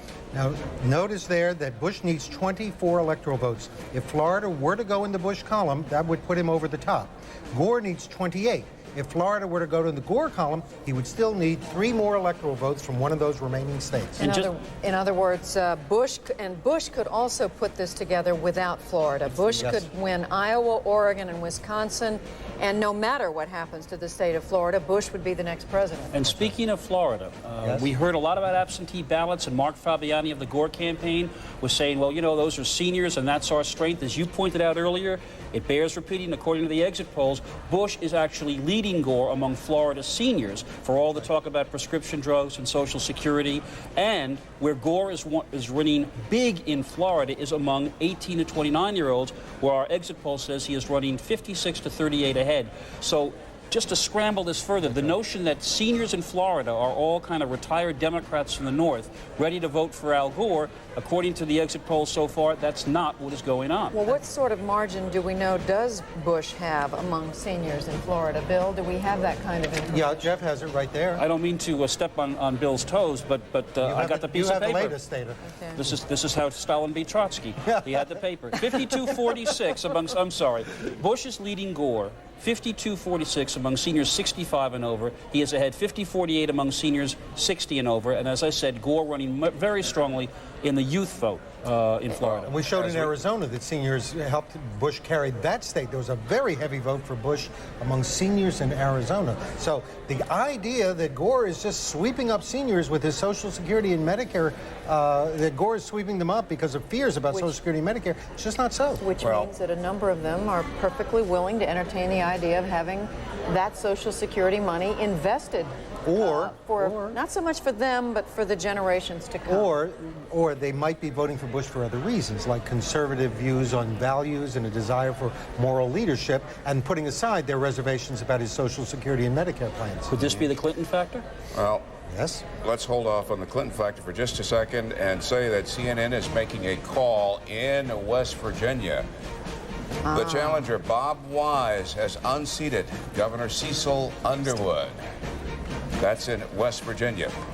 Jeff, the Clinton factor you were saying? Well, I'm asking Bill, if seniors are not voting on prescription drugs and Social Security as much as the Gore campaign would have liked, could it be that for seniors, the personal misbehavior of President Clinton is more of a factor than in, say, other age groups? Well, that's exactly what we found in 1998. Remember, when Republicans held on to Congress, most of the reason why they held on to Congress was because of older women, senior women, who appeared to have been dismayed by Clinton's behavior in the Monica Lewinsky affair, the fact that they disapproved of his values, and that drew a lot of them to vote Republican for Congress and save the Republican Congress. In this case, they may be voting for George Bush, that's senior women, for the same reason. Well, the House is apparently going to remain in the hands of the Republican Party, and the Senate, well, we'll have to wait and see what happens. One guest that Larry King has is especially interested in the Senate. Back to you, Larry, and your panel. Thanks, and we're going to wrap it up with this outstanding panel. You're right, Bernie. You're interested in the Senate, 49-47 as of right now. What is this saying? Well, it's saying that the country's equally divided on the presidential contest and in the Congress. It also probably means that Republicans will keep the Senate, but by a narrow margin. It means Trent Lott will remain as majority leader, but his authority will be tightly circumscribed. Is this tenuous, Ann Richards? I think it is difficult to govern when things are this even. The question is whether there are going to be broad strokes. You know, are you really going to privatize Social Security with this kind of a margin? I think they're going to look at the exit polls on issues. How did the country feel about vouchers, for example? I think that'll guide, because when things are close, people are going to start paying real attention to what the public thinks. Well, help me here. Is this change or not change? I don't know. I was thinking of the poor people who have to write the newspaper headlines tonight. It truly is a nightmare situation, because to a certain extent, you have to tell the readers, look at tomorrow's paper, not the one we're giving you. Papers. Yeah, Thursday's paper, simply because how do you write a headline that says unclear, stay tuned, unsure? So what do we do with this? There's nothing we can do but observe it. Well, conjecture. We could stay until 1 a.m. tomorrow, and maybe there would be a more complete answer. You have been noble all evening. What has surprised you the most tonight, Ann? Oh, I don't know. I guess that it really did turn out to be as close as it was. I thought that one of these guys was going to just break out, you know, and take it sometime at the last minute. but it didn't happen. It really was as divided as all of us who were out there campaigning saw it. And you mentioned, Senator Baker, at one time tonight how happier you and Ann are than these people. I tell you what, the highest estate in politics is to have served and retired. It is perfectly marvelous to be out here looking in instead of being out there and running and hanging by your fingernails to see how it turns out. Why do they want this? Oh, it's not a compulsion. It really is an answer to a call for public service. I don't mean that to sound noble, but that is the motivation, Democrats and Republicans. And they go through an awful lot in order to do it. It's just like, it's almost like being a missionary or something. You know, you just, whatever the time is, you feel called to do it. And you love it while you're doing it, but you don't know how. Rejection Woodward and I don't face. You face it Tuesday in November. Yeah, but it isn't really a rejection. You face when you lose a sudden decision on Election Day. But let me tell you, and this I guess will be my parting comment. I have 4 grandsons, and each one of them, I will tell that politics and public service is the highest secular undertaking that they can engage in. Well, I might say to all of you, it has been quite a night. It is still quite a night. It is going to be quite a morning. And we may be seeing you all tomorrow night. Thank you. Thanks all of you very much. Night, Thanks Larry. to all our guests. Governor Ann Richards, Senator Howard Baker, and Pulitzer Prize winning Bob Woodward. New book is Maestro. Coming out. He's going to be with us next week to talk about that. Right now, we're going back to the national desk. Florida, Oregon, Iowa, Wisconsin. Guys, what's going on? You said it, Larry. Those are the 4. Your guests have been terrific. You've been terrific. Thanks very much to all of you. We are going to take a break. It's coming up. In fact, it is 1 o'clock on the East Coast, 10 o'clock at night on the West Coast. We're going to be here till we know who the next president is. We'll be right back.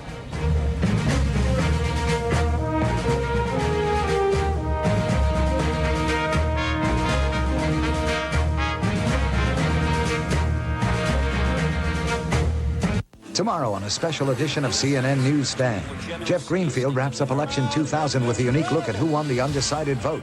10 Eastern on CNN. Dad, I want to let everyone know that we're Nashville's finest dry cleaners. Yeah, because we do great dry cleaning, beautiful shirts, wedding dresses. We even guarantee stain removal. And what about our service? It's fast. With same-day service, we're open late, and we even pick up and deliver for no extra charge. A stain removal guarantee? Free pickup and delivery? How do we do it all? It's easy when you know your business.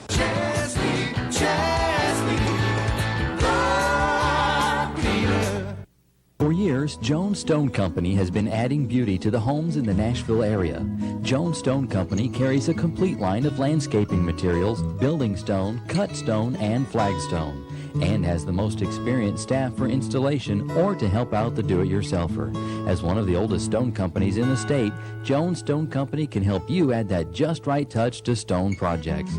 Jones Stone Company, for all your natural and man-made stone. What about this one?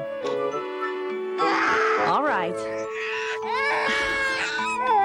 Can't find the right car for you? Shop VHIX.com. Want access to 500,000 used cars? VHIX.com. Lease or purchase? VHIX.com. Or do side-by-side comparisons? VHIX.com. Need to find the right local dealer? VHIX.com. Find the right car for you. VHIX.com. Roadmap to the automotive world.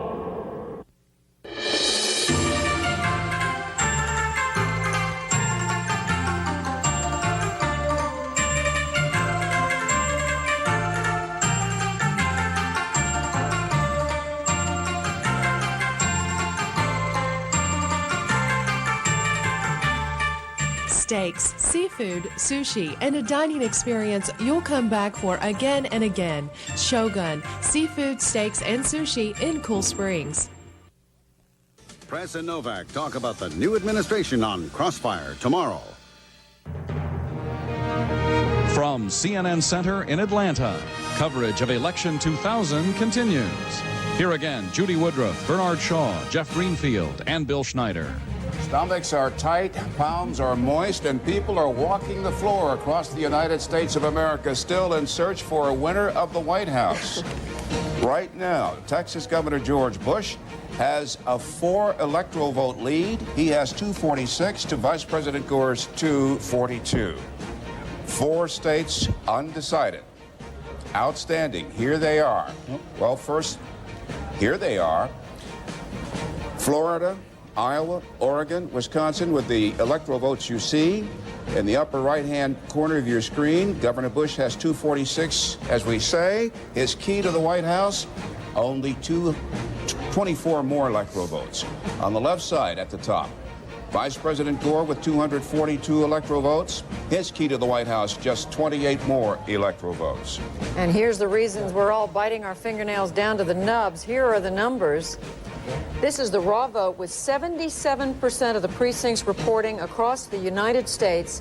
George W. Bush has 49% of the vote, 39.7 million votes to Al Gore's 48%, 39 million votes plus some.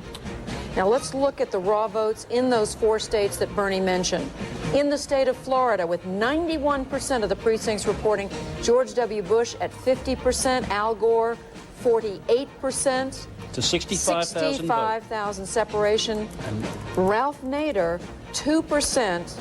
84,000 votes, and you can see a few votes there for Pat Buchanan and John Hagelin with the Natural Law Party. That means Nader's vote is bigger than the margin by which Bush is leading Gore.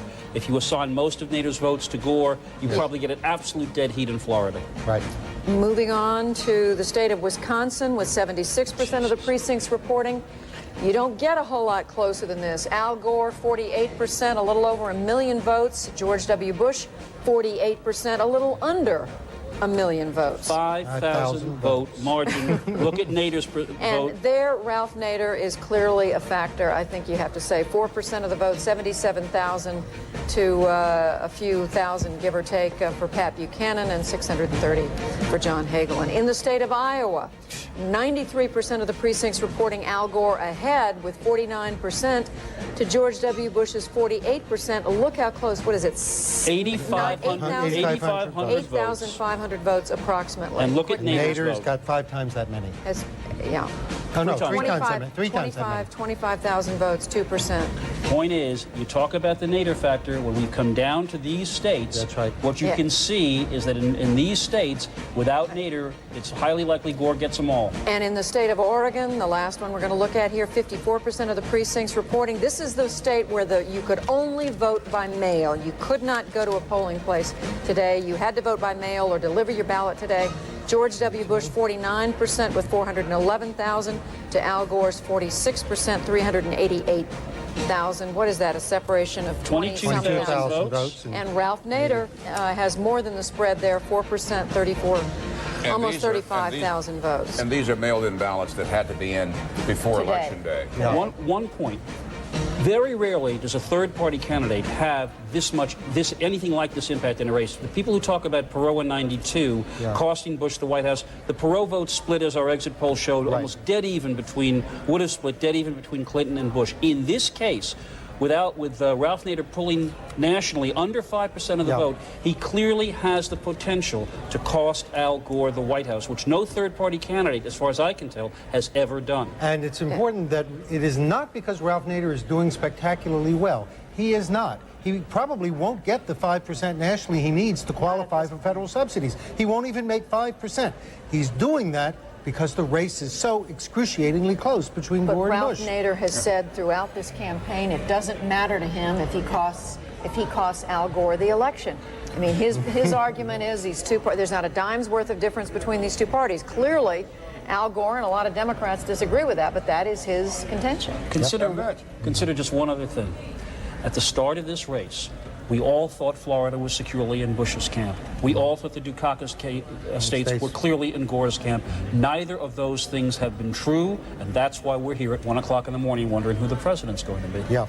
All right. Think about what must be going through the minds of the candidates. How'd you like to be, George Bush or Al Gore? Or Al Gore at this hour. And speaking of the candidates, let's go now to our correspondents who know these candidates as well as anybody we know. Candy Crowley is in Austin, Texas. John King in Nashville, Tennessee.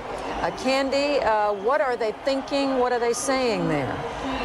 Well, not only is it interesting to think about what the candidates are thinking about, but how would you like to be Jeb Bush, governor of Florida, who is sitting next to his brother as they are waiting for the outcome down there, which obviously can be quite critical. I wanted to put a couple of scheduling words into the mix right now. When you look at 3 of those 4 states that are currently undecided, Florida, George Bush spent 24 of the last 48 campaign hours in Florida. He was there all Sunday. Wisconsin and Iowa. George Bush was in both states yesterday. Certainly the strategist is looking pretty smart right now as this race comes down to 4 states, 3 of which Bush has visited in the last 48 hours. Judy? John King, when it comes to strategy, are the Gore people feeling they did the right thing? Well, they certainly feel they did the right thing in the last 48 hours. The vice president, just as Governor Bush, visiting those states now down to the wire. They're looking at Florida. If you look at the math, these other states obviously still in play, Wisconsin and the like, but the vice president can only win this election unless some state turns around. The vice president can only win this election if he wins Florida. We're told, he's been told tonight, that the outstanding precincts tend to be Democratic, but he has a lot of ground to be made up. And if you make calls into the Gore campaign, ask them about the Nader factor. The words you get back are words we would not repeat on television. Very upset inside the Gore campaign about Ralph Nader's candidacy. But again, this all comes down to the state of Florida now. They're telling the vice president they believe he can make up the gap. As the tallies come in, he is closing it slightly, but that's it. The vice president, they're watching Florida. That will decide whether he gets to move up from vice president to president. John, we're hearing a little bit of an echo because they're watching you on the screen right behind you. We're seeing 2 John Kings in the picture here. 2 is better than 1.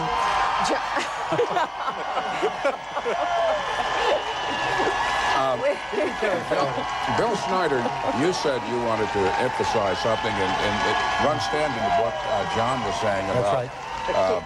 William Daley, his campaign manager, said you've got to win Florida to win this thing tonight. Let's get down to where this really stands. Al Gore cannot win with just Florida. He needs Florida and 1 additional state. Any one of those 3 other states, Florida plus.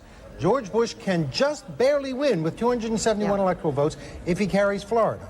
If he does not carry Florida, he's got to carry all 3 of the other states in order to win this election. He can do it without Florida, which is the difference. Al Gore must have Florida. Al Gore must have Florida, but if Al Gore does carry Florida, then George Bush to win has to carry every one of those other states, Iowa, Oregon, and Wisconsin. That's what it comes down to. But one piece of good news, there cannot be a tie. That's right. I mean, it cannot end now. There's no way to divide the remaining states for 269. There are many ways to divide it so that the winner has 271 and the loser has 267. What you're saying is there will be an end to this. Yeah, but you should see the smile on Hal Bruno's face when you just said, Jeff, when you just said there cannot be a tie. Hal Bruno just smiled, and he's smiling again. I'm wondering, is John King still with us? John and Candy, are they still with us, or have we No, they're still said with goodbye? John, you said you couldn't repeat what the Gore people. We remain. Candy, if I can turn around and come to you on this whole Nader business. To what extent have the Bush people factored that in to their thinking? Well, look, they're looking at the same polls that we are, and they knew all along that Ralph Nader would be a factor in some of those places. It made Bush competitive. It kept him competitive. I don't think in the long run, if this ends up to be a Bush win, that they're going to argue with what Nader did or didn't do. A win is a win is a win. And John King, when you said you couldn't repeat what some of the Gore people were saying about Ralph Nader, how hard did they try? Because we know there were some efforts made to persuade Ralph Nader to pull back and drop his challenge. Well, it was a very late effort, Judy. There was an effort over the internet. There were petitions circulated to major Nader supporters from key Democrats, mostly from the liberal community, the consumer advocacy community, but they failed in that effort. And some Democrats also privately saying tonight, and one publicly, Ed Rendell, the general chairman of the Democratic National Committee, they're not just pointing fingers at Nader, they're pointing fingers directly at the Gore strategy. Mr. Rendell telling us earlier he thinks they should not have pulled out of Ohio so early. And look at the 6 electoral votes in Arkansas. If the vice president had won those, he could win the White House by winning the other 3 outstanding states, not Florida. President Clinton went to his home state only once to campaign on Sunday. That was because the Gore campaign controlled his schedule. The sharp criticism from Mr. Rendell tonight that they should have let the president out of the box much earlier, especially in Arkansas and perhaps elsewhere. Well, Clinton actually tried to not so subtly indicate to Gore. You remember, John, a few days ago when people were saying to Clinton, visiting him, you know, you really should be out there. And Clinton said, tell Gore, tell Gore. Well, Bernie, the Gore research did show, and other Democratic pollsters would agree with this, that the president could be hurtful in some areas of the country. But what Mr. Rendell was saying tonight, just in the case of Arkansas, look at those 6 electoral votes. If we could have won those. His other criticism was in Ohio. That criticism echoed by some leaders of organized labor. They believe they had a pretty good operation in Ohio, but the Gore campaign in the final week went from $1 million a week on television to $200,000 a week on television. They left themselves no room for error. That is the criticism some Democrats hearing tonight. They left themselves no room for error at all. So when they lost here in Tennessee and then the president's home state of Arkansas, now they have to win Florida. And of course, they're losing right now. All right, John King in Nashville, Candy Crowley in Austin. It is early in the morning, 1:15 Eastern time. I guess it's 12:15 there in Texas, in Austin, Texas. We are watching an extraordinary presidential election unfold. We're going to take a break. When we come back, among other things, we're going to hear from the Capitol gang. Stay with us.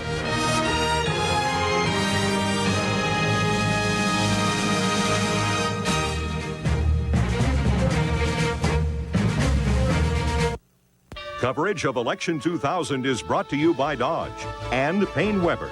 For expanded coverage, log on to CNN.com. Dodge. In a perfect world, everything would be different. Payne Weber. Thank you, Payne Weber. It changed the rules. And with each innovation... This is a national sales alert from Dodge. Effective immediately, you can get low 0.9 financing for 60 months on 2000 Dodge Dakota and Dodge Durango. You can now save over $4,000 on Dakota and save more than $5,600 on Durango.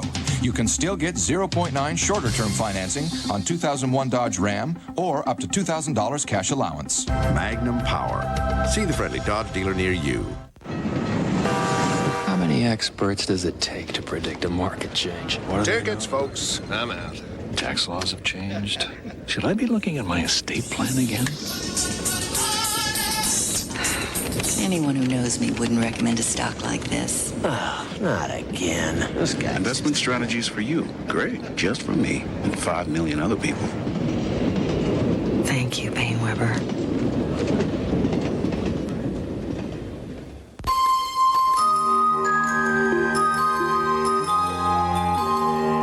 Understand bubble technology, but the architects of the internet do. Agilent uses bubbles to help optical networks move at mind-blowing speeds. How does it work? Don't ask. Just enjoy. Agilent Technologies. Dreams made real. I see her at the same time almost every day. She's always there waiting for me. I bring her lunch up to her apartment and I sing Italian love songs to her. Philip Morris provides grants to Meals on Wheels programs so that thousands of seniors can have a hot meal and a visitor. Philip Morris and Meals on Wheels are fighting more than just hunger among the elderly. We're fighting loneliness. Working to make a difference, the people of Philip Morris. Want to start a family? Right now? I just got supplemental insurance. What's that? Aflac. Well, if we get sick, our health insurance won't cover things like lost pay or other expenses. This does. What's it called? Aflac! I don't know. Aflac. Without it, no insurance is complete.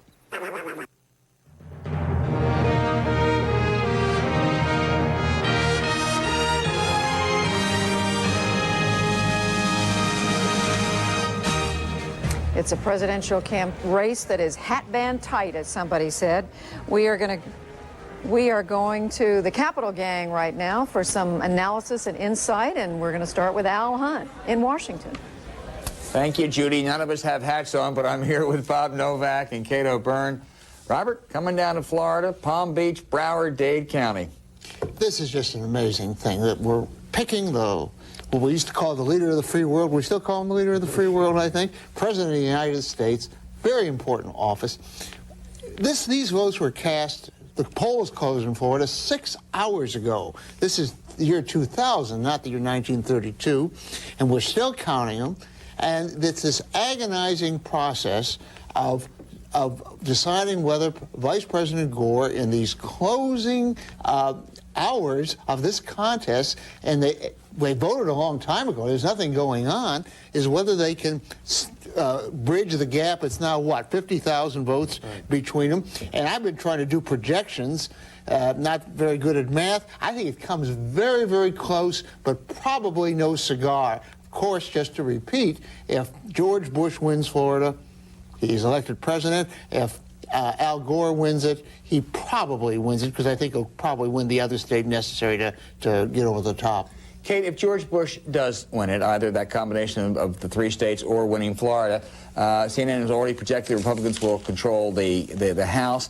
If they win one of those remaining 3 Senate seats, they'll control the Senate. That would be a sweep. That'd get everything, but it'd be a pretty lame sweep, wouldn't it? It'd be a very big sweep, Al. let me just notice the irony. In a long night, the first returns we know are House Republicans held on to the House. The nasty, unpopular House Republicans who impeached the president, the people who have said, where are you, who were persona non grata in Philadelphia, who was supposed to be such a drag on the Republicans. And the first thing we know tonight is that the House Republicans held on. Right. And the Senate is still in some doubt. Al, as you know, Republicans, it appears, have lost 2 seats. They could lose a couple of more.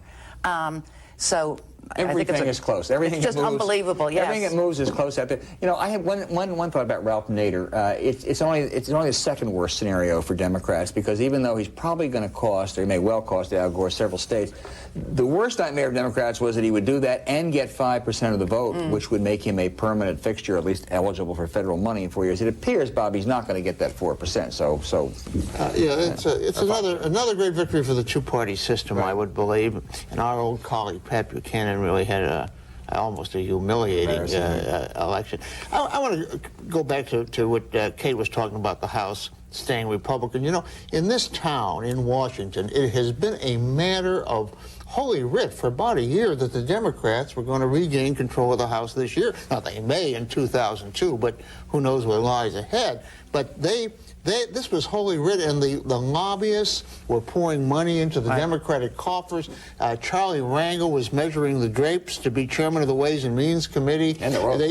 Pardon? No, go ahead. Yeah, and Speaker Gephardt, that's what they called him, Speaker Gephardt, in the cloakroom. This is really a blow. As we sit here, we don't know who's going to control the Senate, but the Democrats never really thought they were going to control it. And Bob, the House Republicans deserve credit. Dick Gephardt really got his members to sit tight. The Republicans were defending many more seats, and they played it really smart. They played local elections. They had their members do what they had to do locally to win. I mean, it's a win they fought for, and they deserve credit. They loaded up with pork, with highway dams, everything. You know what the big spending Republicans, and it worked. Well, they turned the tables. I mean, it is very difficult to knock off incumbent members of a majority party, as the Republicans learned over 40 years, and that's something Dick Gephardt's appreciating. He won't have this kind of luck, though, between now and 2002, keeping his members where they are. There'll be some retirements now. I think we'll find that at most there's 7 or 8 incumbents that lost tonight. So once again, the system is an Incumbents Protection Act for both parties in the House. You know, in the Senate, why is it that the Republicans in the Senate had such a hard time keeping their seats, particularly on a percentage basis? A lot of them were not very attractive candidates that lost now. Senator Roth, a fine gentleman, really shouldn't have won. His time in Delaware, his time had come. And I think in particularly in the Senate, the personality of the person is much more important than it is in the House. Well, personality, Bob, we'll wrap up for the night. We'll go back to Judy Woodruff in Atlanta with more on this nail biter. All right, it is a nail biter. We're all still sitting on the edge of our seats, such as they are at this hour. We've been here for, 8 hours and counting, and we're not leaving until we know who the next president's going to be. Much more to come. What if we don't know? Bernie's wondering, what do we do if we don't know? Bring us food. We'll be here. We're going to take a break. We'll come back.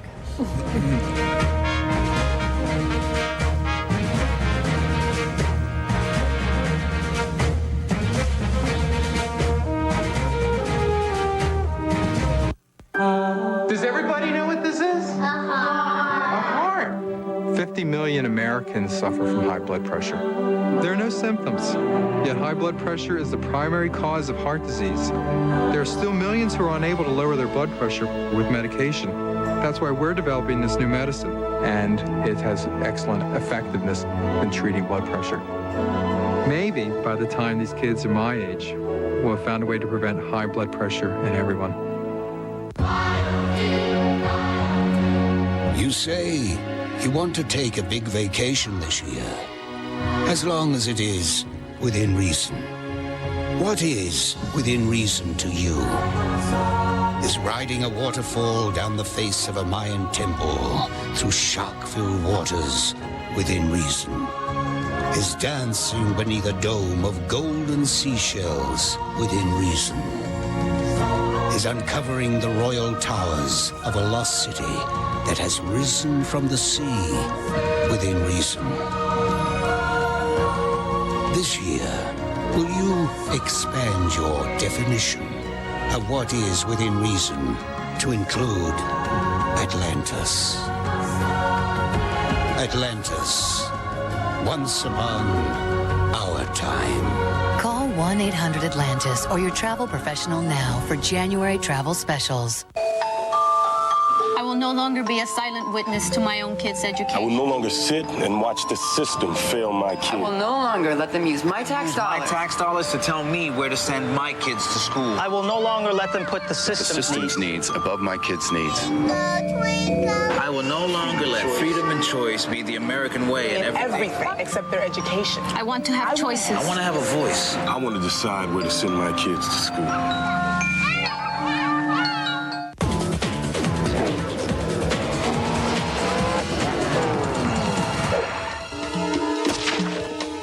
To create exceptional performance. Design technology. Kumho.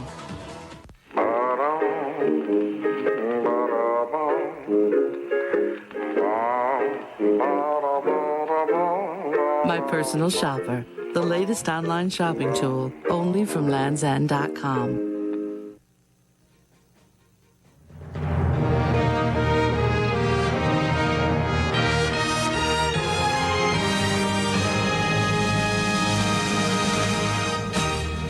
The American people, indeed people around the world, are watching a historic, unprecedented fight in a number of ways. A fight for control of the White House. Vice President Al Gore and Governor George Bush are locked in battle right now. Taking you to our electoral vote map.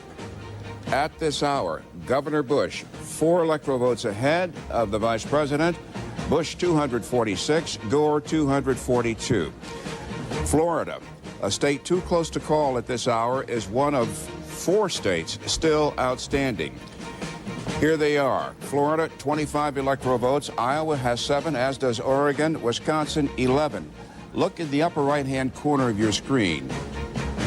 The governor has 246 electoral votes. He only needs 24 to go to the White House. On the left side up there, Gore, 242 electoral votes. His key to the White House, 28 electoral votes. Now, we mentioned Florida is too close to call. This is the raw vote. Look at this. With 94% of the precincts reporting in the Sunshine State, Governor Bush with 49%, or 2.6 million votes, to the Vice President's 49% and 2.6 million votes. Ralph Nader, 2% of the vote. Pat Buchanan and Hagelin, but Nader the factor there, as we've been noting all this evening. In Washington, Mary Madeline, Mike McCurry, what are you thinking now? Mary. Let's go home. We're thinking we're going to send you some of our cold pizza. Would that make you feel better? No. Look. Let me say something. Since we're sitting here and we obviously are killing time because we don't know what the result is going to be at this point, that there is one thing that you can definitely say about either Bush or Gore. They are going to inherit a very divided federal government, a very divided electorate, a Congress that is split right down the middle between Democrat and Republican. And what are they going to do the day after tomorrow when one of them is elected president? I think that's the question we ought to start asking now. Now, the only thing clear about this election at this point is the agenda. Because both of these candidates and many members of the new Congress ran on basically the same agenda. They're going to have to do something to preserve Social Security. They're going to have to do something about prescription drugs, especially for the seniors who are on the Medicare program. They're going to have to think about how we improve education in this country, and they're going to think about how do we extend the benefits of a prosperous economy to more people. That's the agenda, and that's the only thing that's settled now. The differences between Bush and Gore on those were, frankly, at the margin, because they both basically are centrists running from the center of the political spectrum. So we are now left with a very, very divided government and no choice yet of who our next president is going to be. But one thing certain, what the American people want this new crew to work on. The question is, will they be able to work together to get some things done? Let me disagree slightly with my esteemed and sleepy colleague here. There was a movement for the kind of market-based solutions in Medicare and Social Security that Bush put on the table before there was a campaign. There were bipartisan commissions with which this president kiboshed because he wanted the issue. Those were not things that Gore ran on. They were very different solutions. Gore's were all government-based. Bush's were all market-based. There was no opposition evident in the exit polls for that type of solution. In fact, in Florida, the very state we're waiting to come in for now, which we thought was going to be won or lost over Social Security, there was a support from seniors for Governor, soon-to-be President Bush, in my opinion. So I don't feel as negative about where the government action is going to go, despite these slim margins, because there was an effort afoot, a bipartisan effort afoot for market-based solutions, particularly on Medicare and Social Security. Also, you'll note in all the exit polls, the second issue cited for support of Governor Bush was the tax relief or tax code reform. So I think Bush will be there. This was not a status quo vote, despite the evenness or the equalness in the vote outcome. An idea, and either one of you or both can rip it apart if you would like. And that is, if you're trying to read anything into this election, and by the way, based on the raw vote numbers, it doesn't look like turnout has gone up much at all, if at all, that maybe one of the things that's being said by this incredibly close election is a plague on both your houses. Enough with talking points, enough with people coming on television and spinning the line of the day, enough with characterizations of the opposition that don't bear that much relationship to the truth. What do you think? Michael, go ahead. Yes, Jeff, I think that is right. There's a lot of wisdom in something our friend Ron Brownstein pointed out a long time ago. I think that this election was about the American people saying they like the way things are going in this country. It's one of the reasons why they approve of the performance of Bill Clinton in office as president, but they want things to change here in Washington. They want people to work together, and at the end of the day, that may have been the thing that helps push Governor Bush over the top, because his message was more aimed at bringing people together to do the business of the country, Democrat and Republican together. Now, he is going to be put severely to the test. His very first assignment, if he ends up winning Florida and winning the presidency, is going to be to put the strong people in his party in the Congress, like DeLay and Army, in a box and tell them that they have to learn how to get along with their neighbors across the aisle. That's going to be very, very hard to do. But I think you may be onto something there, that what the message of this election might be is the country is fine, we're going along well, we appreciate the performance we've had, but we now really need to get down to business in Washington and start solving some problems. Yeah, Mary, the way I want to phrase it, and just get your reaction to it, is that the thing that Americans see about politics every night on the cable news networks and in the Congress, the kind of what George Bush the father called this bickering, is something that drives people crazy independent of ideology. And I don't know whether or not you think that's right, and if it is, whether Washington can break the habit like you have to break a drug habit sometimes. Well, and we bear some responsibility of that because we cover there's a chicken or an egg thing going on here. They know if they say things in an acrimonious or provocative way that they're more likely to be covered. But I do think Bush was onto something when he said, look, we just got to break this habit. We who have been here for a long time, you know, we're kind of like, I don't in any way mean to make this a frivolous comparison, but we're kind of like the Mideast. You know, we just have these inescapable reactions to each other, which I think this whole new crew coming in will be able to change. Changing the tone requires bringing new people in with it who don't have these kind of old grudges, and I think that'll work. And I really believe this, having been here for 20 years. People who come to Washington, public servants it's a noble profession, and they make a lot of sacrifices. They want to serve the public. They don't want to behave like this anymore. They want to get their job done. They come with ideas and idealism, and I think on both sides of the aisle, they'll be looking forward to working together. I really believe that. Either I believe that or I'm really tired. Well, one thing is really true is that nobody is going to be elected with much of a mandate. Neither Vice President Bush, or Vice President Gore, if he's elected, or Governor Bush, or the Congress, which is split down the middle. They're going to have to work together to fulfill the wishes of the American people. I'm curious. I know when you're not on CNN, you're on the telephones at this late hour. What are you hearing? We're hearing the same thing that we've had guests on CNN and elsewhere say tonight, that they are, you know, both campaigns, I think, desperately watching those returns from those final states that are out there with no better idea than we have here right now what's going to happen. Long ago in the evening, their models, their projections, their turnout, variances that they were measuring all went by the wayside, because it's now down to those handful of votes in some of these places that are still undecided. But Bernie, I will tell you specifically in the outstanding states, Jeb's people, Governor Jeb Bush's people really feel confident, as they have all night, about what's left out in Florida coming home for the other Governor Bush. The field director feels, and was saying in the middle of my conversation about, look, if CNN is saying there's a 20,000 vote disparity in Wisconsin, she said, hang on, and you know, the next time you came up, there was a 2,000 vote disparity. So they're feeling good about Oregon, Wisconsin, and still confident about Florida. Mary Madeline, your bet awaits you, as does yours. Mike McCurry, we thank you for being such real stallions tonight in our coverage of this fascinating story. We hope you get released soon, too. Well, you're not the only one hoping that. Judy. Well, we hope that you're not abandoning us. Does this mean Mike and Mary are leaving us? Yeah, they're going to bed. Yes. Uh-oh. Can't we persuade you to hang around a few more minutes? Thank you both. Fascinating. Let's take, we're talking about numbers. Let's take another look at the raw vote numbers in the state of Florida, with 95% of the precincts reporting, 49% to 49%. I think Mary just referred to this. It's a 20,000, no, I think she was talking about Wisconsin, but this is a 20,000 vote separation among over more than 5 million votes cast.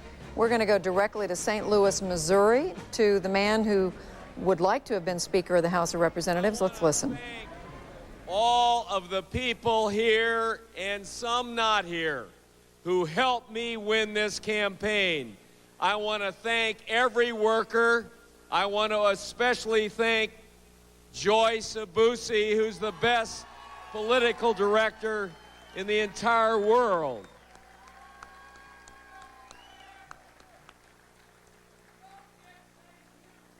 And I want to thank every one of you who helped me, who went door to door with us, who helped us make telephone calls, who took us to the picnics, who helped us talk to the people about the issues that matter to the people in this district. And I will work every day to help the people of the 3rd District of Missouri. Dick Gephardt, the minority leader of the House of Representatives, re-elected to another term in the U.S. Congress, 2-year term. As I mentioned a moment ago, he would have liked to have been have an additional title there to be Speaker of the House, but as CNN is projecting, we've said this earlier, we think the House will remain in Republican control. We are going to look again at those numbers coming in from the state of Florida. And to help us do it, we're going over to that map and to Hal Bruno. Hal, what is left to come in? Judy, the lead has been cut now to about 20,000, Bush over Gore in Florida. And what is outstanding is basically Democratic territory along the Gold Coast. Let's look at the map here. All right, it's this area here from Miami up to West Palm Beach. Now, 26% of what's outstanding is from Broward County, and that's heavily Jewish and that's heavily Democratic. 45% is from Dade County. Now, Dade County splits two ways. Part of it is African American, which is Democratic. Part of it is Cuban American, which is Republican. We don't know which part of it is still outstanding. But the thing is, Florida has gotten so close now that there's just absolutely no way of counting it until probably every last vote is in.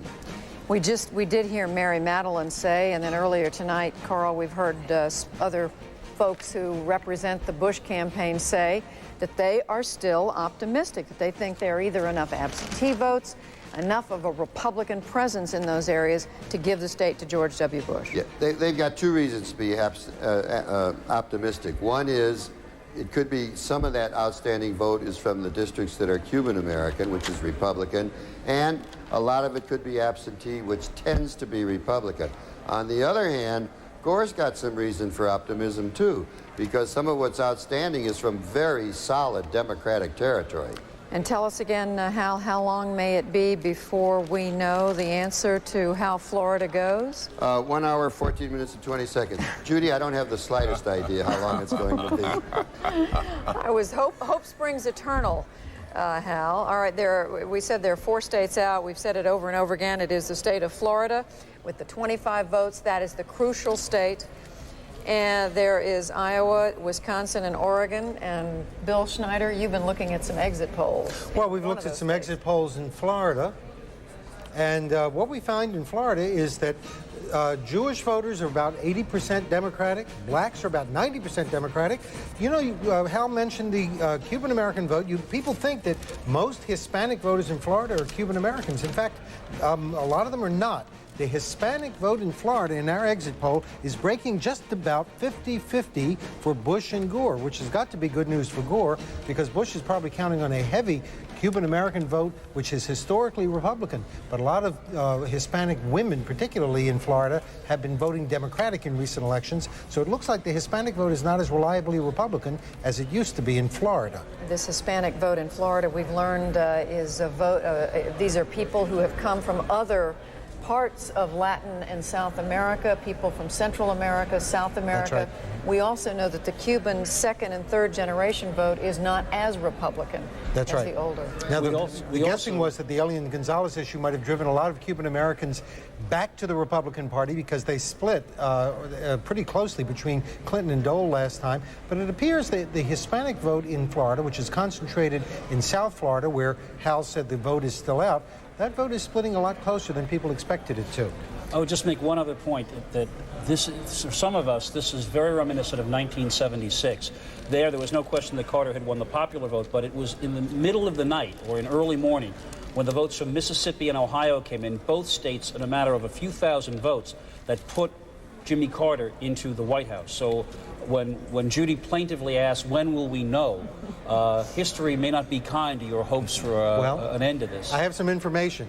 The Florida election authorities report that it is likely that close to 1 million absentee ballots were sent out statewide in Florida. Almost all of them, including the absentee ballots, will be counted by 3 or 4 o'clock in the morning, including the overseas ballots, military and non-military, that were received by Election Day. 3 or 4 o'clock in the morning, they say almost all of them will be counted. And it's just 1:45 Eastern time, so we may only have an hour and 45 minutes to go. Well, one man who won't go to sleep is a man in Aurora, Illinois, the Speaker of the House of Representatives in Washington. When we come back, Dennis Hastert will join us. Our coverage continues.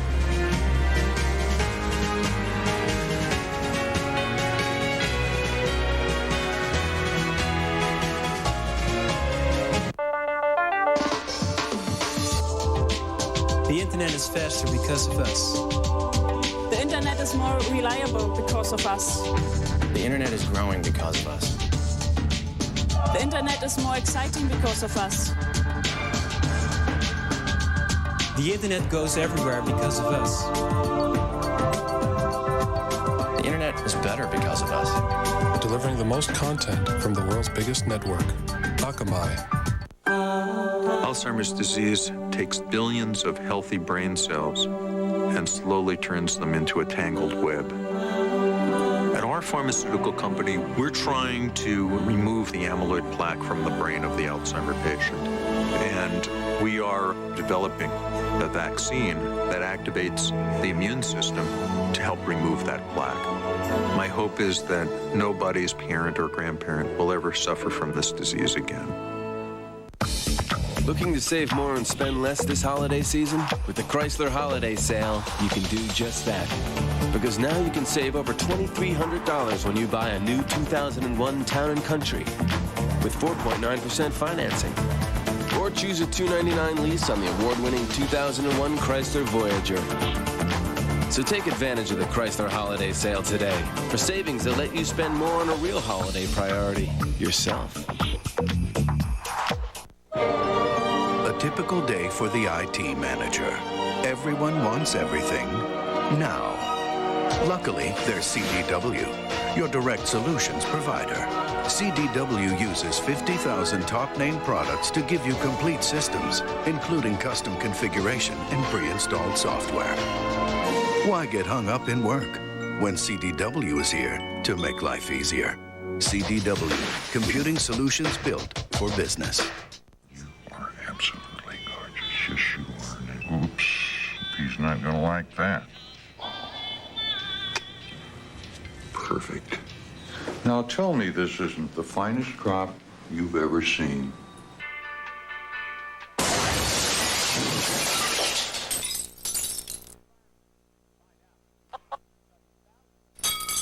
Why don't you go next?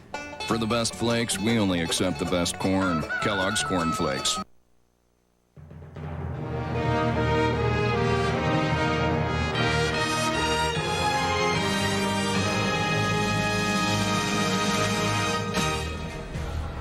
We are back. It's 1:46 Eastern Time. We're still waiting to find out who the next president of the United States will be.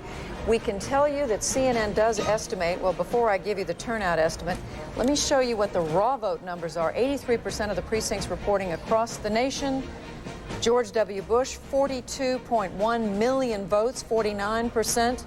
To Al Gore's 41.4 million, 48%. This is one close election. 650,000 votes spread out of 83.5 million votes cast. We can tell you on the turnout, and I don't know whether we're going to show you any other numbers at this point, Ralph Nader, probably not.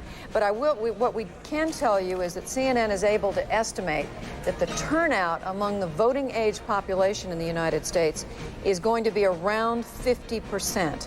Now, that is an increase from the turnout in 1996, the year of the last presidential election, but only a very slight increase. So all the reports we've been hearing all day long about how the voters are turning out in record numbers, Jeff Greenfield, as you're so fond of reminding me, let's wait and see how many people actually turn out. We go through this every 2 or 4 years. In the middle of the day, people see long lines and they say record turnout, that the experts are wrong.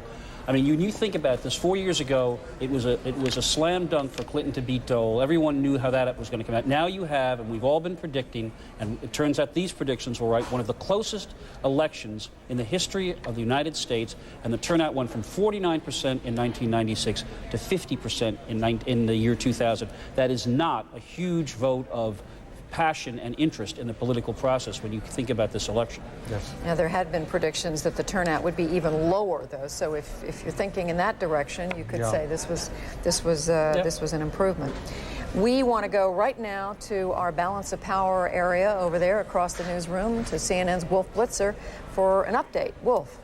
Judy, you want to take a look at the U.S. Senate right now to see where that balance of power in the Senate is stacking up.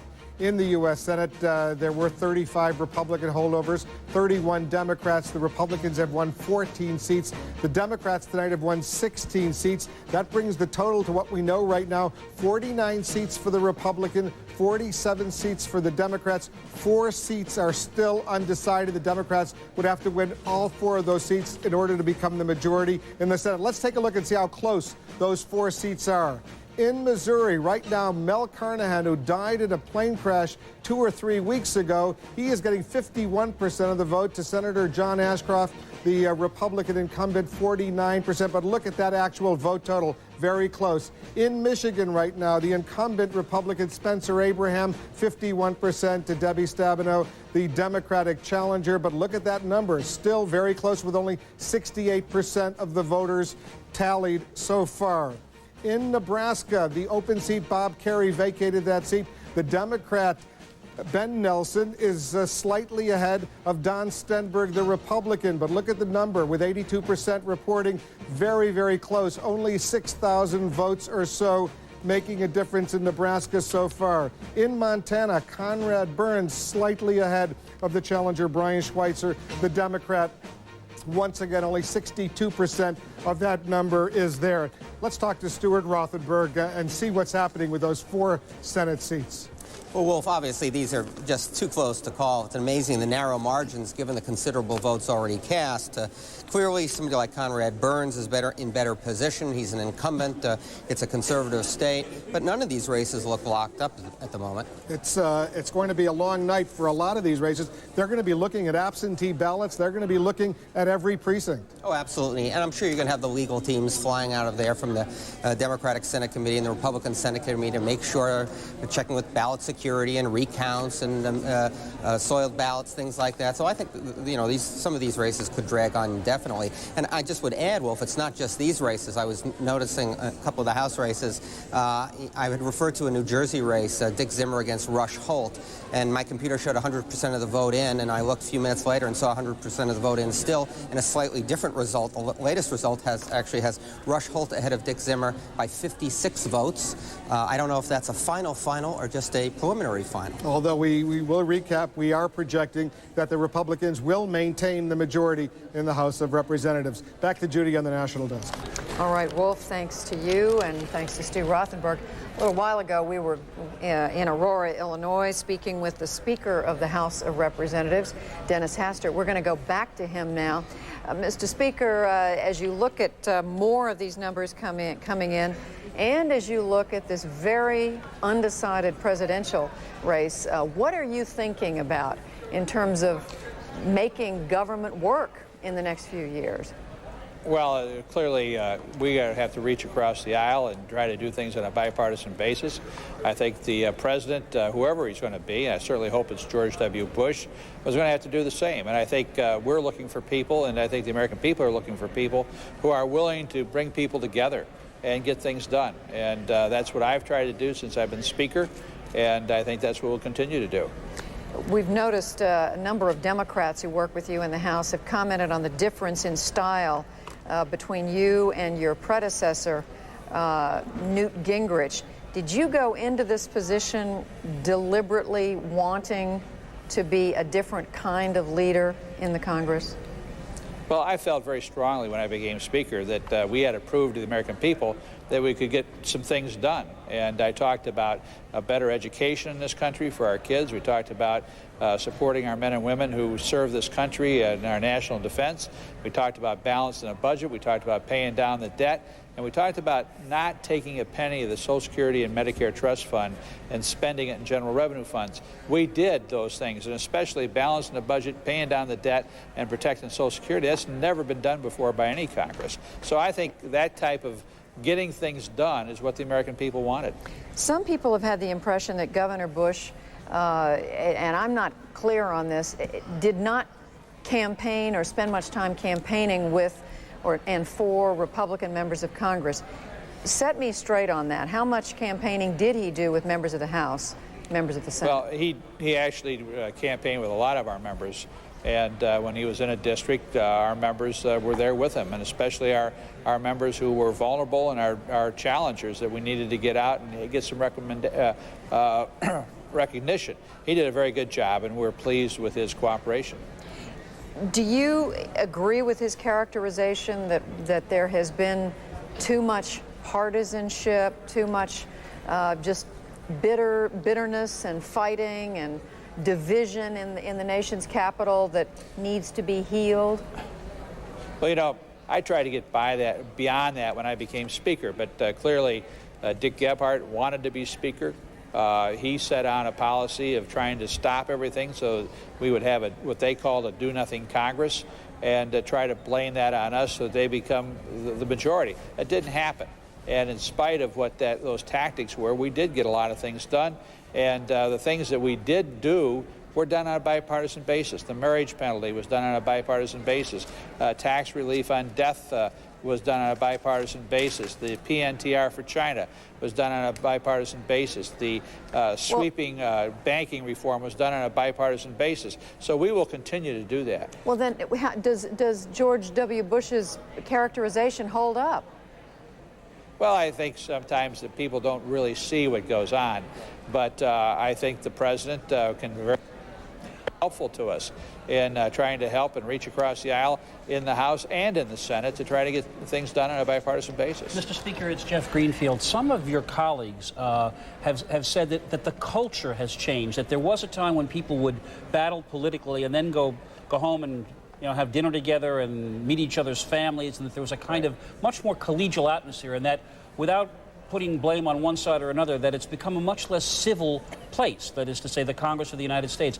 Is the closeness of this election, do you think, potentially a piece of evidence that says to people on all sides that the culture just has to change, that the sniping and the partisanship and going on television and yelling at each other with talking points is just had it? Well, I think you've watched my performance. I haven't been on television every time you turn around. I've tried to make the House work and to bring people together to make that House work. I think that's what the American people want. A lot of the people who are shrill aren't there anymore. We've had some real changes, and some of them even lost in this election. So I think we're well on the way. I would certainly offer my hand across the aisle so we can get some things done. Well, that's when but you have to realize one other thing there is a difference in philosophy between the Democratic Party and the Republican Party, and we do that fighting. It's for philosophical differences as well. Well, when you point out that some of the shrillness is gone and some of the bitterness has faded, perhaps, that's why I'm asking this characterization that George W. Bush was talking about out on the campaign trail repeatedly day after day during this campaign. I guess I'm asking you, does it match the reality of what you've lived with in Washington the last 2 years? Well, it's been a tough time in Washington the last 2 years. We had a 1.2% margin of error. Anytime that 4 members or 5 members of Congress got up on the wrong side of the bed, the whole balance of Congress shifted. So, we had to work hard to keep our people together, to move an agenda for the American people, a better agenda for our children and our grandchildren. It was tough to do, but we didn't lose many votes. Mr. Speaker, today in talking with one of the people around Vice President Gore, he said if the Vice President wins, he made a bold prediction and said the Patient's Bill of Rights will pass in a lame duck session of Congress. Is that the way you see it if the election were to fall to the Vice President? Well, we passed a Bill of Rights for patients in the House. We passed one in 1998. And well, he's clearly talking about the one the Democrats preferred. Well, we'll see. All right, Mr. Speaker, we appreciate your joining us from Aurora, Illinois. It's late there, or I should say early there in the morning. It's early here, but we all want to keep a close watch on these results. Thank you very much. Maybe not so early in the morning before I had time we see how all this works out. So it's good to be with you. Are you hearing anything we're not hearing? No, it's just pretty. We're waiting for Florida. All right. Dennis Hastert, the Speaker of the House. Thank you so much. We appreciate it. Judy, the conversation you had with the Speaker should remind us of a word that has not been heard for a very long time, impeachment.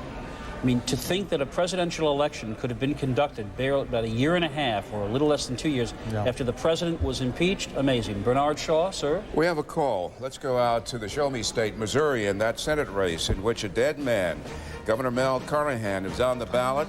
CNN is calling this for Mel Carnahan. His widow, as you know, agreed to run. And Mel Carnahan, his memory, and those who support him have defeated, turning out Senator John Ashcroft, a first-term Republican senator. What a development. Kate Snow. Let's go quickly to Kate Snow in St. Louis. Bernie, I think you can hear the crowd here. They've got CNN on in the background, and with your announcement, a lot of excitement here. Mrs. Carnahan spoke to this crowd just a short time ago. She talked about carrying on the fire, carrying on her husband's dreams.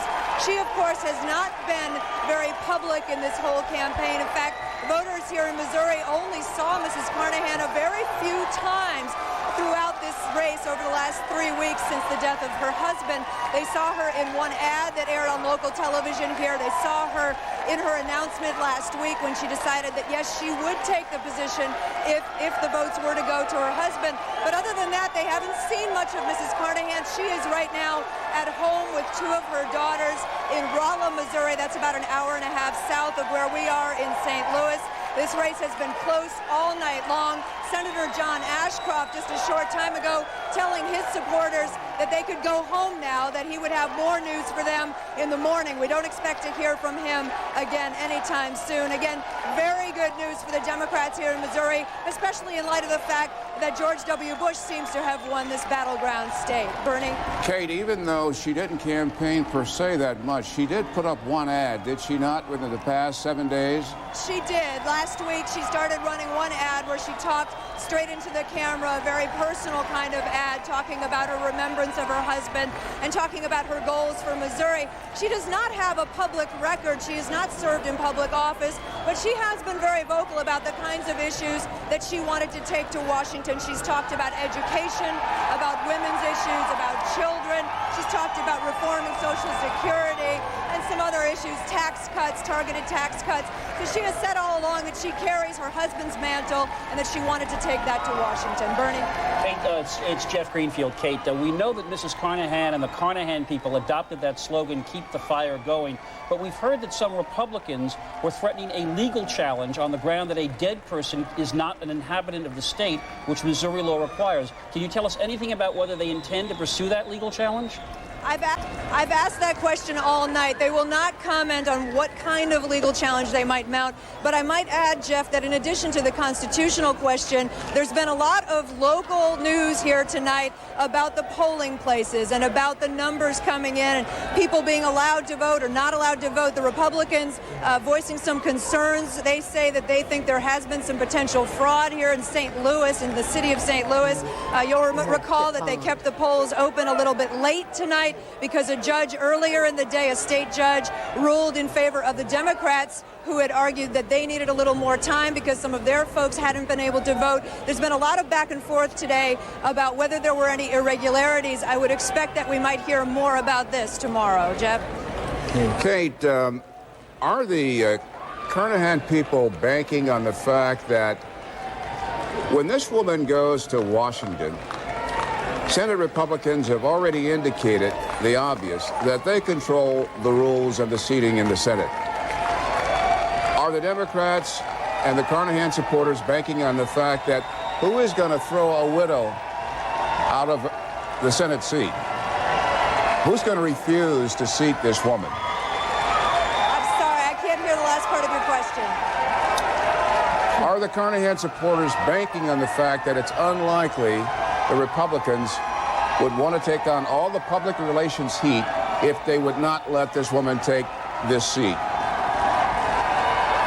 Bernie, it's too loud in here. I'm sorry. I just simply can't hear you. Well, we'll call timeout, and we'll call timeout, and thank you in that cheering ballroom. Judy? All right. We've, as Bernie said, we've called Missouri for the late Governor Carnahan, and as Bernie's been pointing out and as Kate's been discussing, it is his widow who has said that she will accept a seat if appointed. Let's go over to our balance of power area to Wolf Blitzer for some examination of this and some other Senate, House, and governor's races. Wolf. Judy, with the call for the late Mel Carnahan to be the winner in Missouri, let's take a look at the balance of power in the Senate as it now stands. Coming into this evening, there were 35 Republican holdovers, 31 Democratic holdovers. The Republicans so far tonight have won 14 Senate seats. The Democrats have won 17 seats. That brings the new number of Republicans with 49 seats. The Democrats now have 48 seats. There are still three undecided seats that we'll talk about in a moment. But only a little while ago, before this call by CNN in favor of Mel Carnahan, Mrs. Jean Carnahan did speak out. She had some emotional words on a speakerphone. I want you to listen to what she had to say a little while ago. Lincoln never saw his nation made whole again. Susan B. Anthony never cast a vote. Martin Luther King Jr. never finished his mountaintop journey. My husband's journey was stopped short, too. And for reasons we don't understand, the mantle has now fallen upon us. We remain heirs of a legacy, bearers of the dream. On this night, I pledge to you, rather, let us pledge to each other, we will never let the fire go out.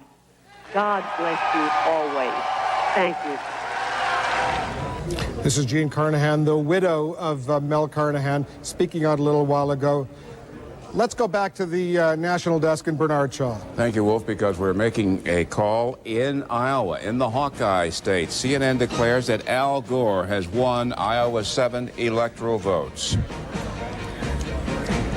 When we last reported, this was how the electoral map looked, but now if you add Iowa's 7, Mr. Gore now has gone back on top. The vice president with 249 electoral votes to Governor Bush's 246.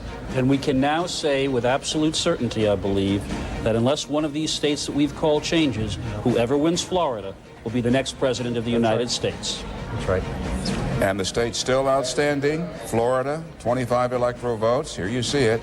Oregon, 7 electoral votes. And the Badger State, Wisconsin, 11 electoral votes. It's that close in this country. But the key here is Oregon and Wisconsin, no offense to those good people, are now irrelevant. The only way either George Bush or Al Gore gets to be president is to win Florida, and Florida looks like it is going down to the very thinnest of wires. This thing literally could not be any closer. Florida is the ballgame. And we are told it's South Florida, Dade, and Broward counties where the vote is yet to be counted. Yep. Well, I suppose it could be closer if the states had fallen a different way and we were facing a tie, 269 to 269. But that's not what's happened. National raw vote. Here is a look at, with 85% of the precincts reporting across the nation, look at how close this election is. 49% George Bush, Al Gore 48%. What is that? Who's good at math? That's about 600,000. It's a 603,000 vote plurality for Bush out of 85.83 million votes cast. Humphrey and Nixon were a shade closer, although we don't know that this is close. Kennedy, does anybody have a calculator? Can they tell us what that is? We still have 15% of the precincts. It's way under 1% of the vote. It's way under 1%, yeah. But slowly it's changing, and who knows in the coming minutes. Not quite as close as Kennedy and Nixon, but it's still very, very close. I want to ask, one of the states we're waiting for is Oregon. Bill, we've been saying all night that Oregon's the one state in the country where they're mailing in the ballots, in some cases delivering them today. How long before we know about Oregon? It's a different counting thing there. Well, it is supposed to count pretty quickly, but apparently the vote is very close there. And, I mean, they haven't ever had, I think, a presidential election with an all-mail-in ballot. They're supposed to count the ballots as soon as the polls close, so to speak, today. They were supposed to go right away. So we should have a result from Oregon pretty soon. Washington is the state that's supposed to be slow, and we've already called Washington. And we've already called that.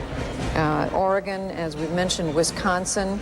We've been looking at these state-by-state numbers throughout the night. They are very close. They reflect the closeness in the presidential. But as I say, contest. they move off center stage now, and we are now since Judy Woodruff is one of the leading experts on the nicknames, I think I know this one. Is it the Sunshine State, Miss Woodruff? It is. Well, the sun's going to shine on either Al Gore or George W. Bush, maybe even in the middle of the night, because whoever gets that gets... That's a good way to put it. Gets the whole enchilada. And you know what? When they figure out Florida, there's going to be an argument over who did it. Was it Joe Lieberman or was it Elian Gonzalez who carried Florida?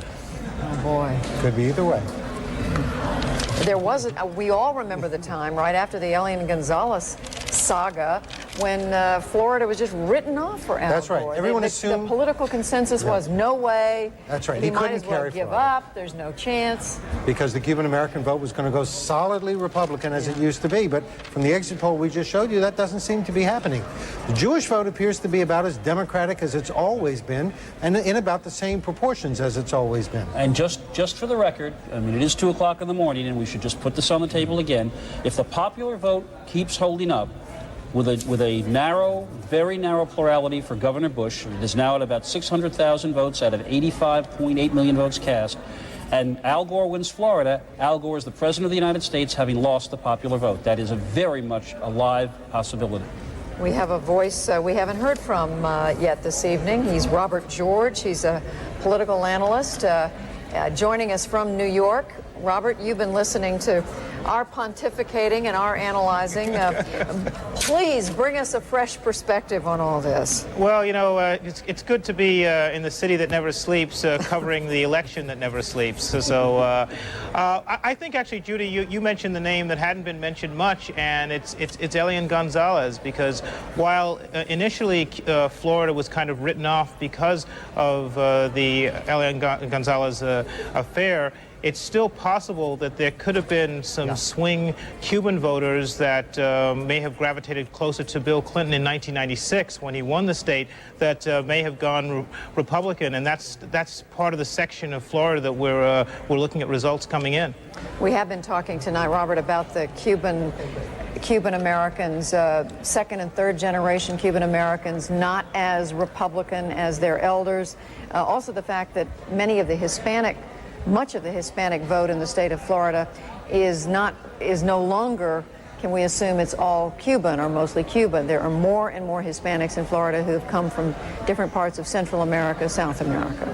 Yeah, that's exactly right. In fact, in fact, my mother actually lives just outside of Dade County, and you're right. It's a mixture of a lot of Caribbean Hispanics, not just the Dominican Republic and so forth, plus West Indians in there as well. You've got an interesting mix of different ethnicities, and it's really hard to say whether they're going to be going Republican or going Democrat, and Florida is the whole marbles basically come down to Florida. Well, wouldn't it be something if the presidential election came down to the Cuban-American vote in the state of Florida, not to mention, as Bill Schneider is sitting here smiling broadly at me, the senior vote in the state of Florida, and to a degree the Jewish vote in the state of Florida.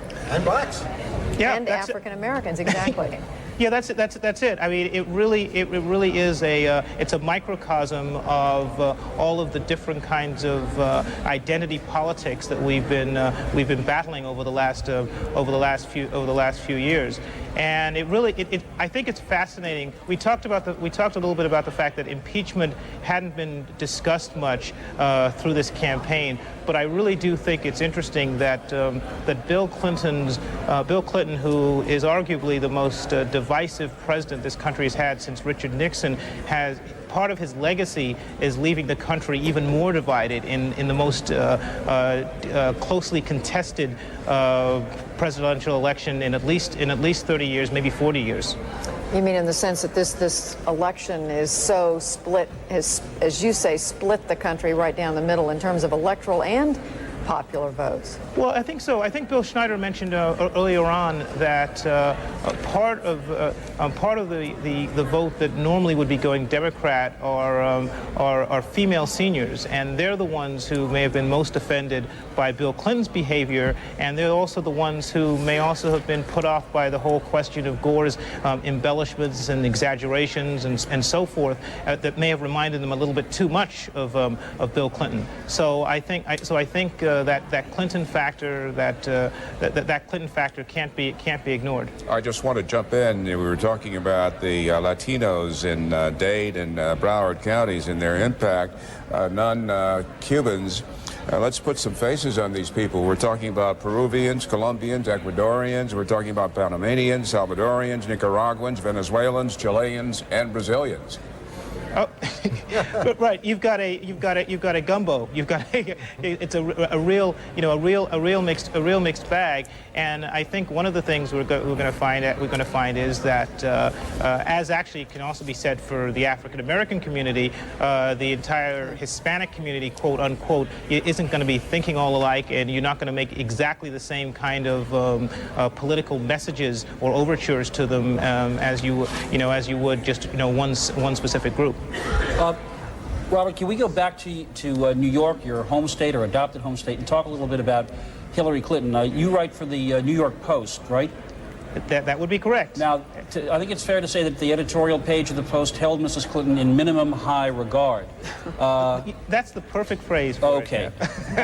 So is it any more complicated than the two factors that Al Gore took the state by a landslide proportion, and that Rick Lazio was not the formidable foe that a Rudy Giuliani would have been, or is there some other thing you want to put in the mix? I think those are definitely the top. Those are definitely the top two. I think Rick Lazio was in a sense handicapped by having the late start. He ended up having to obviously do a lot of fundraising, which was successful, but he wasn't able to do maybe as much campaigning. There are already recriminations going on among Republicans about why he didn't do this, why he didn't do that. So there were definitely some strategic problems that are in there as well. But I will, give. Maybe it's just because of the late hour and I'm losing my mind. But I'll give Hillary Clinton, a little bit of credit. I mean, she did work hard. She went upstate and campaigned up there a lot, and she made a lot of inroads in what is usually a traditionally Republican area of the state. So give the first lady that, and her success is also, I guess, in one sense, another part of the legacy of Bill Clinton, because Bill Clinton is still very, very popular in this state. He ran around. Bad choice of words, excuse me. He came into New York City. He came into New York City and did a lot of heavy campaigning for Mrs. Clinton over the weekend, and the crowds loved him. It really energized her base, their base, and she's now Senator-elect Clinton. Interestingly enough, since the Congress is inaugurated. The Congress is sworn in about 2.5 weeks before the president is. We'll have a situation where Bill Clinton will still be president, and Senator Clinton will be in office for 3 weeks simultaneously. All kinds of history being made Indeed. this election day. Robert George, joining us from New York, we thank you very much, and especially for joining us at this late hour or early hour, depending on your perspective. Well, there are 47 states in the District of Columbia that have come in, have been counted. There are still 3 states hanging out there. When we come back, we're going to take another look, a close look at those states, why they're still out, and where they stand. We'll be right back.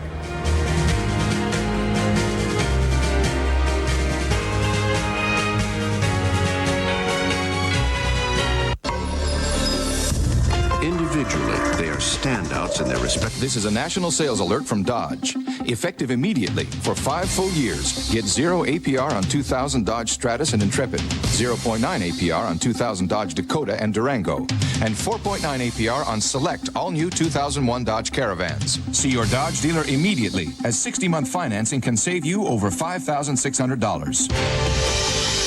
See the friendly Dodge dealer near you. I'm a pharmaceutical company researcher. My area specialty is women's health. We're looking at all ages of a woman's life, developing better medicines for the diseases we've already started on: osteoporosis, Alzheimer's disease, and breast cancer. I really love what I do. My hope for the future is that we develop new medicines for women that let them enjoy healthier, active lives. Chris was like my shadow. She was always there. For 3 years, she drove down from her job at Kraft to two. George Bush, governor of Texas, will become the 43rd president of the United States. At 18 minutes past 2 o'clock Eastern Time, CNN declares that George Walker Bush has won Florida's 25 electoral votes, and this should put him over the top. That's right, Bernie. With Florida, he gets 271 electoral votes, one more than he needs. What happens in Oregon and Wisconsin now becomes irrelevant unless by some remarkable miracle some state changes course. This was the closest election, electorally it looks like, in this, perhaps in this century. Yes. But George Bush has been declared by CNN the next president of the United States. And if Al Gore takes Wisconsin and Oregon, he will win by 1 electoral vote. That's only happened once that I know of, and that was 1876. George Walker Bush, the second son of a president to be elected president in his own right, coming after John Quincy Adams, who ran, almost 200 years ago. And one person in the Bush family who's taken this hardest, this cliffhanger atmosphere, has been George Herbert Walker Bush. Yes. He has been just so uptight these past couple weeks, these past few days, these last few hours. You could see it earlier tonight, you know, when we went up to the hotel suite, and he was sitting there, Governor Bush was sitting there with his wife and with his mother Barbara and his father, the president. The President George Bush looked very worried at that moment. I think anybody who's a parent knows that you suffer more with the travails of your children than you do for your own. In 1992, George Bush was defeated by Bill Clinton. There are those who believe that that defeat rankled. How could the man who led us to the Gulf War be ousted by a governor of Arkansas? And in this sense, George Walker Bush may represent a kind of restoration. He has defeated the man Bill Clinton wanted to be his heir in the White House. Once again, a vice president of the United States fails an election, but once again, just as with Nixon in 60 and 68, by the closest of margins. Now, what's interesting about this victory is, of course, that the times in the country are good. We've got peace, we've got prosperity, the crime rate is down. People very strongly approve the job the incumbent Democratic president is doing, and all of the forecasting models said it should have been an easy win for Al Gore. Bush has won by a very narrow margin, but yet he beat very serious odds to win this election. And I think Bill Clinton's problems have a lot to do with it. No question about this. This is absolute redemption for the former President Bush. You remember this summer he talked about the fact that if the Democrats and Clinton got too personal in their criticism, he, former President Bush, would come out and start saying things. And very so subtly, early on in the campaign, Governor Bush talked about restoring dignity and to the White House. And in the last 72 hours, you've heard that theme again, Jeff. Pause for one other second. Think of the two men who have run tonight on their 40th birthdays. Al Gore, United States Senator, having run for president. George Bush, a businessman who woke up on his 40th birthday and decided to give up drinking. Al Gore, 24 years in Washington. George Walker Bush, the son who was not supposed to even be in public life, and he is tonight elected president. Just 5 years ago, he was the managing partner of the Texas Rangers baseball team. And then he was elected governor of the state of Texas. He gave up running a baseball team in order to run a state. And, you know, much has been made of the fact that Texas has a weak governor system. This is not a governor with a great deal of power in his own right. That well may be, but it's a state with a lot of people.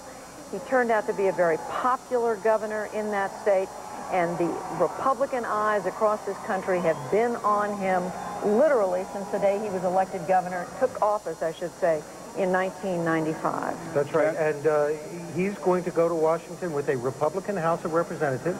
Right now, the Senate has not been decided, but he may have a Republican Senate, which means that for the first time in almost 50 years, we could have a situation where the Republicans control the Senate, the House of Representatives, and the White House. Let's just be careful about that because irrational exuberance could take over. Candy Crowley is in Victory City, Austin, Texas. Bernie, I got to tell you that this crowd outside the Austin State House, you were looking at the diehards here. This crowd was about twice as big earlier in the evening. I have to tell you, it has been pouring rain. It is cold enough to see your breath in Austin, Texas. I was in Green Bay yesterday, and it was warmer there than it is here this evening. This crowd has been rained on.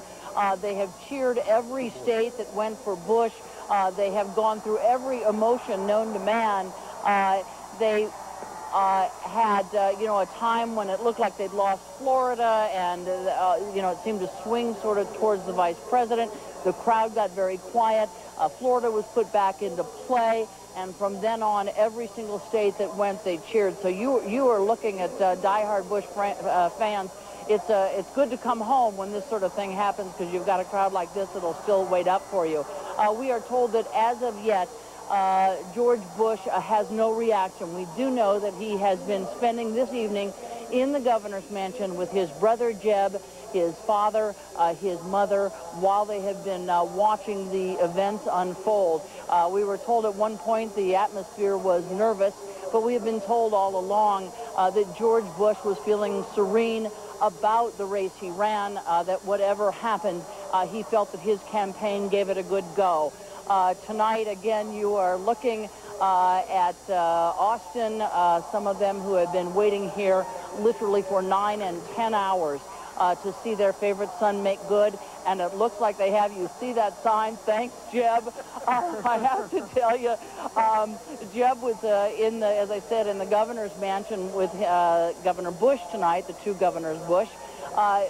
George Bush had been saying along the campaign trail for the last couple of weeks, well, if I don't win Florida, that Thanksgiving turkey is going to be pretty cold. So Thanksgiving dinner apparently is safe now for Jeb Bush. He can join the family in Kennebunkport, no doubt. This has got to be an incredible moment for that family. Well, and what may make it even sweeter, Candy, is that we can report to you that it's a trifecta tonight.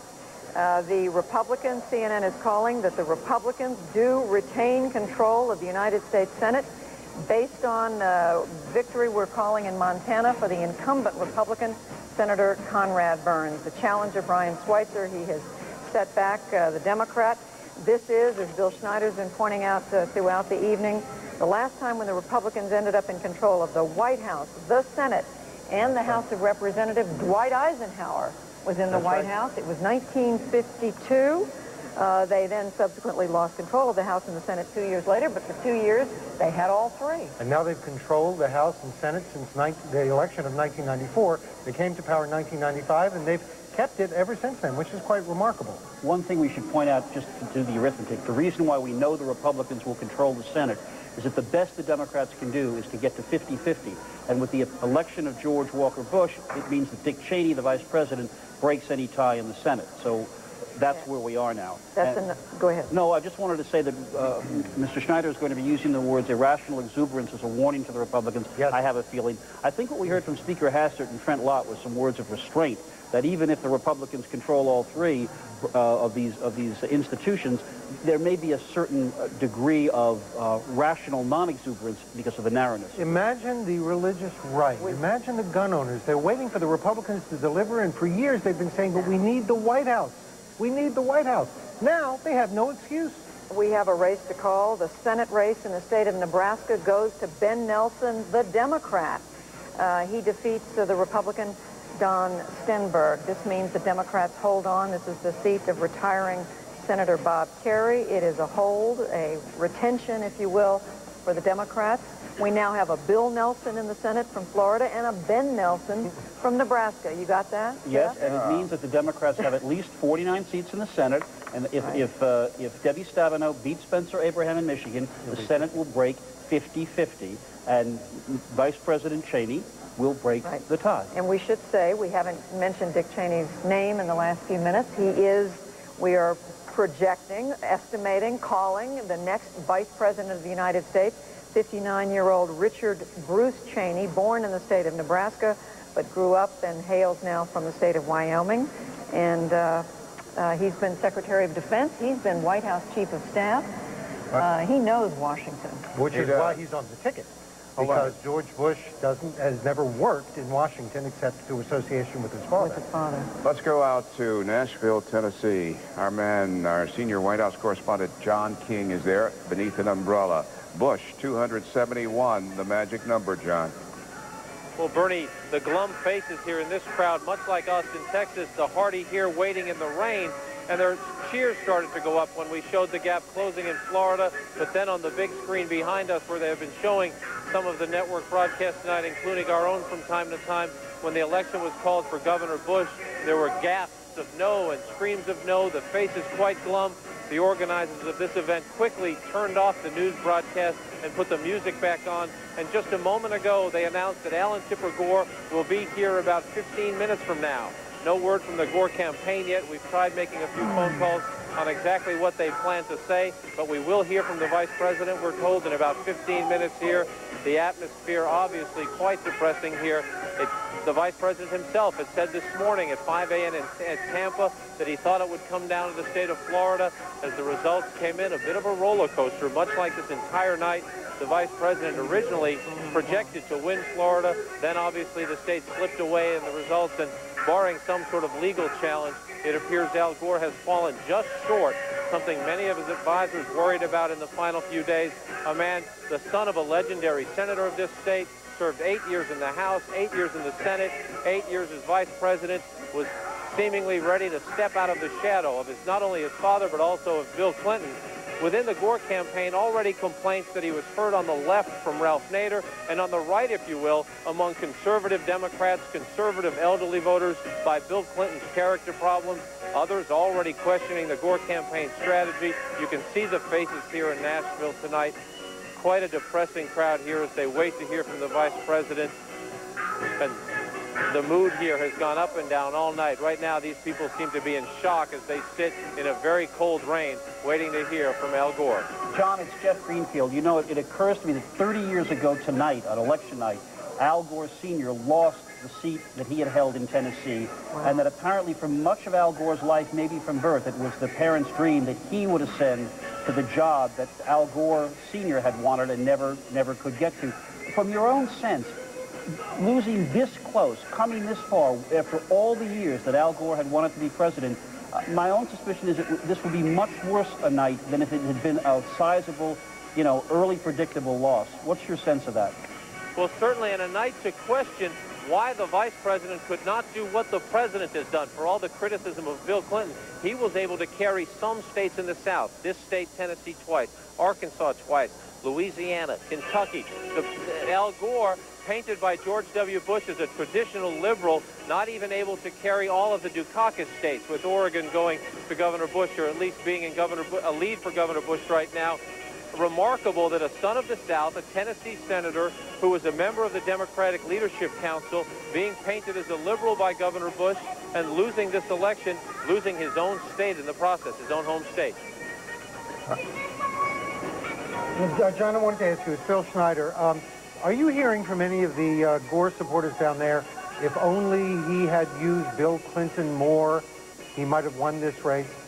Within the Gore campaign, very few people say that. They had unified around a strategy based largely on polling and focus groups done by their pollsters that Bill Clinton hurt them among swing voters in places like Michigan and in places like Pennsylvania. But we did hear from Ed Rendell, the Democratic National Committee chairman, tonight. He was furious. He said they should have sent Bill Clinton at least home to Arkansas for several days. They lost those 6 electoral votes, and they perhaps, Mr. Rendell said, should have sent him somewhere else.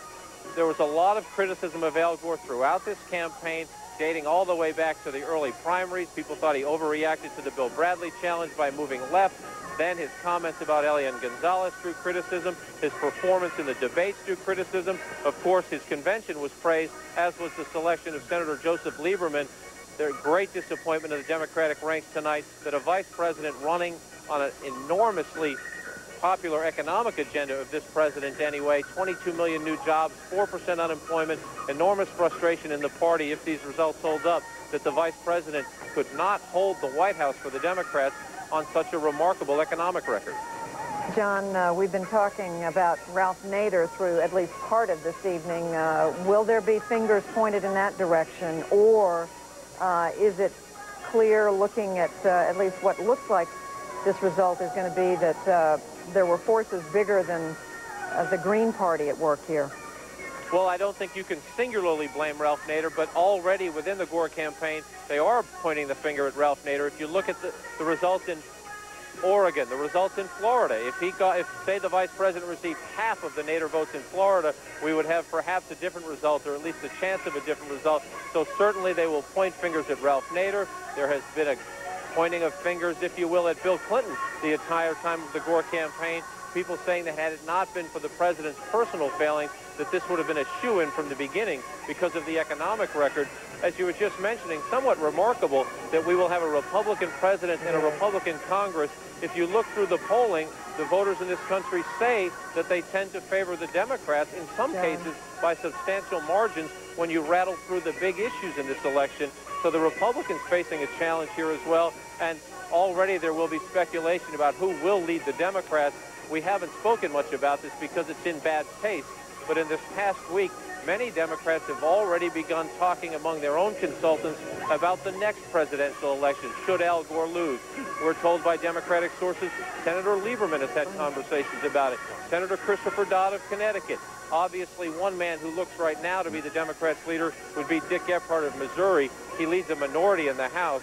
He's run for president before, thought about challenging Al Gore and decided not to. He must be thinking again tonight. He's a very lonely man in Washington. John, has anyone mentioned the name Hillary Rodham Clinton, who is now the United States Senator from New York and probably the Democrat with the widest national following now that Al Gore is not going to be president?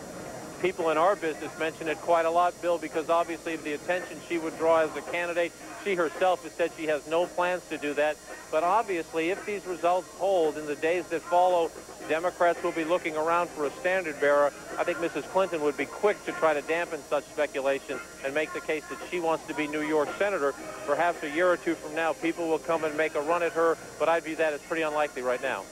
All right, John King there under the umbrella in Nashville, where the rain is certainly symbolizing the mood, more than symbolizing the mood of so many people. And as we heard him say, maybe 10 minutes we'll hear from Al Gore.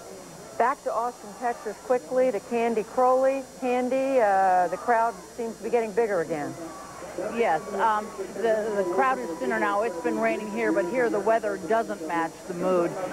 Let me give you what little I know about what's going on in the governor's mansion in the past couple of minutes. The governor is there with his brother, the other Governor Bush from Florida, as well as with his father, the former president, and there are a variety of spouses. We are told by an aide everyone is very excited, as you might imagine, that Governor Bush is going around thanking his staff. Quote, it's a very happy moment. You bet it is for the Bush family, and of course for these Austin residents and those from surrounding towns who have come here, have been here about 9 hours, waiting for a moment just like this. Judy? Candy, in talking with Karl Rove earlier today, I know I was struck. I said, you know, if Governor Bush wins, what is this a testament to thinking he would say something about the kind of campaign that was run, and he said it would be an extraordinary testament to a guy with amazing powers of persuasion and somebody who shouldn't have won, given peace, given prosperity, and the fact that the Democrats should have been reaping the rewards of that. Look, it is a testament to something, first of all, a very well-run campaign which admits to making some mistakes, but on the whole was very steady about the issues that this governor wanted to talk about, was very steady in their strategy, which they put into place 17 months ago, which they then carried out over the last 2 weeks exactly as they planned it 17 months ago.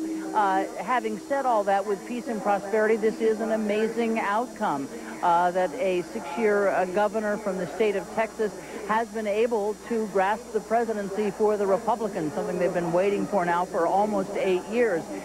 Yes, what has been said about George Bush all along, what is apparent on the trail and in some of these election results, is that this is a man who prides himself on being able to bring both sides together. If we heard "I'm a uniter, not a divider" once, we heard it 1,000,000 times along this campaign trail.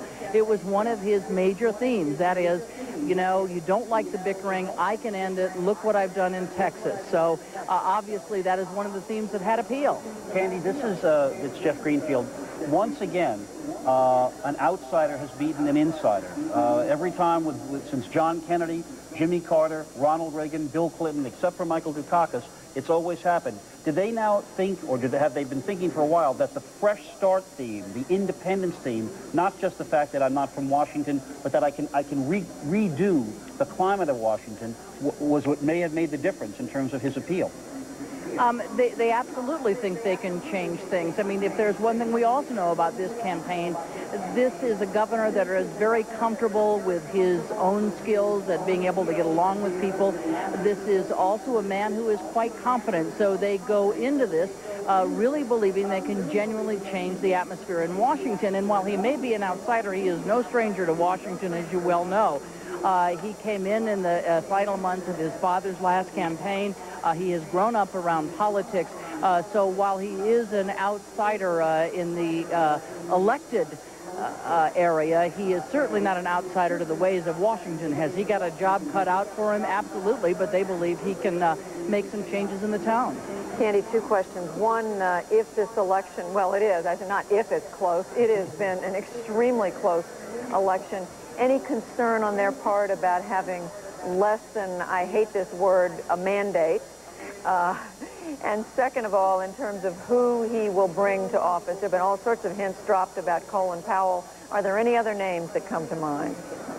Well, Condoleezza Rice, who has been one of his foreign policy advisors along the way, I think you'll see some familiar names here. They have surrounded him in the campaign.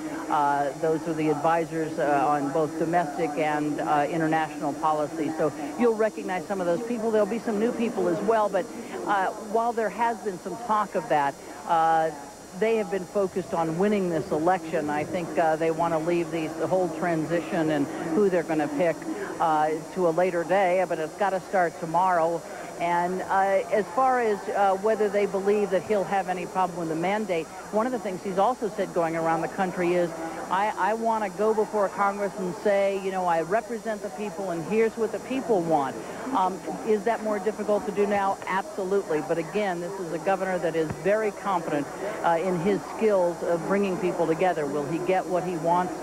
No. I think everybody knew all along that neither Al Gore nor George Bush could go into Washington and say, give me this, and Congress would do it. We've watched Washington too long. That's, of course, why they call it the balance of power. There are three branches of government, and George Bush knows full well they'll have a say in a lot of this. Candy, a lot of people have said Governor Bush underestimates just how hard it is to deal with a city with two parties as entrenched as they are. You know the Congress as well as anybody we know. You've covered it for a number of years. Does he underestimate it, or does he get it? I think he gets it, yes. He's watched Congress. He's watched his father in office. He certainly has watched Washington politics over the years. Let me sort of flip that on its ear. Governor Bush is also fond of saying that people underestimate him. So I think, you know, going into this, they're not going to give any ground on I can bring them together. But, you know, Washington, as you know, is a whole nother world. And he's aware that it's there, but being aware it's there and actually experiencing it and trying to get these two sides together, particularly if there is such a close margin in the House and the Senate, that's going to be tough. But they believe he can do it, and you're not going to dissuade them from that tonight. Candy, do you know when we are going to hear from the governor tonight? Any hints? We all hope soon, Judy, but I mean, we can keep talking. I'm now being told by our producer, Mike Roselli, maybe in about 15 minutes. So, you know. Give him our earnest wishes for a speedy victory. Please. Not that we don't love the sound of our own voices. But enough already. You're being a real trooper, Candy, I have to say, because I know you've been there. Oh, goodness. Is it 12 or 13 hours now? Oh, who's counting? Who's counting when you're having fun? Absolutely. One has to assume that there may be phone calls coming the governor's way from all sorts of people, including the Vice President of the United States right now, that may be holding up public statements and so forth. Absolutely. I'm sure that, you know, as is standard, that you have to wait for some sort of speech from the opposition before you come out here. So there's that, and there's, just getting it together, to go from here to there. When you've got all those people surrounding you, it takes some time. Bob Novak, you're watching this scene of jubilation from our Washington Bureau. I'm just thinking, listening to Judy and Candy, on this ticket with this successful governor, former Defense Secretary Dick Cheney, and because Florida was so crucial, and because there are many retired veterans down there, I'm just wondering how much the Schwarzkopf, Tampa, Florida connection and the Cheney connection and their hammering on national defense and the deteriorating armed forces might have been a factor. That might have been a factor, Bernie. I think also there's a lot of little ironies there that at the very end, as the Democrats and the Gore campaign were desperately watching the vote count, the slow vote count in South Florida and Dade County, hoping that in vain that Vice President Gore could overtake the lead by Governor Bush. They lost out in Dade County, and it's quite clear that the vote that put George W. Bush over in Florida and indeed into the White House was the Cuban-American vote in Dade County. Now, the irony of that is that Al Gore got in such trouble with his own party by coming out against the president's position on the Elias Gonzalez case, but it obviously did not do him any good with the Cuban-American voters.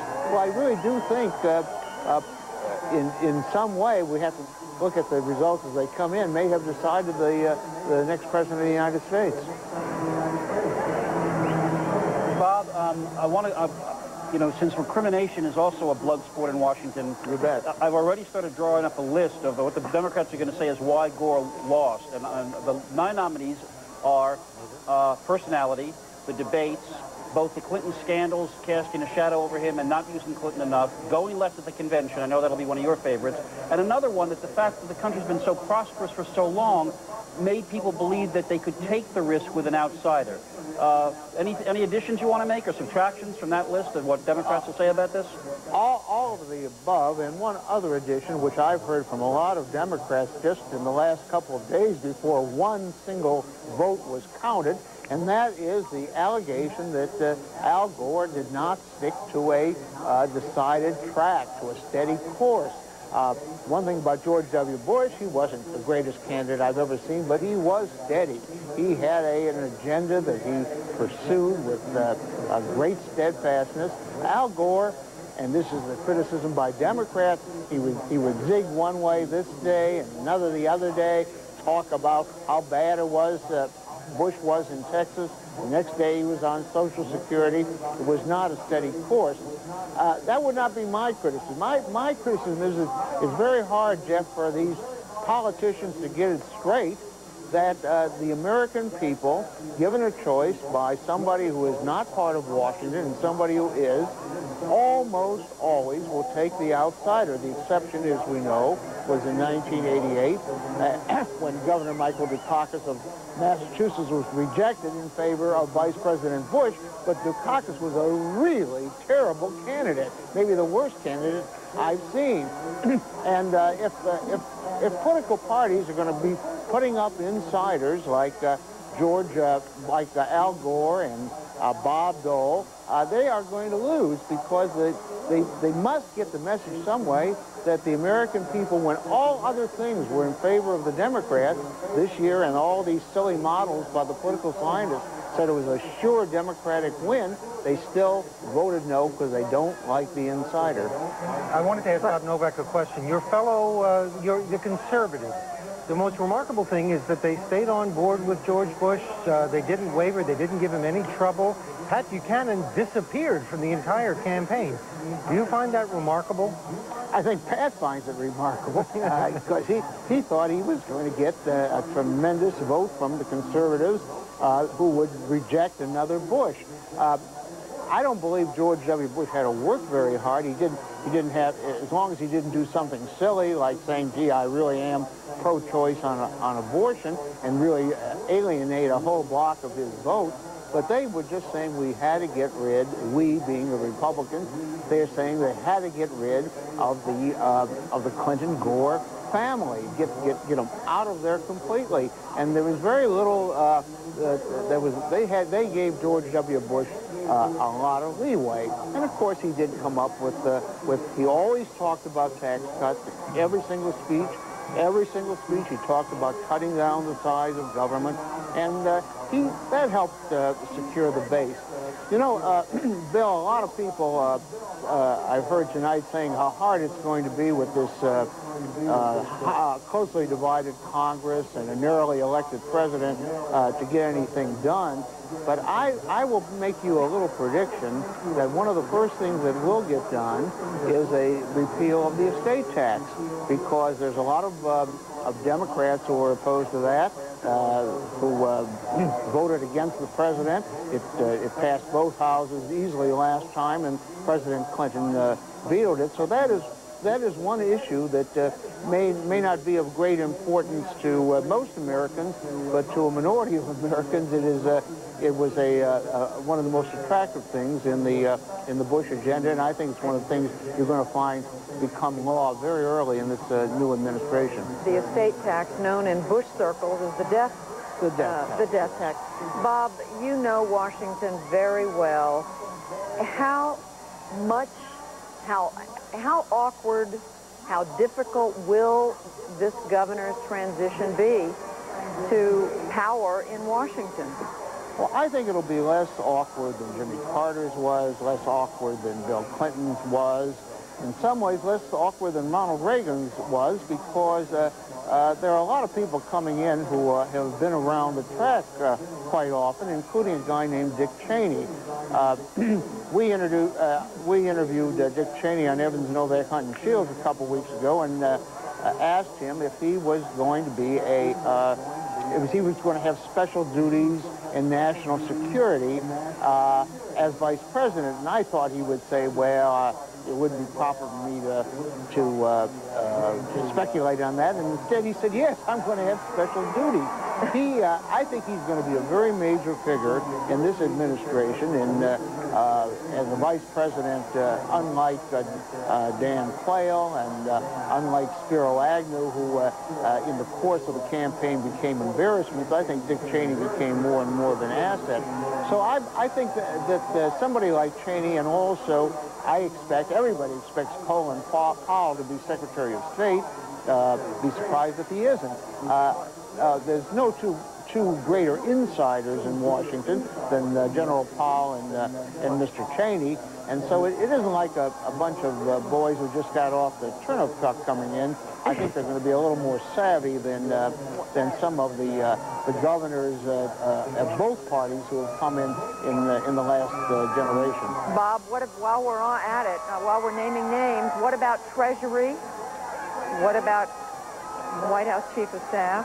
Well, the Treasury, I don't really know, except I think it's not going to be Lawrence Lindsay, who's former Federal Reserve Chairman. I think he is going to have if they keep the job that was established in the Clinton administration as National Economics Director, I think they'll have that. Republicans like to have a financier or a banker in, and sometimes pretty dull bulbs, and I don't think they have decided who that is going to be. One of the more exotic choices is youngish multi-millionaire from California, Jerry Parsky, who was the state chairman way back when, was a very young Assistant Secretary of the Treasury under Bill Simon in the Nixon administration. That's a possibility. White House Chief of Staff, I hear a lot of names mentioned. I don't think they've made a selection on it. Some trial balloons have been floated for a former Congressman Vin Weber, who supported John McCain against George W. Bush, but then was added to his advisory staff. His name has been mentioned. Andy Card, who was a deputy chief of staff under John Sununu in the first Bush administration, has been mentioned. I don't think it's going to be Karl Rove. I don't think that's a job that Karl would like. We're going to go back to this jubilant scene here. Candy Crowley has a guest. Hi, Bernie. Yeah, Mark McKinnon. So we call you what? Media guru, right? Media director. Okay. Mark, first of all, let me just talk about personally what you went through tonight. I mean, we were up, we were down. What was the mood? It was like 5 life and death experiences. I mean, I really felt like I've been to hell and back on a number of occasions tonight. You know, when Florida went south, I know the governor maintained his optimism, but I got to tell you, a lot of us on the staff, just Florida was key. We knew that from the very beginning. And when Florida went south, we all got involved in some very fuzzy math about how to try and put it together.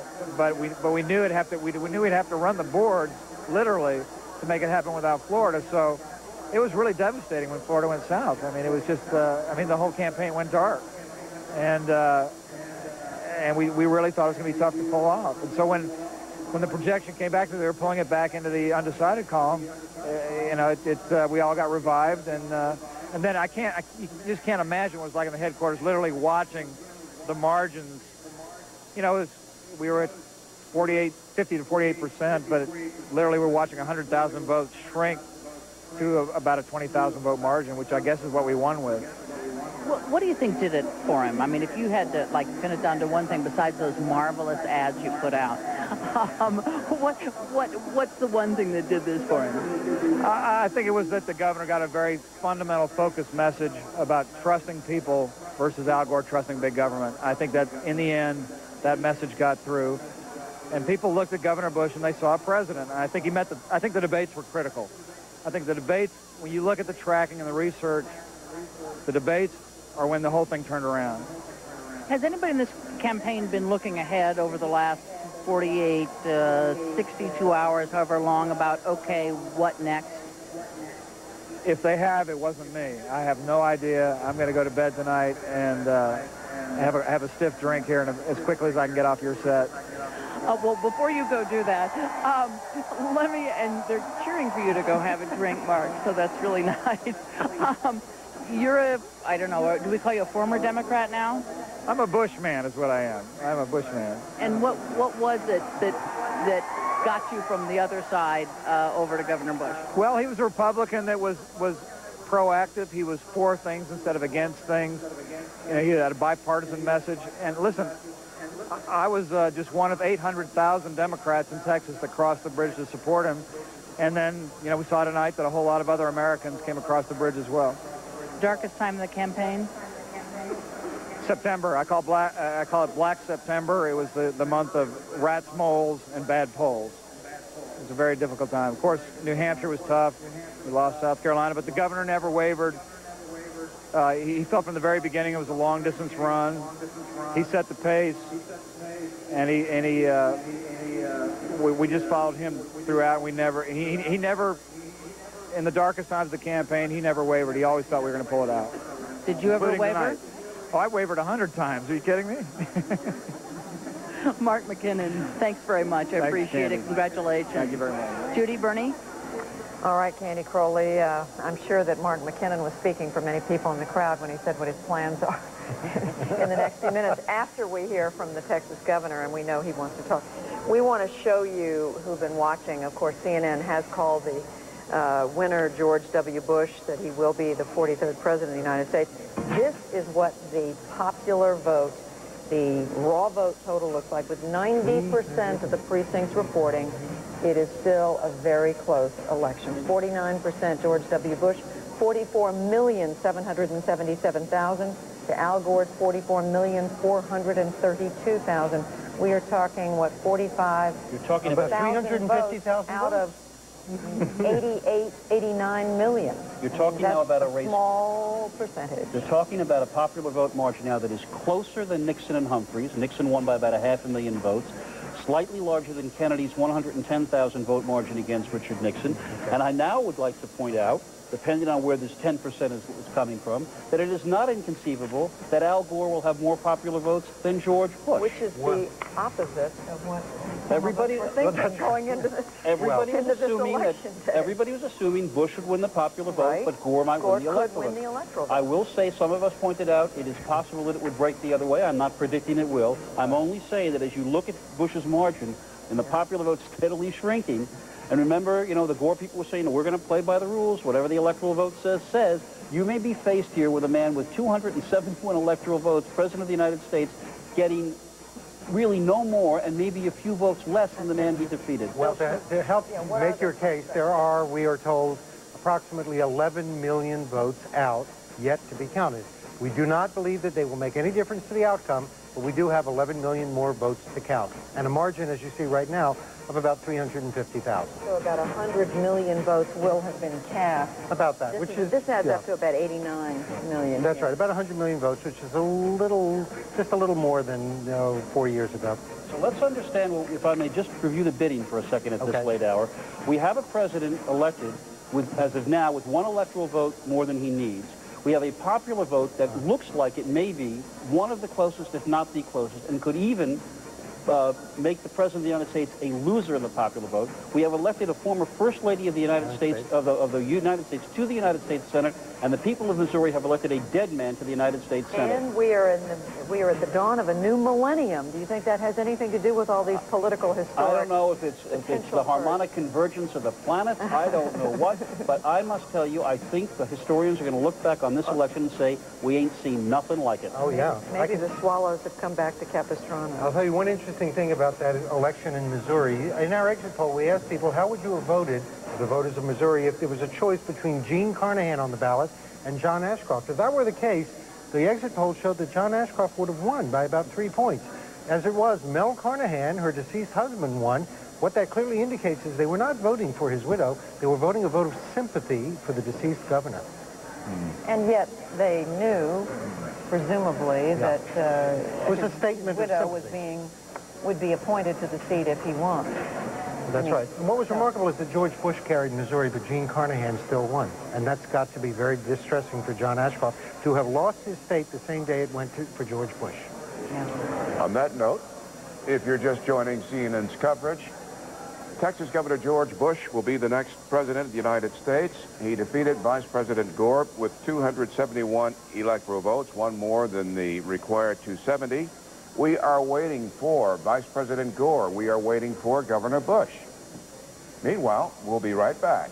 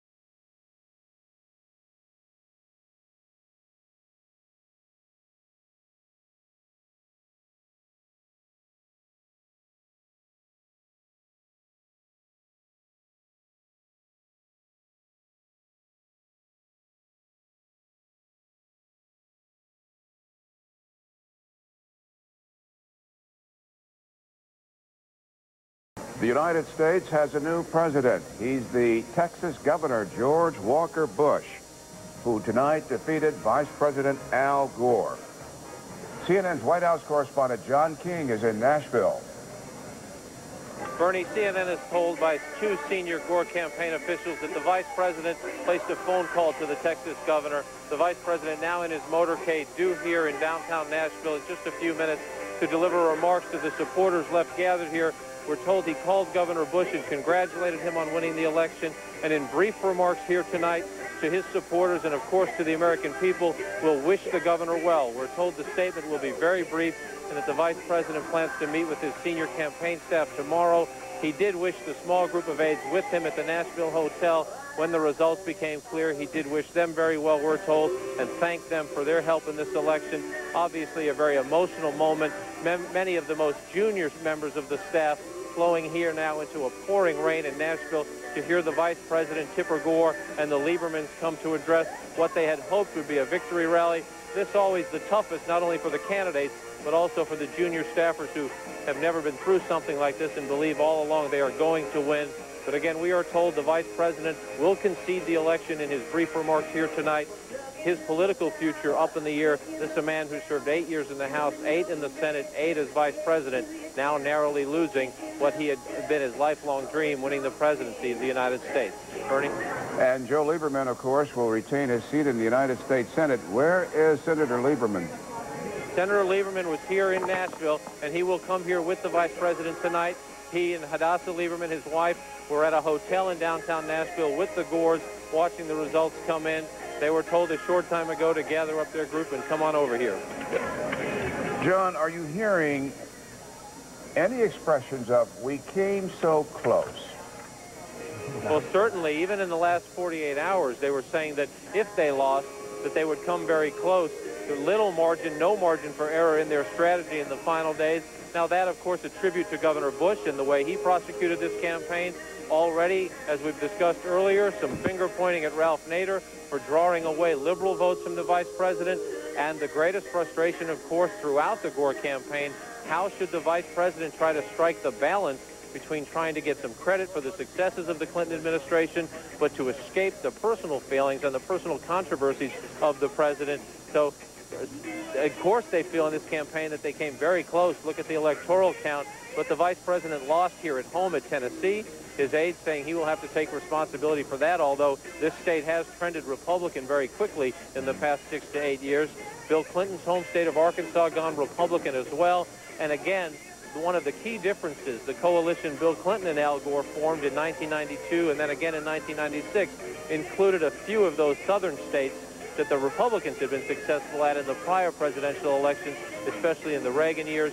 And we've just been told that the vice president's motorcade has arrived, so we expect to see him in just a few minutes. Hey, John, it's Jeff Greenfield. Has anyone in the Gore campaign come to grips with the possibility that as we look at the popular vote, that Al Gore might be the one who wins the popular vote but loses the electoral vote?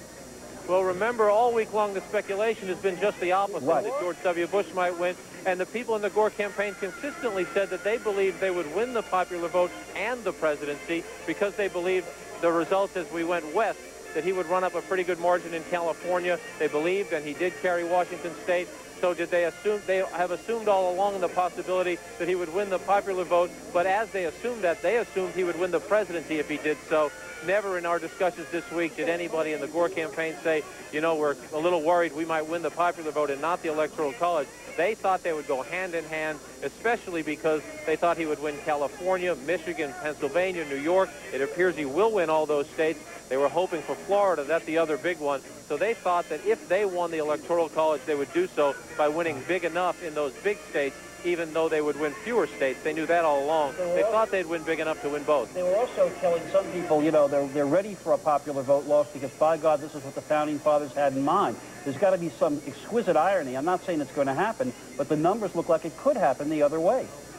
It could happen the other way, and if that happens, and there will be anyway, the what-ifs. What is the 1 or 2 states we could have done? And again, if you look at this very close electoral map, if they had turned Tennessee's 11 electoral votes around, West Virginia elected a Democratic governor tonight, unseating a Republican, yet Al Gore lost the state that had voted Democratic in 8 of the last 10 presidential elections. States like Iowa came his way, or it appears it will come his way, but very close at the end. So there will be a lot of questioning as to why Al Gore could not run stronger in traditionally Democratic states, and why a man from Tennessee could not do at least a little bit better in the southern and border states. All right, John King, there in Nashville, you said the motorcade with the vice president has arrived, so we're going to be keeping a close eye on you. We'll come back to Nashville as soon as the vice president is ready to speak.